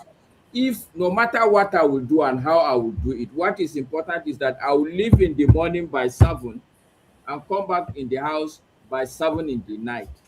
Okay. When the kids are asleep. So how am I going to emotionally be present? Well, let me address that, right? You talking about you went out to make money. It is a choice. No. To look for food. Good. Whatever it is, you went to look for food, right? 2 things there. How you look for that food matters. No, it's the time. It's just the time that matters. What time? From how many hours I will need to be away. Hold on now, that's your choice. No, it's not up to me. That's the point. In Nigeria today, I listen to you. Listen to me, land my point. But it's round up now. Allow him to speak, Ovie. No, leave him to speak. Let him just have it. In the morning, in today Nigeria, you wake up in the morning, you go look for food. That the how one. It does not require muscle that a woman cannot do to actually go and look down for that food. 2, he or she doesn't even need to leave the house to get that food. In today's Nigeria, that's not true. Yeah, that's not true in today's Nigeria. That's not true. You are talking. It's not true. Excuse me. Hold on. Yeah, let's go to that place you're going. Has the whole Nigeria been urbanized now? The whole place. Yeah, I think of KJ, don't go too far. KJ, please. Don't worry about urbanization. Whatever Obie is talking. See, on KJ, this platform, KJ, I thought we were running up. You know, like let me. We are not just round up now. We are relaxed. Yeah, let me say my own before I leave Ovie to take over. Ovie is talking about all these things he's talking about in America, where people have job. You still need two people in the house to make enough money to pay rent. Thank you. Pay rent. That's not the point. That's not the point. Your point is mute, but you don't get it. So Ovie allowed to make his own point now. Allow him to make his own point. It's my time. No, it's not even. Okay. So anyway, guys, Ovie, it's not about. Sorry, Okija. Even though you have police and all the rest, you still have people, buying people in America. You see people, breaking into homes. They're still there. So if you don't need a man in the house, okay, you need the police in the house to be with you, all the time. People, girls, still want, their father to take them somewhere. Women, they still need their husband to fix it in the house, even though they have plumber. Some people, they have a different feeling when they have somebody they know, somebody they love, do something for them that they won't when they hire someone to do it. But you don't consider all those things. To you, all these things, the money solved all these problems. Government have solved all the problem. It doesn't work that way for a lot of people. Maybe for some people, yeah. But it's not. You can't use it generalize. That's not what I said. Even in Nigeria, whereby people have job, how many people how many women have job that will, every month that job is enough for the transport to go to work. Not even to talk about eating, not even to talk about feeding children. So all over the world, in Europe, everywhere in the world, in Japan, everywhere in the world, people still need two people in the house to take care of the family. A mother, yeah, you're a mother, maybe you have a job, whatever. You don't provide all the emotional need of all the children. The girl needs her father, the boy needs her father. You can't do that. You can't provide that. So with all these things you're talking. In most houses in the US, it's the man that takes the child to teach the child to play basketball, to play baseball, to play football. It's not the woman. So all around, you do all this, this grammar you are talking about, that it doesn't make any sense. It makes sense maybe to you in the paper. On paper, it makes a lot of sense to you, but in reality, it doesn't make any sense. House, though. Who said that? Maybe that's why it doesn't make sense to you. I never say you don't need a man in the house. Yeah. So we need each other. We need each other in the house. It's not about not everybody wants to eat outside. There was somebody old man told me one day. I was in secondary school. I was in university in Nigeria. So it actually was my father. I was in university in Nigeria. So I had a room. I didn't have a roommate. So I came back home. My father was like, okay, do you have a roommate? I said no. He said why? He said you need a roommate. I said why? He said, maybe one day, you don't know, this is life. One day, maybe one night you are sick. Somebody needs to take you to the hospital. That's my man talking, using sense. But you think that, government or ambulance. Do you know how many people have died waiting for ambulance? Stop all this, theory and, that doesn't work in real life. Thank you guys. Happy Father's Day.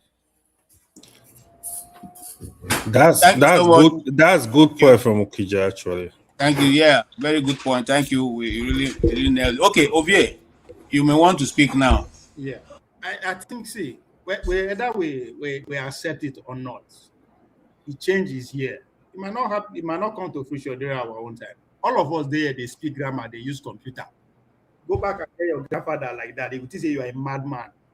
Today we are doing it. What if you still believe that it is the authorities, the society that will bestow you what being a man, a respected man is? You have lost. If you think that your provision, that ability to bring money, ability to protect physically, that will define you as a man in today's world, you have lost. It's over, but it's over. The focus on the economy, how we are shifted from muscle to mind. That's why an average woman can speak up today, because if the society doesn't require a muscle to move the economy, it requires mind, intelligence, communication. That's what it requires. So Ovie, to be clear, what makes you a man today? Tell us. Let him conclude. Sorry to cut you. Sorry. What make me man? Not because they are there inside house, they take care of woman and or they make they provide money or taking care of side physical. That's not what make me a man of today. That could be done 20 years ago, but not today. So if that is the angle you are driving into, I disappointed you there. Okay, I never said a woman don't need a man in their house. That's not what I said. I'm just trying to tell you that one of the contributing factors why the society is the way it is today, it is because women, we are struggling to accept one reality. That we know they go farm again. Now in our banks will they go. Even the fact that we cannot even go to bank again is threatening. That's what we are feeling. Instead of us to look it as an upgrade. Okay? People know they go farm again, they see they eat. Does that mean the farmers are absolute? No, they're involved, they tighten up. We today, we were there, maybe all our parents have more than 5 or 7. Today, we both of we will get 2, 3. What do you think our kids are going to have? How many numbers they are going to have? Talking about your DNA will last forever.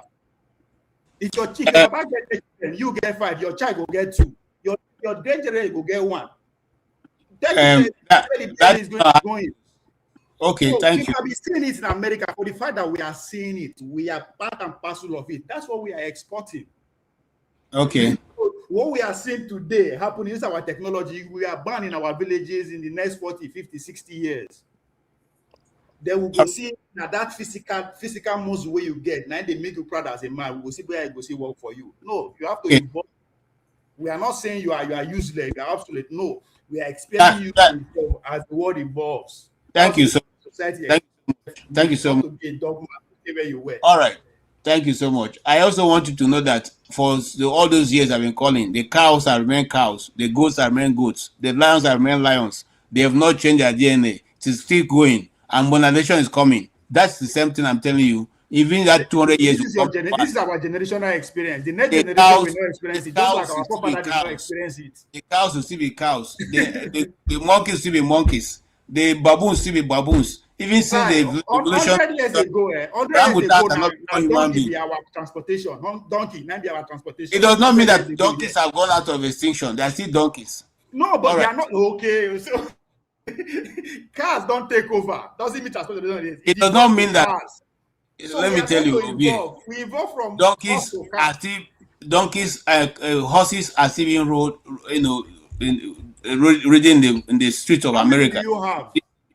So and when they show up, hold on, I don't know what happens.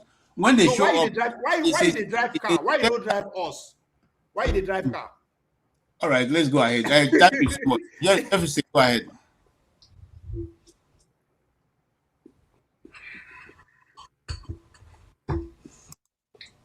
Jefferson, go ahead now. We can't hear you.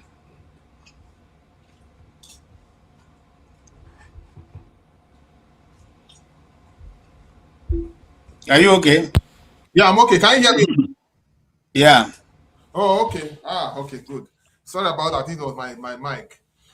All right, please. I want to address some very critical things that woman, Luke, was talking about. You see, I believe one thing has gone. Please don't address her. Please, so that we don't have to. Okay, fine. Let me make your point. Please don't address her. She has gone. I will make my point. I'll make my point. If you want to hear, I feel women are kind of selfish, thinking about more of Mother's Day than Father's Day, and they forget to that majority of the mothers that people are celebrating today is being sponsored by the fathers. But anyway, let's just leave that for another side of it.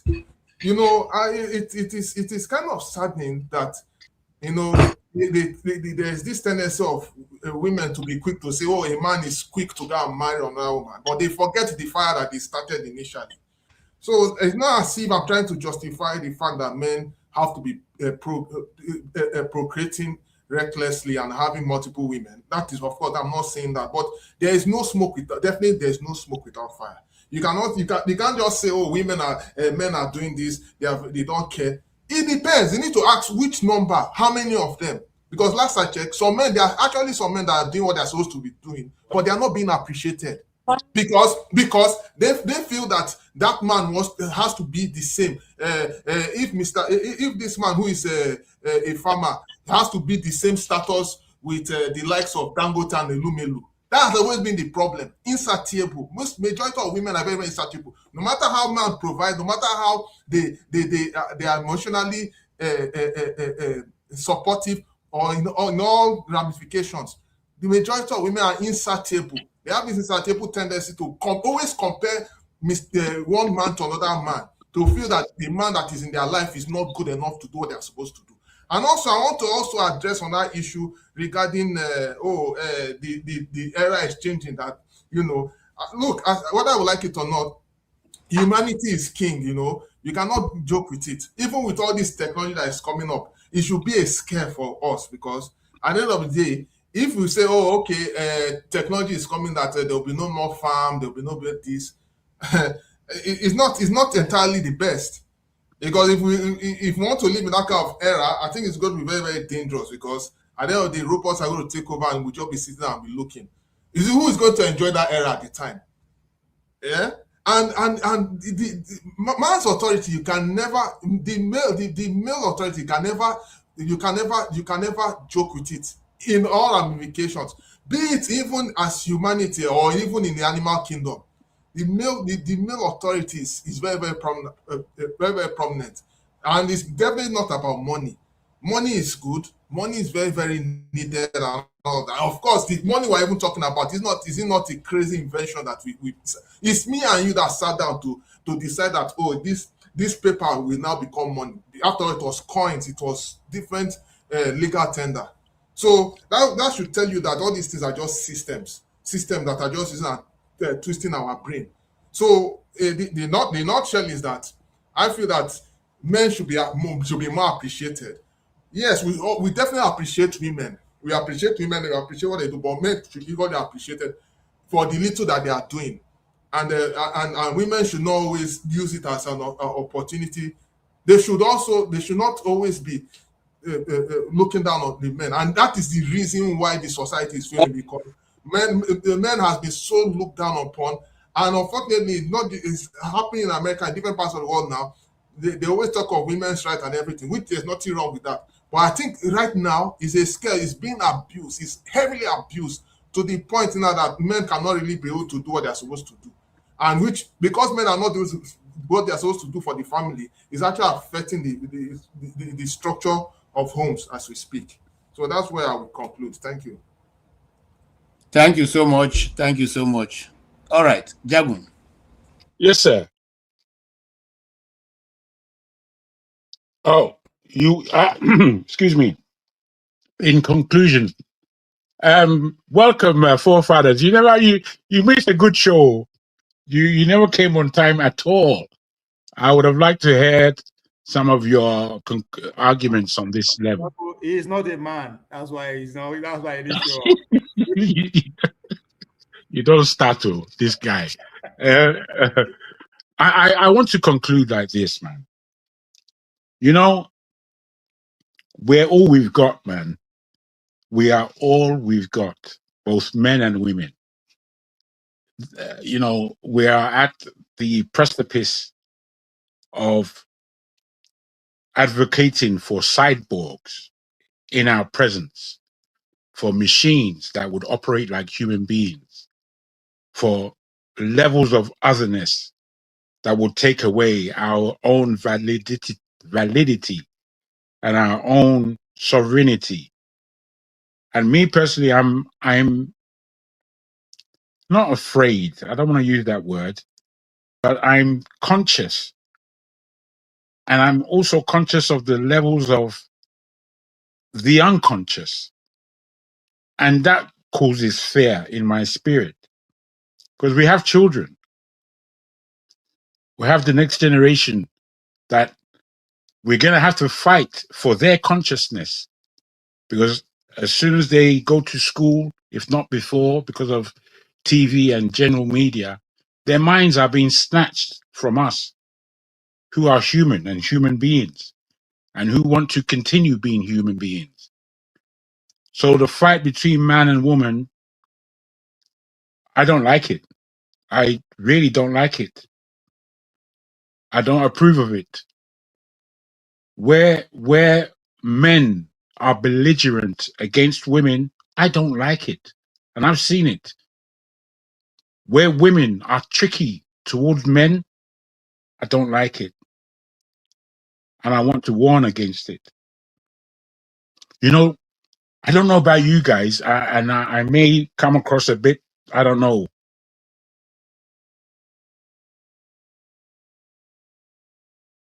practical, I suppose. But the greatest thing that me as an individual have ever experienced upon this earth is a woman. I've never experienced anything greater than that in my life. And I've done quite a lot of things.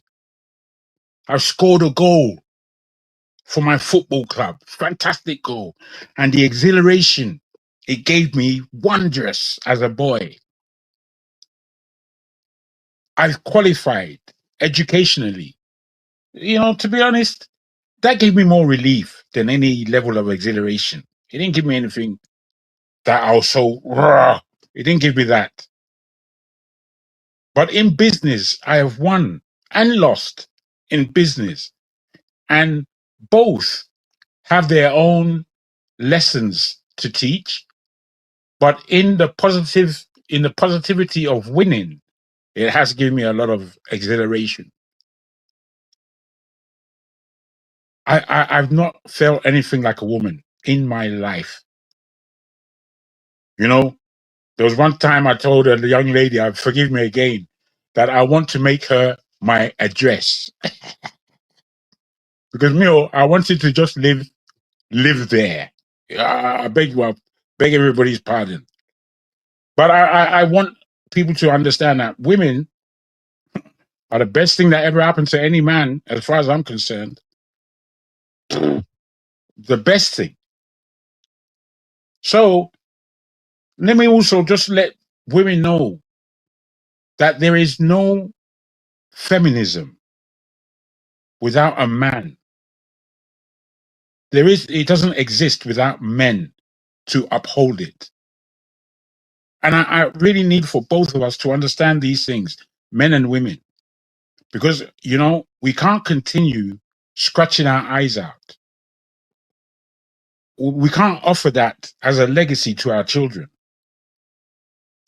Me, I don't get my senses or sensibilities from the British culture that I'm living in. I don't get it from TV. I don't get it from the internet. I get it from my family.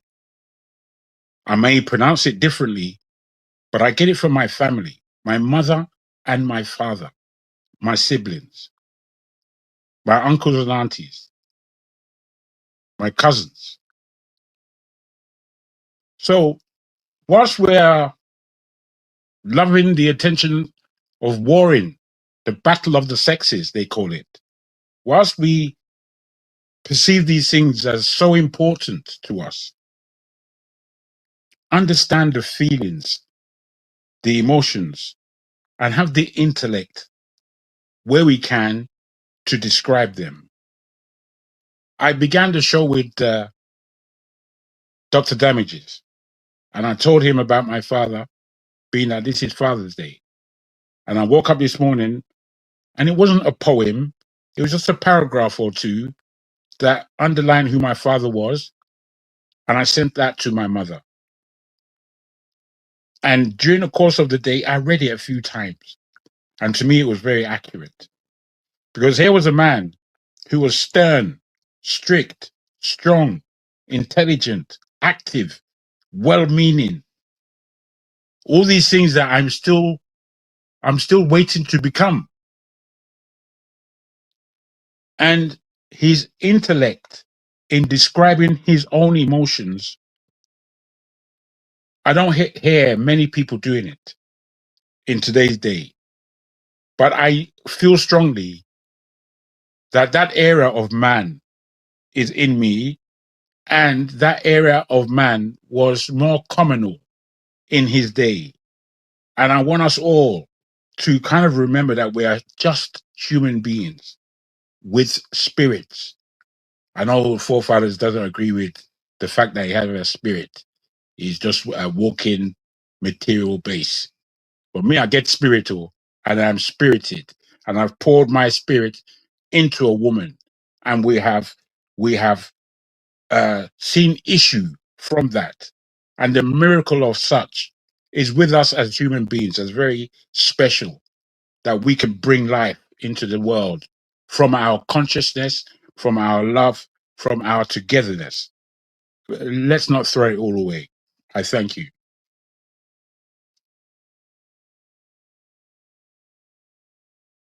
Thank you so much, Jagun. Thank you so much. All right. Mr. Forefathers, what says thou? Welcome to the program. Somebody say you are in Nigeria. Are you in Nigeria? Yes. Okay. And yeah, it's been quite good. And let me thank you for hosting the show. I think it was Dr. Damage earlier on. And greetings also the panelists, greeting to the chat and the viewers. Sorry, before you start, how come they released Desiane and you did Nigeria? I don't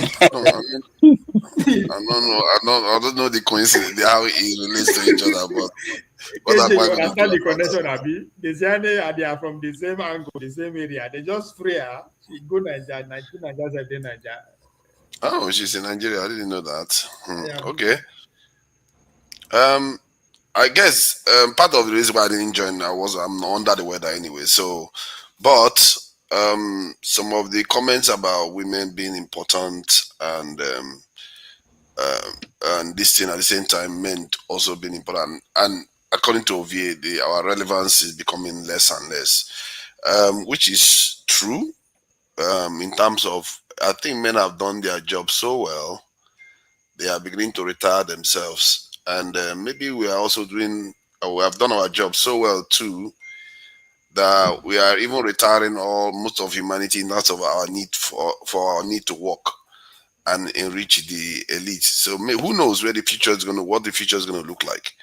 But one thing I can say for sure is that there is this idea of, for me anyway, men should understand, especially if they are being raised henceforth, that their job is to protect and provide, and never to turn that protective instinct against their family. Because that is one of the areas, if Nigerian women are complaining, they complain about a lot. As a matter of fact, most women around the world complain about that a lot. And maybe we are going to benefit from teaching the young people that. And when I say we, this includes women, because it's funny because the earlier panelist was saying something about women being very important. And it is true. You can insult a man's dad, father and all. Well, if you insult their mother, you're not going to come out of the argument well. And you're going to see an unreasonable reaction. And because women are very, very important to us all. And maybe they even shape societies more than they would like to admit. And this is another area of discussion that probably needs to be had. Because we had a lady say today that women are important. And based on metrics, if you look at everything that's going on in society, the way men behave and everything, you can argue that women actually shape society. So when we say they should raise children to respect women, maybe some women don't care about that as much as they like to admit, because they are not prioritizing that aspect. They are prioritizing the need for that man to come back home with wealth.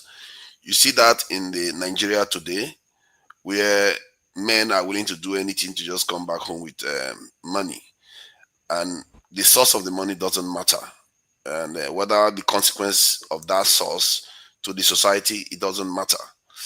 I was informed by AY the other day about how our men go to other people's country and poison their children with drugs. And those men will come back home to Nigeria and their women will welcome them with embraces and praises after they destroy the lives of other societies.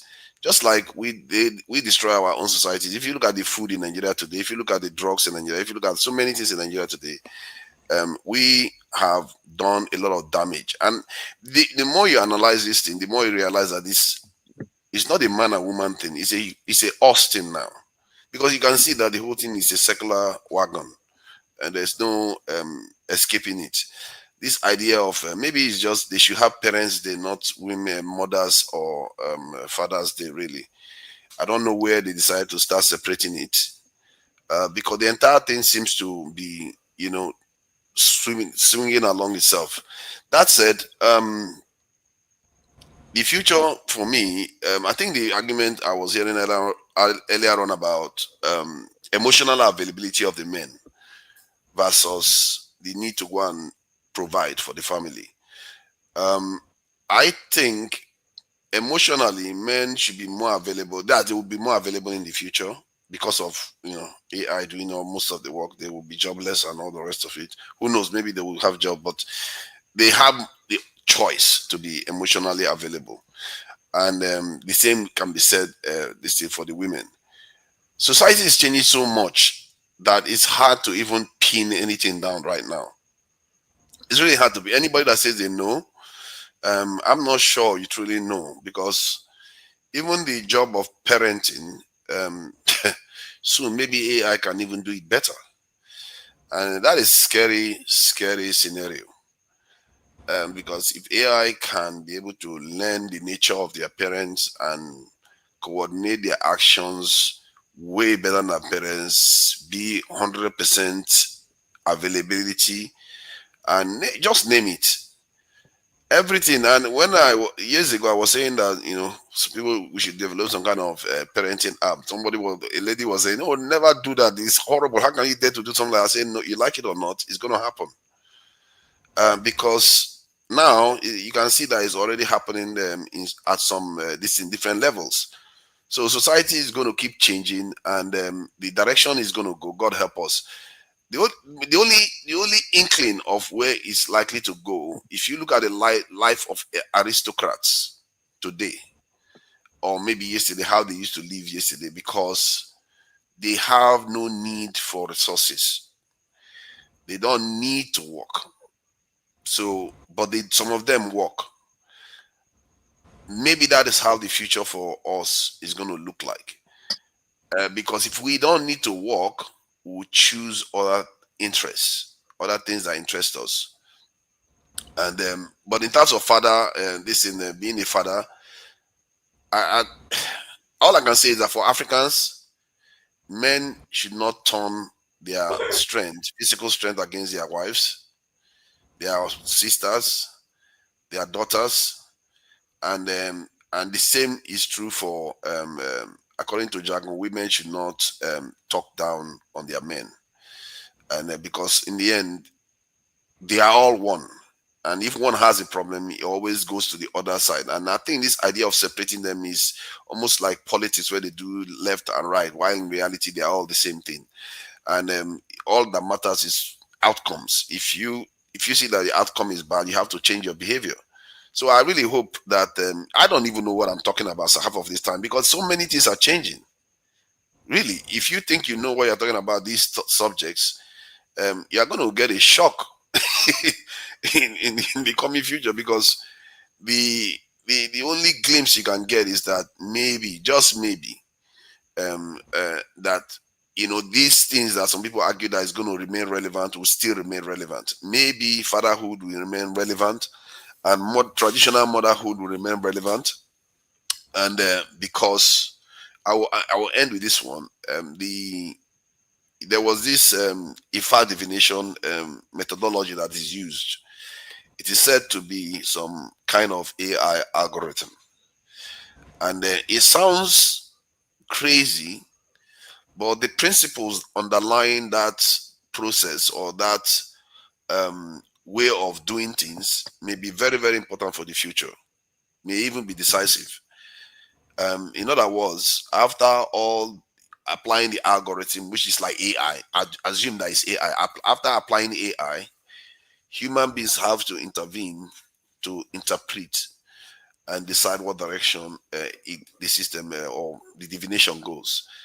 And that method may be very, very important in the way we apply AI technology.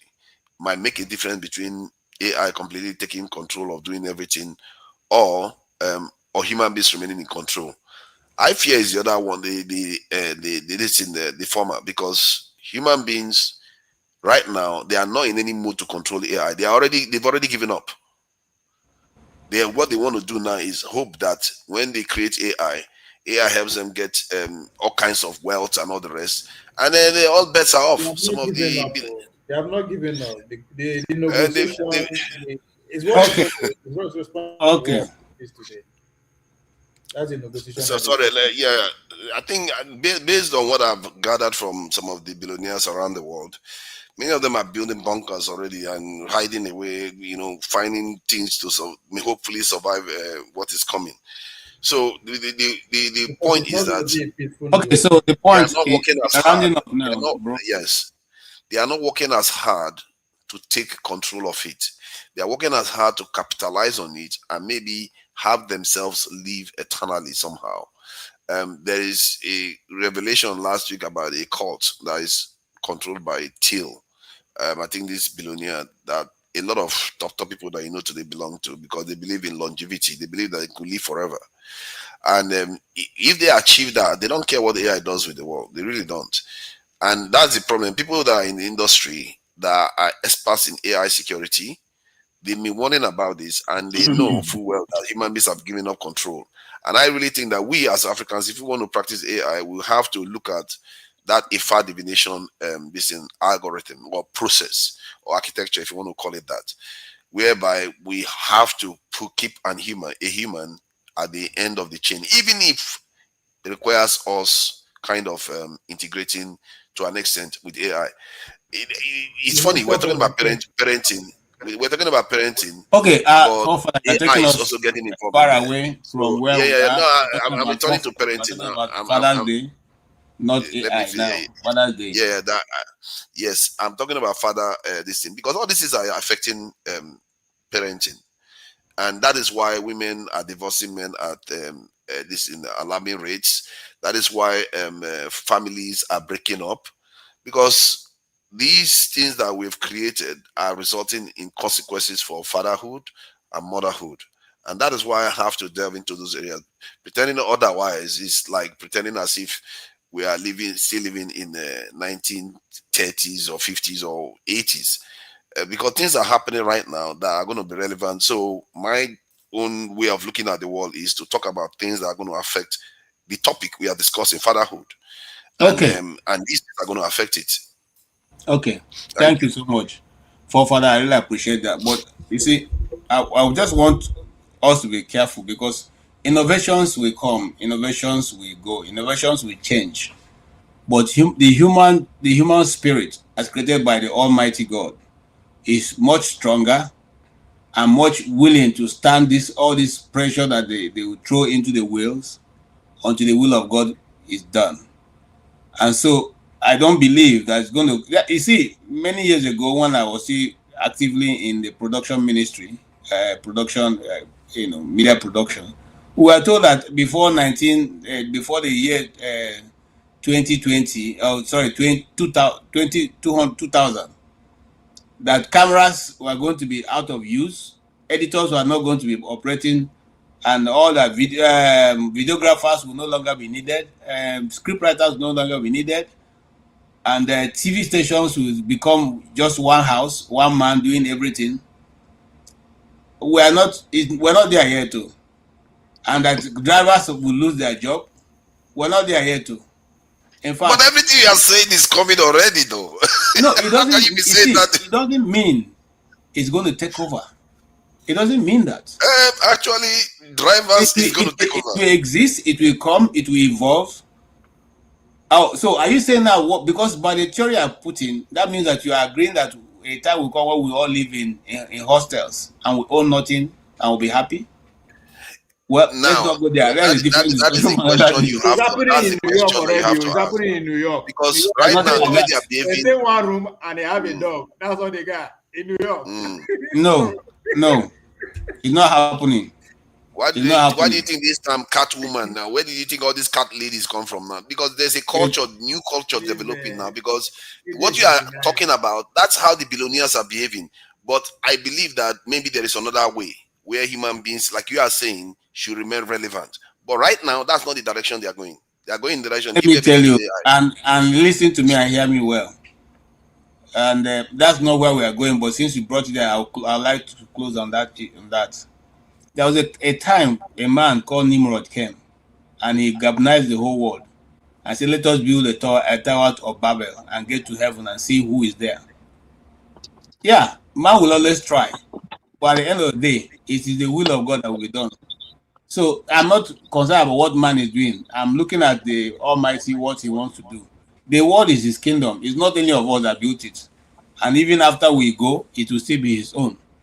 If you doubt me, go and ask the man called his ego. I think all his vehicles and money and everything is in there. What are the characteristics of God? Well, you forget that it's still the creator that is doing all these things. That everything man does is. No, he's not the creator. No, the creator did not design humanity for us to do things that will kill ourselves. What we are doing now is designed human beings. All our inventions still lies within 10% of our brain. Let that sink.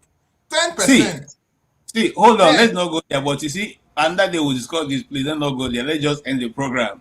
I want to thank all of you because you all have contributed. We have done, this is the longest I've ever sat on a chair in a single day. 8 cool hours. Rudolph did 4 hours and I came and did another. Of election season. That's what we do at 2023. So we're not going to do that again because it's very, you know. Election don't come. Election never reach. We don't begin this one. Just to discuss Father's Day. All of you refuse to go. Okay, so thank you so much, Father, for joining us from Nigeria. It must be around 2:30 or thereabout or 3 o'clock, and you're here, or even much later. Thank you for joining us, and we wish you that you get to recover. Go and take Agbo. Don't do Oyibo thing. Ask them to give you Agbo. Who did you kiss to Nigeria? Agbo will clear your system. All right.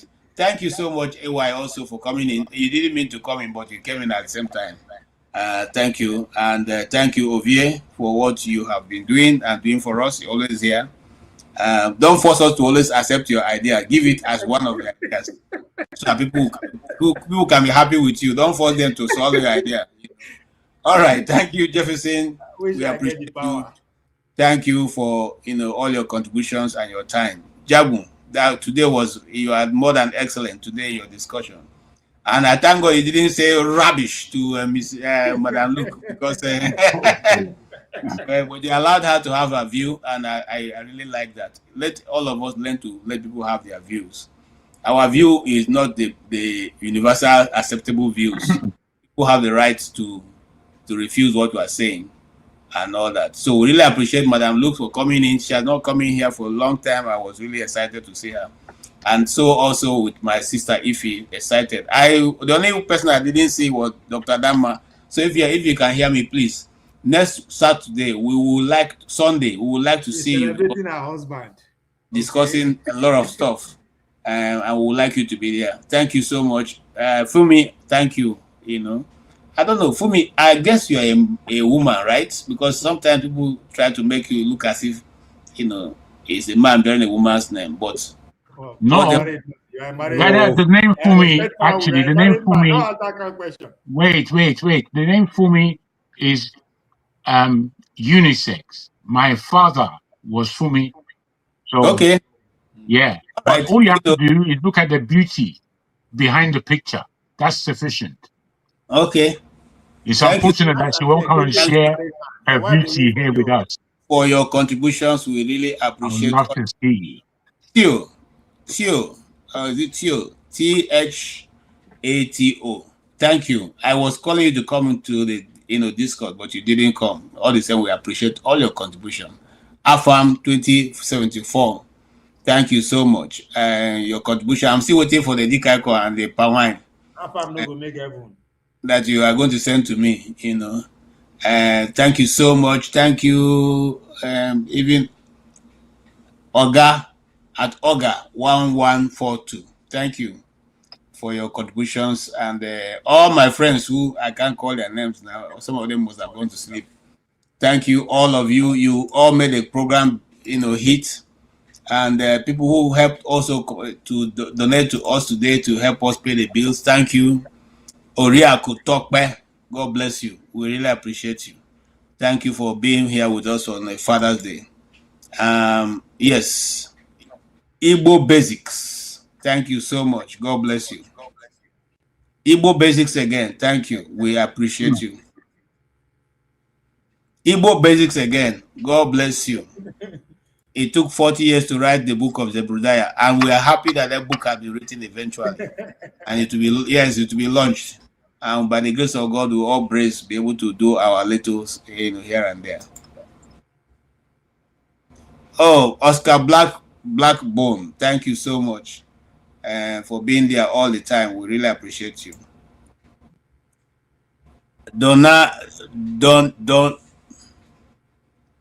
Okay.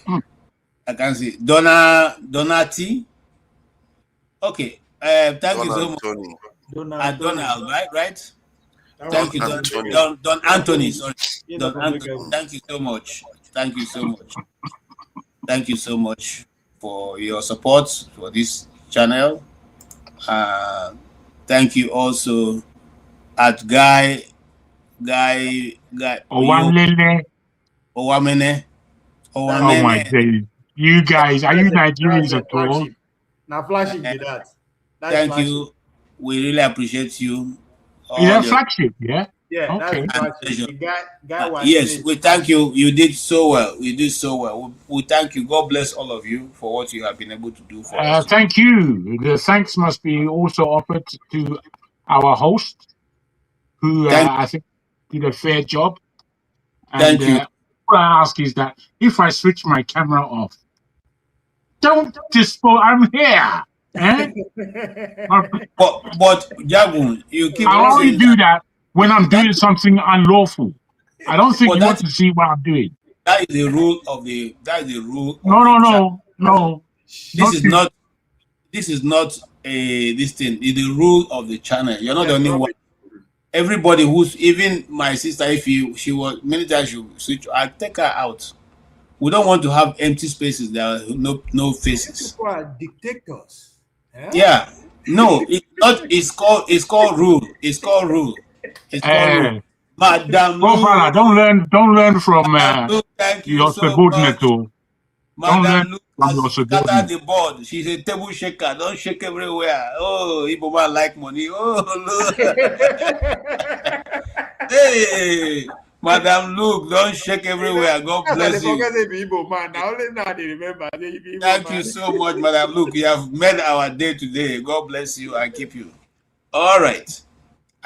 In fact, I really appreciate all of you. I don't know how I managed because I came right from church to be here, but it's been a worthwhile discourse. And all the people who made comments, whether we acknowledge you or not, but you have been on this panel even till now, we thank you. It's not easy. I mean, me who is hosting saying, I couldn't say, what more of you who is just listening?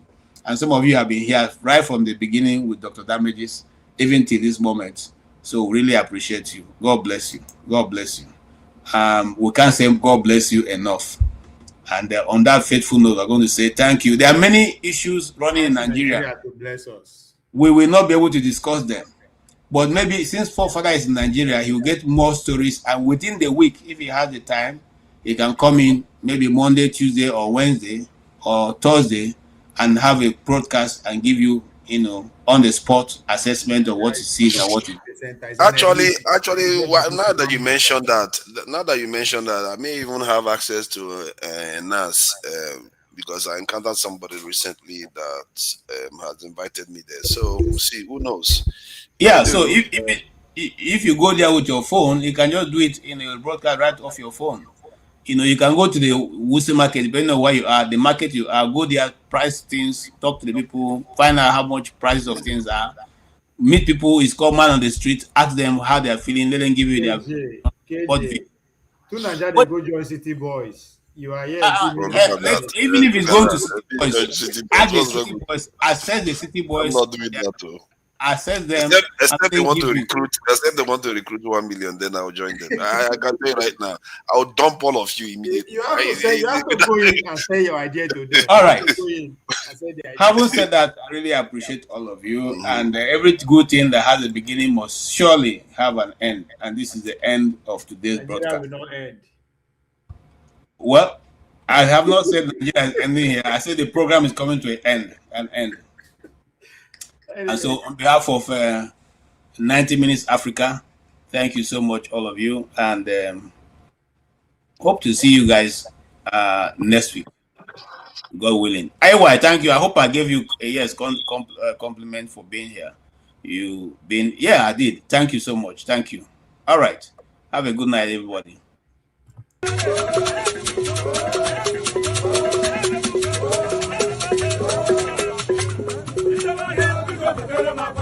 I